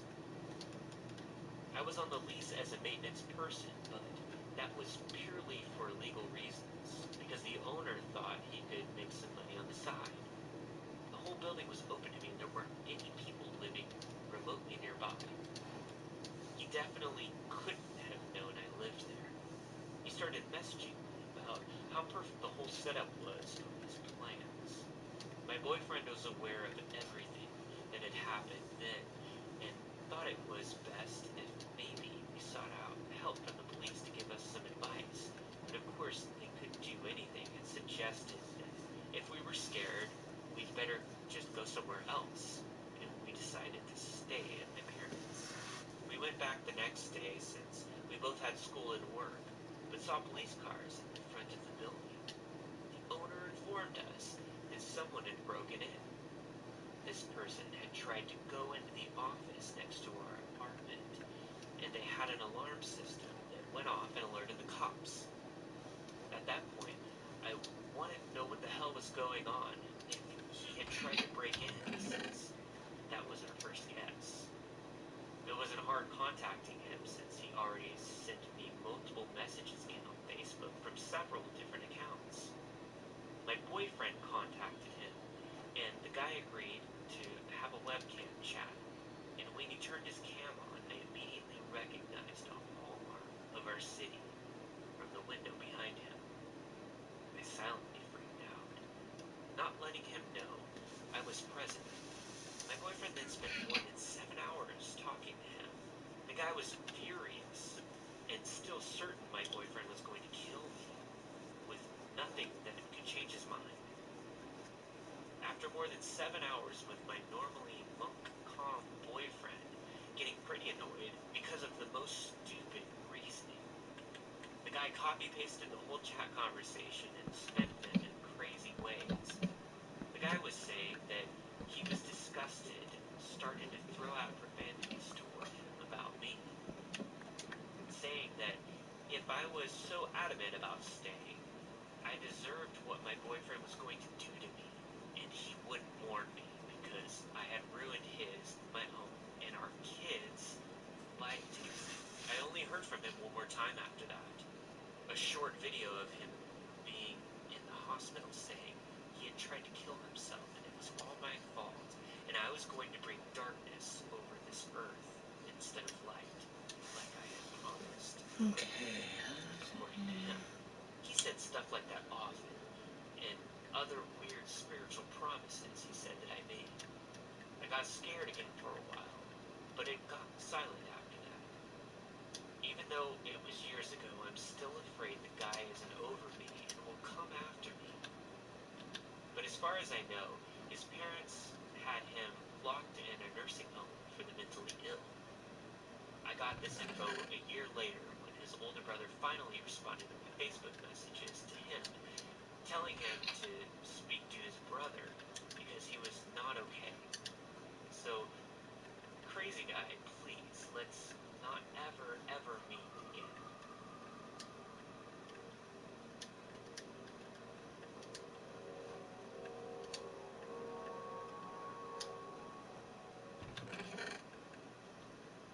At one of the lowest points of my life, I ended up in a psychiatric facility for 2 weeks.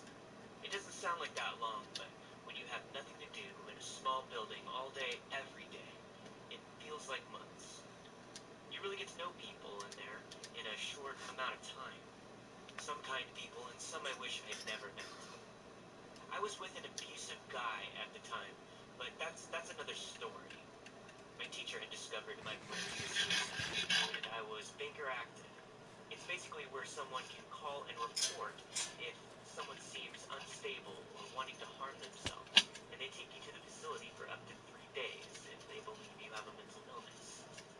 At 9 in the morning, I was questioned by police. I was taken to the hospital after for a general exam. It was 3 p.m. by the time I was taken to the facility.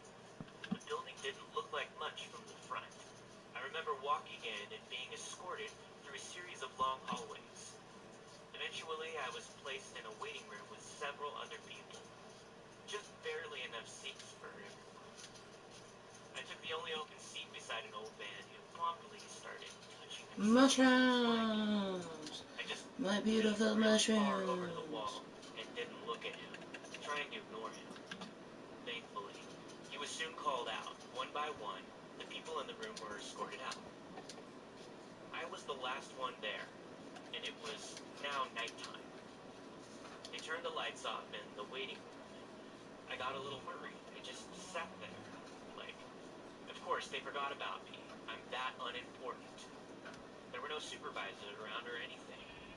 There was a camera. Eventually, someone was leaving to lock up and they saw me there. They got me squared away. Halfway through the process, I heard very angry screaming and saw orderlies running towards it. They tackled the patient and took him out of the main floor. Soon I was strip searched and I was given temporary clothes in a room in the women's ward. It was 11 p.m. when they released me into the main facility. I remember wondering how I never noticed how big this place was from the outside. Lights Out was at 10 p.m., but one of the doctors gave me a plate of food since I had not eaten that day. Immediately I was greeted by another patient, an elderly black lady who was so sweet. She told me she was pregnant and that she was eating her too, and asked for my pudding. I chuckled, assuming she was joking, and I did. But as she spoke, I realized she wasn't joking. She thought she was pregnant, and her husband was coming to get her soon. She was kind of sad, but harmless. The first night, I didn't sleep a wink. Another woman was in my room, and she had to be on 24-hour watch. The first few days were very surreal. Wake up at 7 a.m., take vitals and Medicaid. Afternoon, vitals and Medicaid. Night, vitals and Medicaid. There was nothing to do there all day, every day. In the adult facility, the women's ward was on the left and the men's was on the right. Patients were allowed to intermix during the day. Rowdy or dangerous patients were not allowed to interact and were in quiet rooms. Quiet rooms were 2 rooms between the wards that had windows on the doors and they were soundproof. Some particularly bad patients were strapped down and sedated.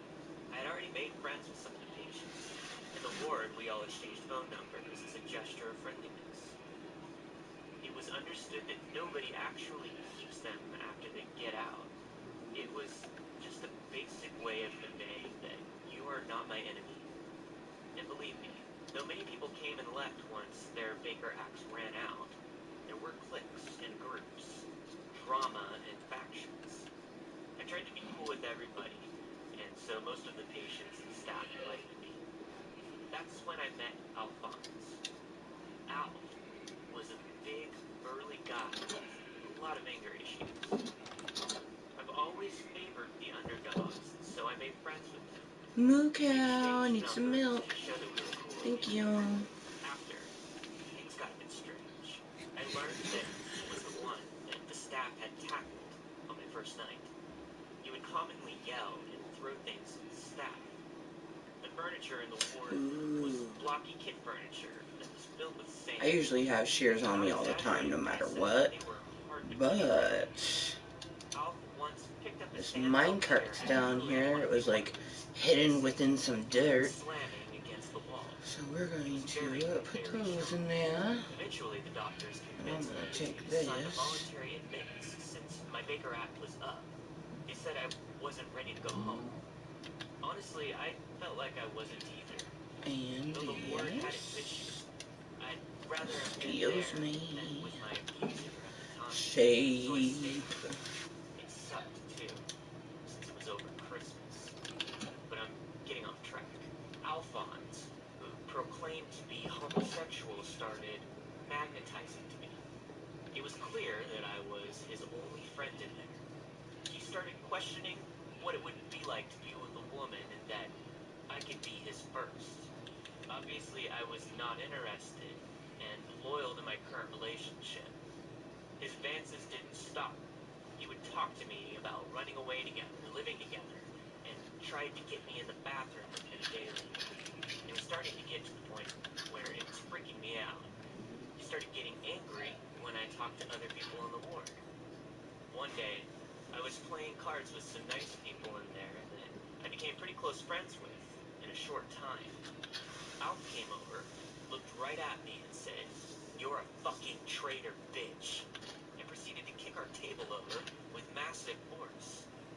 Like, this damn table went flying. He stared at me, but the orderlies were quick to grab him. I was protected in there, and he was in isolation for a couple of days. Once he got out, he seemed genuinely sorry and asked me to forgive him. I said sure, because what's the harm, right? Better not to have massive angry enemies in small spaces. His sister even called and thanked me for being his friend, because he never really had any. It seemed good for a while, no happenings, but his sexual advances started again. Some sounded like hints of threats, and he started to get angry when I would refuse him. But the day finally came, and I was cleared for release. Out of the ward, finally home. I didn't really look back, but calls started coming in. It was Alf, using his phone time to call me. At first I thought he'd forget about me in a couple of weeks without being there or talking much, but he didn't. Alphonse called for about 2 months until I finally stopped answering. Then I got a call from an unknown number one day. It was him. He was released from the ward. He would call me from different phone numbers, pressuring to find me and start a life with me. By this point, I was pretty scared of him. I told my parents and boss in case he ever found me or showed up at my work. I never went to the police, though, because nothing technically happened. He'd become irate and scream on the phone, then make inappropriate comments a lot, but nothing physical. It's not like he knew where I was. I had accidentally destroyed my phone and was without it for a year. Once I'd got a new one, I had forgotten about all this. I never thought he'd come back, especially calling the dead line for so long. But right after I got a new phone with the same number, calls immediately started again from Alf. Like, he was just calling every single day and waiting. It's like nothing had changed. The comments, the anger, the wanting to run away together. I got spooked again. Finally, the last time that he called me, he informed me that he was in the state mental hospital. Generally, it's the next step from the ward that I was in.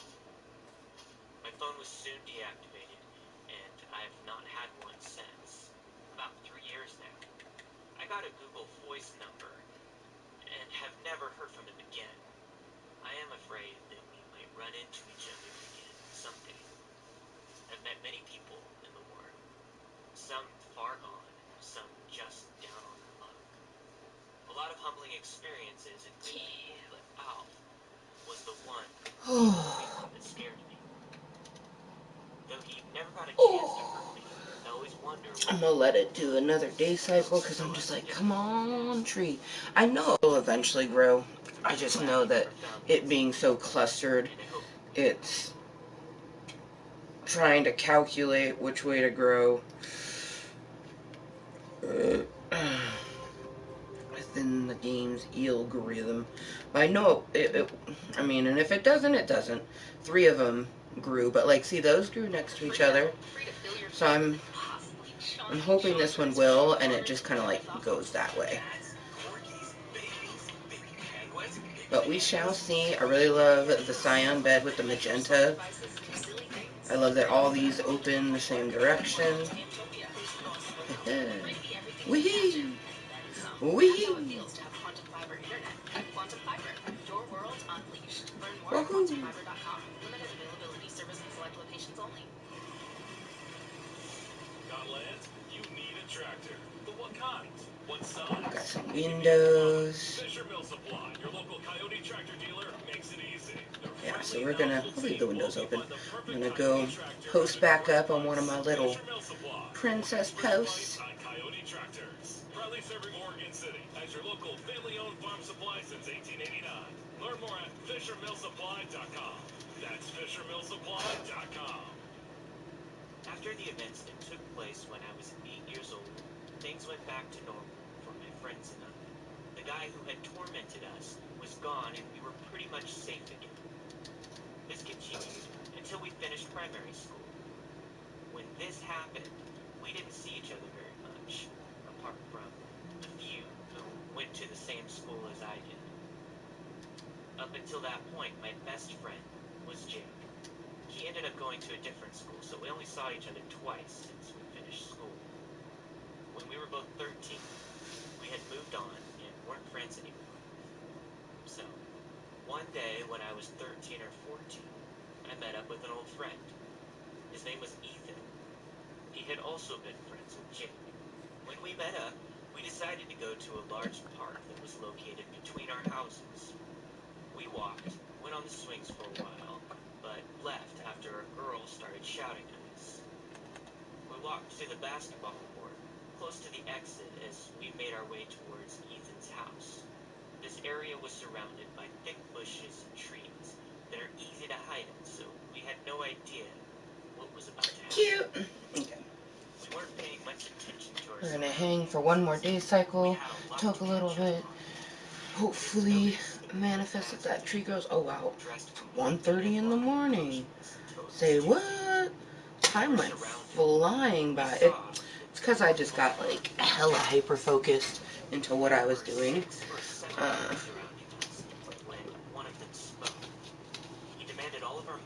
It is definitely slightly humorous that I was thinking like possibly the horse stable, possibly my tree house underneath.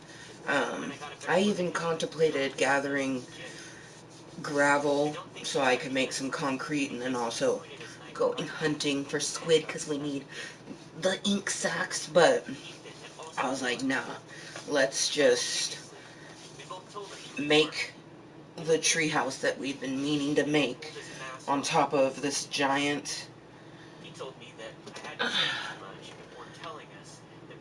beautiful jungle tree. Oh, nice. That already fucking grew. Yes. That's what's up.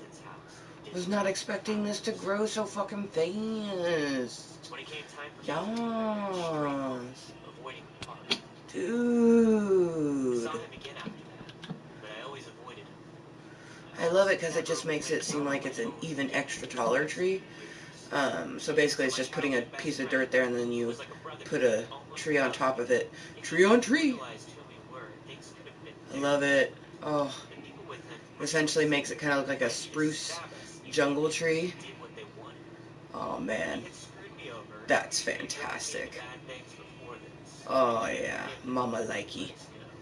Mama likey. And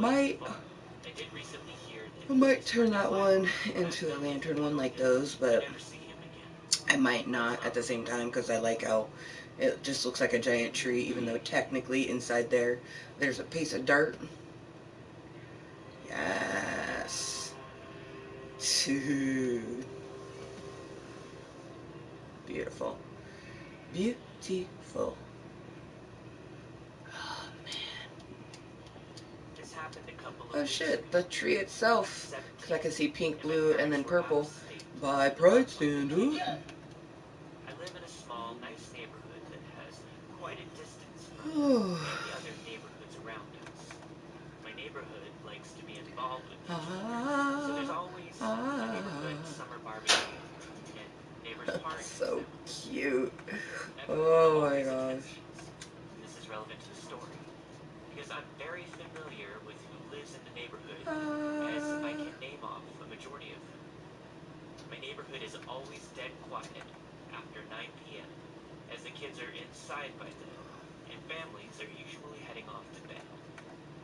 I'm into spray paint art, and I decided I wanted to work on my painting in the garage, which is a well-ventilated area. This was around 10 p.m. because it was cooler by then.